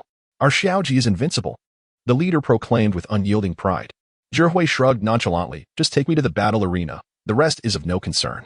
Xiaoji, Kojiro mused quietly, thinking that if she were truly invincible, she would not merely be the queen of the water pipe but the final battle leader of the expansion area. However, before he could voice his thoughts, the escort erupted in anger, insisting that they address their big sister with the honorific Sama. Yes, Xiaoji-sama, Kojiro stammered, his demeanor reflecting his sudden timidity. Zhihui felt a sense of embarrassment, wondering how he ended up with such a cowardly sidekick. That's right, you all should address her like that. The escort commanded with an air of arrogance. Zhihui's expression darkened. Unable to contain his irritation, he exclaimed, if you utter one more word of nonsense, I will have my Snorlax flatten you into a sticker. What did you say? The escort retorted furiously. Your big sister is your big sister, not mine. Who gave you the authority to command a guest? You act like a little delinquent. You're young, yet you seem to have no education. Do you realize how embarrassing you are making your big sister look? If I had a little delinquent like you, I would certainly kick her out to avoid disgrace. Zhihui shot back. The escort, fuming with rage, seemed ready to retaliate, but then a hairpin suddenly flew through the air, landing precisely between Zhihui and the escort. Zhihui glanced at the hairpin, which resembled the tail of a lickitung, and turned to see a tall woman with long hair approaching, accompanied by Yaida. Xiaozi, your behavior is most unbecoming. The tall woman, who was none other than Xiaoji, the queen of the water pipe, addressed Zhihui. Esteemed guests, I sincerely apologize for their misconduct. There's no need for that.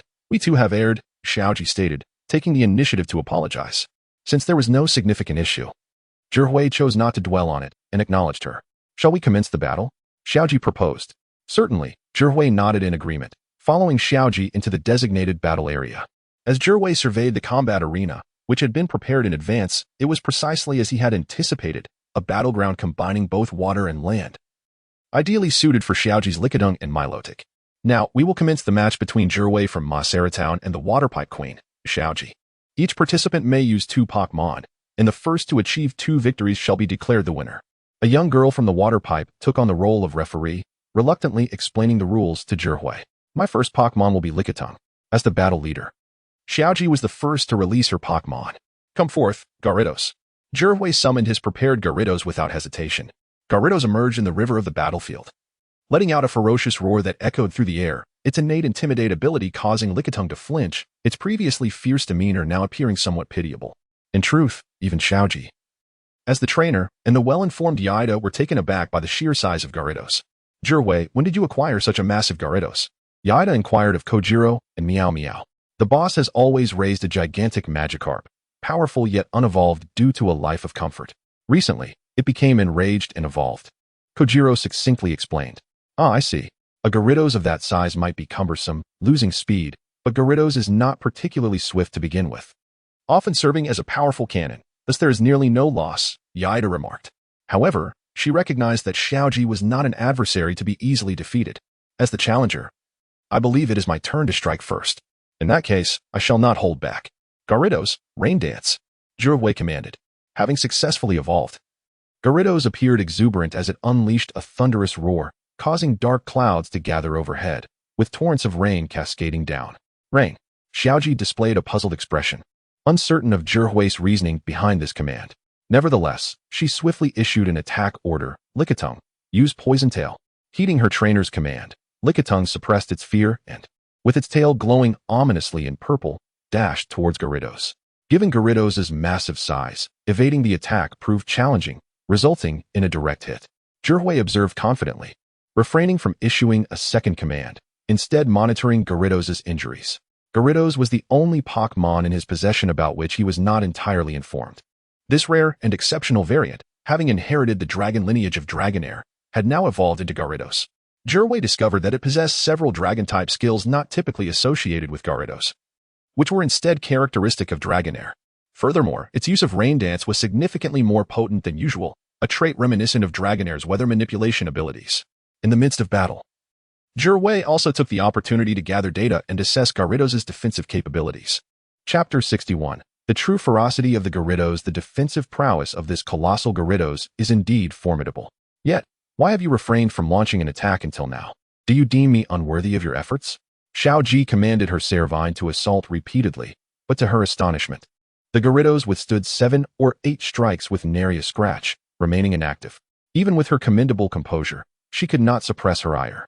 My apologies, Miss Xiaoji. Zhihui replied with a calm demeanor. That was not my intention. I merely wished to allow Gyarados to build its fury. Only then will its true might be unleashed. It is time to conclude this. Zhihui smiled, recognizing that testing one's Pokémon's defenses against an opponent's is not an uncommon strategy in Pokémon duels, typically employed when there is a significant disparity in strength. Should Xiaoji perceive his intentions, it would surely offend her as the leader of the frontier. With this thought in mind, Zhihui steeled himself and commanded, Hurricane. Having endured enough punishment, the Gyarados, upon receiving Zhihui's command, displayed a rare fury in its massive eyes. Suddenly, a tempest erupted across the battlefield, merging with the torrential rain to form a colossal waterspout that swept Servine away. Despite its frantic struggles, Servine was unable to escape the swirling vortex. Xiao Ji, in a state of urgency, issued command after command. But Servine succumbed before it could execute any of them. Miss Xiao Ji, it is time to deploy your next Pokémon, Ji Hui stated calmly. The Gyarados, though immense and cumbersome, could compensate for its lack of agility with high-accuracy moves. Just like in the last battle against the Regirock, where a lock-on move preceded a guaranteed strike, the rainy conditions ensured Hurricane would hit. While absolute accuracy does not exist in reality, it is close to a certainty. One could only evade through burrowing underground. Speaking of which, Ji Hui had adopted this tactic from Misty. In a rematch against Ash and Alola, she had Gyarados use the combination of Rain Dance and Hurricane to dominate Ash and Pikachu. Had Pikachu not eventually unleashed its true potential and activated a Z-move, the outcome of that match would have been uncertain. Ji Hui found this strategy effective, thus he decided to replicate it. After all, given Gyarados' colossal size, it required such binding moves to strike effectively. Return, Servine. Observing her Pokémon fall swiftly, Xiao Ji wore a look of resignation. She had sought to exploit Ji Hui's Gyarados' bulk and sluggishness, utilizing Servine's speed for constant assaults. Yet Ji Hui's Gyarados proved both astonishingly defensive and capable of landing guaranteed hits. Come forth, Milotic. Despite feeling her chances of victory dwindling as the leader of the frontier, her pride compelled her to fight on and unleash her second Pokémon. The breathtakingly beautiful Milotic gracefully leapt into the water, showcasing its long, pristine form.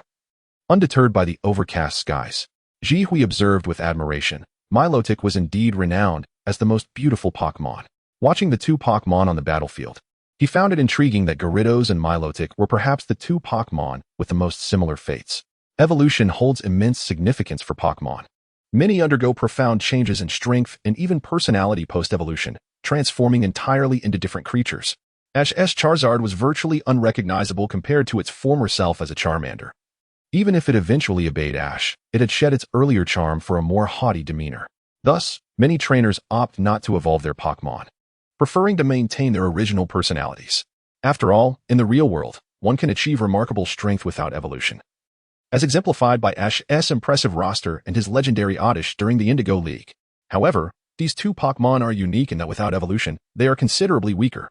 One, the ugliest Pokémon, and the other, the weakest. Yet upon evolution, they become part of the most formidable ranks.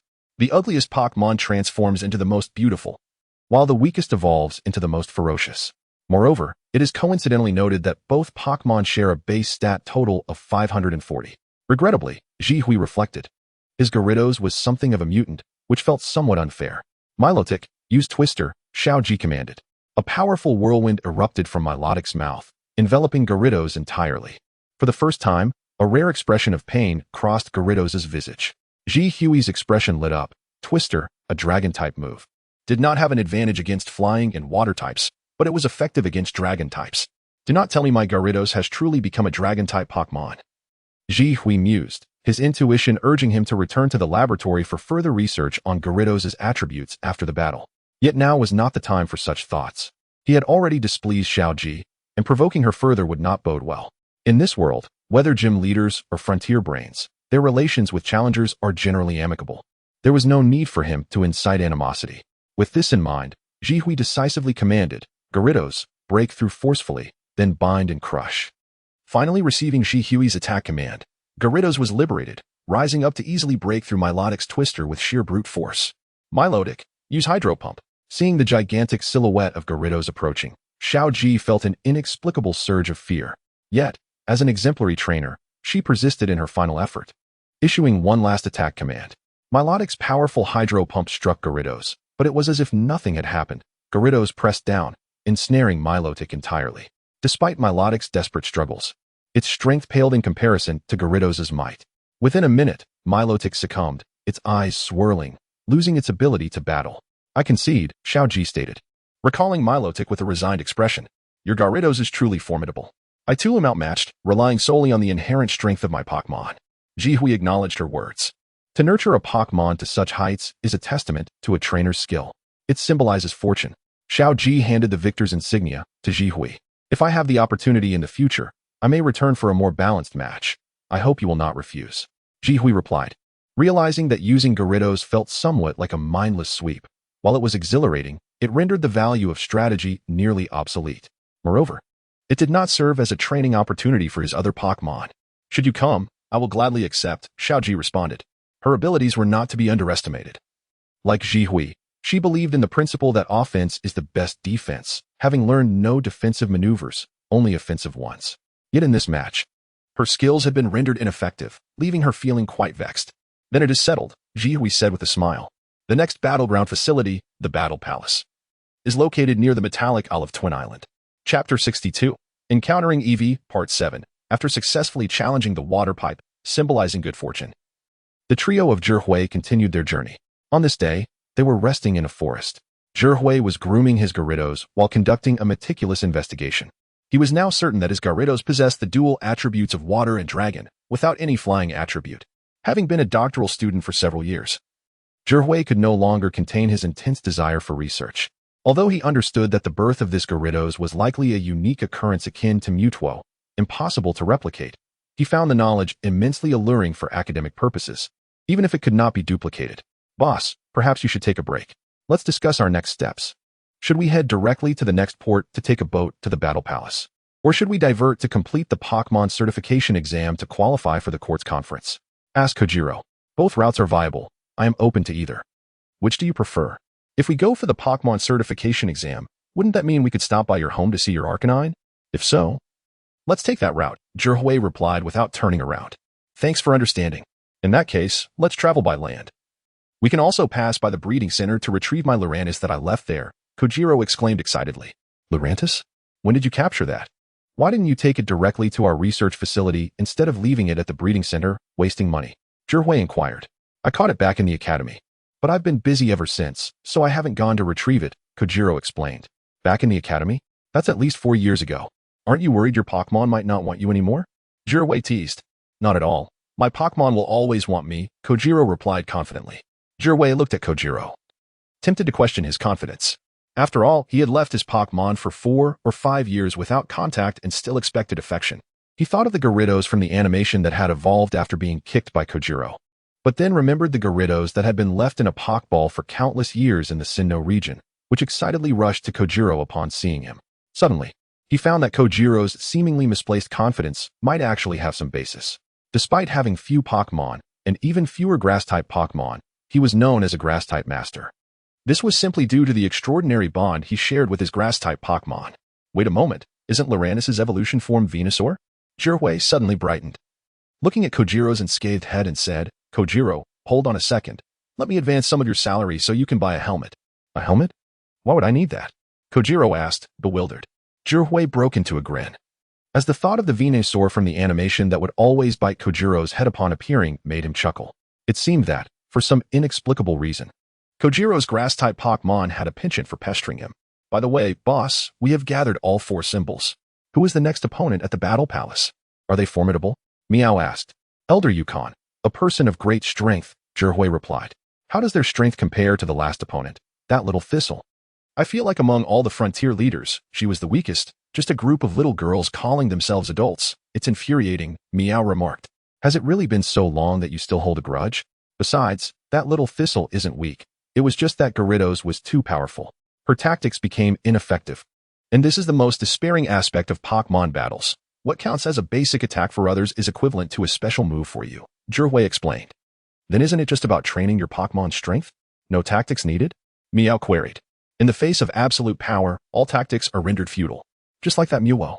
With a single telekinetic wave, no matter how many tactics I employ, it would be of no use. Theoretically, this is the most practical approach for a trainer.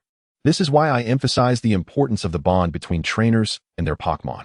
Such a bond enables Pokémon to strive for their trainers, unleashing their utmost potential to obliterate every strategy. However, this absolute power generally only manifests in the strongest legendary Pokémon. For a typical trainer, pursuing absolute strength is a foolish endeavor.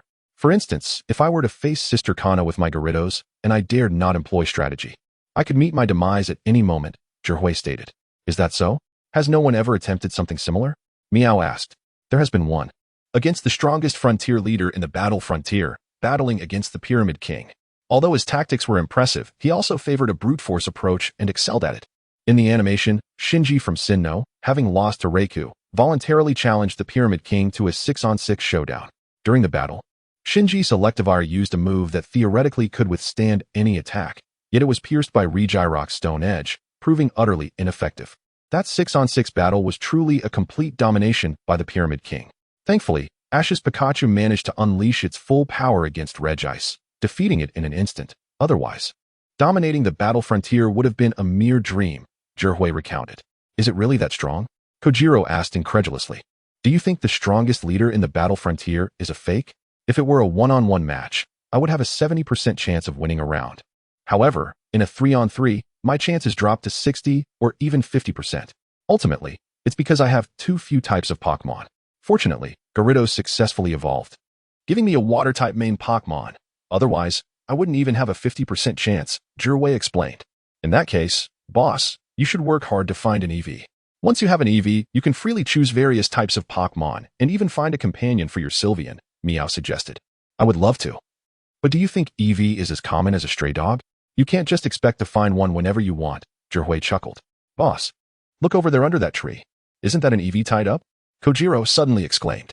Zhihui's expression froze as he looked toward the tree, and indeed, there was a cute little EV tied up beneath it. Zhihui awkwardly turned to Meow and said, Meow, from now on, if you tell everyone I captured a legendary Pokémon every day, I'll give you a raise. Sure thing, boss. I'll definitely pray every day for you to capture a legendary Pokémon, Meow replied excitedly, delighted by the prospect of earning money just by chatting. Wait a moment, boss. You can't capture that EV. It must belong to someone. It's from Shirtu Town, Tai, Kojiro interjected. Chapter 63, The Wealthy and Affluent Why, oh why? Must we selflessly return EV to its owner? The leader pondered. Such an adorable little creature would thrive under our care. After all, it was abandoned. And we would merely be providing it with a better life. As Zhihui and his companions observed the tag hanging from EV's neck, they followed its directions towards Stone Town. However, on their journey, Meowth playfully teased the adorable EV, and the more they played, the more reluctant they became to part with it, leading to some mischievous thoughts. Let us not be foolish. This is someone else's Pokémon. Once discovered, it should be returned. Moreover, next to EV were provisions and water. Clearly indicating it was not abandoned, Zhihui remarked. Fine, Meowth sighed, feeling dejected at the thought of giving up the little darling. Zhihui shook his head as he and Kojiro approached the designated spot indicated on EV's tag, where they were greeted by a remarkably opulent villa. Wow, what a magnificent sight! Kojiro exclaimed. Hey, Kojiro, it's normal for Meowth to say that, but is it appropriate for you? Zhihui questioned, recalling that Kojiro's doghouse was essentially a villa itself. That was in the past. I have moved on now, Kojiro replied. As they entered, 3 men with hair dyed red, yellow, and blue respectively gazed excitedly at the EV in Meowth's possession, expressing their gratitude to Zhihui and his friends. They then called out, Tai, come out quickly. Your EV has returned. Make sure you never lose it again. If you do, you 1T deserve to be a Pokémon trainer. At their words, a dejected child of about 6 or 7 emerged. Child, it seems your EV was not lost by accident, Zhihui remarked as he approached Tai. Why did you bring it back? Tai shouted back unexpectedly. Zhihui was momentarily taken aback, but EV, upon seeing its owner, leaped into Tai's arms and licked his face, eliciting a fond expression from the boy. It appears you truly cherish your EV. Please, enlighten your elder brother about what transpired, Zhihui said, maintaining a warm smile, understanding that children occasionally throw tantrums, and it would be petty to dwell on it. Before Tai could respond, his 3 older brothers answered for him. Listen well, Tai. You too shall embark on your journey as a trainer one day. As our younger brother, your first battle must end in victory. It is impossible to achieve that victory with EV unless it evolves. All of us evolved our EV for our initial battles and have one ever since. Evolution is the key to our first triumph. With a harmonious understanding, the 3 brothers delivered this message in unison. Tai, under their watchful eyes, timidly interjected. I think winning isn't everything. Navi, they exclaimed simultaneously, unleashing a barrage of wisdom on the importance of EV's evolution. Zhihui secretly wiped his brow. Realizing why Tai had hidden EV, the pressure from his brothers, who each had evolved EVs into different forms, must have been overwhelming. If Tai's EV evolved into a particular type, it would imply that one of his brothers had the superior Pokémon. However, the brothers soon found themselves in disagreement, arguing amongst themselves. Observing Tai's confusion, Zhihui intervened. Wait a moment. Tai looks utterly bewildered. Could you 3 refrain from arguing? Don't force him to make a decision at this moment. We are the EV family. Evolution is essential. In fact, we plan to hold a garden party for Tai soon. If you need evolution stones, I can provide them to you now, regardless of type, the eldest brother, Leizong, asserted. Indeed, the greatest secret of Pokémon lies in evolution, the other two echoed in unison. Who informed you of this? Zhihui retorted. Every trainer has their own path. And there are as many training styles as there are trainers. Pokémon differ as well. Evolution is a mutual decision between trainer and Pokémon. Most choose to evolve, but the few who do not are not to be underestimated. Zhihui shook his head, recalling that these three had appeared in the anime alongside Tai, famously known as the Eevee brothers. Yet their prowess had been somewhat lacking, having been defeated by Musashi and Kojiro, which left a lasting impression of their evolved forms being weak. As elder brothers, your foremost duty is to heed your younger brother's opinions rather than impose your own. Zhihui advised. Who are you to lecture us? What do you know about Pokémon? The fiery-haired Hikozen retorted. Quite a bit, actually. Our boss is the youngest Pokémon professor in the league, Meowth declared with confidence, proud to serve as Zhihui's Pokémon. The youngest professor? Wait. Isn't that the one who discovered Eevee's latest evolution, the fairy type? Did you truly uncover this new evolution? Hikozen asked, excitement lighting up his face. Indeed. The new evolution, Zhihui replied, releasing the fairy type Eevee for the four brothers to see. The brothers, claiming to be experts on Eevee, were witnessing a living fairy type for the first time, their eyes widening in amazement. Their own Eevee stared curiously at the new addition, especially Tai's Eevee, which seemed to consider the prospect of evolving into this new form quite appealing. Indeed, Eevee has new evolution types. We've been unable to discover them, thinking they were mere myths. Professor, how did you train it to learn fairy-type moves? The three brothers marveled. It's quite simple, really. Just find a Pokémon that knows fairy-type moves to teach it. Additionally, two new evolution types for Eevee have been discovered in the Johto region, the Psychic-type Sunlight Eevee and the Dark-type Moonlight Eevee, both requiring no evolution stones. Only improved affinity to evolve during the day or night, Zhihui explained. So, Eevee has a total of 6 evolution types, correct? Leizong inquired. Not necessarily, as Eevee's genetic makeup is vast. Theoretically, the number of types corresponds to the number of potential Eevee evolutions. Currently, we have identified 6.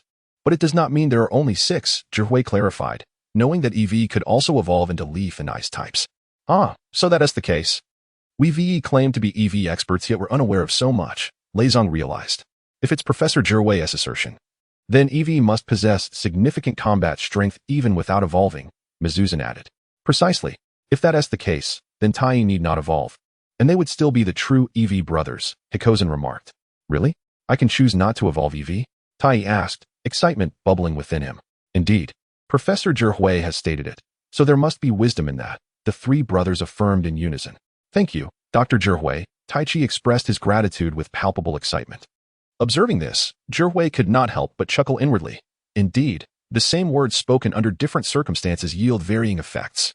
When uttered by an ordinary individual, Zhihui's words were merely trivial opinions, yet as a Pokémon professor, his remarks carried the weight of expertise. It seemed rather fortuitous that he had embarked on his journey a few years later, earning his doctorate in the process. Well, since your matters have been resolved, I suppose my presence here is no longer necessary. I shall take my leave, Zhihui stated. Wait a moment, Professor. All of us brothers are particularly fond of Eevee. We always believed we understood Eevee well, but after meeting you, we realize how little we truly know. Would you be so kind as to elaborate on this? Leizong inquired. But I still have my own journey to undertake in the battle frontier, Zhihui declined. It was not that he lacked knowledge about Eevee, on the contrary. He had delved deeply into Eevee's evolutions and attributes. In fact, he had once attempted to explore the possibility of researching other types of Eevee, although that endeavor had ultimately ended in failure. Nevertheless, when it came to understanding Eevee, Zhihui was indeed an authority in that realm.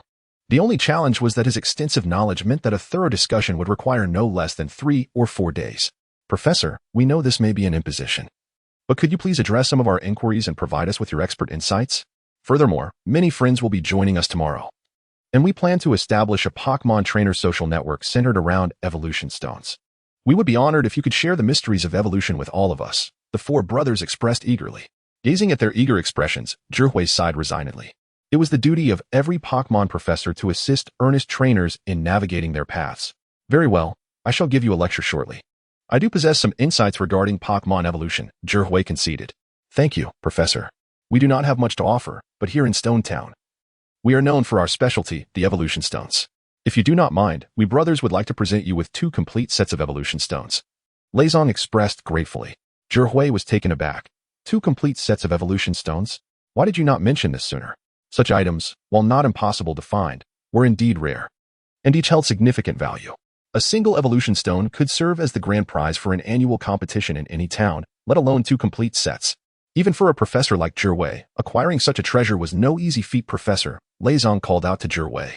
Nothing of concern. We shall prepare for tomorrow's lecture. Zhihui replied with a serious demeanor. However, once he turned away, a broad smile crept across his face. With such a reward, he would gladly lecture for 2 or even 30 days. After all, in this luxurious manner, he would be well fed and well cared for. Indeed, knowledge is true wealth. Chapter 64, Katie Dog of Kojiro, 9th update. Missing person notice. Seeking young Master Kojiro. A reward of 10,000 yuan will be granted for any credible information. Having just concluded their lecture, the trio of Zhihui continued on their quest to dominate the battle expansion zone. Midway through their journey, Meow Meow astutely spotted the missing person notice by the roadside, and in its eyes, Kojiro transformed into a moving coin. What's the meaning of this? Don't even think about selling me out, Kojiro exclaimed, regarding Meow Meow with utmost vigilance, sensing an air of danger emanating from it. Instinctively, he inched closer to Zhihui in search of some semblance of safety. Boss, though lacking in humanity, at least wouldn't betray him for such a pittance. It would take at least 1 million for that, he mused. All right, enough of the nonsense. Kojiro, you do remember your home, don't you? Let us embark on our path of disguise, Zhihui suggested. Absolutely, Kojiro affirmed decisively, conjuring an array of makeup tools from thin air, even producing a stealth suit. Boss, donning this stealth suit will render us invisible, Kojiro boasted as he held up the outfit. Are you serious? Zhihui queried with a serious expression, scrutinizing the stealth suit in Kojiro's hands. Do you think everyone's intellect matches yours, wearing a stealth suit in broad daylight? Exactly. Once we wear it, everyone will be shrouded in darkness.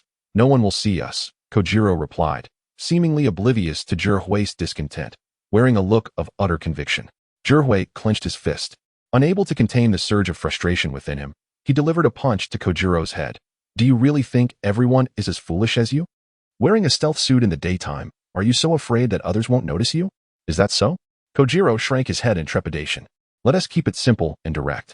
I'll ride Articuno, and you and Meow Meow can ride Toadkiss. We'll fly straight in. If anything goes awry, we can make a swift escape, Zhihui proposed. That sounds right, simple and direct. If we can't fight, we can flee, Kojiro exclaimed with excitement, as he was well versed in the art of retreat. All right, let's go. You two board Toadkiss. And Kojiro, can you please train your Pidgey properly? Even if it's just to harass some Caterpies in the woods, level it up a bit. By the time it evolves into Pidgeot, it will be able to soar freely. Zhihui instructed. Isn't the boss supposed to handle battles? I'll just sit back and enjoy the show, Kojiro replied. Zhihui rolled his eyes, unsure whether his presence was a boon or a bane for Kojiro. Releasing Articuno and Toadkiss, the trio adeptly mounted their Pokémon and soared towards Kojiro's home. High above. As they gazed down at the earth, the once towering and majestic buildings appeared as mere ants. An entirely different sensation enveloped Zhihui's heart. No wonder many are drawn to climbing and soaring. The feeling of standing at such heights is indeed exhilarating. Having witnessed the expanse of the sky, one's arrogance diminishes while their spirit expands.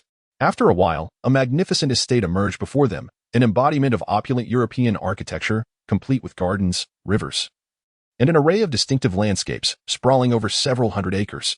One word could describe it. Lavish. 2 words. Extravagance. Wow, boss, whose house is this? I want to live here. If Meow Meow could reside in such a place, it would be willing to die for it. Meow Meow exclaimed enthusiastically. Really want to live here? No problem. As long as you make our young Master Kojiro happy, you can stay here for a lifetime. Zhihui shrugged nonchalantly. Huh, this is Kojiro's home? Meow Meow's eyes sparkled with innocent stars, and even in the sky, it assumed a posture of reverence. Young Master Kojiro, we are friends, right? Had I known you were this wealthy, I wouldn't have followed the boss. I should have just gone with you from the start. Young Master Kojiro, let us be friends. Indeed, if you wish to stay, I can arrange that, Kojiro replied, though he didn't reside there himself. He could ensure his Pokémon lived happily at home. Is that so? Young Master Kojiro, I adore you. But I have demands. I want to enjoy human privileges. No staying in a cat's den. I want to reside in a grand house like this, Meow Meow declared, pointing to an infinitely luxurious villa below, its eyes gleaming with excitement. This room is truly magnificent, larger than my research lab. It's practically a castle. You mean that one? That's not for humans. It's my Katie dog's doghouse, Kojiro remarked dismissively. A dog, doghouse. Meow Meow exclaimed in shock. You can't be serious. Such a lavish room as a doghouse? Does your dog require such a grand abode? Yes, this is where little Katie resides. Let us go inside, Kojiro said. Leaping off Togekiss and pushing open the doghouse door, only to be met with an excited bark as a Katie dog bounded toward him. Little Katie. Kojiro beamed at the sight of his first Pokémon, joy swelling within him as he embraced the Katie dog, which in turn showered him with affectionate licks. It truly is a doghouse. Boss, you're pathetic, Meow Meow remarked, looking at Zhihui. If you wish to find a new boss, you can leave now. I'm not keen on keeping you, Zhihui retorted with disdain. You said it.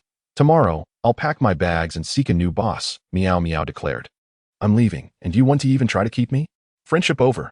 Young Master Kojiro, you finally returned.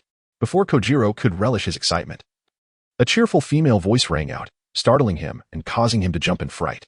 Ramiya. Zhihui followed Kojiro's gaze to see a young lady clad in a demure dress, gracefully approaching with a fan in hand, accompanied by several butlers. Indeed, Kojiro, your home is more fortified than the Rocket Team's base. We haven't been here long before we were discovered, Zhihui noted. Boss, this isn't the time to discuss that. They're terrifying. We should escape. Kojiro replied in a panic. Don't be so cowardly. Now that you're home, why not greet your parents before leaving? Zhihui suggested calmly. No need. Let us go. They won't be in any danger, Kojiro insisted. Young Master Kojiro, you are mistaken. It is my duty as your fiancé to ensure you grow into a proper gentleman. You are not yet a suitable gentleman, so I must keep you here.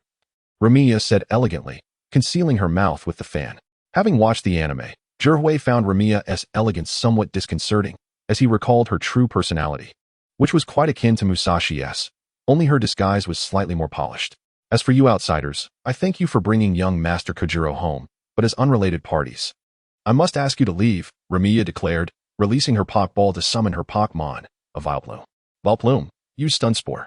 As the flower-headed Vileplume released a cloud of powder towards Zhihui and Meow Meow, Zhihui remained unfazed. Stun Spore, my favorite move. Articuno, Togekiss, flap your wings, Zhihui commanded coolly. Articuno and Togekiss flapped their wings, creating a gust strong enough to blow the Stun Spore back towards Ramiya and her entourage. Caught off guard, they were immediately enveloped in the Stun Spore, leaving them paralyzed and unable to move. In the realm of reality, sleep powder and paralysis powder can both be deemed as minor nuisances. Typically, succumbing to these two tactics results in an immediate loss of combat capability, leaving one at the mercy of adversaries. However, in practical application, paralysis powder proves somewhat more effective than sleep powder, for in reality, sleep powder merely induces slumber, which can be interrupted. For instance, Ash has roused Snorlax from its slumber, and Pikachu, prior to succumbing to sleep, managed to unleash an electric ball, effectively jolting itself awake. Conversely, the effects of paralysis powder are considerably more severe, and excessive inhalation can lead to complete immobilization, rendering one nearly motionless. In the gaming context, there exists a 25% chance one cannot execute a special move, whereas in this scenario, the probability is a full 100. Nevertheless, the limitations of both techniques are quite evident, as they are merely powders that can be easily dispersed by powerful gusts of wind attacks, such as Hurricane.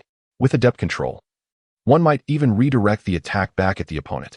The current effects are particularly pronounced, as Lamigia and her companions lie incapacitated. Wow, you're truly impressive, exclaimed Kojiro, his face alight with admiration. Impressive, my foot. Your Houndour is a top-tier fire-type Pokémon, perfectly capable of countering their Vileplume. Yet here you are, being bullied instead. Unleash your fire, brother, confront them head-on, retorted Zhihui. Yet I feel that fire isn't the best option. Nurturing flowers is far more rewarding, Kojiro replied. Well then, esteemed grass-type expert, are you truly unwilling to see your parents? Should we take Houndour and leave, or remain here? Zhihui inquired. What are we lingering for? Let us go, Kojiro urged, unable to contain his eagerness. Meanwhile, Houndour, feeling anxious, tugged at Kojiro's pant leg, indicating its desire to leave. Little K, you wish to depart as well? Then let us go together, Kojiro said, patting Houndour affectionately.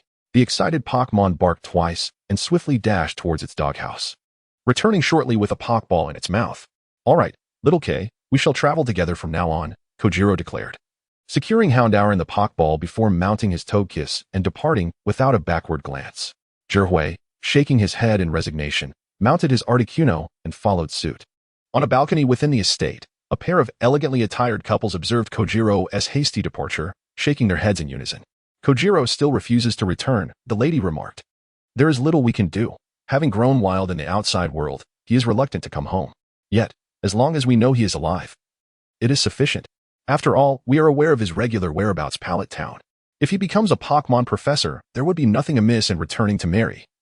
The gentleman added, Indeed, so during this time, let us relish our life together. I just booked tickets for a world cruise online yesterday. Let us embark tomorrow. The lady proposed. A world cruise? I have longed to do this. Now that we see Kojiro is safe, we can depart without worry, the gentleman replied with a smile. Taking his wife's hand as they leisurely strolled towards the garden, ready to indulge in a delightful afternoon tea. As for Kojiro, the truth is, the child was merely an unexpected twist of fate. Chapter 65. The Frozen Fire-Breathing Dragon. Pokémon Certification Examination. The examination consists of a written test and practical battles, conducted by a professional organization. Successfully passing this certification grants one the opportunity to participate in the Pokémon League Conference. This is particularly suitable for individuals burdened with various commitments, who are unable to travel extensively to challenge gym leaders, such as Joy from the Pokémon Center or certain office workers. Individuals like Jihui, who disdain the weakness of gyms and are too lazy to battle, are indeed rare. After resolving matters at Kojiro's home, the trio hurriedly made their way to the Pokémon Certification Examination venue, arriving within a few days. This is my first time at the Pokémon Certification Examination, Kojiro remarked. Boss, if I pass, does that mean I can also participate in the Pokémon Conference? Indeed you can, Jihui replied. However, with only a Pidgey, a Squirtle, a Magikarp, and a Houndour, while your type coverage is decent, your numbers are insufficient. Even if we include the Lickilicky currently in care, you only have 5 Pokémon, which barely qualifies for a 6-on-6 battle. Isn't there still some time before the Indigo Conference? Kojiro countered.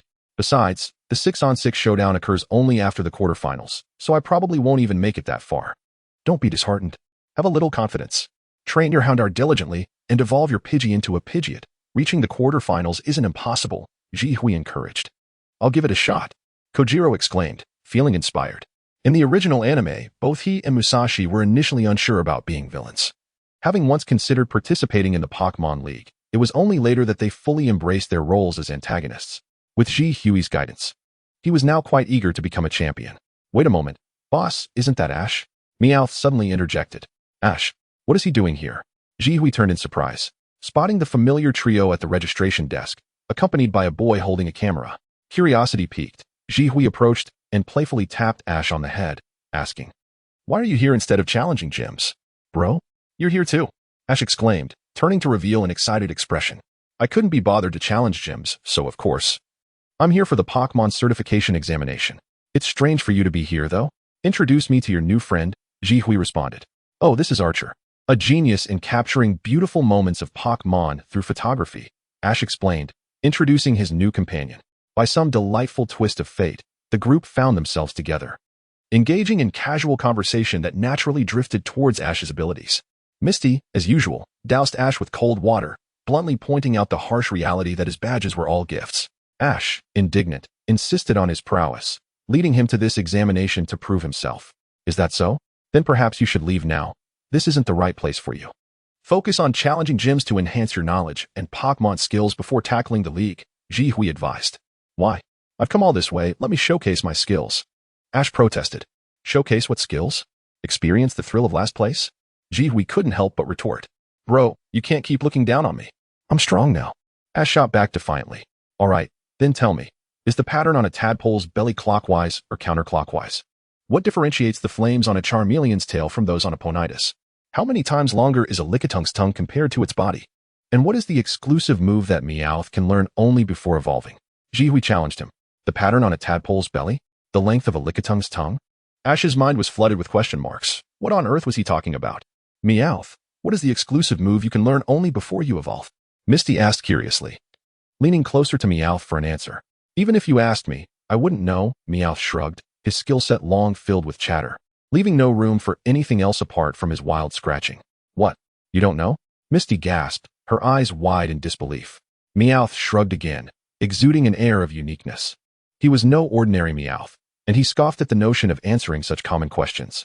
Even if I struggle on the written test, there's still the practical battle. And I will surely prevail, Ash declared confidently. In the Pokémon Certification Examination, the battles utilize Pokémon provided by the organization.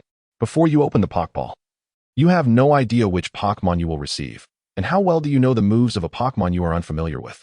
Moreover, is your strategy up to par? Your Pokémon journey is built on bonds and trust, but with a new Pokémon, how can you establish that connection? Go back and challenge gyms properly, Jihui instructed. Bro, you're underestimating me. I already have 6 badges, and I possess a very strong Pokémon. Let us battle. Ash insisted. Challenge me? Jihui scrutinized Ash's confident demeanor and turned to Misty, asking, have you been going easy on him lately? I haven't battled him in a long time, Misty replied. Make sure to battle him more often. He needs a reality check. Well, since I've run into him, I suppose it's time to teach him a lesson. Jihui moved to a nearby open space and released his Ninetales. Use as many Pokémon as you like. I will rely solely on this one, Jihui stated. Bro, you'll see how much I've grown, Ash declared, his eyes brimming with determination as he focused on Ninetales. Recognizing that Ninetales was an ice and fairy type, which was weak to fire, he called out, Charizard, come forth. Charizard? You already have one? Jihui was momentarily taken aback, gazing at the fierce and robust Charizard before him, the final evolution of the Kanto starter Charmander. To Jihui, it represented the most promising among the Kanto trio, possessing a flying ability that its counterparts lacked, unlike Venusaur and Blastoise, who became mere tanks and artillery after evolving. Yes, he's my Charmander evolved into Charizard. Let Ash began, but before he could finish, Charizard unleashed a torrent of flames that scorched him thoroughly. Jihui's expression shifted to surprise. He had anticipated that his presence would alter the course of events, but it unfolded as expected. Ash was unable to control Charizard. Charizard, don't act like this. Listen to my commands. Ash cried out, watching helplessly as Charizard continued to act independently. Charizard cast a disdainful glance, stomping its foot on the ground, causing a tremor that startled Ash, preventing him from getting closer. Charizard then took flight, soaring through the sky. Jihui shook his head in resignation. Who would have predicted that this mismatched pair would one day defeat Articuno? However, seeing his brother's humiliation in failing to command his own Pokémon, Jihui couldn't resist instructing Ninetales. Use Ice Shard on Charizard. With a cry, Ninetales summoned several icy shards that cascaded toward Charizard in a flurry. Charizard, bombarded by the onslaught, displayed a flash of anger. As a fire-type Pokémon, its temperament was already volatile, and having never faced a worthy opponent, its pride surged at Ninetales' audacious provocation, prompting it to retaliate with a fierce jet of flames. Ninetales, counter with dazzling gleam. The nine-tailed fox unleashed a brilliant burst of colorful light, directly confronting the flames spewed forth, the two forces colliding with tremendous intensity. Within its ice-blue eyes, an extraordinary hue erupted, as its 9 exquisite tails elongated, shimmering with a mystical luminescence. As the premier Pokémon of Jihui, its training over the years had remained unwavering, establishing it as an unequivocal elite of the highest caliber. The radiant energy coalesced and swiftly shattered the flames, striking directly at the Charizard. The Charizard, feeling the impact, roared in pain, intensifying the flames it had been gathering, unleashing an even fiercer torrent of fire. However, the disparity in their levels was evident. Not only was its attack consistently thwarted by the nine-tailed fox, but even without that, the nine-tailed fox would have sustained minimal damage. Charizard, do not rely solely on the flamethrower. Employ a more powerful fire vortex, Ash urged anxiously from the sidelines. Yet, his command fell on deaf ears as Charizard stubbornly continued with the flamethrower. Jihui sighed, declaring, it is time to conclude this. Ninetales, unleash Ice Beam and finish it. Gracefully, Ninetales lifted its head, conjuring a sphere of ice, and a potent beam of blue light erupted instantaneously, striking Charizard and encasing its entire body in ice, rendering it a heavy block that crashed to the ground. Charizard, Ash and Pikachu rushed over in distress. Jihui recalled Ninetales into its Pokeball, revealing a rare glimmer of coldness as he stated, in this world, there are countless masters, and even more formidable Pokémon trainers. Never succumb to complacency. Your strength is far from sufficient. You must diligently train your Pokémon. Otherwise, at your current level, you remain a long way from becoming the world's foremost Pokémon master. With that, Jihui showed little interest in taking the Pokémon evaluation test. Departing with Meowth and Kojiro. Chapter 66. I have high hopes for you. Cheer up, Charizard. It will warm up soon. In a temporarily rented hotel room, Ash vigorously rubbed Charizard's back, hoping to restore its warmth. Nearby, on a mountain peak, the trio of Jihui observed through a window, witnessing this tender scene unfold. Boss, Charizard looks so pitiful. Why are you being so harsh? Kojiro couldn't help but complain. Indeed, that's Ash's strongest Pokémon at the moment. Even if you want to give him a reality check, must it be so severe? Just reprimanding him would suffice, Meowth chimed in, unusually vocal in its discontent. If he isn't harsh, how will Ash realize that he has much room for growth? And how will Charizard understand that it needs to evolve alongside its trainer? Jiraiya responded. In the anime, Ash's Charizard consistently disregarded his commands until an encounter on the Orange Islands with a passerby and a Froakies ice beam led to a humbling defeat. Only after Ash cared for it overnight was Charizard finally swayed. So that's your deliberate reason for being so tough, Brother Jiraiya. Just as Jiraiya finished speaking, a bright, melodious voice resonated from behind him. He turned in surprise to find Misty, holding a Togepi, standing there with an endearing poise. What brings you here? And where did you get that Togepi? Jiraiya inquired. In the anime, Ash had brought Togepi's egg from a place called the Big Silly Valley. At the time, no one knew that Togepi would bond with the first person it saw after hatching. However, Ash had witnessed its hatching firsthand, so it was perplexing how this mistake could occur. It belongs to Ash. He simply lacks the skill to care for it properly, so I help out, Misty explained. I see. It seems to be semi-wild. Doesn't Ash not even have a Pokeball for it? Jiraiya remarked. Exactly. Togepi is still too young and doesn't possess any moves yet, so it wouldn't count against a trainer's Pokemon limit, Misty affirmed. Doesn't he know any moves? Perhaps I should train it one day, Jiraiya smiled, realizing that Misty's Togepi was no ordinary creature. While it may not have seemed particularly impressive at first glance, in critical moments, it had repeatedly showcased its abilities in the anime. Honestly, I've always suspected that this Togepi possesses an extraordinary luck stat, Jiraiya mused. Its move, Metronome, randomly selects from hundreds of Pokemon moves, and with a stroke of fortune, it could unleash a devastating attack or, conversely, an embarrassing blunder. But Brother Jiraiya, do you truly think your actions won't harm Charizard or Ash? Ash's hands are frozen. Misty expressed her worry. Are you that concerned? Do you like Ash? Jiraiya teased, a mischievous smile creeping onto his face. Of course not. How could I possibly have feelings for that idiot Ash? Misty replied defensively, a rare blush appearing on her cheeks. Little girl, you're blushing. Is it from shyness or deception? Jiraiya continued to jest, adopting the persona of a roguish uncle. I'm not. I would never like that fool Ash. I'm heading back now, Misty exclaimed, clutching Togepi, attempting to make her escape. Wait, don't be in such a hurry. Take this potion back with you. It works wonders for the frostbite caused by Ninetales and will aid Charizard's development, Jiraiya called out, handing her a pre-prepared vial of potion. Brother Jiraiya, you're so well prepared, Misty remarked. When you're out in the world, one must be adequately equipped. I also have a special potion for healing Pokémon. It's effective for all types. Take it with you. If you run out, visit Grandma Zaki for more on your way back, Jiraiya advised. Thank you, Brother Jiraiya. Misty quickly accepted the special potion and vanished before the trio in a flash, showcasing the remarkable agility of a super water trainer. Could that girl really be developing feelings for Ash? Kojiro speculated. From her behavior just now, it's uncertain, after all. Young girls often become shy when it comes to matters of romantic interest. But considering her usual demeanor, I'd say there's a 60% chance, Jiraiya replied.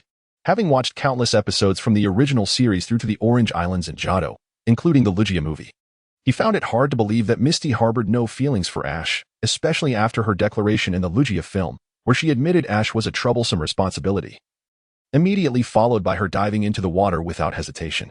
Who would have thought that Ash could bloom in such a manner? It's quite remarkable. Boss, look at Ash. Traveling together like this creates an intimacy that could surpass even your relationship with the boss lady, Kana, Meowth remarked. Jiraiya scoffed with a disdainful smile. Dare you wager your entire salary that if I don't assist Ash, by the time Kana and I have children, Ash will still be single, wandering with Pikachu? The notion of Misty secretly liking Ash seemed almost a certainty, but what significance did it hold? Love is a matter of two individuals, not merely one. Even if Misty had a crush, or even if Serena later openly confessed her feelings, what would it change? Ultimately, they still could walk away alone. As he observed Ash's unwavering concern for Charizard in the room, Jiraiya shook his head in resignation. One couldn't help but wonder if Ash's emotional intelligence was entirely devoted to his Pokémon.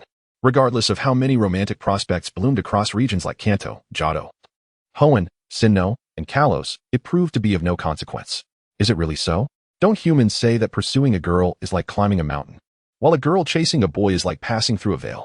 If only Meowth had been born a different gender, perhaps pursuing Madonna wouldn't have been so troublesome. Meowth chimed in. What proverbs have you been learning lately? Such sayings are merely whimsical. Don't take them to heart. That saying about girls chasing boys. Look at this guy beside me, who has been pursued for nearly a decade by his fiancée, yet he still roams freely with us, Jiraiya pointed out. Boss, you can say that, but don't always direct it at me. Kojiro protested, feeling unjustly targeted. Is that so? But what can I do? There are only the three of us, and if I don't use you as an example, who else can I draw from? Zhihui replied. Kojiru opened his mouth as if to retort, but found himself at a loss for words. Your reasoning is so sound. I find myself speechless. All right, let us prepare for tomorrow as Pokémon assessment. Regardless, you are a prospective Pokémon doctor, and failing the assessment would be quite embarrassing, Zhihui concluded. Chapter 67. The certification examination begins. Is the length of a sloth's tongue twice that of its body? True or false? The millennium-old Ninetales and the 10,000-year-old Squirtle. True or false? Is Shaveling truly the master of kicking techniques? True or false? Was the gas ball first discovered in a bathhouse? True or false? The Pokémon certification examination consists of both written assessments and practical duels. The written section is further divided into simple true or false questions and a segment where candidates must identify Pokémon from shadowy images. At this moment, Zhihui and Kojiro were both engrossed in answering these questions. Unlike his previous performance, where he ranked last, Kojiro now demonstrated the foundational knowledge befitting a prospective PhD candidate, making the examination feel like second nature to him. As for Zhihui, he sat with his eyes closed, exhibiting a blatant disdain for the test. After approximately 20 minutes, they completed the second set of questions and exited to view their results. Hey, come look. You ranked first, Ash exclaimed excitedly, waving at Zhihui from in front of the notice board. Although he had refrained from participating in the Pokémon certification examination after being schooled by Zhihui the day prior, he still came to observe as a relative. If I don't place first, that would be quite embarrassing. To be precise, anything less than a perfect score would be an affront to my doctoral title, Zhihui replied. He achieved a perfect score on the general knowledge section, but missed one question in the shadow identification segment. It was unavoidable. The image was a shadowy sphere, and anyone with a sound mind would have guessed Electrode or Togepi. Yet the answer turned out to be Jigglypuff from a bird's eye view. Upon realizing this, Zhihui nearly wanted to confront the examiner. What kind of absurd question was that? Were they testing Pokémon knowledge or playing mind games? No wonder past champions were those who triumphed in gym battles, with few having passed the Pokémon certification examination or graduated from academies. It all seemed utterly ridiculous. By the way, Kojiro, your score is commendable too. 15th place. Zhihui congratulated him. That is all thanks to the boss's excellent guidance. I had this strange feeling that many of those questions were eerily familiar, as if I had seen them somewhere before, Kojiro replied bashfully. Could it be that the questions for the Pokémon certification examination were leaked? Misty whispered. It's not that they were leaked. Rather, I authored that exam. Zhihui stated nonchalantly. What? Ash, Brock, Misty, Kojiro, and Archer all gasped in shock. Even Bakubi and Pikachu looked bewildered, while Monani jumped out, stealing the spotlight to assert its presence. What's with you all? Pay more attention to your image, Zhihui admonished, realizing the gravity of the situation halfway through. This examination paper was indeed his own creation. He recalled that Professor Oak had asked him to design a questionnaire on Pokémon knowledge, and at the time, he had been indifferent, merely jotting down answers based on his memory, without consulting any references. He submitted it without a second thought, and since nothing had happened afterward, he had forgotten about it. Had it not been for today's Pokémon certification examination, he would not have discovered that his paper had become the written assessment. Zhihui, are you serious? Misty asked cautiously, as this revelation was utterly absurd. To have the designer of the examination take the test was even more ludicrous than having someone leak the questions in advance. Is it not real? What a farce. The Pokémon Certification Institution has a terribly outdated database. My work from years ago is still in circulation. Zhihui shook his head. Everyone was left speechless. Finally, Ash broke the silence, saying, by the way, my Charizard has fully recovered and is obedient now. Once you finish the Pokémon certification examination, can you accompany me for another battle? Sure. After I complete the upcoming Random Pokémon Challenge, I will battle you, Zhihui replied. Random Pokémon? What is that? Ash inquired with curiosity. It's a rather entertaining format, where both contestants and instructors randomly select a belt containing 3 Pokémon and then battle against the examiner. It tests the trainer's familiarity with Pokémon and has its merits, Zhihui explained. Come here, Bakubi, let us shake hands for some luck. Zhihui suddenly extended his hand toward Bakubi nestled in Misty's arms, being newly hatched and unaware of much else. Bakubi instinctively sensed Zhihui's goodwill and reached out with its tiny finger to touch his hand. All right, with Bakubi's good fortune, victory is surely mine. Zhihui chuckled. Then he and Kojiro entered the competition area, casually grabbing a belt and facing off against the examiner. Let us see what my first Pokémon is. Zhihui tossed a Pokeball, and a serpentine creature composed of rocks appeared on the field. Onyx, looks like luck is on my side. Zhihui smiled slightly. With both rock and ground types, if used wisely, his chances of victory were substantial. Prepare to accept the challenge, my Pokémon. The opposing examiner also released a Pokémon. Ji Hui stared in astonishment as the opponent's Pokémon was a Jolteon. Is this really my luck? Brock remarked. As the owner of Onix, he knew well that as long as it didn't encounter water, electric-type Pokémon posed little threat to it. All thanks to Bakubi. Misty teased, playfully engaging with Bakubi, which waved its tiny hands excitedly. Examiner, are you sure you want to continue? Ji Hui asked. Even with a type disadvantage. Pokémon battles are not solely determined by type. Besides, Jolteon has moves beyond just electric type, the examiner replied. You are the candidate. You may make the first move. All right. Onix, dig. Ji Hui calmly commanded, opting not to recklessly launch an attack despite his advantageous type, choosing instead to burrow underground. The examiner was taken aback.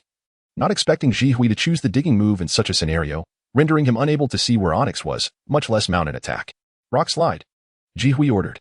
As soon as he finished speaking, Onix erupted from the ground beneath Jolteon, violently crashing into its soft abdomen and sending it flying. Next, rock throw. Ji Hui commanded. Onix roared, and numerous rocks materialized, crashing down upon Jolteon. Unable to evade, Jolteon fell to the ground, completely out of combat. Thank you, Onix. Ji Hui smiled as he recalled Onix and threw out his second Pokeball, revealing a frog Pokémon adorned with seeds on its back. Bulbasaur. Ji Hui instinctively started to say, but quickly stifled the last word, managing to control himself and correctly utter its name, Bulbasaur. The grass-type Pokémon from Kanto's starter trio. If it's him, then I should win this time. The examiner suddenly threw out a fire-type Pokémon with excitement. Ji Hui smirked. With 3 Pokémon in total, 2 were evolutions of EV, and the third was undoubtedly a water type. This was hardly fair, as both his Onix and Bulbasaur were in their first forms, while the opponent's Pokémon had all evolved. Hadn't he shaken hands with Bakubi for luck? Did he not receive any fortune but instead absorbed it? Ji Hui cast a glance at the still jubilant Pokeball and shook his head. Fortunately, the order of Pokémon could not be arbitrarily changed, and the examiner was unaware of what lay within the Pokeball. Otherwise, had the battle involved the water sprite earlier, Ji Hui would have been at a loss regarding how to execute any underhanded tactics. After all, with similar levels and a 4-fold type disadvantage, victory seemed nearly impossible. Candidate, you may take the initiative to attack, the examiner proclaimed, excitement radiating from his countenance. Feeling confident of his impending triumph. Typically, a fire sprite against a Bulbasaur spelled assured victory. A glimmer of determination flashed in Ji Hui's eyes. Given the favorable levels and attributes of his opponent, he resolved to adopt a more cunning strategy. Vine Whip. He commanded. Useless. Fire sprite, unleash flamethrower. The examiner declared with fervor, reveling in the prospect of finally having the upper hand after the earlier type disadvantage. A powerful column of flame erupted from the fire sprite, directly countering Bulbasaur's Vine Whip, incinerating the leaves before surging towards the Bulbasaur. In a moment of impending danger, Ji Hui commanded, Bulbasaur, use Vine Whip to elevate yourself. The previously anxious Bulbasaur, upon hearing Ji Hui's direction, swiftly extended its 2 elongated green vines to strike the ground, propelling itself into the air. The flames surged through the space between the vines, failing to inflict any harm upon Bulbasaur. Now sleep powder, Ji Hui ordered. While still airborne, Bulbasaur, responding to Ji Hui's command, released a peculiar powder from the seed on its back. The fire sprite, caught off guard, inhaled the sleep powder and collapsed to the ground in a deep slumber. Indeed, as anticipated. Now let us employ Leech Seed, Ji Hui exclaimed. Bulbasaur, brimming with excitement and sensing impending victory, ejected a small seed at high speed, planting it upon the helpless fire sprite. The seed rapidly took root, spreading tendrils that drained the fire sprite's vitality. The referee, glancing at the incapacitated fire sprite, announced, the fire sprite has lost its fighting capability. Candidate Ji Hui is the victor. Chapter 68. Another battle with Charizard. How impressive. To disregard elemental attributes and allow Bulbasaur to triumph over fire-type Pokémon, Brock marveled. While Onix defeating Thunder-type Pokémon is nothing remarkable, Bulbasaur's victory over Fire-type is truly remarkable. Indeed, the first stage Bulbasaur defeated the fully evolved Fire-type Pokémon. Ash, stop daydreaming and focus on your studies, Misty admonished Ash, who was lost in thought. I understand. I'm taking notes. I never knew it could be utilized this way, using Vine Whip to strike the ground and launch into the air, followed by Sleep Powder and Leech Seed. What a strategy! Ash exclaimed, his eyes gleaming with enthusiasm. Unbeknownst to him, the technique of using Vine Whip to propel Pokémon into the air was originally his specialty. Of course. Just look at who its trainer is. Meowth declared proudly. Ash, Are you sure you want to challenge again, considering how formidable Jihui is? Brock questioned Ash skeptically. In terms of Pokémon strength, Jihui's Ninetales was superior, and tactically, Ash had no comparison. The only advantage lay in attributes, but could that alone suffice? Absolutely. Charizard is putting in tremendous effort. I cannot afford to lose, no matter how powerful the opponent is. We can always overwhelm them with our spirit, Ash declared. That's the spirit. Maintain that determination. It is your greatest asset. While relying solely on instinct is not sustainable. Having a keen intuition allows you to uncover more weaknesses in battle, Jihui remarked as he emerged with the qualification badge from the center. Thank you, brother. By the way, are all Bulbasaurs suited for the strategy you just employed? Ash inquired.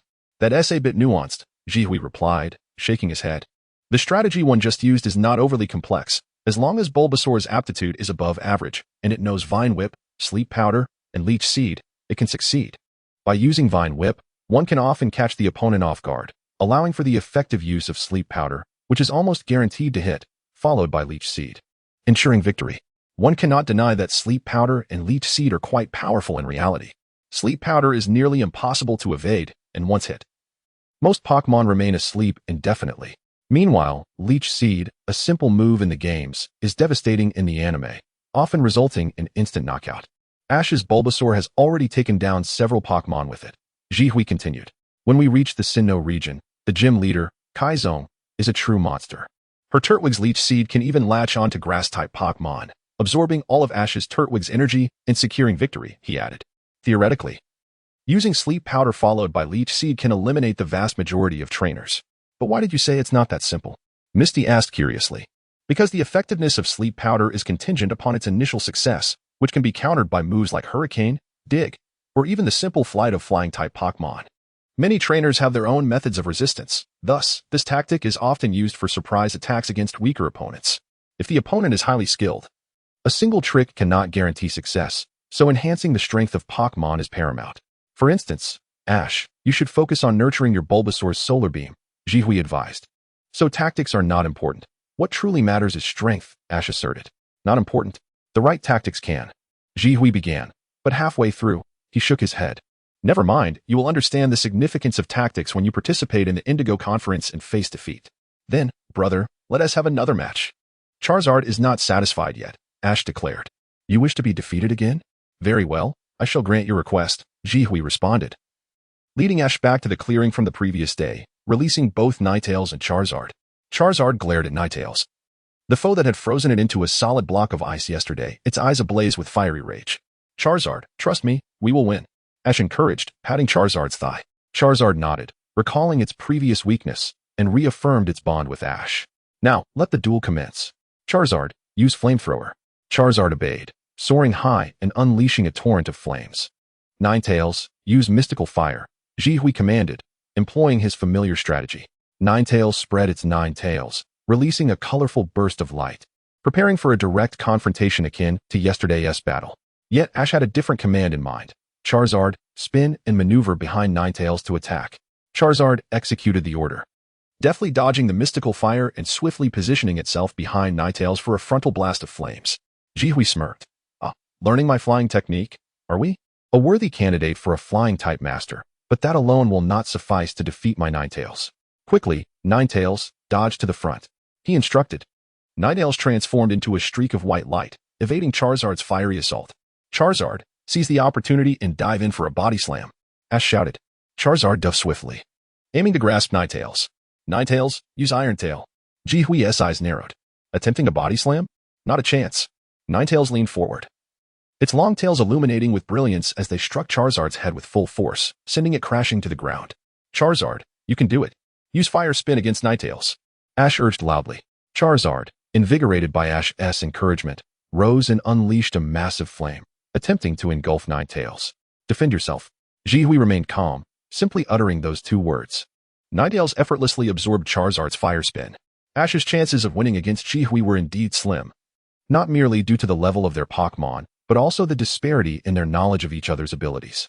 Ash was not well versed in Jihui's Pokémon, yet Jihui had an intimate understanding of Ash's, particularly Charizard. As the adage goes, Fire-type Pokémon not adept in using Fighting-type moves are at a disadvantage. Charizard's most formidable move, Body Slam, had been its go-to against strong opponents. having previously dealt with formidable foes like Gary's Blastoise and even the legendary Articuno. If Charizard's signature move were restricted, its power would significantly diminish, leading to a tough battle or even defeat. Ninetales, unleash Hyper Beam. Jihui commanded. Signaling for the final strike, Ninetales released a radiant beam that accurately struck Charizard, rendering it incapacitated. Did we lose again? Ash gazed apologetically at Charizard, who bore no resentment, having fought much better than the day before. Chapter 69. Taking away Charizard. Ash, both you and Charizard have grown considerably. Yet the path to becoming a true master remains long and arduous, requiring your joint efforts. Jihui approached Charizard, administering a special potion. Yes, brother. I will strive alongside Charizard, and I will surely catch up to you in Ninetales, Ash replied earnestly. In order to catch up with me, I must first conduct a checkup on your Charizard. I intended to do so yesterday, but due to its injuries, I lacked the time for a proper diagnosis. Jihui signaled Meowth, who promptly retrieved a complete set of professional Pokémon diagnostic equipment from a compact backpack. Jihui took the tools and began a meticulous data analysis of Ash's Charizard. After navigating through a series of complex procedures that left Ash and his companions baffled, the computer screen displayed a prominent letter B. Indeed, my suspicions were correct, Jihui nodded thoughtfully. What does that mean, brother? What does the B signify? Ash inquired curiously. This is a standard I devised for evaluating Pokémon, and your Charizard's developmental status is merely rated as B, Jihui explained. Only AB? Is my Charizard not strong enough? Ash responded. Though he was unaware of the intricacies of Jihui's evaluation criteria, he knew that there was an above AB. From the internal data alone, excluding personal insight and perseverance, its stamina is rated A, but its development is quite subpar. At this rate, it might not even be able to take you to the skies. Was its flame ever weak enough to nearly extinguish, and did it evolve into Charizard shortly after becoming a Charmeleon? Jihui asked. Yes. Charizard was once abandoned by a careless trainer, left in a place where its flames nearly extinguished due to rain, and then during the Great Valley. It evolved into Charizard to battle Aerodactyl, gaining its wings, Ash recounted. Indeed, when it was a Charmander, it sustained subtle internal injuries that require attention. Unfortunately, due to your negligence, it was not cared for properly. Although evolving into Charmeleon could have facilitated recovery, it evolved again too soon. During this time, it has been by your side, believing itself invincible, which has hindered its growth and left it somewhat hollow, Jihui concluded. Finally understanding why Ash's Charizard struggled against various opponents in the Charizard Valley, suffering from a troubled developmental history. Is there any way to restore it? Ash asked. Filled with anxiety at the thought of Charizard's condition, feeling more distressed than if he himself were ill. Of course, as long as it is not a terminal ailment. There are always ways to treat it. After all, I am a trained professional, Jihui replied confidently, though he added, however, the treatment will take time. And I cannot remain by your side indefinitely. Then Charizard shall stay with you for now, Ash decided. That works. I still have some space available. However, without counting Togepi. You only have 5 Pokémon left, correct? Jihui remarked. Yes, Ash confirmed. Then perhaps you should swap it with the Kingler at your mentor's place. Lest Kingler only recognizes your mentor and not you as its trainer, Jihui suggested. Right, I still have Kingler, Ash realized. Jihui rolled his eyes in exasperation, clearly bemused that Ash had forgotten about it. Thankfully, Kingler seemed unfazed by Ash's neglect. When you challenge the Quartz Conference, it might even help you secure your first victory in the league by taking on 3 opponents at once. Your Kingler may not appear impressive in size, but its potential is remarkable. Train it well, and do not fall behind to that of Shigeru, understood? Jihui advised, acknowledging Kingler's formidable strength despite Ash's lack of attention to its training.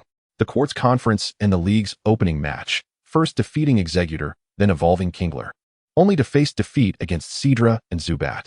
In Johto, at Whirlpool Islands, a Crab Punch unleashed a tidal whirlpool. Among Ash's early Pokémon, it undoubtedly ranks among the top 2. Yet, Ash hardly trained it, Jihui mused, questioning if the quality of his mentor's meals was indeed the reason for Kingler's prowess. I will train hard, Ash declared, invigorated by the thought of Shigeru, immediately resolved to enhance Kingler's skills. Make good use of it. Next, you must challenge the Fiery Gym, which specializes in fire-type Pokémon. If you utilize your strengths effectively, you might achieve unexpected results. If you cannot prevail, return to me for Charizard, Jihui instructed. I won't, brother. I will demonstrate my strength to you, Ash assured. Are you certain? Aside from Natsume's unpredictable psychic abilities, the gym leader, Xiaobo, is the strongest in Kanto, Jihui chuckled, noting that while there were others like Sakaki and Aki who once contended for that title, With the closure of Tokiwa Gym and Sakiki's mysterious whereabouts, and Aki's resignation, he was expected to ascend as the next Poison-type champion in Johto. Then I must win to prove my strength, Ash declared resolutely. Very well. I look forward to your performance. In that case, I shall depart once Kojiro emerges. By the way, I have already secured my entry ticket for the Quartz Conference, while you have yet to obtain yours. I will be waiting for you, Jihui said. Brother, I will catch up to you, Ash promised.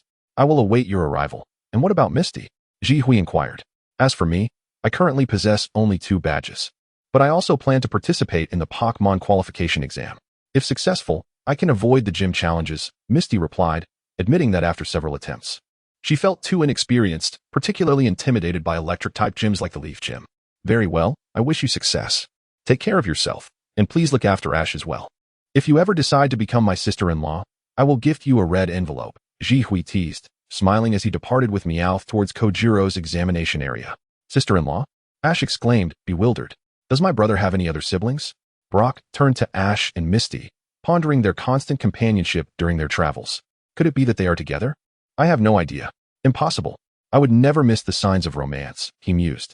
Misty, on the other hand, displayed a rare blush, unsure if it was from embarrassment or irritation. Pikachu, looking adorably confused, observed the group, wondering what had transpired to silence them. The last-minute addition, Archer, expressed his own confusion, contemplating the situation before raising his camera to snap a picture of the bewildered Pikachu. I am merely a bystander, capturing my own moments. Authors note the content above has been uploaded around noon today, so updates will be postponed until midday. I did not anticipate such a swift upload. But it is indeed a good thing, and I would like to extend my gratitude to editor Jingwan. Honestly, I did not foresee this book performing so well. My initial motivation for writing it stemmed from a nostalgic review of Pokémon during the summer. After indulging in the series, I impulsively began this work. And to my surprise, many readers have enjoyed it. Receiving such support brings me a sense of accomplishment. To return to the matter at hand, I am thrilled about the upload. However, for many readers, it may not be the same since it signifies that the book will now incur charges, which will likely lead to some readership loss. I will refrain from unnecessary discourse. Those with a good habit of subscribing will continue to do so, while those accustomed to reading pirated versions will likely disregard my pleas, possibly even accuse me of whining about finances. In closing, I simply request a wave of subscriptions. At the very least, a solid initial subscription would be appreciated. Regarding updates after the upload, on the first day, there will be 5 updates, depending on the subscription response. I may add more, but I will maintain a regular schedule of 3 updates thereafter. Chapter 70, The Battle Palace Challenger. Are you prepared with your Pokémon? The head of the Battle Palace, Elder Yukong, gazed at Zhihui. After a tumultuous sea voyage, Zhihui and his companions had finally arrived at the 5th battle facility. The Battle Palace, having parted ways with Ash. Are we ready, Mr. Yukong? Shall we commence? Zhihui inquired, observing the elder. Despite his advanced age, Yukong exhibited a youthful mindset and vigor. One might mistake him for a playful old man were it not for his extensive experience. Indeed, however, the arena is not here. How about we battle in the forest? Elder Yukong suggested. Sounds splendid, Zhihui replied nonchalantly, as he was amenable to battling in any location. Excellent, Yukong said, striding towards the nearby forest and releasing a Slydog Pokémon. A grass and dark-type Pokémon, is it? Zhihui mused, a peculiar smile gracing his face. The Pokémon's design seemed reminiscent of a mythical figure. Despite its canine designation, it bore no resemblance to a dog and walked on 2 legs. In that case, I shall summon a fairy Pokémon, Zhihui declared. The fairy Pokémon gracefully materialized in the arena, radiating an astounding charm under the sunlight. It was undeniable that most fairy types exuded elegance and beauty. It was no wonder that some opted to evolve fairy-type Pokémon from those with fairy attributes. Is this the latest evolution of Eevee? A new Pokémon? Yukong's eyes gleamed with interest. Indeed, it's the fairy Pokémon. Use Fairy Wind, Zhihui commanded. Slydog. Evade and retreat into the forest, Elder Yukong ordered. Upon hearing this, Slydog swiftly darted into the nearby woods. Zhihui's expression turned wry, being a grass-type Pokémon. Slydog thrived in the forest, which was undoubtedly Yukong's intent. Fairy Pokémon, pursue. Zhihui instructed, and both he and Elder Yukong dashed into the forest, keeping pace with their Pokémon while issuing commands. Fairy Pokémon, use Quick Attack. Zhihui's voice echoed. Slydog, we shall also use Quick Attack. Despite his age, Yukong matched Zhihui's speed, promptly giving his command. The fairy Pokémon and Slydog surged forward, colliding with one another before both were sent reeling backward. their combat prowess evenly matched. Fairy Pokémon, unleash magical shine. Zhihui ordered, opting for a special attack now that their physical strengths were comparable. The Fairy Pokémon concentrated radiant energy, launching a powerful blast towards Slydog. Immediately, Yukong countered with Shadow Clone. Slydog created numerous duplicates, causing the magical shine to pass through one clone, while the true Slydog concealed itself among the illusions. Fairy Pokémon, use Fairy Wind to attack all the Slydogs. Zhihui commanded. The Fairy Pokémon's flowing hair twirled, summoning a mystic wind that swept towards the clones, dispersing them, yet failing to strike the real Slydog. Zhihui's expression shifted as he noticed a shadow darkening the sky. Slydog leaped from an unknown direction, charging towards the Fairy Pokémon. Slydog, use Shadow Ball. A purplish-black energy sphere coalesced in Slydog's grip, striking the Fairy Pokémon, which emitted a pain cry, showing signs of fatigue. Fairy Pokémon, do not lose heart. Use Quick Attack to close the distance. Zhihui encouraged. With renewed determination, the Fairy Pokémon accelerated towards Slydog. Slydog, once more use Shadow Clone. Yukong commanded, and Slydog split into countless clones again. Zhihui reiterated his previous command, employing Fairy Wind to clear the duplicates, but once more, the real Slydog evaded capture. Zhihui gazed upwards, seeking the Slydog, but instead, a shadow emerged from the underbrush. Slydog, use Quick Attack. Utilizing the branches to launch itself, Slydog soared upward, striking the Fairy Pokémon with a decisive blow, causing more significant damage. Do not assume I will attack from a single direction. Victory lies in unpredictable assaults, Elder Yukong chuckled. I have underestimated you, Elder. However, as long as you are on the offensive, the outcome remains unchanged, Zhihui remarked with a sly grin. The Fairy Pokémon rallied, seizing Slydog and unleashing a devastating light of destruction. With unwavering resolve, the Fairy Pokémon ensnared Slydog, golden light radiating from its mouth. Quickly, Slydog, shake off the Fairy Pokémon. Yukong's expression shifted with urgency. Slydog thrashed wildly, attempting to break free, yet the Fairy Pokémon remained tightly bound, its ribbons ensnaring Slydog. In a close-range strike, the light of destruction hit Slydog, sending both Pokémon crashing to the ground. The Fairy Pokémon landed atop Slydog, sustaining minimal injury, and leaped joyfully towards Zhihui, while Slydog lay dazed, utterly defeated. An exquisite strategy, luring me into an attack. Sacrificing a quick attack to unleash the light of destruction, Yukong praised, recalling Slydog. Next, I summoned my partner, Venusaur. Venusaur, Zhihui's expression shifted, recognizing it as the final evolution of Bulbasaur, arguably one of the strongest grass-type Pokémon in Kanto. Fairy Pokémon, return. Now Ninetales. Zhihui called back the Fairy Pokémon, releasing Ninetales. Opting for Ninetales instead of the Fairy Pokémon, are you attempting to exploit type advantages? My Venusaur is no easy foe, Yukong remarked. I have faith in my Ninetales, and I believe that in this one-on-one matchup, my Pokémon shall not fall short. Zhihui asserted. Ninetales, use Powder Snow. Ninetales opened its mouth, unleashing a flurry of snowflakes towards Venusaur. Venusaur, use Leaf Blade. Yukong commanded. Venusaur remained stationary, sending forth a barrage of spinning leaves to counter Ninetales' attack. The two forces collided, resulting in a stalemate. Ninetales, quick attack. Zhihui anticipated Yukong's strategy among Kanto's final evolutions. Aside from Charizard's speed, both Venusaur and Blastoise were too cumbersome to evade swiftly, relying on high output to combat. In response to Ninetales' assault, Yukong did not instruct Venusaur to dodge. Instead, he commanded, Venusaur, use Vine Whip. Venusaur unleashed 8 resilient brown vines, striking towards Ninetales. Ninetales deftly maneuvered, evading all the vines and charging fiercely into Venusaur, who grimaced in pain. Yukong's expression hardened. Venusaur, retaliate. Venusaur gathered its strength, launching a counterattack that sent Ninetales hurtling several meters away, pain etched across its face, showcasing Venusaur's remarkable power. Venusaur, use Solar Beam. This final move will determine the victor, Yukong declared. Ninetales, brace yourself. Quickly use Ice Beam. Zhihui urged, knowing that without sunny weather, Solar Beam required preparation time during which Venusaur would be nearly immobile. The Ninetales let out a cry, and a sphere of ice swiftly coalesced in its mouth, forcefully shooting forth and encasing the entire Venusaur in a block of ice. It seemed that this match was yet another victory for me, Zhihui remarked with a smile. However, to hastily judge the outcome is a grave error. Venusaur, reveal our strength. Solar Flare. Yukong commanded. Zhihui's expression suddenly shifted as he beheld the frozen Venusaur, its blossoming flowers still gathering light. In an instant, a brilliant beam of light erupted forth, shattering the thick ice and launching an assault towards the Ninetales. Ninetales, swiftly employ Iron Tail against the ground. Zhihui urgently directed. The Ninetales extended its 9 snow-white tails, shimmering with a silvery glow, and forcefully struck the ground, propelling itself into the sky and evading the Venusaur's lethal strike. Ninetales cast magical shine in the air. Then Mount Venusaur entirely. Having narrowly escaped an attack, Zhihui felt a sense of relief and issued another urgent command. The Ninetales radiated a spectrum of colors, transforming into a comet as it mounted Venusaur, rendering it utterly devoid of combat capability. Chapter 71. Harnessing the environment to everyone's astonishment. Zhihui triumphed over Yukang's 2 Pokémon in succession, further enhancing his prowess. Yoshida, observing from the sidelines, couldn't help but exclaim, "This is the caliber of our leader. Victory is surely within reach." That may not be the case, Yoshida cautioned. The remaining Pokémon of Yukang is far from ordinary, especially when the environment can be utilized to its advantage.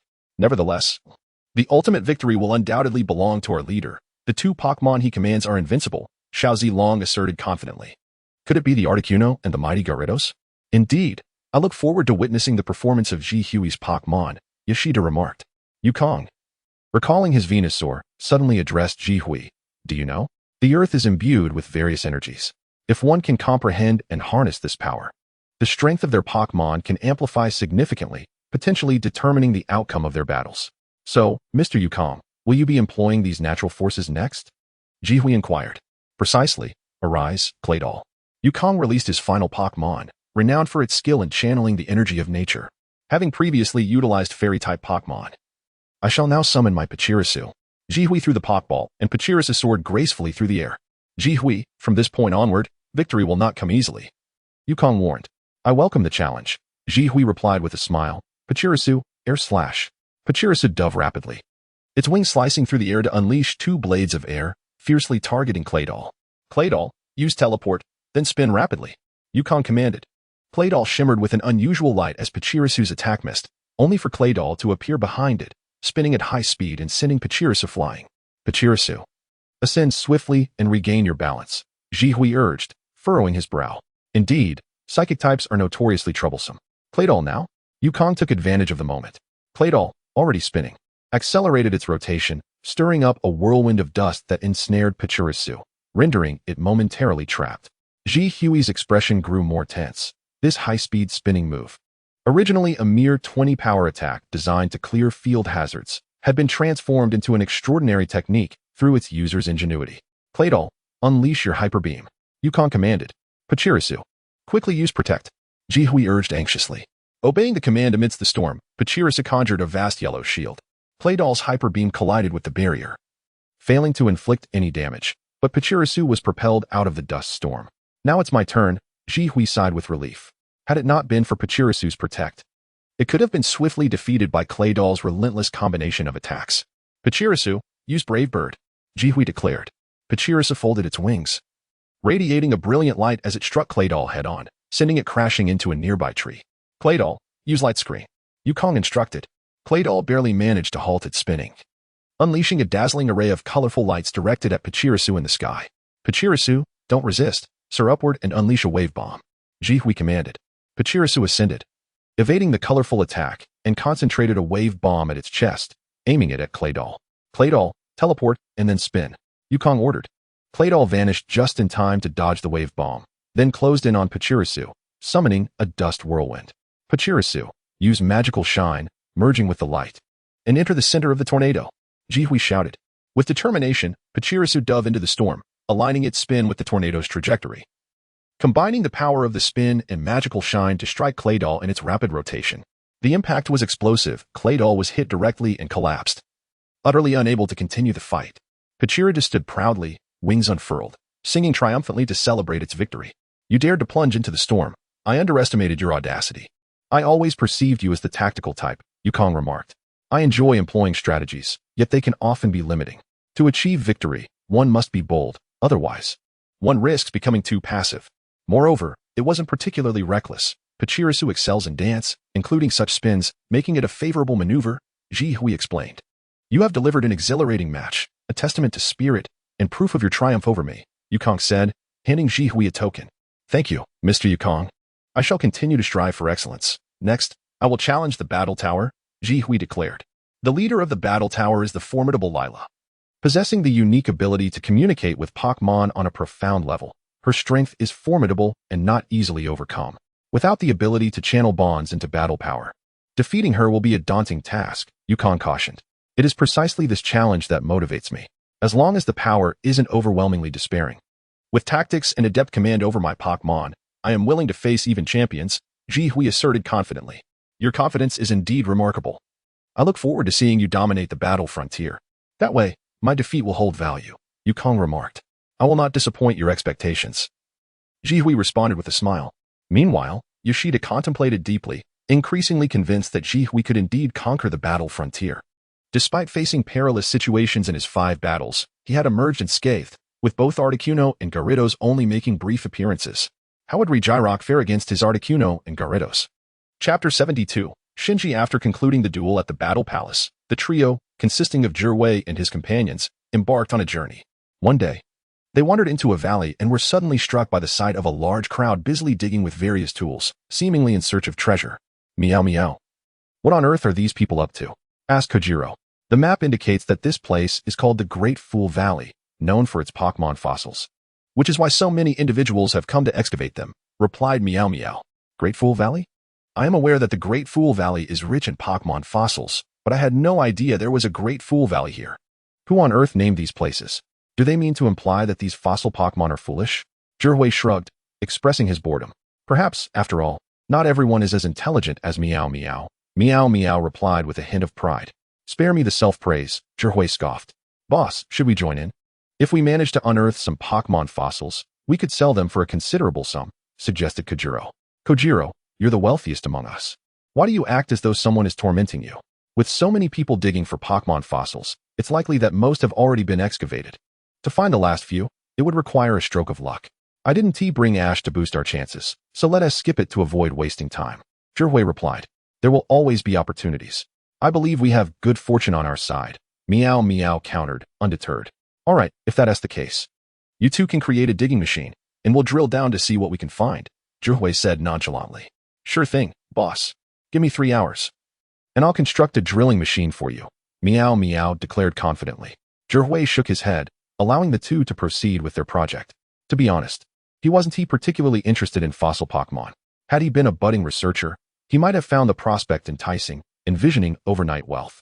However, as a professor now, a few fossils wouldn't significantly alter his lifestyle, they would merely serve as embellishments. Regarding their strength, Zhihui genuinely believed that fossil Pokémon were rather underwhelming.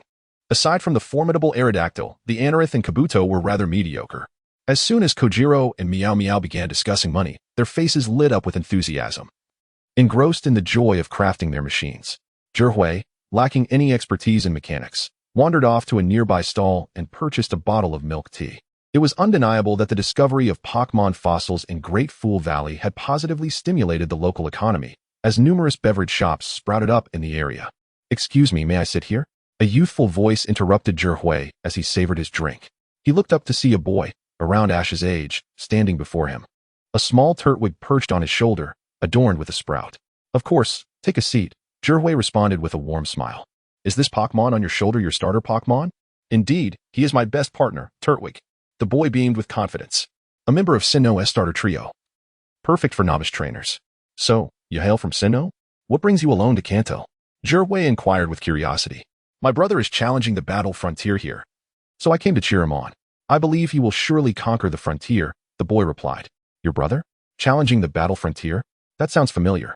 What is your brother's name? Zhihui asked, amused. My brother's name is Reiji, the boy proudly announced. Reiji, Zhihui exclaimed, nearly choking in surprise. He gazed at the cheerful boy, astonished. If I recall correctly, Reiji has only one brother, Shinji, right? Could this boy before me truly be the younger sibling of Shinji, Ash's greatest rival in Sinnoh? Zhihui scrutinized the boy, trying to reconcile this cheerful persona with the stern and somewhat cold Shinji he remembered. Could time truly alter someone so drastically? Zhihui fell into contemplation, vaguely recalling that Shinji had once been an optimistic child who idolized his brother. Instead of challenging the Sinnoh League upon obtaining his Pokémon, he had sought out his brother in Kanto, only to witness his idol defeated by the renowned Shindai. This crushing defeat had led to Shinji's withdrawal from training, resulting in a twisted silence. Ultimately, It was Shindai who had helped him regain his composure and develop a more amiable personality. Do you know my brother? Shinji asked, observing Zhihui closely. He was not oblivious. He could tell from Zhihui's expression that he indeed recognized his brother. Yes, I'm Zhihui. I've faced your brother in a match. Zhihui replied. You are Zhihui, Ash's brother. Shinji exclaimed. Huh, you know Ash? Zhihui's eyes widened. The butterfly effect of his presence seemed to have altered the narrative significantly, allowing Shinji to become acquainted with Ash much earlier than expected. Yes, he traveled with my brother for a time, so I know him well. I've even arranged to challenge the league here in Kanto this year, hoping to face off against him at the Quartz Conference, Shinji said excitedly. You plan to battle Ash? Zhihui's expression turned peculiar. In Sinnoh, Shinji and Ash were evenly matched, one excelling in strategy while the other thrived on camaraderie. However, if Shinji were to engage Ash in a 6-on-6 battle now, he would likely find himself utterly outclassed. What is your strongest Pokémon? That Turtwig on your shoulder, which hasn't even evolved yet. Zhihui queried. And Ash? No need to mention, it's Charizard, he added. A Turtwig against a Charizard? Zhihui didn't wish to dampen Shinji's spirits, but did he really want to set himself up for such an uphill challenge? What is the matter? Ash may have begun his journey before me, but his tactics are pitiful. I am certain I can defeat him. Just days ago, I battled him to a standstill with Turtwig against Pikachu, and although it was a tie, I had only just acquired Turtwig a month ago. While he has been training with Pikachu for months, Shinji expressed with dissatisfaction.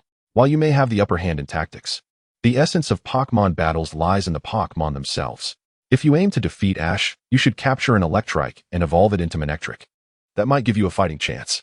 Using Turtwig, however, is simply not feasible, Zhihui advised. Time will tell, and I shall prove you wrong, Shinji asserted confidently. All right then. Are you on your way to find your brother? Why not join me? I, too, intend to challenge the battle frontier, and we may encounter your brother along the way, Zhihui suggested. Thank you, Zhihui. Shinji replied gratefully. By the way, are you interested in exploring underground? Zhihui smiled. Chapter 73. Daigo, the Talking Meowth and Machine Maker Shinji. Seated within the drilling machine crafted by Meowth, gazed around with palpable excitement. Before encountering Meowth, he had never fathomed the existence of such a remarkable Pokémon capable of speech. Traveling truly allows one to witness a plethora of diverse wonders. Remaining cooped up at home would only slow one's growth, Zhihui remarked. Zhihui, do you think we can actually find fossil Pokémon here? Jinzi inquired eagerly. It's a matter of luck. I'm uncertain of what we might discover, Zhihui replied. I'm genuinely curious about the fossil Pokémon of Kanto. In our Sinnoh region, we have the Rampardos and Bastiodon. What resides here? Jinzi asked. You might find the Anorith, Kabuto, and Aerodactyl quite a decent haul for you, Zhihui responded. Look ahead. There seems to be a cavity. Perhaps we have stumbled upon something extraordinary, Xiaosong exclaimed as he maneuvered the excavator, piercing through a layer of soil to reveal an expansive underground realm. Xiaosong activated the front lights, illuminating the subterranean world, where columns of stone arose and flickers of red light danced in the darkness. Are those fossil helmets? Jinzi queried, retrieving his Pokédex. Fossil helmet, an ancient Pokémon, occasionally discovered as a living fossil, he read. Indeed, too bad they are merely fossils, not actual Pokémon. Otherwise, you could easily catch one, Zhihui noted. But fossils are worth far more, Xiaosong exclaimed, brimming with enthusiasm. Wait, it seems there are others here, Meowth suddenly called out. Others? Zhihui inquired, perplexed, urging Xiaosong to brighten the front lights. To their astonishment, a group of individuals equipped with professional tools were diligently studying fossils nearby. Someone has beaten us to it. Does that mean we cannot exchange them for money? Xiaosong's spirit visibly waned upon realizing the presence of others. Indeed, so let us be prudent, Zhihui chuckled. Zhihui, someone is approaching us. Is he coming to negotiate? Jinzi asked. Negotiate? Zhihui raised his gaze to see a young man with silver blue hair elegantly striding towards them, his expression peculiar. It seemed fortune favored them today. A fossil dig had led them to encounter a prominent figure, stepping out of the drilling machine. Zhihui regarded the youth with a playful smile. Hello, champion. It's been a while. Zhihui, I thought it was someone else commandeering the drilling machine. The young man replied with a smile. Champion, Zhihui, he is the champion of Kanto. Jinzi gazed at the youth with admiration. The title of champion held the highest honor for trainers and was the lifelong ambition of many. And here stood a living embodiment of that aspiration. Indeed, traveling opened up a world of experiences. However, he is not the champion of Kanto. Allow me to introduce him properly. The Hoenn champion and heir of Devon Corporation. Zavoki Daigo, Zhihui declared. Hoenn champion. Jinzi nodded, recalling that he had once studied strategies. Kanto had never possessed a champion. Is this your brother? Daigo inquired with a smile. His family is obsessed with stones, and since Zhihui can only discuss them theoretically, he once assisted Devon Corporation for a month, establishing a good rapport with Zhihui, who has a younger brother. No, this is Jinzi, one of my juniors, Zhihui clarified. I see. But if you're not in Masera Town conducting research, what brings you here? Daigo asked curiously. This year, I set out to travel. I have passed the Pokémon evaluation test and secured my entry to the Quartz Conference, having already challenged 5 in the Battle Frontier. What about you, the illustrious champion? What brings you to Kanto? Zhihui inquired. To excavate stones, of course, Daigo replied matter-of-factly. I heard there are numerous fossil Pokémon here, so I came to see if I could revive them. Well, reviving fossil Pokémon was initially pioneered by your Devon Corporation, Zhihui said with a slight smirk. Although he said this, it was clear that Daigo, the champion, had chosen to come of his own volition, especially considering the original narrative where he willingly relinquished his title to his friend Mikoli for the sake of better stone excavation. Indeed, witnessing these unique stones being unearthed and brought back to light fills my heart with joy, Daigo remarked. All right, since you are here, I shall not compete with you for business. After I finish my challenges in Kanto, I shall head to Hoenn. Perhaps, in a moment of folly, I might challenge your champion title, Zhihui stated. If you desire my title, I shall gladly hand it over. If it weren't for the absence of challengers, I would have relinquished it long ago, Daigo replied nonchalantly. Jinzi, observing Daigo's apparent indifference towards the champion title, was left utterly bewildered. Was it truly the case that everyone was vying for something unattainable while he dismissed it so casually? Was his pace of thought lagging behind the times? As they boarded the drilling machine, Zhihui noticed Jinzi lost in thought and chuckled. What's the matter? Are you awestruck by meeting a champion for the first time? No. Zhihui, it's just that in my mind, champions were the strongest in their regions, calm and wise, masters of Pokémon battles. But after seeing Daigo-senpai, I feel that it might not be like that. Are all champions like him, indifferent to their title and more focused on their passions? Jinzi pondered. Your question is quite insightful. Firstly, it's true that champions are the strongest in their regions, and Daigo, despite his casual demeanor, possesses a Metagross that could rival your Garchomp from Sinnoh. Secondly, while not all champions share Daigo's disregard for the title, it is true that each champion from different regions has their own uniqueness, Zhihui explained. How unique? Jinzi inquired, determined to delve deeper. Let me enumerate. Kanto has no champion. Johto's champion, Kudo, lacks a distinct hobby, but is both the Kanto Elite Four and Johto champion, perpetually busy while also serving as a Pokémon investigator. Often visiting Hoenn. Hoenn's champion, Daigo, as you now know, is obsessed with stones, a trait characteristic of the Zavoki family. Sinnoh's champion, Sharona, is not only a champion but also an esteemed historian of Pokémon, researching history alongside her grandmother. Unova S. Alder is almost a recluse, seemingly indifferent to everything, occasionally dozing off during battles. Even his Pokémon sometimes seem to resent him, and Kalos Karuna, a superstar, seemingly treats being a champion as merely a side gig. Zhihui elucidated. Jinzi pondered this revelation, realizing that out of the 5 champions, 2 had side careers, 2 treated their champion status as a side occupation, and 1 did not regard it as significant at all. Did becoming a champion inherently require a notable side pursuit? Chapter 74. The Battle Tower. As they approached the Battle Tower, Jinji inquired of Zhihui, do you think I might encounter my brother here? Zhihui replied, that is a question I cannot answer. However, once we arrive, we can inquire. If all else fails, we are bound to meet at the final battle facility, the Battle Pyramid. Jinji nodded, his demeanor undeniably charming at this moment. Zhihui stepped into the Battle Tower, where he encountered the 6th Frontier Brain, Lila. Challenger, are your Pokémon ready? Lila asked Zhihui. Of course, I am fully prepared. Please, Miss Lila, proceed, Zhihui responded with a smile. Then let my first Pokémon, Alakazam, make its entrance, Lila declared, releasing Alakazam into the arena. Alakazam? Zhihui raised an eyebrow, his expression revealing his expectation. Prior to their arrival, he had conducted thorough research on the Frontier Brain, Lila, who specialized in Psychic-type Pokémon. Among the local Pokémon in Kanto, aside from Mew and Mew, Alakazam was regarded as the most formidable in terms of psychic abilities. It had been a while since he had summoned his own Pokémon for battle. In that case, I will send out Gyarados, Zhihui announced, tossing forth the Pokeball containing Gyarados. With a ferocious roar, Gyarados emerged, its menacing visage startling Alakazam. Lila, sensing Alakazam's fear, quickly sought to reassure it. Although Alakazam felt Lila's calming energy, the sight of the colossal Gyarados instilled a deep-seated terror within it. Having battled countless Gyarados alongside Lila, this particular one appeared overwhelmingly formidable. How did you raise such an enormous Gyarados? Lila inquired, her astonishment evident. It is considered quite rude to question a trainer about their methods of raising Pokémon. But the sheer size of Gyarados compelled her to ask. Due to its exceptional talent, I nurtured it for a full 5 years while it was still a Magikarp. Zhihui explained. 5 years with a Magikarp? Lila exclaimed.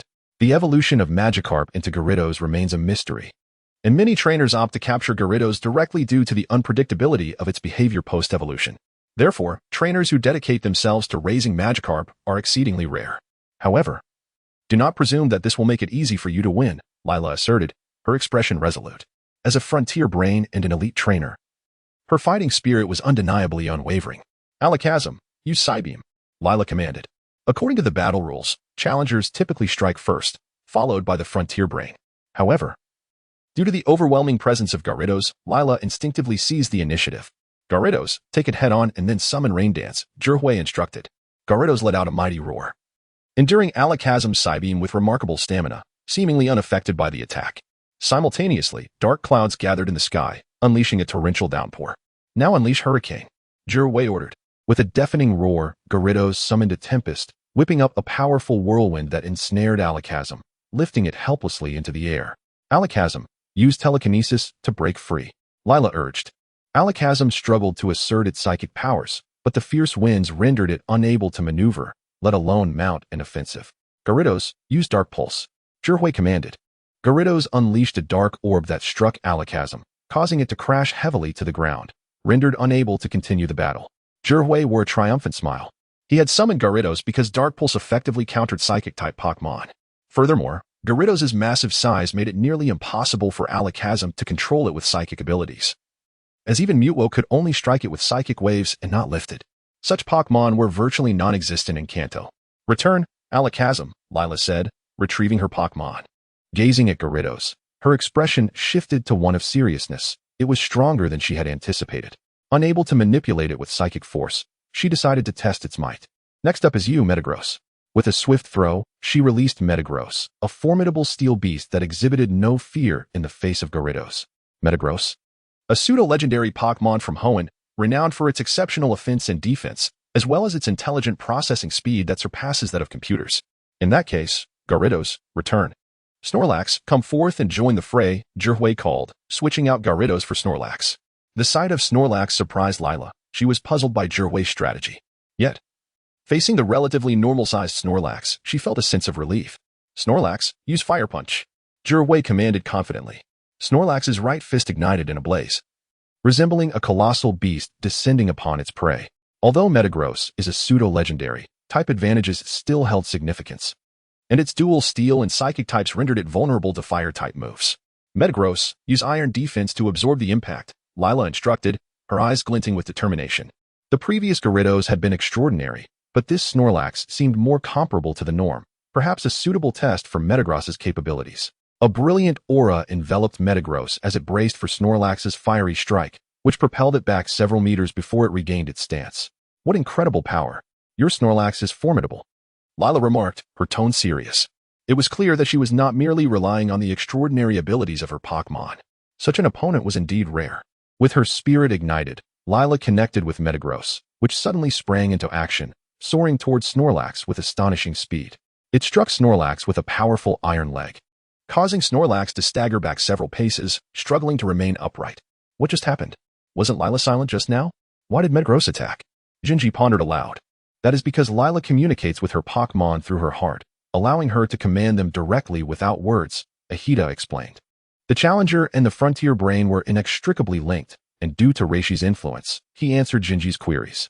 Using heart to command, rather than speaking, Jinji marveled, impressed by Lila's prowess.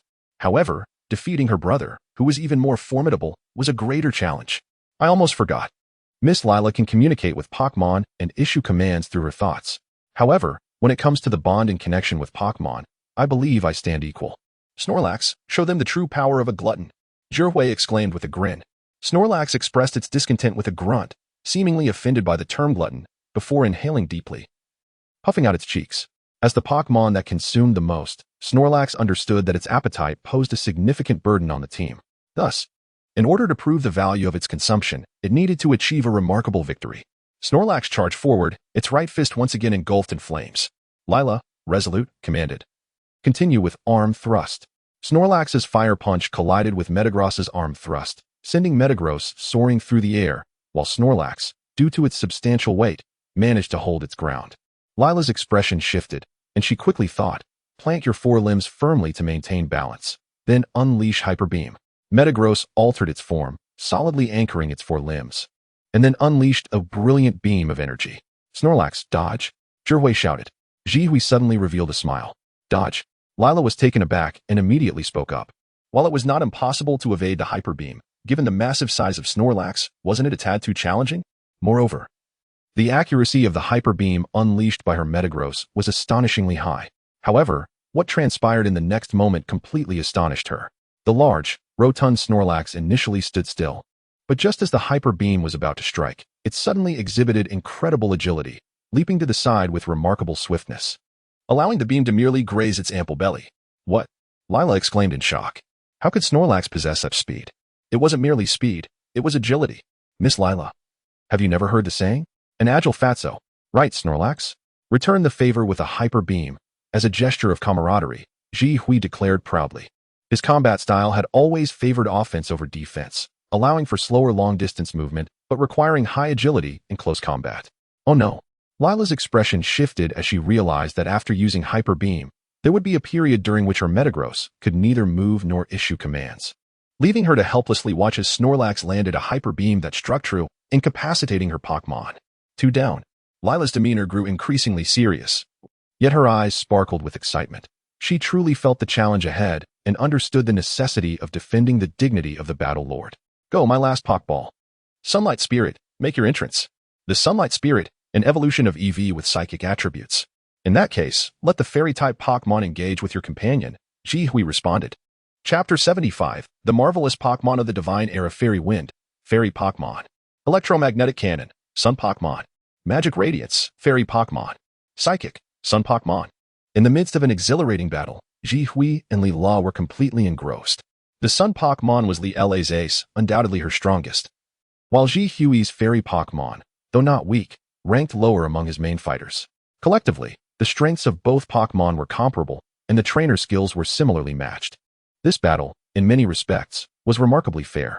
The combatants exchanged blows fiercely, each feeling the intoxicating rush of adrenaline. A rare fire of determination flickered in Zhihui's eyes. He believed in overwhelming strength, asserting that all strategies would be rendered moot in the face of absolute power. Yet, he could not deny the thrill of a contest where victory was uncertain until the last moment. Fairy Pokémon, Flash of Lightning. Sun Pokémon, Steeltail. Li La, no longer whispering commands internally, began to direct her Pokémon vocally. The earlier destruction of the surrounding lights had thrown the Sun Pokémon, accustomed to brightness, into disarray, forcing them into a frantic silence. Overcome with the fervor of battle, she had forgotten everything else, with the hopes of their respective trainers resting upon them. The Fairy and Sun Pokémon unleashed their most powerful moves, colliding with tremendous force. 2 cries of distress rang out as both Pokémon crashed to the ground, struggling to rise, but ultimately succumbing to the weight of their own exhaustion, with both the Sun and Fairy Pokémon rendered unable to continue. The victor was declared, Zhihui from Mossera Town. The referee assessed the condition of the 2 Pokémon before delivering the final verdict. Thank you for your efforts, Fairy Pokémon and Sun Pokémon. In unison, Zhihui and Li La expressed their appreciation. This is a testament to our abilities, a proof of your triumph over me. The final battle facility, the Battle Pyramid, awaits near Nibi City, Li La informed Zhihui, presenting him with the symbol of the battle tower. In Nibi City? Zhihui inquired, surprised. He was aware that the final facility was the Battle Pyramid, but had forgotten its exact location after years of traversing this world, losing track of certain plot lines, especially with the unpredictable nature of Shindai. Indeed, Shindai will be there soon.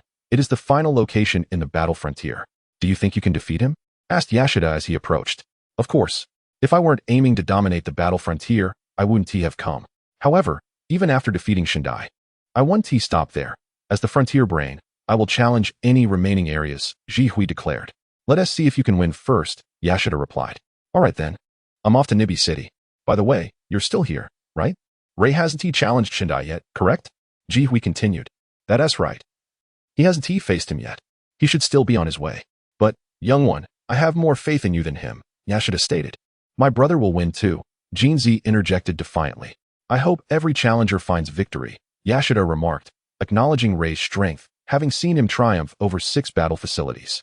However, defeating Shindai was a different challenge altogether. While the previous Frontier Brains had varying strengths, Shindai was undeniably a tier above. How well you'll fare is not something to be spoken of lightly. You should see for yourself when the time comes. Ji Hui smiled, ruffling Jin Zi's hair. Unfortunately, I only possess Articuno. I lack both Moltres and Zapdos. A showdown between the 3 legendary birds and the 3 Regi Pillars would be quite spectacular. Where did you hear that Shindai possesses the 3 Regi Pillars? Yashida asked, suddenly astonished. Huh? Doesn't he? Ji Hui replied, perplexed. Could his memory be failing him? Or had the world diverged from the animated series? He studies ancient Pokémon and has captured Regirock. As for Regice and Registeel, he has yet to obtain them. Though he seems to have some leads on Registeel's whereabouts, Yashida explained. So he has captured them yet, Ji Hui mused. Realizing he had been misled by his own memories, forgetting that these figures were not static NPCs, but dynamic characters who also underwent their own journeys to capture Pokémon. In truth, Ji Hui had been in this world for so long that he had forgotten much of the animated storyline. Regice, one of the 3 Regi Pillars, was captured only after Ash encountered it, meaning Shindai currently lacked the 3 pillars. I'm genuinely curious if you plan to face Regirock with Articuno in a legendary duel, or if you'll utilize type advantages and summon Gyarados instead, Yashida pondered. That will depend on Shindai's choice of battle format, and whether Articuno is eager for a fight, Ji Hui replied nonchalantly. Shindai, the Pharaoh of the Pyramid, determined the battle formats, be it 1-on-1, 3-on-3, or even 4-on-4. If it were a simple 1-on-1, Ji Hui would deploy Gyarados, which had an advantage against rock types. However, if it were a 3-on-3 match, he would let Articuno take the stage, despite its quadruple weakness to rock-type moves, as Water Pulse could counter rock types, providing a good training opportunity for Articuno. Of course, these considerations were for the future. If Articuno was particularly eager to battle, Ji Hui would gladly allow it. After all, a defeat would simply mean another chance to challenge again. With Ash's remarkable example of perseverance and resilience, if one challenge failed, they would return for a second try. Ji Hui had faced the Battle Tower twice and the Pyramid twice as well. This was a lesson Ray truly needed to learn from Ash. How could one sulk after a single defeat? Is there anything else? If not, why don't we take my car to the Pyramid? I'm quite eager to witness your duel with him, Yashida offered. Thank you, Mr. Yashida, Ji Hui replied, grateful for the ride. After such a long journey, he yearned for his mother's cooking and the Pokémon at the research lab. Once they finished in Nibi City, it would be a perfect opportunity to return home, to gaze upon the sky and earth once more. All right, let us get in the car. It's been a while since I last saw Shindai. I wonder how much his strength has grown, Yashida concluded. Chapter 76. The education of Raisai. Yashida's vehicle sped along with such velocity that Zhiwei secretly suspected it might be equipped with an aircraft engine. In no time, he arrived at the Battle Pyramid. As soon as he disembarked, he beheld the metallic structure of the pyramid, igniting a fierce determination within him. Although the leaders of the 6 battle facilities were formidable opponents, with his newly acquired mastery over ice and snow through Articuno and the evolved Gyarados, Zhiwei felt he could easily dominate, were it not for his desire to showcase other Pokémon. This location, however, would truly allow him to exert his full strength in combat. Even before stepping inside, had the flames of battle already been kindled? Yashida remarked. It appears the divine presence has spurred you on. Indeed, he has posed a challenge to all trainers. And I am eager to see if I can rise to the occasion, Zhiwei replied. It seems a duel has already begun. We should hasten our entrance, Yashida suggested. Has it truly commenced? It wouldn't be Raisai, would it? Zhiwei inquired, curiosity evident in his expression as he rushed inside, only to discover 2 trainers facing off. One was indeed Raisai, whom he had not seen for some time, and the other was the Pharaoh of the Pyramid, the Divine Presence. Brother, I'm here to watch your match, exclaimed Shinji, who had traveled from Sinnoh, waving excitedly at Raisai. Shinji? Zhiwei, you are here as well. Raisai greeted them with a warm smile. Yashida, you seem to have arrived a bit late, the Divine Presence noted, turning his gaze towards Yashida. My apologies. I had to escort a challenger, which caused the delay, but I made it in time, Yashida explained. A new challenger? You brought someone else? After I finish this match, I shall duel the challenger you brought, the Divine Presence acknowledged with a slight nod before shifting his focus back to Raisai. As the Pharaoh of the Battle Pyramid, he would never underestimate his opponent. Regirock, arise. The Divine Presence commanded, releasing his Pokémon. The rock-type deity emerged like a formidable cannon, its body composed entirely of stone, exuding an air of invincibility, while the orange lights on its forehead indicated its emotional state and physical condition. Indeed, it was one of the 3 legendary titans, thus, King Scorpion, come forth. Raisai called upon his own Pokémon. The battle commenced between King Scorpion and Regirock. Zhihui shook his head, recognizing that neither had a significant advantage due to similar types. However, Regirock far surpassed King Scorpion in terms of base stats and lineage. With the Divine Presence at the very least a champion-level trainer, while Raisai could only be classified as elite. The outcome of this match seemed all but predetermined. Zhihui found himself puzzled as to why, in the face of such overwhelming odds, Raisai chose to employ a Pokémon that held no advantage over Regirock. Nevertheless, while the outcome appeared inevitable, the unfolding of events remained compelling. Every seasoned trainer possesses a unique battle style, and understanding a trainer's approach could provide significant advantages in future confrontations. The duel quickly unfolded, with Raisai exerting every effort to command his Pokémon. Each instruction was executed flawlessly, yet Regirock continued to dominate effortlessly. Brother, do you think you can win? Shinji asked, brimming with concern. Shall I speak truthfully or falsely? Zhihui responded. Of course, you must speak truthfully. But if you say that, it implies my brother cannot win. Shinji's face fell. It is exceedingly difficult, Zhihui replied, gently patting the head of his Turtwig. Shinji, nurture your Turtwig with care. If you aspire to be an exceptional Pokémon trainer, remember to value your companions and face challenges together. I have always valued my Turtwig, Shinji replied, perplexed by Zhihui's words. But before he could inquire further, King Scorpion was struck down by Regirock's stone edge, leaving him anxious and focused on Raisai. The Divine Presence, arms crossed and expression stern, issued a harsh critique. Challenger, your performance has satisfied me, yet it lacks the distinctive strength that defines you. Where is your individual flair? The Divine Presence's rigid demeanor intimidated, and his thunderous voice resonated like distant thunder, leaving Raisai shaken by his impending defeat. What did it mean to possess a unique strength? Was his strategy merely a flawless combination devoid of individuality? Had he been too naive? Raisai, I once posed this question to you. Can you answer it now? Zhihui suddenly stood, addressing him. It seems you cannot, he continued. Then allow me to ask, do you still wish to challenge this place? Are you prepared to face the Divine Presence once more? Raisai hesitated, his silence betraying his internal conflict. My intuition tells me you are afraid. Are you considering returning home to become a caretaker, forsaking your journey? Raisai froze, caught in a moment of panic. Yet Zhihui's words ignited a flicker of doubt in his mind. Perhaps being a caretaker was indeed appealing. Is this truly what you desire? To succumb to despair so swiftly? Raisai, do you not owe it to Shinji's admiration? To Ash's expectations? Most importantly, do you not owe it to your Pokémon? Zhihui's expression turned grave. Pokémon. If I am not strong enough, merely following a childish path, what good is it for my Pokémon? Raisai replied. Utility is not defined by your own judgment, but rather by your Pokémon's perspective. Do you truly understand your Pokémon? Would you like to hear their thoughts directly? Zhihui asked earnestly. Are you suggesting we let Meowth translate? Raisai queried. Precisely. Release King Scorpion and ask him if he felt fear in defeat, or if he is hesitant to challenge again. Zhihui instructed. King Scorpion, Raisai called forth his Pokémon, inquiring, do you wish to triumph over Regirock?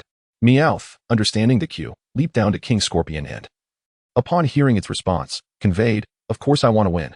What kind of question is that? If we cannot win this time, we will simply try again next time. Try again? Raisai pondered, taken aback as he reflected on his journey thus far. Once a battle commences, one must not abandon the fight. The Divine Presence stated you lack a style, thus create one that is uniquely yours. If that proves impossible, then completely reevaluate and start anew, Zhihui encouraged. Start anew? Raisai furrowed his brow, mulling it over before a smile broke through. Yes, if I cannot win this time, I shall return for another attempt. If that fails, I will begin afresh. Divine Presence, when I return, I shall emerge victorious. Very well, I anticipate your return. I hope that when you develop your own style, you will challenge me once more, the Divine Presence acknowledged, taken aback by Raisai's readiness to concede. Raisai nodded, turning to Shinji. I am heading back to Sinnoh. Would you care to accompany me? No, brother. I wish to travel through Kanto first, and then compete alongside Ash, Shinji replied. In that case, Zhihui. I entrust my brother's care to you, Raisai declared, before departing with a sense of nonchalance, opting not to witness the ensuing battle between Zhihui and the Divine Presence. Zhihui raised an eyebrow, contemplating that he wished to express. It seems we have only met 3 times in total, although we share a remarkable rapport. Is it truly wise to entrust your younger brother to me so readily? Chapter 77. The battle against Shindai. All right, young man, you are the next challenger, correct? From your recent performance, it seems you possess profound insights into the art of Pokémon challenges, Shindai remarked, directing his gaze toward Zhihui. Insights may be too grand a term. I merely have my own observations, Zhihui replied. You speak modestly, young man. Let us engage in a Pokémon duel, Shindai proposed. Regirock has just endured a battle. I fear it may be fatigued if we duel again so soon, Zhihui cautioned. No need for concern, Regirock. Use rest, Shindai commanded. Regirock's body shimmered with light as an unusual power enveloped it, swiftly ameliorating its various conditions. After resting for 2 turns, it regained all its vitality and eliminated any status ailments. Rest truly is a remarkable ability, Zhihui mused, relieved that he need not worry about an unfair fight. My Pokémon is Regirock. Have you decided on your Pokémon, young man? Shindai inquired. Is it to be a 1-on-1 battle? Might I suggest a 3-on-3 or 4-on-4 format? This would provide a more comprehensive showcase of our capabilities, Zhihui proposed. My apologies. But I must attend to a discovery at a nearby ruins. Time is of the essence, Shindai lamented. The rules of the battle pyramid are dictated by him and may be adjusted according to the competitors and circumstances. For instance, during his encounter with Ash, it was 1 Pokémon at a time, and at another, 4 Pokémon were allowed. Of course, the difficulty remained consistent, typically deploying a single member of the trio of legendary guardians. Are we to seek the trio of legendary guardians? I shall not delay you further, sir. Let us conclude this swiftly. Gyarados, make your grand entrance, Zhihui declared as he released the Pokeball. Gyarados? Such an imposing figure, Shindai remarked, taken aback as he scrutinized Gyarados' physique. An astonishing aura, in excellent condition, truly a cornerstone of any elite team. It is an honor to receive praise from the pharaoh of the pyramid, Zhihui responded with a smile, as Shindai and Zhihui conversed. Both being adept trainers with a shared passion for ancient Pokémon, their rapport blossomed, revealing an affinity that hinted at a long-lost camaraderie. It was not until Ahita interjected that they realized Regirock had fully recovered, prompting an awkward chuckle between them. I shall make the first move. Gyarados, rain dance, Zhihui commanded without hesitation. Gyarados emitted a peculiar aura, summoning dark clouds that swiftly enveloped the sky, unleashing a torrential downpour. Regirock soon expressed its discontent as the rain fell. Being a rock-type Pokémon inherently averse to water, Zhihui's expression radiated pride. In the realm of games, rain merely enhances water-type attacks without inflicting damage. Yet, in reality, the rain would genuinely harm the rock-type Pokémon, for contact with water equated to suffering injury. Regirock, use Thunder Wave, Shindai swiftly ordered. Though the rain posed a threat to Regirock, Zhihui knew that his carefully trained Regirock was far more resilient than it appeared. Any damage incurred would be negligible. Thus, Shindai confidently issued the most logical command, employing an electric-type move. Regardless of Gyarados' massive size, the water-flying dual-type nature remained unchanged, rendering electric-type moves 4 times as effective. The humid atmosphere from the rain further enhanced the accuracy of electric-type attacks. Gyarados, Hydro Pump, Zhihui commanded, with a fierce roar. Gyarados unleashed a powerful water column from its mouth, countering Regirock's Thunder Wave with a forceful blast.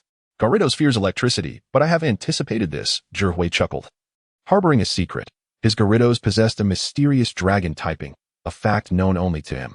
This knowledge ensured that opponents would underestimate Gyarados' defenses against electric-type moves. Adhering to conventional logic, Gyarados, Hydro Pump, Zhihui reiterated. Once more, a torrent of water surged forth from Gyarados, aimed directly at Regirock. Regirock, use Protect, Shindai commanded. Regirock raised its arms to shield its head against the oncoming deluge, and while it took some damage, it was minimal. How is this possible? The onlooker, Jinzi, exclaimed incredulously. Regirock is a rock-type Pokémon, which should make it vulnerable to water attacks. How could it withstand Gyarados' Hydro Pump? Isn't Protect merely a defensive boost? Such is the prowess of Shindai and his Regirock, Ahita stated. Transforming the impossible into the possible, with arms as solid as stone, it stands invincible. Is the boss in danger then? Kojiro murmured. Indeed, this showcases your leader's true strength, Ahita affirmed. Regardless, we are certain that our boss will emerge victorious, Meowth declared confidently. Unaware of the audience's discourse, Zhihui observed Regirock's formidable defense with a sense of resignation. He realized that Shindai's Regirock was a true anomaly, transforming what should have been a straightforward defense into an impenetrable barrier. The previous Hydro Pump had only forced Regirock back a few meters, failing to inflict any significant harm. Truly a monster. Gyarados, unleash a hurricane, Zhihui commanded. Gyarados roared, conjuring a tempest that whipped through the battlefield. Regirock maintained its stance behind its Protect, as Shindai meticulously guided its actions. Regirock, composed entirely of rock and weighing around 230 kilograms, remained steadfast against the winds. The only effective strategy would be to attack directly with Hurricane. However, Shindai had trained his Pokémon primarily for defense and strength, meaning it could easily withstand the onslaught. Next, use Lock-On, Shindai instructed. Regirock raised its arms, a targeting mark materializing and precisely affixing itself to Gyarados. Lock-On ensured that the next attack would hit without fail, a tactic that was essential for the trio of legendary guardians, whose formidable defenses and average speed necessitated the use of this technique. There's no need for Lock-On.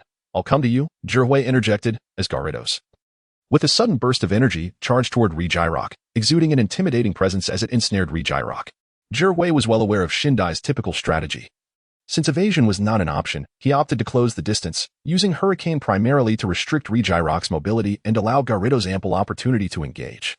Break through with Thunder Wave, Shindai commanded. Don't hesitate. Unleash Hydro Pump directly at Regirock's head. Jiraiya countered, both trainers resolute in their commands. Upon hearing the trainer's command, both Pokémon simultaneously prepared to unleash their most formidable attacks. Regirock concentrated a sphere of electric energy between its hands. Although it could not hurl it due to the constraining grip of Gyarados, the proximity only intensified the power of the electric wave, allowing it to launch a more potent and sustained assault. Gyarados felt the sting of pain yet, under Jiraiya's command, endured valiantly, gathering a torrent of water within its maw. With Regirock engaged in an electromagnetic assault, it was rendered incapable of erecting a protective barrier. The water column cascaded fiercely upon Regirock's head, a powerful and ferocious deluge. The clash of water and electricity generated a vast cloud of mist, obscuring the spectator's view. As the white fog dissipated, a resounding roar could still be heard. Gyarados, though bearing singed marks upon its body, remained spirited and vigorous, while Regirock lay motionless upon the ground, the outcome of the battle unmistakably clear. Chapter 78. Dominance in the battle expansion zone. In an astonishing turn of events, it was Regirock that faltered first. How incredible! Exclaimed Shinji. The one my brother could not defeat was vanquished by Brother Jiraiya. What's so surprising about that? Our boss is truly unmatched, Meow Meow chimed in. Besides, look at how massive Gyarados is compared to Regirock. Size alone does not dictate outcomes, Ayada interjected thoughtfully. Regirock's Thunder Wave should inflict quadruple damage on Gyarados. Furthermore, with the rainy weather enhancing the moisture in the air, the electricity would travel faster, meaning that even with Gyarados' size, the electric current would spread swiftly throughout its body. Conversely, while Gyarados' Hydro Pump does have a type advantage, it only inflicts double damage. Even with the rain boost, Regirock had used Iron Defense twice. Logically, Gyarados should have been the one to succumb first. That's because our boss's Gyarados is exceptionally well trained, Kojiro asserted. He and Meow Meow were aware that Jiraiya's Gyarados might not possess the flying type, but such matters were classified information, never to be divulged to outsiders. Indeed, attributes and techniques are theoretical in nature, while Pokémon exist in reality. With proper training, a Pokémon can endure far longer, Ayada nodded, seemingly in agreement with this explanation. You, young man, exceed my expectations. This is a testament to your bravery, proof of your victory over my Pyramid Pharaoh, Shindai remarked as he recalled Regirock to face Jiraiya. Although he was curious about how Gyarados managed to withstand the onslaught, the outcome was indisputable. Victory was victory, and thus, it was a fact. Thank you, Mr. Shindai, Jiraiya smiled. In truth, the match had been quite perilous for him, or rather, it was a matter of taking advantage of Shindai's ignorance regarding Gyarados' actual typing. Had Shindai been aware that Jiraiya's Gyarados was not a dual water flying type, he might not have engaged in such a drawn-out battle. Of course, one must consider that in Pokémon battles, absolute fairness is a myth. Shindai wielded a legendary Pokémon against ordinary ones, which hardly constitutes fairness. Ultimately, it is merely a relative fairness. Trainers capture Pokémon through their own skill, and a powerful Pokémon provides a significant advantage. Jiraiya, you have now claimed dominance in the battle expansion zone. Have you truly no desire to remain and become the head of the expansion? Ayada inquired. Mr. Ayada, I appreciate your kindness, but I yearn to explore more vistas. So I cannot stay, Jiraiya replied. Very well, but should you ever wish to return as the head of the expansion, you are always welcome here. I will ensure that the battle facilities are prepared for you, Ayada assured him. If I traverse all regions and find that further travel lacks meaning, I might indeed return to take on the role of head of the expansion. By then, Mr. Shindai should have captured the 3 pillars. And if luck is on my side, I may also capture the legendary 3 birds. At that time, we could have a rematch, Jiraiya chuckled. The 3 birds are also legendary Pokémon, Shindai's eyes brightened. In that case, why not send out Articuno for a legendary showdown? Articuno, being ice and flying type, is quadruple weak to your Regirock's rock type moves. Am I seeking my own demise by sending out Articuno? Jiraiya laughed. That is a valid point. Perhaps in the future. We shall have a 3-on-3 battle, Shindai replied with a grin. As Jirwei and his companions exited the battle pyramid, the entire structure surprisingly took flight, heading towards the ancient ruins of Registeel. Wow, the battle pyramid can fly, Kojiro exclaimed in astonishment. Indeed, to have one's home soar through the skies, allowing travel anytime. Anywhere, how splendid, Meow Meow added. You both make a compelling point, Jirwei acknowledged, reflecting on the grandeur of the pyramid. Its impressive stature and mobility paled in comparison to his own research facility, which he chose not to mention. Boss, why don't we return and renovate our place? Meow Meow suggested. That is a notion worth considering, Jirwei nodded, his eyes gleaming. He then turned to Shinji. Your brother entrusted you to me, and I shall take care of you. Are you prepared to return to Pallet Town with me, where I can train you properly? Or will you challenge gyms and participate in the league? Brother Jirwei, how long until the Pokémon Courts Conference? Shinji asked, not directly answering, but posing a question instead. Approximately 3 months remain, Jirwei replied. 3 months? Then I choose to challenge the gyms and enter the league, Shinji declared. Excellent. That is the path I hoped you would choose. After all, you currently possess only a Turtwig. Even if you pass the Pokémon certification exam, you cannot participate in the final battle without 6 Pokémon. Here is the plan. I will take you to register in Pewter City, and then you can begin your gym challenges there, capturing more Pokémon along the way. However, you need not challenge Naza of the Goldenrod Gym or Shaba of the Cerulean Gym. If you attempt to tackle those, 3 months may not suffice, Jirwei advised. Understood. I will ensure I gather all 8 gym badges before the courts conference. Turtwig, and I will not fall short of anyone else. And I will not only defeat Ash, but also challenge you, Brother Jirwei, Shinji proclaimed confidently. Very well, I await your challenge. Moreover, should you complete the 8 gym challenges ahead of time and find yourself without a place to stay, you are welcome at my home. The Jirwei Research Institute in Pallet Town, Jirwei offered. Research Institute? Brother Jirwei, are you still a Pokémon researcher? Shinji asked, astonished. Of course. Our boss is also the youngest doctor in the Pokémon League, Meow Meow boasted proudly. Thus, Brother Jirwei's main profession is as a Pokémon doctor, while being a trainer is merely his side endeavor. This is why Brother Jirwei's prowess is particularly formidable, Shinji added. Wait, Shinji. The 2 things you mentioned are not causally linked in any way, Jirwei said, perplexed as he regarded Shinji, wondering if he had inadvertently instilled misguided notions in the boy.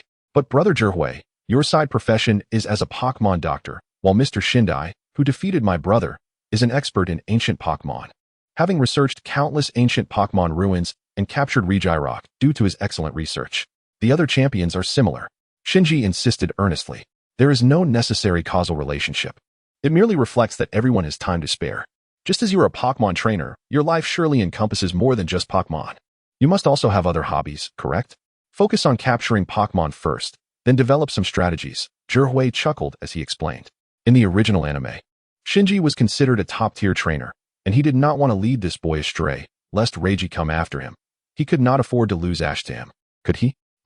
Isn't that possible? It shouldn't be, right? Shinji pondered, a contemplative look on his face. He had previously believed that to become a Pokémon master, one must dedicate themselves solely to that path.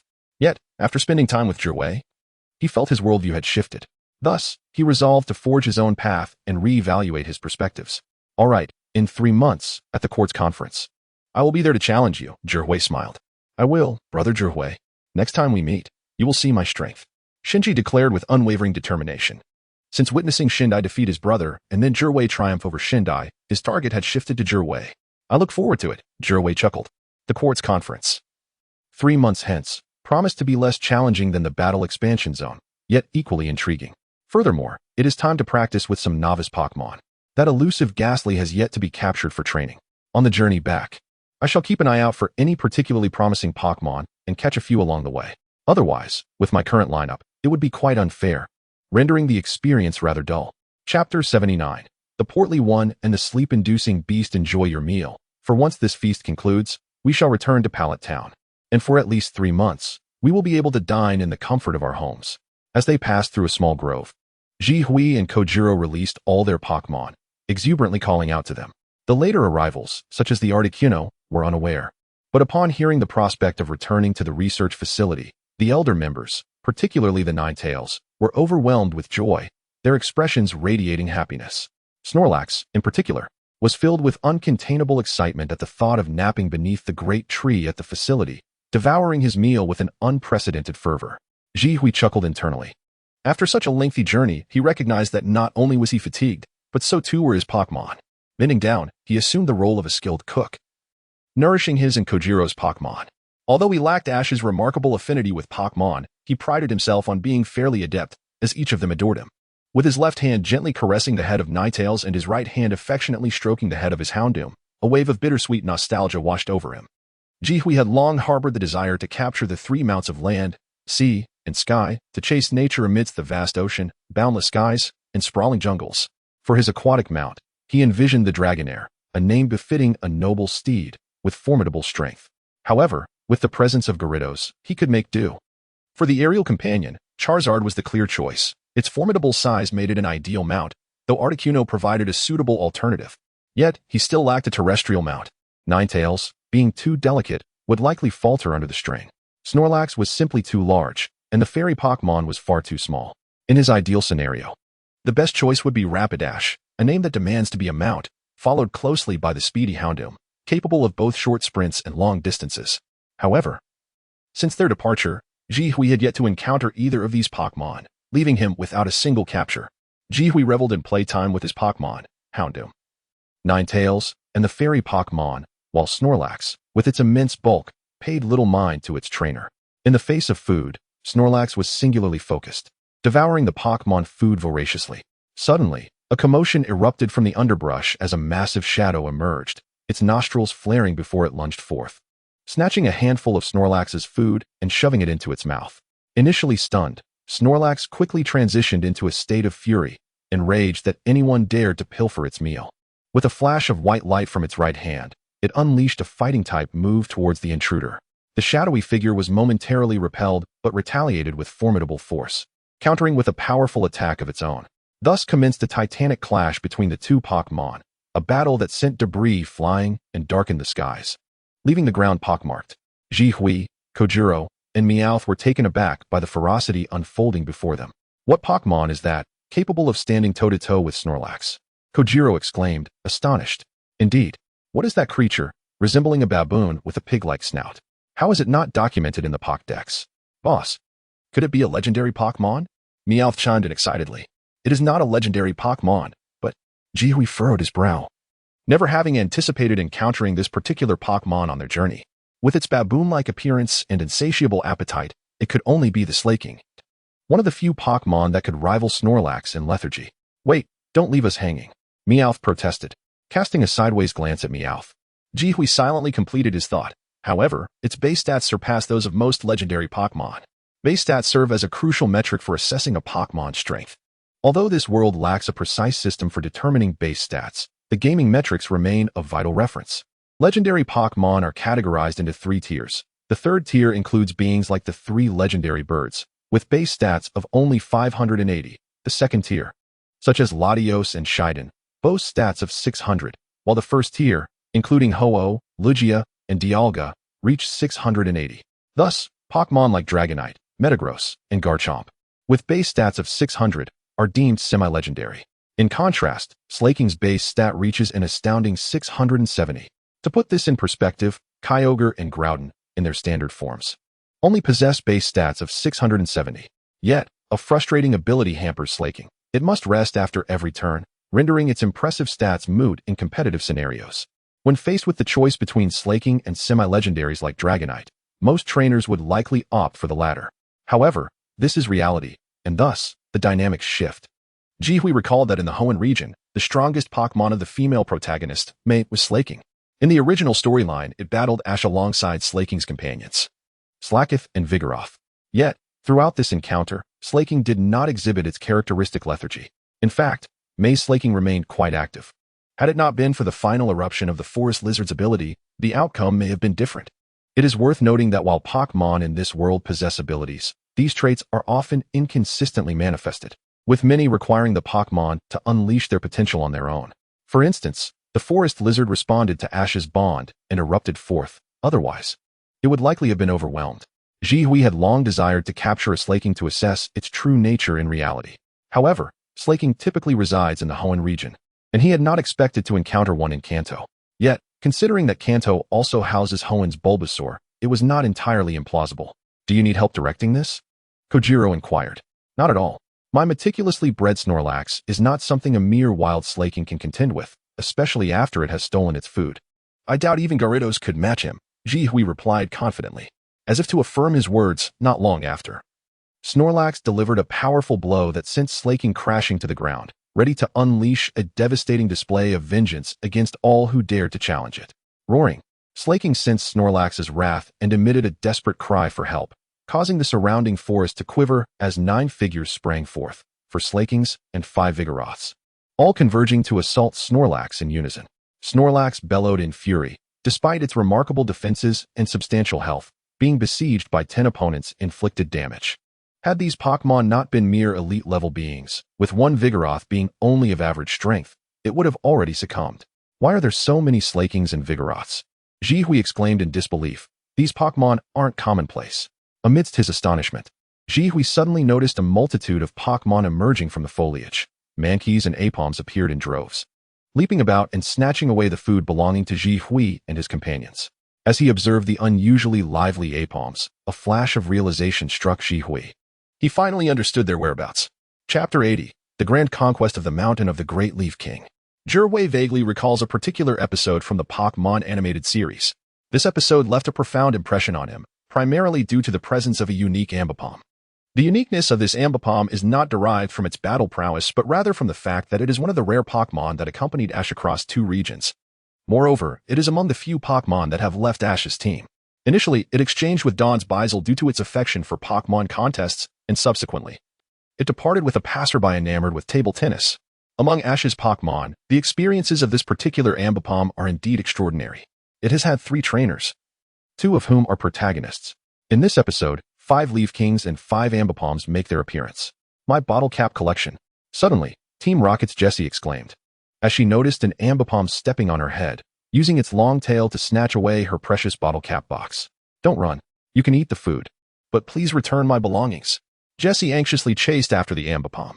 Jihui shook his head. Jessie's interests are varied, but undoubtedly, bottle cap collecting ranks among the top 3. In a sense, bottle caps are Jessie's lifeblood.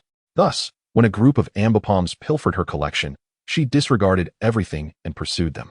Turning to observe the ongoing battle between Snorlax and the Leaf Kings, Jihui could no longer bear to watch. Snorlax, use Body Slam. Upon hearing this command, Snorlax leapt high into the air and then plummeted like a meteor, crashing down onto one of the Leaf Kings, flattening it to the ground. Although both Pokémon shared a similar laziness and stature, Snorlax's weight is double that of a Leaf King, coupled with the power of its signature move, resulting in an instant knockout. Next, Snorlax unleashed its strength, striking the Leaf King on the left, followed by a powerful kick to the other Leaf King. Jihui instructed. Obediently, Snorlax began its assault, swiftly and effectively, despite its massive size, delivering punches and kicks that left several Leaf Kings pinned to the ground. The ferocity of Snorlax bewildered the group of Leaf Kings. How could this hefty creature be so formidable?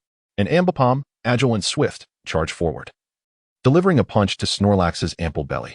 However, Snorlax took a deep breath, bouncing back, sending the Ambipom flying into a tree, rendering it unconscious. The remaining Leaf Kings and Ambipoms seemed to realize that this hefty creature was a tough opponent. They hastily abandoned their food and attempted to flee. The 4 Ambipoms, nimble and resourceful, managed to swing away using a vine, even rescuing their unconscious companion, while the Leaf Kings found themselves in a rather awkward predicament. Having evolved, their size and weight had significantly increased, especially with their lethargic nature causing them to remain inactive for months on end. Climbing trees and swinging on vines? What even are those? Snorlax then charged forward, grabbing 2 Leaf Kings and smashing them together, culminating in a final devastating move that obliterated the last Leaf King. Against 10. Snorlax emerged victorious, leaving 5 Leaf Kings incapacitated and 5 Ambipoms fleeing. Without hesitation, Jihui tossed out 5 Pokeballs with a series of clicks. He successfully captured all 5 Leaf Kings. Eager to train some Pokémon, he found it impossible to resist capturing these Leaf Kings that had presented themselves so conveniently. He planned to raise one as his main partner while studying the other 4. What a delightful prospect. Seeing Jihui capture the Leaf Kings, Snorlax expressed its discontent, voicing its complaints. Boss, Snorlax is upset that you captured more gluttons. 1 is enough in the team. If you add more, there will be less food for him. Meowth translated. What? Are you jealous? Afraid someone might steal your title of the Big Eater? Jihui chuckled, patting Snorlax's large belly. Surprisingly, Snorlax nodded solemnly. Indeed, it was concerned. I'm not just worried about your boredom. In our team, you're the laziest and the one who eats the most. If I capture 5 more companions, someone might outdo you in laziness, and you won't be the laziest anymore. Jirway explained. Snorlax tilted its head, contemplating, then broke into a blissful smile. Exactly. Regardless of the circumstances, you will always be my beloved Big Eater. There will always be enough food for you, Jirway assured. Delighted, Snorlax lifted Jirway onto its shoulder, expressing its joy. For a glutton, the ability to feast well is paramount. Boss, the matter with Snorlax is settled, but Jessie is nowhere to be found. She chased after the Ambipom and has lost track of it, Meowth reported. Chasing after an Ambipom? It seems our meal is off the table for today. Let's summon Articuno and Togekiss for tracking, Jirway decided. Meow, finally, I can ride Togekiss by myself, without squeezing in with Jessie. Meowth exclaimed excitedly. If you want to ride alone in the future, encourage Jessie to train her Pokémon. If her Pidgey evolves into a Pidgeot, she can soar solo. If that doesn't work, we can always resort to a hot air balloon, Jirway suggested. A hot air balloon? Meowth pondered thoughtfully. The two of them searched the skies. And after some time, they finally spotted Jessie's whereabouts by a small river, though the situation was entirely different from what Jirway had envisioned. By the riverbank, Jessie was offering her Pokémon food to the Ambipom, who happily munched away, climbing onto her head. Jessie, you didn't use food to capture the Ambipom again, did you? Jirway descended from the sky, his expression bemused as he observed her. It dawned on him that none of Jessie's Pokémon had been captured through conventional battle methods. Whether in the series or now, none had been obtained through fighting. It is often said that Ash captures Pokémon through emotional bonds, but compared to Jessie, it seems Ash's methods were quite conventional. At least Ash's later captures were mostly through battles, while Jessie never fought at all. Yes, this is my 6th Pokémon, Jessie exclaimed, oblivious to Jirway's teasing, as she proudly raised the Ambipom to showcase it. The Ambipom vigorously waved its tail in excitement, while a Mime Jr. jumped into Jessie's arms, mimicking her delight. Well, with another companion, we can travel together and take good care of each other, Jirway smiled, observing the lively Ambipom atop Jessie's head, wondering if it was the same as Ash's. Nonetheless, it hardly mattered, as Ash's Ambipom had not been particularly beneficial to him either. With 6 Pokémon successfully captured, both Jirway and Jessie were filled with joy. After spending half a day, they finally set foot back on the soil of Pallet Town. Jirway swung open the doors of the research facility, exclaiming, Mom, I'm back. Chapter 81. The Commission of PIA upon returning to Pallet Town. The trio of Jihui took a well-deserved respite, alleviating the fatigue from their travels. The Pokémon, returning to their familiar surroundings, were filled with joy, frolicking exuberantly across the hills of the Research Institute. The graceful Ninetales and the elegant Clefairy groomed their fur beneath the radiant sun, captivating all with their breathtaking beauty. Togekiss soared through the skies alongside Articuno, helping it acclimate to the local aerial Pokémon, even playfully teasing the Pidgeys and Spearows around Professor Oak's laboratory. Gyarados, having unexpectedly grown in size, could no longer fit in the original pond, prompting Jihui to excavate a new one for its comfort. Occasionally, Gyarados would venture to the neighboring Oak laboratory to engage in battles with water-type Pokémon like Kingdra, releasing the frustrations it had endured as a Magikarp. As for Snorlax, it was a sight to behold, lounging beneath the best tree in the Research Institute, leading the 5 newly captured Kinglers in a peaceful slumber since their return. Meanwhile, Jihui was attempting to pacify Meowth. Boss, I don't care. You must take care of that Ghastly. This isn't the first time it has bothered me. Meowth exclaimed in exasperation. Fear not. I shall have a serious talk with it and educate it properly. Besides, you are the mature one. Don't hold grudges against it. It is still just a child, Jihui replied with a comforting smile, as a swirl of dark energy materialized nearby. This particular Ghastly was a trait acquired through a video call with the family of the Bell Tower in Johto, but due to its relative weakness, it hadn't accompanied them on their journey. Now back home, it was time for cultivation. However, it seemed that all Ghastly possessed a mischievous nature, and this one was particularly playful, incessantly teasing Meowth. Boss, you really need to educate it. Meowth lamented, wearing a woeful expression. There is no need for such despair. Aside from Hypnosis and Dream Eater, it only knows Ghost-type moves, which are ineffective against you, a normal type, and vice versa. Neither can harm the other. So you need not fear, Jihui assured. But it keeps floating around. Meowth protested. All right, I promise to help you teach it a lesson. If it misbehaves again, I shall swat its behind, Jihui declared earnestly. You better not be lying to me.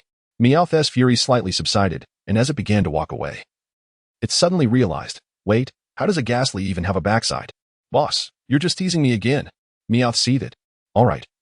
Let me rephrase. If it continues to bother you, I'll take you to the mansion of Dato for a delightful time as compensation. How does that sound? Jihui proposed. Dato? The richest of the Elite Four? You mentioned that Dato's family is wealthy. Can I really go there and have a good laugh at his expense? Meowth inquired excitedly. Of course. Last time I helped him take care of his Dragonite. It's only fair to have a little fun at his expense, Jihui responded. Can I join too? Kojiro chimed in, his face alight with enthusiasm. He certainly wouldn't miss an opportunity for food and drink. Absolutely. We three are in this together. If I have a bite to eat, how could I leave you both out? After all, Dato's family has more money than they can spend. It's only right we help them spend some. Jihui affirmed. Just then, as Jihui and his companions were plotting how to extract some funds from Dato, the sky suddenly darkened, and a red-haired youth descended from above, accompanied by an impressively robust Dragonite. Kojiro and Meowth's expressions turned awkward, and Jihui's demeanor also soured. Indeed. The old adage rings true. One should never speak ill of others in broad daylight. Weren't you just excited a moment ago? Why the silence now? Please, continue. I'm not bothered, Dato said with a grin, seemingly unfazed by their discussions. Oh, in that case, let us just ride your Dragonite to your house, saving us time for food and drink. I recall you mentioning your family has some ancient beverages aged for decades. Meowth would love to sample those, Dato remarked sarcastically. While most could detect the irony in his tone, he clearly underestimated Meowth's audacity. As soon as the words left Dato's lips, Meowth's eyes sparkled with excitement. Dato's expression twitched. Having encountered Meowth before, he was aware of its notorious boldness, but he hadn't expected it to be this audacious. Glancing around, he noticed Jihui and Kojiro also wore expressions of intrigue. Dato's demeanor shifted to seriousness as he stated, I'm here to deliver a mission. 9527 is ready to accept your assignment. 9527? Are you referring to me? Jihui asked, looking at Dato. Indeed, 9527 is your investigator number. Did you think that being appointed as a special investigator by the Kanto region came without responsibilities? Prepare yourself to accept your task. Dato explained. A task? So being an investigator is not merely for show. Then I should be receiving a higher salary, right? Why haven't I seen any payment yet? Jihui queried. Your salary is still under review. Once you complete this task, it will be processed, Dato replied. Huh, how ridiculous. Jihui scoffed, rolling his eyes. Fine. I have a restless spirit. Just tell me the task. Is it to protect rare Pokémon or to battle Team Rocket? I'm ready for anything. Neither. You are to serve as a PA investigator, assess Pokémon gyms, and shut down any that are deemed inadequate, Dato instructed. What? You want me to become a PI investigator? Jihui's calm demeanor shattered, and he stood abruptly, glaring at Dato. I just returned home after my journey. And now you tell me to become a PI investigator and assess gyms? You could have mentioned this earlier. If I had known, I could have evaluated them while traveling, saving time and effort. Now, you want me to set off again? Do you intend for me to miss the court's conference? Enough. I am well aware of your abilities. Do you think those kids at the court's conference could possibly stop you? Whether you train or not makes no difference, if you are not the champion. The Kanto region would likely be in ruins, Dato retorted dismissively. But you don't understand. I will be exhausted if I go out again. And was the PIA always overseen by the Joy family? Why the sudden change? Especially right before the court's conference? What will happen to the badges I've already earned? Jihui argued. Badges obtained prior to your inspections remain valid. Those acquired afterward will not. As for the reason for the early inspections, have you not been following the gym network? Dato replied. Gym network? What is going on? Jihui inquired. Take a look for yourself. A boy from Sinnoh has come to Kanto to challenge gyms, continuously defeating opponents with his Turtwig while mocking the trainers for their weakness. Several gym leaders are so disheartened that they no longer wish to continue. Eliza from Rainbow City has even submitted her resignation to the league, intending to focus solely on her perfume research, Dato explained. A boy from Sinnoh with a Turtwig? Jihui's expression shifted to one of intrigue. Don't tell me it's that obnoxious Shinji. Uncomfortably, he retrieved his phone, peering at the images online. Although slightly blurred, he could unmistakably recognize the figure in the photos as Shinji. Oh my goodness, it truly is that brat. In the anime, when he had defeated the gym leader in Furo City, he had taunted the leader so severely that it nearly caused the leader to quit. Jihui had initially thought that, after his guidance, Shinji would have changed, but it seemed he was still the same. Was this some form of societal revenge? Did he go out to make others feel defeated because his own brother had been beaten? Taking a deep breath, Jihui feigned nonchalance and chuckled, even so. There's no need for inspections, as everyone seems to have retreated into their shells. The number of dojos has dwindled, but those that remain are quite commendable. It spares me the trouble of visiting, and instead, we ought to genuinely console those dojos. However, due to the incident involving the Sinnoh youth, Our alliance is currently under immense pressure, with many ridiculing the Kanto Alliance's dojos, thus necessitating a reorganization. Some trainers, like Iligia and Ayaka of the Qianong Dojo, while currently modest in strength, possess significant potential and need not resign. Conversely, there are certain dojos that ought to be closed, such as the Hualan Dojo, the Du Dojo, and the Sakura triplets, who indiscriminately distribute badges. Very well, I shall take on this task. But I have a request. I wish to apply for an aircraft to avoid wasting too much time, Zhihui stated. That is certainly feasible. In any case, the Kanto Alliance dojos will be entrusted to you, Du affirmed solemnly. Chapter 82. The Underwater Battle at the Hualan Gym, Part 1. Boss, after finally concluding my travels. Why are we rushing out again? I'm exhausted. You're the special investigator, not me. I'd rather stay at home, Meow Meow complained. We share both fortune and adversity. Since I'm out here, you can't expect to relax, Zhihui replied, shaking his head. Nonsense. I'll take the hardships. But you'll surely enjoy the benefits first, boss, Meow Meow retorted. Say that again, and believe me. I'll keep all the fortune for myself and let you handle the hardships, Zhihui replied with a forced smile. No way, boss. We're in this together. When you have matters to attend to, Meow Meow will definitely follow you without hesitation. Isn't it just retracing our steps through Kanto? What is the big deal about traveling the world? Meow Meow quickly added with a smile. All right, we're all flying, so let us consider this an aerial journey. Admiring the scenery. In fact, during our last trip, we missed many places, which was quite dull. Take the Hualan Gym, for instance. We rushed through last time and didn't get to see their swimming show, Zhihui remarked. The swimming show? Little Ji's eyes lit up. I like it. I actually won the elementary school swimming competition before. Can we see it now? Calm down, Little Ji. People attend the Hualan City's underwater swimming show for the beauty of the Hualan trio and their long legs, not for you. Zhihui shot a glance at Little Ji, almost voicing the thought. Do you have that? However, before he could utter the words, images of Little Ji in various outfits from the anime flashed in his mind. Damn, the guy really does have long legs, Zhihui thought. Glancing down at his own legs and feeling an urge to lash out, he darkly said, let us head to the Hualan Gym. Wait a moment, boss. Today, the Hualan Gym isn't hosting a swimming show, Meow Meow suddenly interjected. Huh, the Hualan Gym isn't performing the underwater swimming show? Are they genuinely running a gym? If that is the case, I could ease up a bit and give them some chances, Zhihui mused, feeling that perhaps it was worth it to poke fun at Shinji. No, they are putting on a water performance play. Meow Meow pointed to a nearby poster, which detailed the Mermaid Princess's holiday, showcasing a ballet performance featuring humans and water-type Pokémon. Indeed, the Hualan Gym remains obstinately unchanged, Zhihui shook his head. If there were to be a vote for the most irresponsible gym leader, it would undoubtedly be the Hualan trio. Other gym trainers, while many had side jobs, had at least shown some responsibility. For instance, Melissa, the gym leader from the Sinnoh region, had even closed her gym to travel for a while. However, none could match the irresponsibility of the Hualan trio. Fortunately, after Misty returned, she managed to hold the fort. Otherwise, the Hualan Gym would have surely crumbled. As Zhihui scrutinized the poster, his frown deepened. It's well known that among the current gyms, the Hualan Gym was an established name. And now it had devolved into this state. Perhaps the Hualan trio truly lacked the aptitude to be gym leaders. Let us stay positive. Although there are many gyms in Kanto, only a few truly have issues. Nagi has already been trained by Genghis Khan and no longer transforms losers into dolls. As for personal behavior, there's nothing wrong. Regarding strength, that's also not a concern. Then there's the trainer from Korea City, who I've already guided once and is now competent. The remaining trainers have minor issues. Thus, although it seems we have plenty to handle, the main focus is just on the Hualan Gym. Once we resolve this, the rest will be much easier, Zhihui concluded. So, how do we resolve this? Should we just storm in? Little Ji asked, lacking enthusiasm. Don't be so downcast. Come on.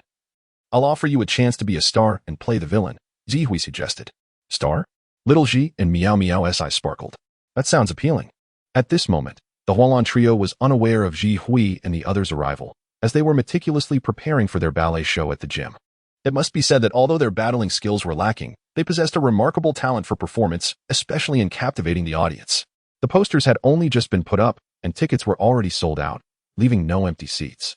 Zhihui stealthily infiltrated, intending to enjoy the underwater ballet show. Although the Hualan trio's training skills were subpar, their dancing was commendable. However, unexpectedly, the mermaid princess in this performance was not one of the Hualan trio, but Misty herself. Yet, Misty, beautifully adorned, frolicked in the water, creating a delightful sight. From Zhihui's aesthetic perspective, He genuinely felt that Misty was more appealing than her three sisters combined. Listening silently to the narration, Ji Hui quickly grasped the story's essence, which was essentially a children's fairy tale. Initially, the mermaid princess coexisted harmoniously with the water-type Pokémon. Soon after, a villain arrived for reasons unknown, intending to harm the princess. Ultimately, in a moment of crisis, a prince emerged out of nowhere to rescue her, and they all lived happily ever after. The story structure was simple, yet in such performances, no one cared about the plot. Even if the logic was flawed, it didn't matter. As long as the humans and water-type Pokémon were visually appealing and conveyed joy, that was sufficient. The current cheers from the audience were proof of that. As the plot unfolded, the eldest sister, Sakura, who played the prince, soon defeated the robbers portrayed by the second and third sisters, rescuing Misty, the princess. Just as the plot seemed to conclude, a smile crept onto Ji Hui's lips, for the real show was only just beginning. Suddenly, the lights brightened, and two oddly dressed figures leaped into the water, heading straight for Misty and her sisters. "Who are you?" Sakura asked, bewildered, glancing at her sisters. "Is this a new addition to your act?" Her two sisters looked equally confused. "No, not at all." Meanwhile, disguised little Ji and Meow Meow, upon hearing Sakura's question, felt as if a switch had been flipped within them. They began performing a dazzling dance in the water. "Since you asked so sincerely, we will graciously inform you. To prevent the world from being destroyed, to safeguard peace, and to embody love and truth, we are the charming and delightful villains, Team Rocket. Yamato, Kojiro. We traverse the galaxy." Yamato, Kojiro? Misty's eyebrows raised. Although she wasn't very familiar with little Ji and Meow Meow, she recognized them instantly due to her innate ability to see through disguises. The key was that Meow Meow was unmistakably identifiable as the only talking Meowth in the world. "Indeed, we are the villains and intend to steal all your Pokémon and shut down your gym," little Ji declared. The sudden turn of events shocked the audience, sparking a flurry of murmurs. "What is happening? Didn't the show conclude?" was heard among the crowd. Could this be an Easter egg? It's possible. Isn't it common for shows to have some surprises after the main performance? Were we just treated to a dance, and now it's a Pokémon battle? If so, then this ticket is worth every penny, as it's essentially two shows in one. Feeling the audience's excitement and astonishment, little Ji and Meow Meow waved enthusiastically, their vanity immensely satisfied. The feeling of being stars was truly delightful. Only Xiaojiang and Xiaoji in the audience were utterly perplexed. While Xiaoxia could recognize them, both of the boys certainly could as well, yet they remained clueless as to why these two individuals had appeared at this moment. "Stay seated. Do not move, and watch closely. You cannot interfere in this match," came Ji Hui's voice drifting from behind. Chapter 83, The Underwater Battle at the Hualan Gym, Part 2. "Indeed, it is us. If you wish to safeguard this place, strive to defeat us, otherwise the Hualan Gym shall be shut down," stated Kojiro. "The Hualan Gym closing? What does that mean?" Kasumi inquired, puzzled. "This is the directive from the Alliance PIA, which periodically cleanses weaker gyms. The leader, considering his familiarity with you, has refrained from intervening directly, allowing us to take on the task. Other gyms typically engage in one-on-one battles, but since your Hualan Gym is deemed the weakest in Kanto, an exception has been made. You may all battle together, and you can release all your Pokémon. If you win, you will be spared," Kojiro explained. "The weakest gym in Kanto? Are you underestimating us?" Kasumi's elder sister exclaimed, incensed. "Indeed, who does not know that we embody both beauty and strength?" Kasumi's second sister added, equally displeased. "The truth is that your strength is indeed the weakest. In any case, come forth in battle. White Sea Lion, emerge." Kojiro tossed out the White Sea Lion he had borrowed from Kona. "Are you ready to battle? Are you afraid? Horned Goldfish, use Horn Attack," commanded Kasumi's second sister angrily, as a horned goldfish charged towards the White Sea Lion, its pointed horns spinning rapidly. "White Sea Lion, use Slam," Kojiro ordered nonchalantly. He had heard of these individuals' past exploits. If he could not defeat them, how could he possibly participate in the Indigo Conference? Upon receiving the command, the White Sea Lion did not need to move much. It merely swung its tail with great force, striking the horned goldfish and sending it spinning. "How weak!" Kojiro exclaimed in surprise. Then with delight, as if he had discovered a new realm, he declared to the Hualan Quartet, "Today, I shall take on all four of you. How audacious! Eldest sister, do not hold back.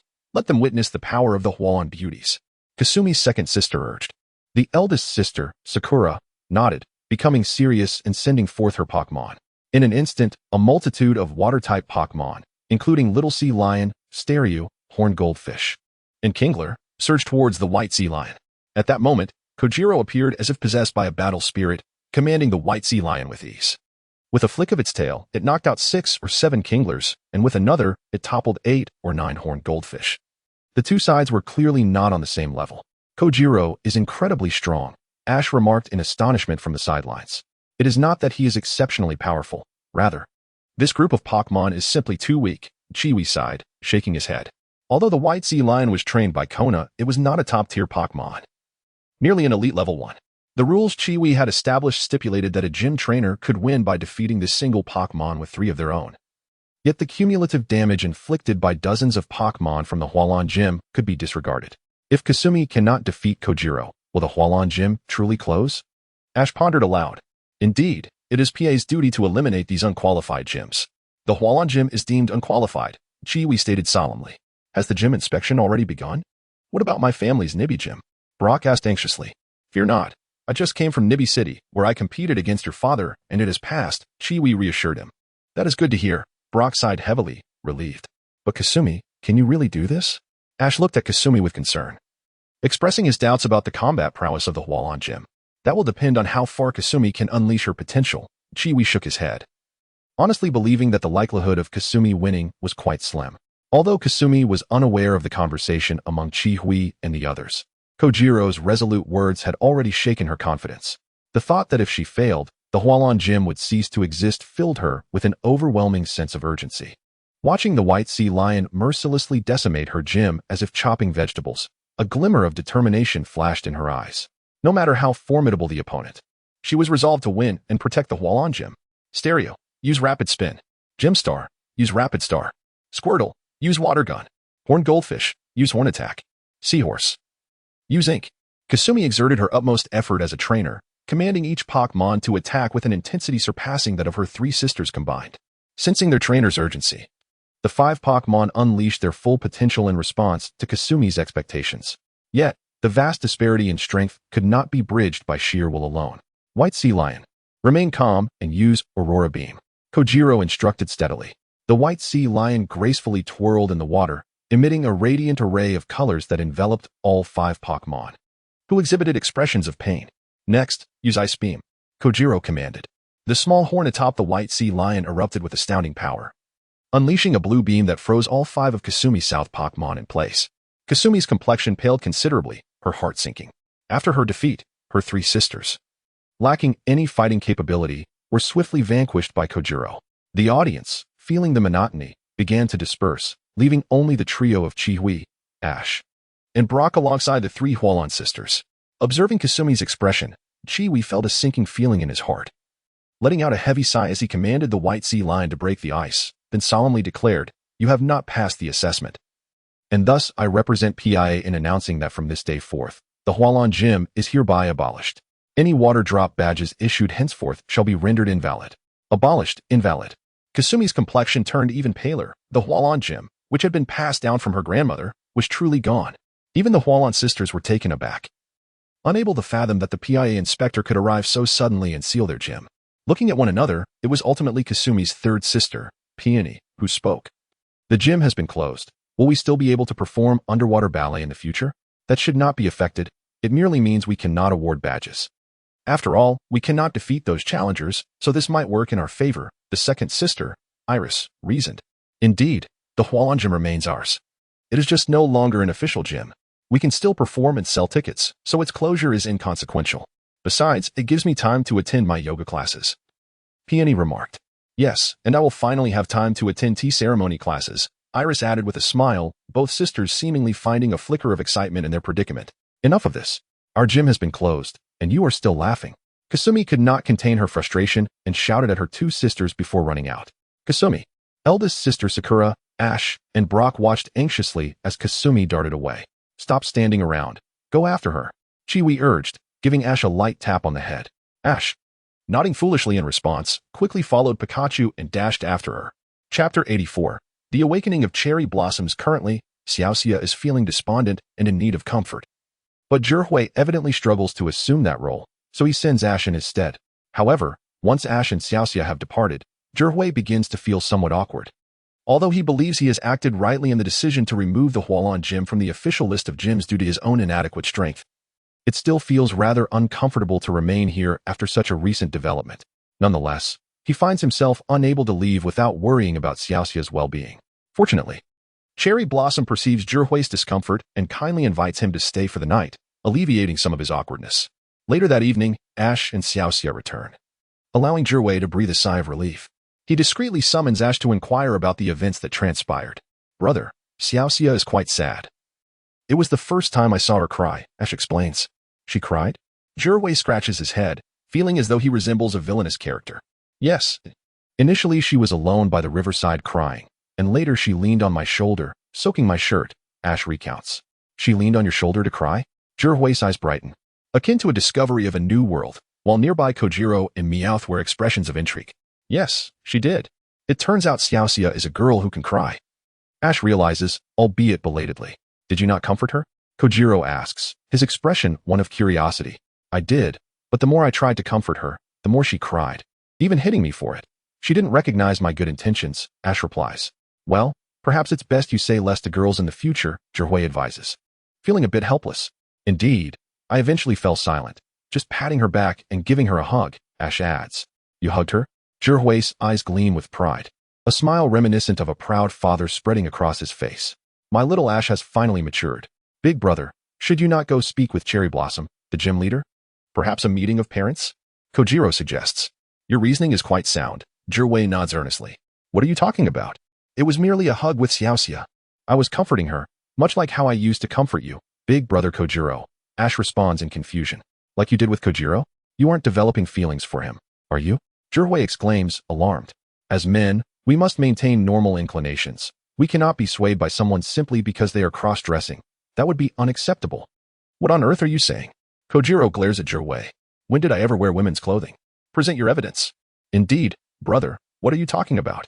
Ash still looks perplexed. Well, it seems you are still quite the child, utterly unaware. I was foolish to be hopeful, Zhihui concludes. Who says I'm a child? I'm already 10 years old. Ash protests. 10 years old is still a child, especially you. Do you really not feel anything in the presence of a lovely girl your age that you see every day? Zhihui queries. What feeling? We are all friends. Ash replies innocently. Yes, merely friends. Clearly, you have yet to reach that stage of understanding. Never mind. Living with Pikachu is perfectly fine, Zhihui remarks. Indeed, Pikachu is wonderful. He is my best partner. Ash nods matter-of-factly. Kojiro raises an eyebrow, unable to contain himself, and lightly flicks Ash's forehead. Good heavens. Are you truly the little brother of the big guy? He was flirting with girls at 10, and yet you seem oblivious to what girls even are? Especially when one likely harbors a crush on you. Xiaoxia has a crush on me? How could that be? Ash finally shows a rare moment of clarity. How could it not? My foolish little brother, despite your shortcomings, you have quite a few admirers, Zhihui states earnestly. Really? Ash remains bewildered. Xiaoxia holds significant importance to him. She was the first friend he made after leaving Jinshin Town. Yet romance? What is that?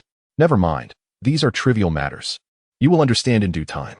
For now, have you collected all 8 gym badges? Zhihui inquires. Yes, I can challenge the Indigo Conference now. And Xiaoxia has passed the qualification test as well. Ash responds, his spirits lifting at the mention of the league competition. That's splendid. Once we reach Hualan City, home will be within reach. Spend some quality time there. Mother misses you dearly. Additionally, focus on rigorous training to enhance your strength. I don't want to defeat you with just one Pokémon against your 6, Zhihui advises. I would never. Ash declares passionately. All right, off you go. Train well. If you fail to make it into the top 8 this time, I shall break your legs, Zhihui quips. Brother, I am going for the championship. Just watch how I will defeat you. Ash retorts confidently. Defeat me?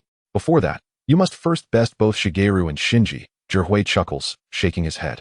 The night passes, and the following day arrives with the Hualan Gym members discussing future plans. Shangpu and Mutant have simple aspirations. One wishes to learn yoga, while the other seeks to study the art of tea. For them, the gym's removal from the league is, in fact, a blessing. Though Xiaoxia remains somewhat melancholic, she has gradually come to accept the situation, preparing to enhance her strength and continue traveling to challenge the league, with hopes of reapplying to establish the Hualan Gym in the future. Unexpectedly, the eldest sister, Cherry Blossom, requests Zhihui, Mr. Zhihui, would you consider taking me as your apprentice and teaching me about Pokémon battles?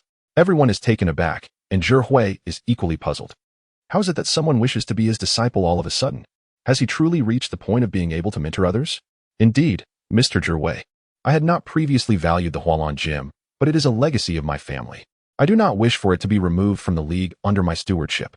Therefore, I seek your guidance to enhance my Pokémon skills, Cherry Blossom states earnestly. You do not want the Hualan Gym to be disbanded under your watch. Zhihui nods, realizing that among Xiaoxia's 3 sisters, it is indeed Cherry Blossom who cares for the gym. She will support Xiaoxia when she becomes the gym leader. Unlike the other 2 who are seldom present except for performances, I am still uncertain if I possess the qualifications to be a mentor. How about this? I will recommend you to Kana for further study. You can become her apprentice, Zhihui suggests. The Elite Four, Kana? Cherry Blossom asks, astonished, gazing at Zhihui. She is a figure of both beauty and strength, incomparable to the 3 sisters. Is it possible for her to become her apprentice? What a fortunate opportunity. Indeed, it is her. I can make a phone call, but you must strive diligently. If you do not put forth the effort, Kana will dismiss you. And I shall do the same, Zhihui states solemnly. Rest assured, I shall do my best, Cherry Blossom vows seriously. To have the Elite Four as a mentor and not work hard would truly be hopeless. Chapter 85. Accept these 2 salty fish, Brother Zhihui. May I also seek guidance from Sister Kona? Xiaoxia asked, her face filled with envy. Of course, but aren't you preparing for the quartz conference? You should focus on honing your skills first, then engage with various experts during the tournament to gain experience. By the way, how many Pokémon do you currently have? Zhihui replied. Exactly 6. Squirtle, Stereo, Starmie, Goldeen, Horsia, and Psyduck, Xiaoxia answered. Just these 6? You should accompany Ingwa to Sister Kona for further training, lest you face early elimination at the Quartz Conference, Zhihui suggested. After contemplating, he noted that aside from Starmie, none of Xiaoxia's Pokémon had reached their final evolution. And even Starmie might not outperform Stereo in actual combat. The one exceptional Psyduck, if it weren't suffering from headaches, would be rather lackluster. Thank you, Brother Zhihui, Xiaoxia smiled. Brother, can I also join in seeking Sister Kona to enhance my strength? Ash inquired. Yes, and I too wish to improve my abilities, Kojiro chimed in. Both of you, be quiet. The 2 of you together are already stretching Sister Kona's limits. Any more, and she would be overwhelmed. Besides, she specializes in water-type Pokémon. While I have no idea what types you both are, train on your own, if you truly wish to seek guidance. I can call and arrange for you to apprentice under Shiba for a while, Zhihui stated. The Elite Four? Shiba? Brock exclaimed in surprise. Are you on such good terms with the Elite Four, Brother Zhihui? Indeed, I have always had a good relationship with them. Grandma Kikuko is my elder. And there's no need to mention Sister Kona. As for Shiba, many of the fighting-type Pokémon in his possession were sourced by me. My relationship with the last one, Dato, is somewhat tenuous, but we are still friends, Zhihui explained. Brock gazed at Zhihui, an urge to cling to him surging within, realizing just how formidable he truly was. By the way, Aoi and Muden, after Xiaoxia and I depart, the Hualan Gym will be entrusted to you, Inghua instructed. Entrusted to us? Just the 2 of us performing isn't enough. We might as well close the door, Aoi bluntly remarked, while Inghua, still clinging to hope, found that both of them had given up entirely. Of course, they could not be blamed, as no one had the authority to dictate that the offspring of gym leaders must also become gym leaders. Everyone has their own aspirations. Not all revel in Pokémon battles. Very well, let's first manage the Pokémon here to prevent any mishaps while we are away, Inghua nodded. Taking charge of managing the Pokémon, Zhihui and the others lent a hand. It must be said that while the gym leaders here might not be of the highest caliber, there was still a plethora of water-type Pokémon present.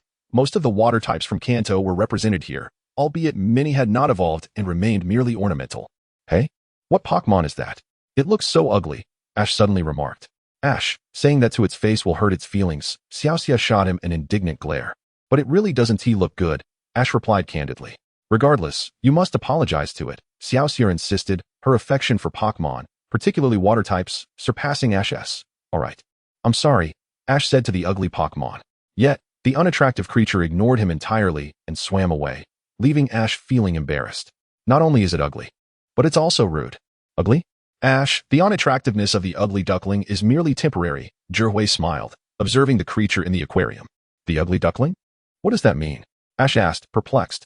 Let me show you a video, Zhihui said, pulling out his phone to display a clip of Milotic, golden beaches, warm sunlight, and gentle waves as a graceful figure glided through the surf, embodying beauty. What a stunning water-type Pokémon! The 4 sisters of Hualan exclaimed in unison. A rare moment of harmony among siblings. Indeed, such a beautiful Pokémon. Ash and Brock stared, mesmerized. Now that you've seen it, let me share a secret. Its pre-evolution is the very ugly fish you all have been criticizing. Zhihui pointed at the despised fish in the aquarium. Really? Everyone exclaimed in disbelief, glancing back and forth between the self-conscious ugly fish and the proud, beautiful Milotic. It was hard to reconcile that they were the same Pokémon. Why the astonishment? Even Magikarp, the weakest Pokémon, can evolve into the mighty Gyarados. What is so surprising about the ugly fish evolving into Milotic? I'm actually more curious about how you ended up with it in the Hualan Gym. It's a Hoenn Pokémon, Zhihui remarked. I found it injured on the beach and took it home to nurse it back to health, Xiaoxiao explained. That makes sense, Zhihui nodded. Although regions are separated by land, the ocean connects them, making it entirely plausible for the ugly fish to end up here. Come here, ugly fish, into your sister's embrace. I'll train you to become a Milotic, all right? As Zhihui pondered, Aoi and Muden began coaxing the ugly fish. Seeing a Pokémon renowned for its beauty, Aoi and Muden, who cared only for appearances, couldn't resist trying to persuade it. However, their attempts proved ineffective, as the ugly fish remained indifferent to their efforts. Ugly fish, come here, Xiaoxia finally called, and only then did the fish swim over. Good child, smart child, Xiaoxia exclaimed joyfully upon receiving a response from the fish. Although she had instinctively helped it due to her love for water types, she was also somewhat superficial. Just as she feared bug types, she found certain visually appealing bug types, like Beautifly, to be quite charming. The same applied to water types. After bringing the ugly fish home, she had not given it special attention, nor had she captured it. However, now that she knew the ugly fish could evolve into Milotic, she declared fiercely that anyone who dared to compete with her for it would face her wrath. A water type, beautiful and powerful, this is perfectly tailored for me. Don't get too excited too soon. While the ugly fish can evolve into Milotic, the difficulty is akin to that of Magikarp evolving into Gyarados. Many know how formidable Gyarados is, yet how many actually train Magikarp? Zhihui cautioned. But many have successfully evolved into Gyarados, Xiaoxia retorted. How does the ugly fish evolve into Milotic, brother Zhihui? Xiaoxia asked. By enhancing its beauty. Once it reaches a certain threshold, it will naturally evolve into Milotic. The most direct method is to find a beauty scale, but those are quite rare and hard to come by. There are other methods, 1.5, Zhihui explained. What does 1.5 mean? Why is there a half? Ash queried, puzzled. 1.5. The first is a method nearing research completion, feeding it beauty-enhancing food to increase its beauty. The half refers to coaxing it into believing it is beautiful, engaging in self-deception, Zhihui clarified. Deceiving Pokémon. That can lead to evolution? The group looked at Zhihui in wide-eyed astonishment. Why the shock? The evolution of Pokémon remains an unbroken enigma to this day. Initially, the evolution of Milotic could only be achieved through the acquisition of beautiful scales, but later, it was discovered that gradually enhancing beauty could also be effective. However, through my research with Dr. Otamaki from Hoenn, we found that Pokémon who had consumed special food did not exhibit significant improvements in their external beauty. This raises the question of whether the enhancement of beauty is primarily a matter of the heart. If this is indeed the case, continuously adorning Phoeba and instilling in them the belief of their own beauty might lead to a transformation. The notion that three make a tiger suggests that if one person expresses disbelief, the consensus of many could sway their perception of self-worth, potentially leading to evolution. If this experimental method proves successful, the evolution of Phoeba would no longer rely on external stimuli, vastly improving their living conditions. Many would take to nurturing Phoeba, no longer discarding them due to their appearance. I emphasize the significance of this research. Are there any successful cases? Asked Kasumi.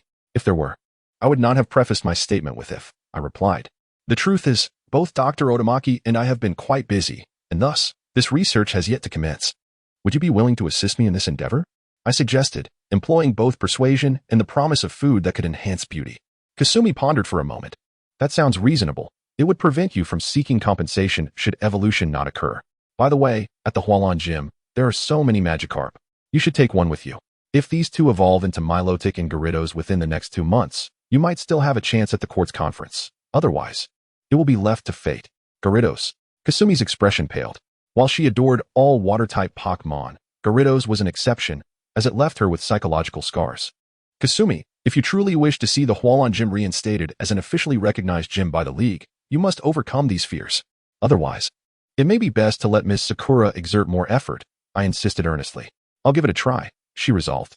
Taking a deep breath at the thought of the Hualan Gym, her gaze reflecting newfound determination. I look forward to your performance at the court's conference, I said with a slight smile as I exited the Hualan Gym, accompanied by Kojiro and Meowth. Chapter 86. The ancient Pokémon at long last, it has been resolved. If it had not been, Meow Meow would have gone mad. On the airplane, Meow meow exclaimed with exhilaration after concluding the gym inspection. Matt, you were anything but tired while soaking in the hot springs at the Scarlet Pavilion yesterday. If I hadn't called you this morning, you would have lingered in bed. Ji Hui retorted, a hint of annoyance in his tone. That's because I was utterly drained from keeping pace with you, which is why I couldn't rise, Meow meow complained. From what I observed during our journey, you've had ample food and drink. I fail to see how you could be so fatigued, Ji Hui countered. My exhaustion is of a mental nature. Internal fatigue has led to physical deterioration. Truly, I am quite weary, Meow meow defended, standing his ground. Very well, then. For the upcoming amusement, I shall not include you, Ji Hui replied. Amusement? Boss, you must take me along. You cannot abandon me, Meow meow cried out. You said it. Ji Hui smirked, a glimmer of cunning in his eyes, as they headed towards the Janghui Lighthouse. The Janghui Lighthouse? Boss, you aren't seeking that ancient dragonite, are you? Meow meow asked, a look of horror crossing his face, recalling the cataclysmic thunder from their last encounter. Indeed, it is about time to find him some companions. Otherwise, should he grow angry and come after us, can you withstand his wrath? Ji Hui remarked. Boss, may I opt out? Xiao Zilong timidly inquired. Certainly. If you wish to be thoroughly beaten by me and then have a package sent back home, by all means, go ahead, Ji Hui said. Boss, you are clearly leaving me no choice, Xiao Zilong muttered reluctantly as he piloted the plane towards the Janghui Lighthouse. Upon receiving an early notification from Ji Hui, Janghui immediately summoned the ancient dragonite as the three arrived. Soon enough, within the mist, a colossal shadow emerged. Here he comes, Ji Hui greeted the dragonite with enthusiasm. The dragonite roared a few times, and Meow meow swiftly translated, Boss, he asks whether you are certain you can find his companions. If you deceive him again, he will not be merciful. Rest assured, I will succeed. Within that ancient ruin, there are at least 3 ancient Pokémon, the ancient Jengar, ancient Alakazam, and ancient Jigglypuff. Ji Hui assured him. The dragonite nodded, filled with anticipation. Once, all Pokémon shared a similar colossal stature with him, until one day. He awoke to find all around him were significantly smaller. He could not find a single companion. After traversing the globe for years without success, he felt deceived by Janghui, his heart brimming with rage. Now, Ji Hui offered a glimmer of hope. Should Ji Hui betray him again, he would truly seek retribution. Let us proceed. Remember to keep up with us, Ji Hui commanded as he steered the plane towards the new town, with the ancient dragonite tailing closely behind. As Ji Hui piloted the aircraft, he calculated their distance, having prepared thoroughly for this venture. He had instructed White and his team to gather ample data while ensuring Professor Oak readied 10 Jigglypuffs. However, before they reached New Town, Ji Hui spotted a gathering of dark clouds in the sky, emanating an eerie glow, vaguely connecting to another realm. His expression shifted dramatically as he gazed below. Discovering 2 uniquely monstrous Pokémon amidst the forest, the ancient Jengar and ancient Alakazam. Is White's team comprised of fools? How could they release these 2 prematurely? Ji Hui scolded, realizing that while these creatures were not legendary beasts, their clash would rival that of such beings. More critically, they were perilously close to New Town. And should a battle ensue, it could easily endanger those nearby. The dragonite, too, recognized the danger and swiftly flew beside Ji Hui, expressing gratitude with its gaze. It opened its mouth and presented a Pokémon egg to Ji Hui before diving towards the ground. Boss, the dragonite expresses its gratitude for your honesty. This egg is a dragonite egg of excellent potential. Once it hatches, it could become a key member of your team, hence it is a gift for you. Meow meow conveyed. Keep it for now, Ji Hui replied, too preoccupied to dwell on the egg. Although the impending chaos from the 2 Pokémon would resolve itself in the narrative, the sight of the portal to another dimension instilled a deep-seated fear within him. The dragonite approached the ancient Jengar and ancient Alakazam, eager for reunion, yet these 2 Pokémon exhibited no warmth. Instead, they radiated hostility, launching an attack without hesitation. The ancient dragonite endured the assaults of both forces, recoiling in anger. You dare to strike me? It bellowed, its previously gentle demeanor transforming into ferocity as it advanced on the Jengar and Alakazam, delivering powerful blows. Though formidable, the ancient Jengar and ancient Alakazam unleashed their attacks, transcending limitations of type and species.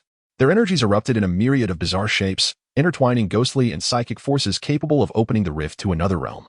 But against the ancient dragonite, they still fell short. The dragonite erupted in a brilliant golden light, as bolts of lightning, bearing millions of volts, crashed down from the heavens. Both Pokémon were left aching, exchanging glances before ultimately deciding to halt their assault and unite against the ancient dragonite. 2 distinct energies collided, striking the ancient dragonite, which, despite its might, could not easily suppress the combined forces. In an instant, the three colossal beings engaged in a cataclysmic battle, their energies intertwining in a manner that threatened annihilation. The surrounding forest was ravaged by the Dragonite's fury as the portal to another realm remained ajar. Destructive forces clashed. The darkness painted the sky black, golden eyes disturbed the flow of energy, and the world was torn asunder. Humanity stood helpless as the portal to another realm gaped open. Could it be that the ancient civilization was destroyed due to the conflict between these two Pokémon? If so, what of the third Dragonite? I merely seek understanding, devoid of malice. Must I bear the blame? Within the forest, a young girl, White, whom Ji Hui recognized, observed the apocalyptic scene around her, reflecting on the translated words from the stone tablet with shock and regret. It was indeed your fault for releasing these two prematurely. Did we not agree to wait for my return? Ji Hui landed and glared at Professor White with displeasure.